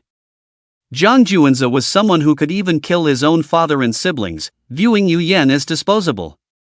This threat from Yu Yan was like sounding her own death knell. However, Yu Yan also knew Jiang Juanza very well. When she issued the final ultimatum, she also left a backup plan. Yu Yan had some evidence of Jiang Juan's crimes and recorded all the criminal activities on video, which she handed over to a trusted friend for safekeeping. Yu Yan told that friend that if she died one day, to hand over the evidence to the police. Soon after, Yu Yan accidentally died, the evidence reached the police, and Jiang Juanza was arrested, finally bringing the matter to an end.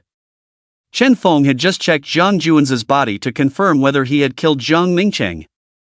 At a glance, Chen Feng knew that his speculation was correct. The effects of barbiturates vary depending on the dosage. From low to high doses, they will sequentially produce sedation, hypnosis, anticonvulsant, and central nervous system depression effects, but it is known that this type of drug has side effects. Overdosing can lead to central nervous system suppression, significantly affecting the respiratory, cardiovascular, and digestive systems. Jiang Juanza had pretended to be in a coma a month ago and had been taking barbiturates during this period, leading to an overdose and even toxic reactions. If he continued to pretend, his body would not be able to handle it. His half-siblings had already been taken care of, Jiang Junyan had been successfully framed, and the earlier Jiang Mingcheng died, the sooner he could wake up to inherit the estate. In any case, Jiang Mingcheng would eventually die, and there was no difference between dying sooner or later, but Jiang Juanza couldn't wait another day, so he decided to send his father on his way early. Jiang Mingcheng could have died at any time, and a sudden death would not raise suspicions of murder. If Chen Feng wanted to, he could expose Jiang Juanza and Yu Yan now and send them to prison, but these two still had some utility. Chen Feng was actually waiting for Jiang Juanza to target Jiang Junyan again. When that happened, he would save Jiang Junyan, offering him significant benefits and making it easy to control him. Chen Feng had many drug formulas he had researched, and just the muscle-building drug he wanted to produce now was unique in the world. While regular muscle-building drugs could increase muscle fiber, they came with severe side effects. Chen Feng planned to make his own version without any side effects. Just this one drug had immense market potential. Furthermore, Chen Feng had also developed various anti-cancer drugs. It could be said without exaggeration that if he released all his drug formulas, Mingcheng Pharmaceuticals would become a global leader in biopharmaceuticals. Chen Feng was considering whether to prevent the car accident from happening or wait for Jiang Junyan to have an accident and then save him. Paraplegia caused by the car accident would require surgery to restore the spinal canal diameter to allow nerves to pass smoothly, creating favorable conditions for nerve function recovery, but it would not restore the nerves themselves. Chen Feng's surgical skills were unquestionable, and no one in the world could surpass him now or in the future. Moreover, Chen Feng had drugs that could restore damaged paralyzed nerves, so he was confident he could help Jiang Junyan stand up again. After weighing the options repeatedly, Chen Feng decided to prevent the car accident. Initially, he had planned to let Jiang Junyan fall into despair before intervening, so that the couple would be more grateful to him and easier to control. However, Chen Feng thought of another issue. In the future, the reputation of Jiang Junyan and his wife was excellent, whether among the general public or entrepreneurs. The reason was simple: after Mingcheng Pharmaceuticals went public, Jiang Junyan and his wife gradually stepped back from the company, handing it over to professional managers and choosing to spend the rest of their lives on charitable activities. In poor areas, they build bridges and roads, donate and build schools, and help widowed and elderly people, and they don't just rely on others to do these things, but personally take action to do them. This is one of the reasons why Chen Feng admires them. Since he can avoid Jiang Junyan suffering with just a little reminder, why wouldn't he do it? Although the effect may be somewhat inferior, it will still have an impact. With a decision in his heart, Chen Feng no longer wastes time and quickly leaves the hospital, returning to the rented house. After exercising for 2 hours and taking a rest, he starts thinking about another matter: how to give money to his parents in a reasonable and legal way. It won't be long before Ho Yaozong can get that money from the stock market. Calculating half of it, it's nearly 50 million. This is a huge sum for his parents, and if they knew it was from his stock trading, they would probably be shocked and wouldn't believe it. After pondering for a moment, Chen Feng quickly comes up with a preliminary idea. He can't give the money in person, but he can find someone to do it. Ho Yaozong is involved in the underworld and shouldn't have too much contact with his parents, but Jiang Junyan doesn't have this problem. Once Chen Feng saves Jiang Junyan, he can use him to give the money to his parents. The reasons for the money transfer won't be hard to find, such as patent fees for medication formulas or saving Jiang Junyan's life. As long as he can get some legitimate income first, Chen Feng can find a way to make this money grow, so that his parents no longer have to worry about money. After thinking it over several times, Chen Feng feels there's no problem and immediately takes a shower, washing away the sweat, and heads to Longcheng High School. Not seeing Gu Qinghuan for 2 days makes Chen Feng eager to see her. When Chen Feng arrives at the school, it's already time for evening self-study. The teacher hasn't arrived yet, and most of the students are reading on their own. When they notice Chen Feng entering, the classroom becomes eerily quiet. Chen Feng seems to have a calming and attention-grabbing effect whenever he enters the classroom. He pays no attention to this and leisurely walks to his seat, then looks over at Gu Qinghuan. To his surprise, Gu Qinghuan is sleeping with her head on the desk and hasn't noticed his arrival. In Chen Feng's memory, he has never seen Gu Qinghuan sleeping during class, not even during break time. With her head resting on her arm, only half of her face is visible, still breathtakingly beautiful. She seems very tired, sleeping soundly and completely unaware that class has started. The classroom lights shine on Gu Qinghuan's flawless face, as if casting a radiant glow. Combined with her sweet sleeping posture, she looks like a sleeping beauty from a fairy tale. Suddenly, Chen Feng feels a surge of emotion in his heart, a feeling he has only experienced once before, from Xia Ruoyan. But with each cycle of rebirth and the passage of time, that feeling has gradually faded. In over 2,000 years, Chen Feng has learned to navigate through the complexities of life without getting emotionally involved, only following his instincts. Chen Feng is clear in his heart that no matter how much he likes someone or how strong the feelings are, they cannot withstand the erosion of time. Yet at this moment, seeing Gu Qinghuan, Chen Feng can't help but feel that excitement again, a feeling he hasn't experienced in many years. In this moment, Chen Feng suddenly has the urge to freeze time forever. As he gazes at Gu Qinghuan in a daze, he suddenly notices her eyelids twitching, as if she's about to open her eyes. Quickly, Chen Feng takes a textbook from the desk and places it on top of Gu Qinghuan's head, blocking the light shining down from above. When Chen Feng saw Gu Qinghuan's reaction, he knew it was because the classroom lights were too bright, making her uncomfortable. After blocking the light, Gu Qinghuan's slightly opened eyes closed again, falling back into a deep sleep. The classmates around them had been glancing over occasionally, but Chen Feng's sudden change caught their attention, making them unable to help but start observing his actions. Chen Feng had skipped school for 2 days in a row, and even the homeroom teacher, Manhwa, didn't ask, nor did the other teachers, as if he didn't exist. When Chen Feng appeared today, he inexplicably made such a gesture, leaving them all stunned. People in the distance didn't know what was happening, but the classmates around Chen Feng and Gu Qinghuan's desks immediately understood. They were all stunned, but quickly realized that Chen Feng was blocking the light for Gu Qinghuan to let her continue sleeping. Is this even possible?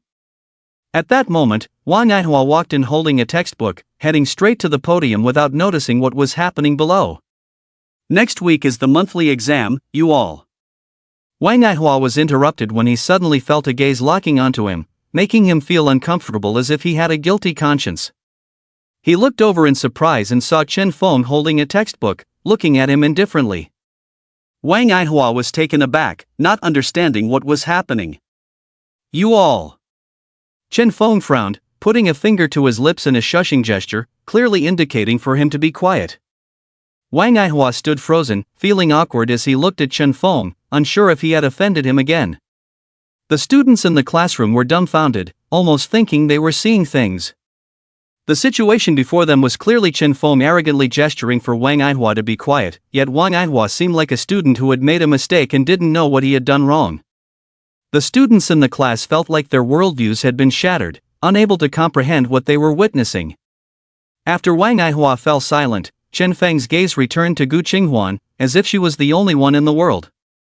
At that moment, all the students in the class, regardless of gender, were on the verge of exclaiming in disbelief. It was clear to everyone that Chen Feng wanted Wang Yihua to be quiet so as not to disturb Gu Qinghuan's sleep.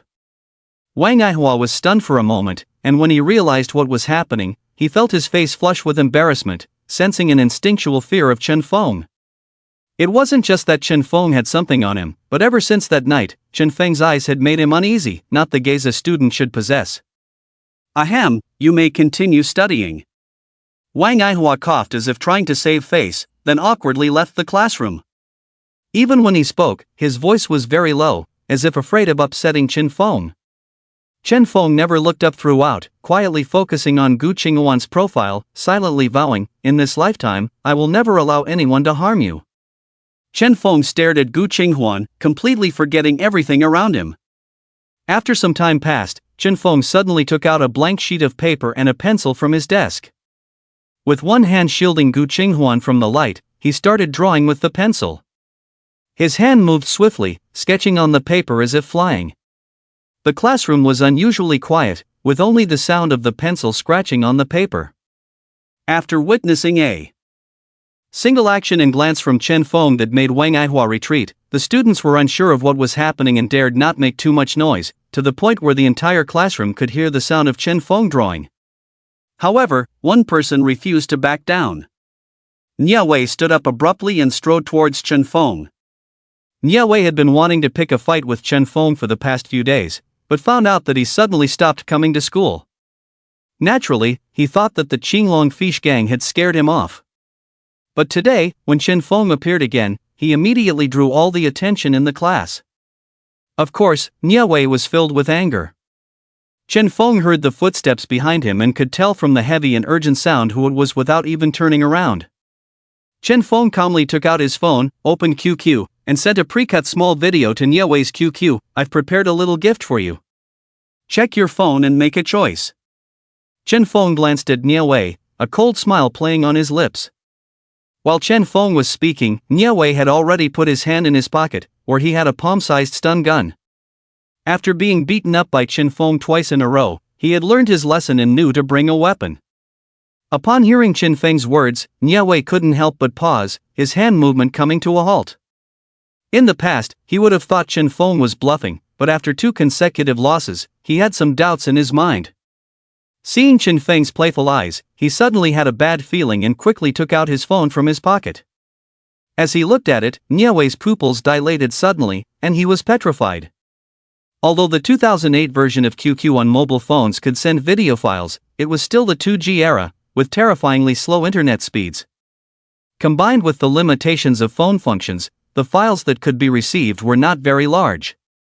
The small video sent to Nia Wei by Chen Feng had been compressed and edited multiple times, reducing its size to less than 3 megabytes, and naturally decreasing its clarity and duration. It was more like a GIF than a video. However, this did not prevent Nia Wei from recognizing the female protagonist in the video. Because the GIF showed Lin Yun's clear face, with a seductive expression, engaged in intense exercise. In an instant, Nia Wei felt a surge of blood rushing to his head, a dizzy feeling, and staggered a few steps, almost fainting. His mind was filled with anger, shock, shame, and deep fear. He couldn't believe the content of the GIF and was even more puzzled as to why Chen Feng had it. "It must be fake, it's fabricated." Nia Wei tightly gripped his phone, squeezing it so hard that it made an unpleasant sound. The students in the class widened their eyes one by one. Since the GIF sent by Chen Feng had no sound, they didn't know what he had sent to Nia Wei, causing him to tremble with anger. "You mother *******. Shut up." Chen Feng coldly spat out 2 words, "Say one more word, and I'll send this to everyone in the class." Upon hearing this, Nia Wei shuddered, his face turning snow white, clearly realizing the consequences of Chen Feng's actions. Although Lin Yun had never been to the school, Nia Wei had several lackeys in the class who had been to Nia's house and had seen Lin Yun a few times. If this GIF were to be released, along with Nia Wei's reaction, they would immediately know who the female protagonist was.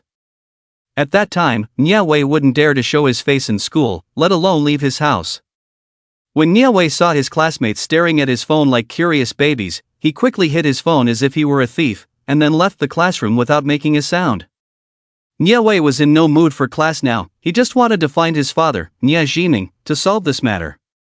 Nia Wei rushed out of the classroom, found a secluded corner with no one around, and opened his phone to confirm once again whether the person was his mother, Lin Yun. But when Nia Wei opened QQ again and found the photo Chen Feng had sent him, he was stunned. The animated image had turned into an upright middle finger, with the words idiot written below it. Nya Wei was momentarily confused. Did he just have a hallucination, or was he seeing things? Just as Nya Wei was bewildered, a message popped up in the chat box. You're not seeing things. I can send it to you for your enjoyment at any time. Now get lost as far as you can. Don't let me see you today. Nya Wei was dumbfounded. He didn't understand why the content of the animated image had suddenly changed, nor could he comprehend why Chen Feng knew he would open it again and immediately sent a message after he saw it. But he knew that Chen Feng was threatening him. If he didn't disappear immediately, that animated image would likely be spread throughout the entire school. Nya Wei's expression changed rapidly. He didn't dare to return to the classroom and left the school directly because he knew that Chen Feng would probably do just that. How could Chen Feng not anticipate what Nya Wei, a little brat, would do? He would definitely confirm the authenticity of the image as soon as he received it and then seek help from Nya Jiming. If Nya Wei could still come to school and cause trouble, it meant that Lin Yun was still preparing and hadn't torn things apart with Nya Jiming. But this wasn't surprising. After all, it had been less than 2 days, and Lin Yun was probably holding back some big move, waiting for a fatal blow. If that animated image were exposed, Nya Jiming would definitely come knocking, seeking clarification from Chen Feng about its source, causing unnecessary trouble. Moreover, Nya Jiming was likely to confront Lin Yun. If that woman knew the video had been obtained by others, she might come after him first. So Chen Feng added something to the animated image. After it was played for the first time, the subsequent image would directly cover it, and it wouldn't be visible when played again. Without the image, there would be no evidence, and even if Nya Wei sought Nya Jiming, he wouldn't be believed. Besides, Chen Feng knew that Nya Wei wouldn't be able to speak about it. It was difficult for anyone to talk to their father about seeing their mother's intimate photos. With just a few words, Chen Feng scared away Nya Wei, the unrivaled bully in the class, shocking all the students once again. The day before yesterday, Chen Feng was about to use force, and now he just needed to speak? The class fell silent again for a moment, becoming cautious, afraid of disturbing Gu Qinghuan's sleep. At this moment, Chen Feng's attention once again focused on Gu Qinghuan. He still held the posture of holding the textbook, while his left hand continued to work on the sketch. This time, there was no interruption, and the drawing speed was extremely fast. As his hand moved quickly with the pen, Gu Qinghuan's sleeping appearance appeared vividly on the paper. The 2 students behind Chen Feng had been watching the drawing the whole time. While others couldn't see what Chen Feng was doing, they could see it clearly. When they saw Chen Feng drawing Gu Qinghuan on the paper, the 2 students behind him were stunned. Because anyone could recognize Gu Qinghuan from the sketch. From the appearance to the clothes, Chen Feng had drawn everything perfectly. If they hadn't seen it with their own eyes, they would have doubted whether it was a photo taken by a camera. What is even more terrifying is that when Chen Feng was drawing this picture, he was a bit tired from holding the textbook to block the light for Gu Qinghuan, so he exchanged arms several times, alternating between using his left and right hands to draw. Whether using his left hand or right hand, his drawing speed was not affected at all. Instead, he drew even more delicately and exquisitely. How is this possible? The 2 classmates behind were stunned as they looked at the sketch, their faces full of shock and disbelief. Wang Aihua and Nya Wei could be excused, but when did Chen Feng not only speak those incomprehensible foreign languages, but also have such terrifying drawing skills now? What on earth happened? They both felt like they were seeing a ghost. How could one person change so drastically? Chen Feng looked at the completed sketch in his hand, a look of satisfaction in his eyes. When he was drawing just now, he was immersed in a state of flow, and the level of completion was very high. Although it was not his best work due to the paper and pen, it was the one he was most satisfied with. Capturing this moment in a drawing is a kind of freezing time to some extent. Bringing up the issue of updates, not being a full-time writer, 3 updates are just right, anymore, and the quality will suffer. As you can see, the protagonist is all-powerful, but I am not. I need to research, sometimes spending several hours writing a chapter, so for now, I can only do 3 updates. After finishing the drawing, Chen Feng put away the sketch and did not intend to show it to Gu Qinghuan. Knowing Gu Qinghuan well, she might be surprised or appreciative when she sees this sketch, but the most likely scenario is that she would tear it up directly. Chen Feng put away the sketch, but his gaze did not leave Gu Qinghuan, as he began to feel that something was not right. Gu Qinghuan was not in a normal state of sleep, but was in a deep sleep. This kind of situation only occurs when the body or mind is fatigued, or when both are exhausted. Chen Feng carefully observed Gu Qinghuan's attire and the sneakers she was wearing, then suddenly leaned in to smell the scent on her. This is the scent of night-blooming jasmine. Chen Feng instantly identified the scent that Gu Qinghuan had on her with just a sniff.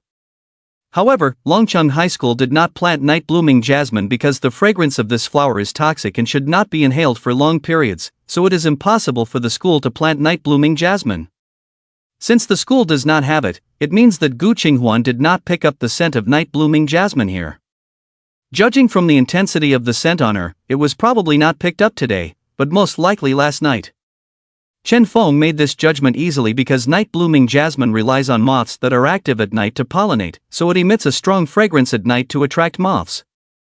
Since there is no sun at night, the humidity in the air increases, causing the pores on the petals of night-blooming jasmine to open up, allowing the volatile oils inside the petals to evaporate in large quantities, resulting in a particularly strong fragrance. Therefore, once pollen or scent is picked up, it usually takes a day for it to gradually fade away.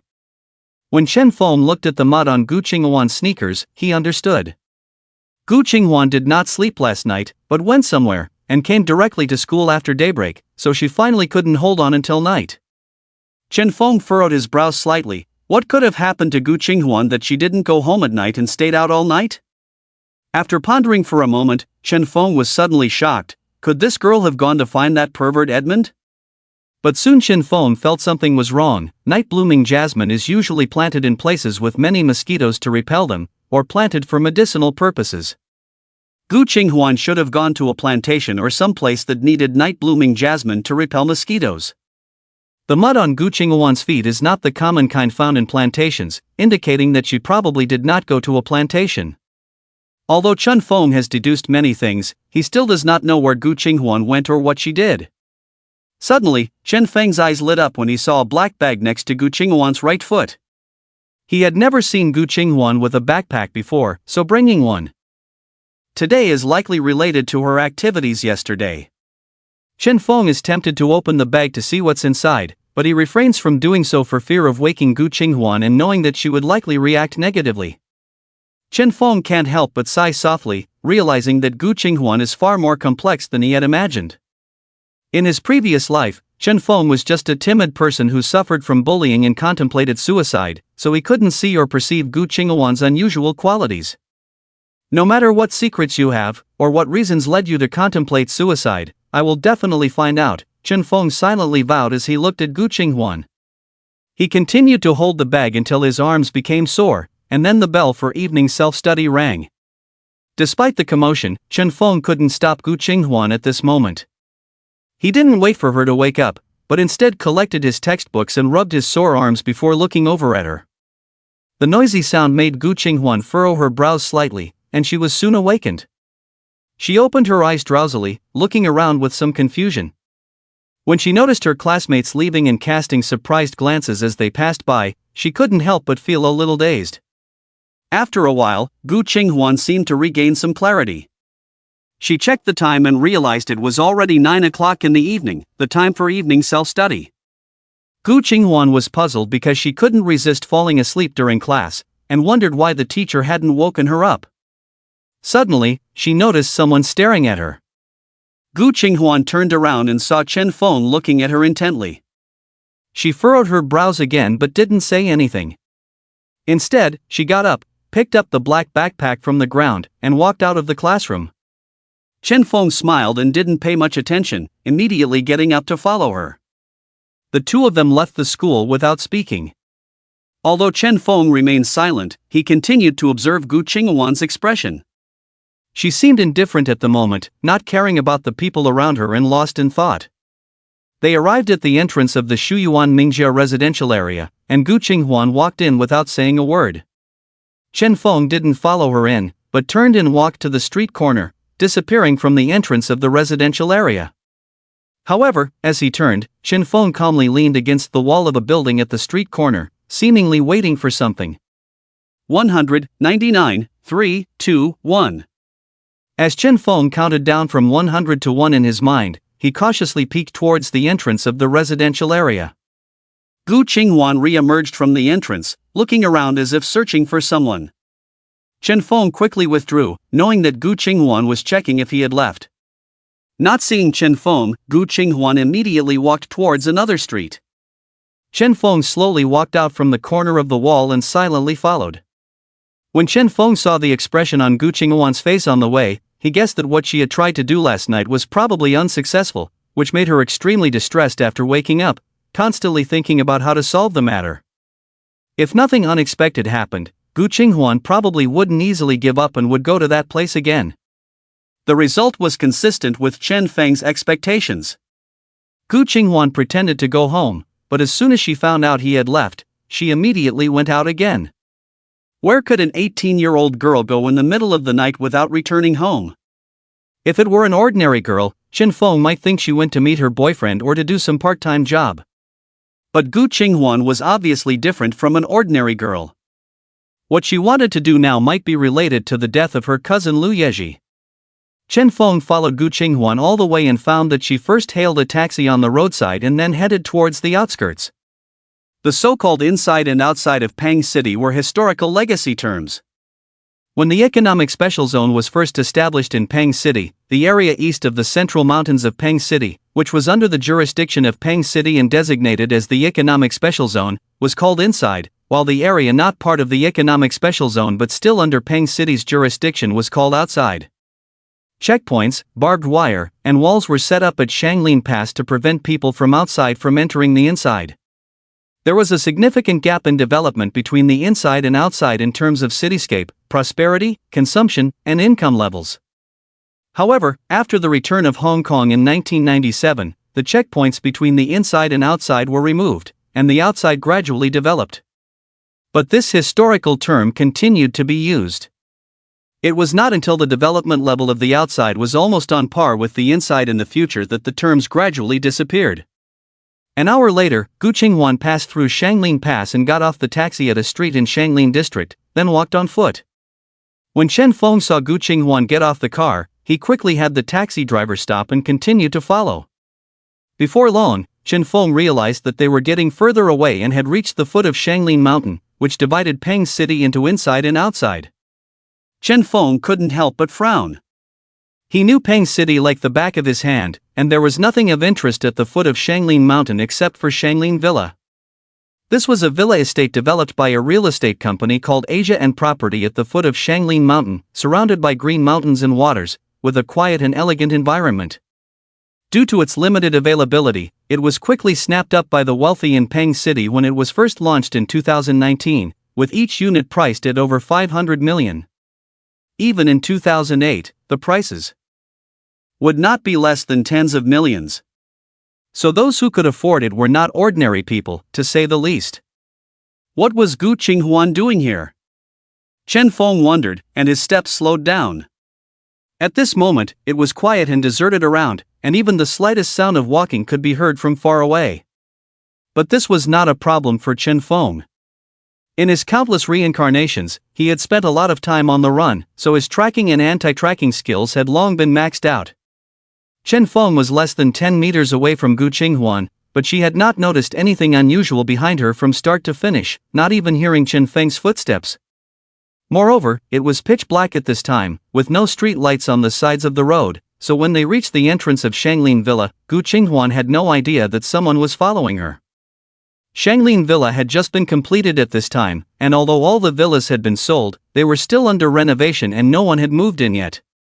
However, being a high-end villa area, the construction materials stored inside were worth a lot of money, so there were still many security guards here at night. When they were still more than 100 meters away from the entrance of the villa, Gu Qinghuan opened her bag and took out something, then began to put it on. In the darkness, Chen Feng couldn't see clearly what it was. But based on Gu Qinghuan's movements, Chen Feng could roughly infer what she was wearing. Gu Qinghuan took out what seemed to be a hat, then tied up her long hair and put the hat on her head. Next, she seemed to take out a mask and covered her face with it, and Chen Feng could guess that she was trying to conceal her identity.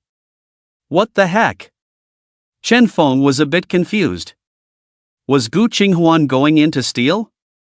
But no one was living in the Shanglin villa yet, so there wouldn't be anything valuable inside, and she couldn't be going in to steal.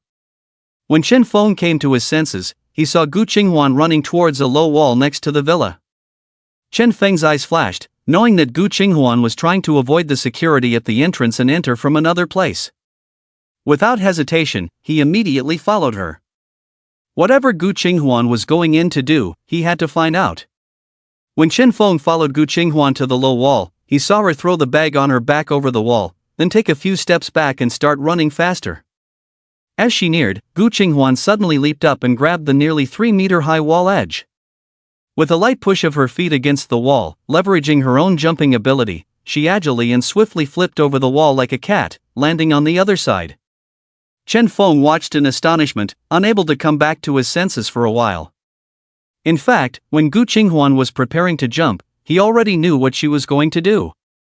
But seeing Gu Qinghuan effortlessly flipping over the wall, he still couldn't believe his eyes. The wall was at least 3 meters high, and ordinary people couldn't easily flip over it like that. This kind of wall climbing actually requires a significant amount of jumping power, accounting for at least 50% of the factors, followed by converting horizontal speed into vertical wall climbing speed, so the distance, speed, and rhythm of the run-up are crucial. However, both jumping power and wall climbing skills cannot be developed overnight. Gu Qinghuan's movements were too skilled, clearly the result of long-term training. Chen Feng couldn't understand why Gu Qinghuan was training for these actions. With a sigh in his heart, Chen Feng found that the more he interacted with Gu Qinghuan, the more secrets this girl had, as if they were unsolvable mysteries. But seeing Gu Qinghuan already on the other side, Chen Feng didn't have time to ponder the reasons and immediately ran in that direction as well. When he was about 7 to 8 meters away from the wall, Chen Feng immediately accelerated, his speed increasing. When he reached the wall, he leaped up, effortlessly grabbing the wall edge like Gu Qinghuan, then stepping on the wall and using his momentum to climb up, standing on the wall. For a former parkour enthusiast, climbing over the wall was child's play. His highest record was climbing nearly 6 meters high wall barehanded. As soon as he got up, Chen Feng noticed the scent of night-blooming jasmine coming from Gu Qinghuan. The other side of the wall was filled with night-blooming jasmine, the fragrance so strong it was overwhelming. By this time, Gu Qinghuan had already landed on the ground and quickly ran towards a distant villa without looking back. Chen Feng was afraid of making too much noise if he jumped down, so he waited on the wall until Gu Qinghuan ran far away before jumping down. Friendly recommendation for the book My Disciples Are All Big Shots, the name says it all. By the way, the author is a cute girl, go flirt with her. Chen Feng made a slight sound as he fell, and when he stood up again, he quickly walked in the direction of Gu Qinghuan. Gu Qinghuan's target was very clear. She ran less than 300 meters and stopped in front of a villa on the second level of the mountain road. The Shanglin villa was designed very cleverly, built along the mountain road. At the bottom were 18 villas surrounding an artificial lake, and as one walked up the mountain road on either side of the lake, there were branching paths leading to each villa. This continued for 3 levels, with all the villas built around the valley at the foot of the mountain. Each branching path, in addition to the luxurious villas, had a large garden with neatly trimmed flowers, grass, and trees, exuding a sense of secluded beauty. The exterior wall of this villa had not been renovated yet, and Gu Qinghuan walked in directly. When she reached the gate, she took out tools from her bag and started working on the lock. Although Chen Feng couldn't see Gu Qinghuan's actions from a distance, he could hear the sound of her trying to open the lock, and he guessed what she was doing. Chen Feng was a bit confused. Was Gu Qinghuan really trying to break in? Chen Feng watched for a while with a speechless expression, but he found that Gu Qinghuan couldn't open the door no matter how hard she tried. After almost half an hour, Gu Qinghuan still hadn't entered. Chen Feng's mood went from astonishment to almost laughter. Did Gu Qinghuan spend the whole night trying to open the lock yesterday, and now she was trying again? After waiting for a while, Chen Feng lost patience and quietly walked towards the villa gate. As he got closer, Chen Feng realized why Gu Qinghuan didn't use tools to climb to the second floor. The villa had already been renovated. It had 4 floors, and each balcony had anti-theft windows. All the windows were also barred with steel, making it impossible to break in. When Chen Feng saw this, he felt that something was not right. Ordinary villas wouldn't have such strong security. Was there really something valuable inside? As he pondered, he slowly approached the villa gate. When he was less than 3 meters away from Gu Qinghuan, her hand paused for a moment, then continued to work on the lock as if nothing had happened. "I'm Chen Feng." "Don't take out your weapon from your bag," Chen Feng said, knowing that he had been discovered. Despite this, she pretended not to notice and reached for her backpack on the ground. Chen Feng didn't want to fight with Gu Qinghuan, so he immediately spoke to identify himself. Gu Qinghuan's movements visibly stiffened, and she suddenly turned to look at Chen Feng, her beautiful eyes filled with surprise and confusion.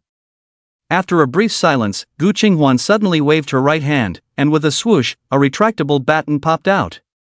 Without a word, she swung the baton at Chen Feng. Chen Feng was startled.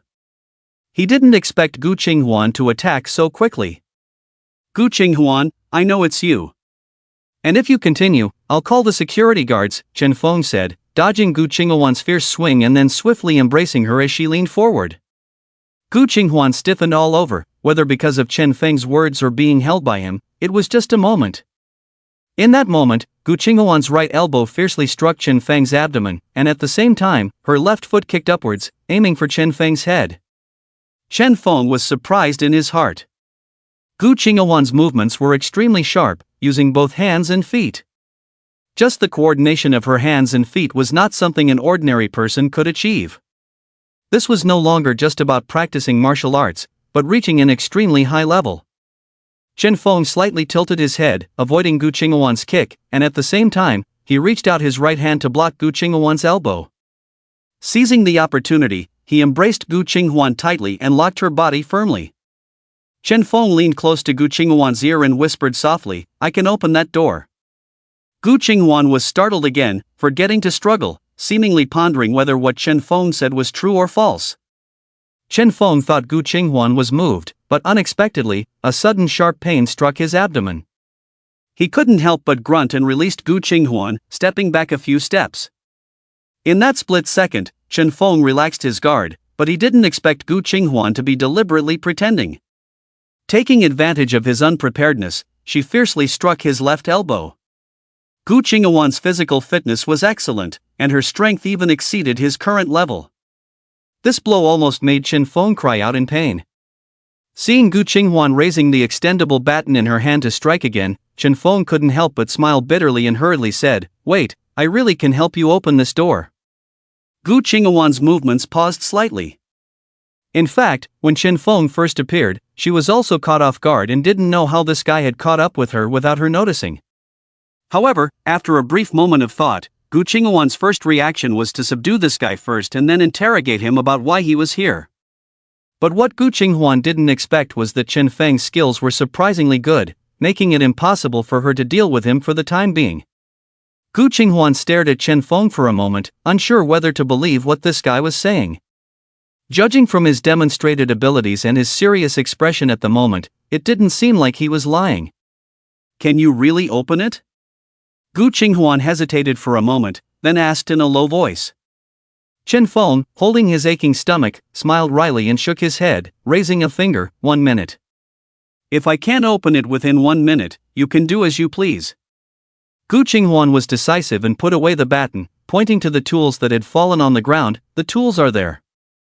You're not going to hit me from behind while I'm unlocking it, are you?" Gu Qinghuan hesitated, as she did have that thought. However, it wasn't while Chen Feng was unlocking it, but after 1 minute, whether he could open the lock or not, Gu Qinghuan planned to take down Chen Feng. Now that Chen Feng had exposed her plan, she couldn't help but feel a bit embarrassed. "I'll stand next to you, okay?" Gu Qinghuan gave Chen Feng a disdainful look and walked directly to his side. Chen Feng smiled and picked up the tools Gu Qinghuan had used earlier from the ground, examining them. "Quite professional, these are custom lockpicking tools." Chen Feng recognized the functions of these tools at a glance, then squatted in front of the keyhole, looking up at Gu Qinghuan in confusion. "Why are you just staring?"